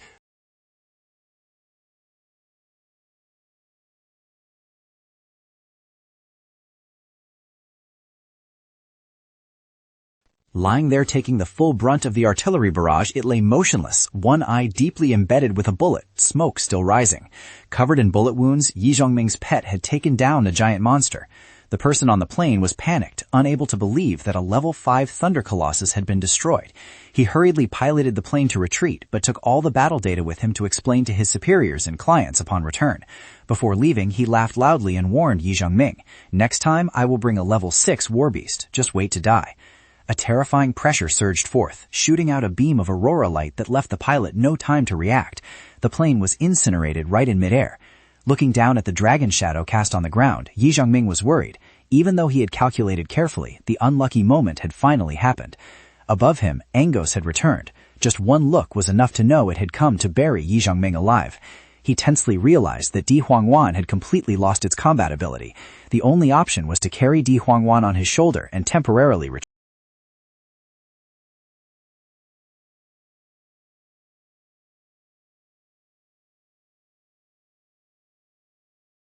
He clutched his head tightly, brows furrowed. Angos's voice carried an extremely powerful mental attack that made him angrily curse, "Fight, what the hell?" Seeing that the dragon had not yet continued its attack, Ye Zhongming struggled to prop Di Huangwan up and quickly made calculations. The plan to return to Cloud Peak Manor was no longer feasible. Angos was of the dragon race, completely different from other species. Attempting to kill it alone by fighting above his level was almost impossible. To have any standing to face a level 6 Angos, there would only be a glimmer of hope if Di Huangwan, Yu Po, Red Hair, and he himself joined forces. Angos hovered in the air, continuing to threaten Ye Zhongming. "Kneel down, and I will grant you a glorious death." As soon as the words fell, Angos struck down with a lightning tribulation. Sensing the danger from above, Ye Zhongming immediately activated the blood-treading war boots to speed up and dodge. The lightning grazed him, but the aftershock was terrifying. An entire area of the ground exploded, riddled with dense cracks. Angos quickly changed moves. Its soul directly invaded Ye Zhongming's soul body. A voice carrying oppressive pressure rang out. "Interesting. Then try this move." While having to carry the heavy Di Huangwan, he reluctantly activated a movement skill. Facing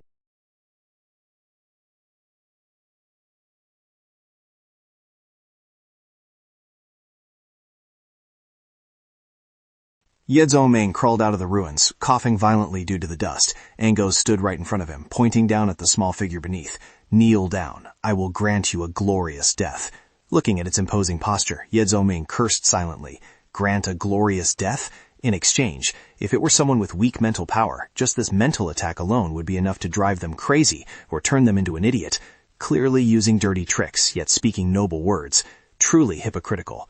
Just then, a signal came from the north. He quickly sensed several abnormal fluctuations approaching from afar. If nothing unexpected happened, his cooperation agreements with the forces in Oncheng had begun to take effect.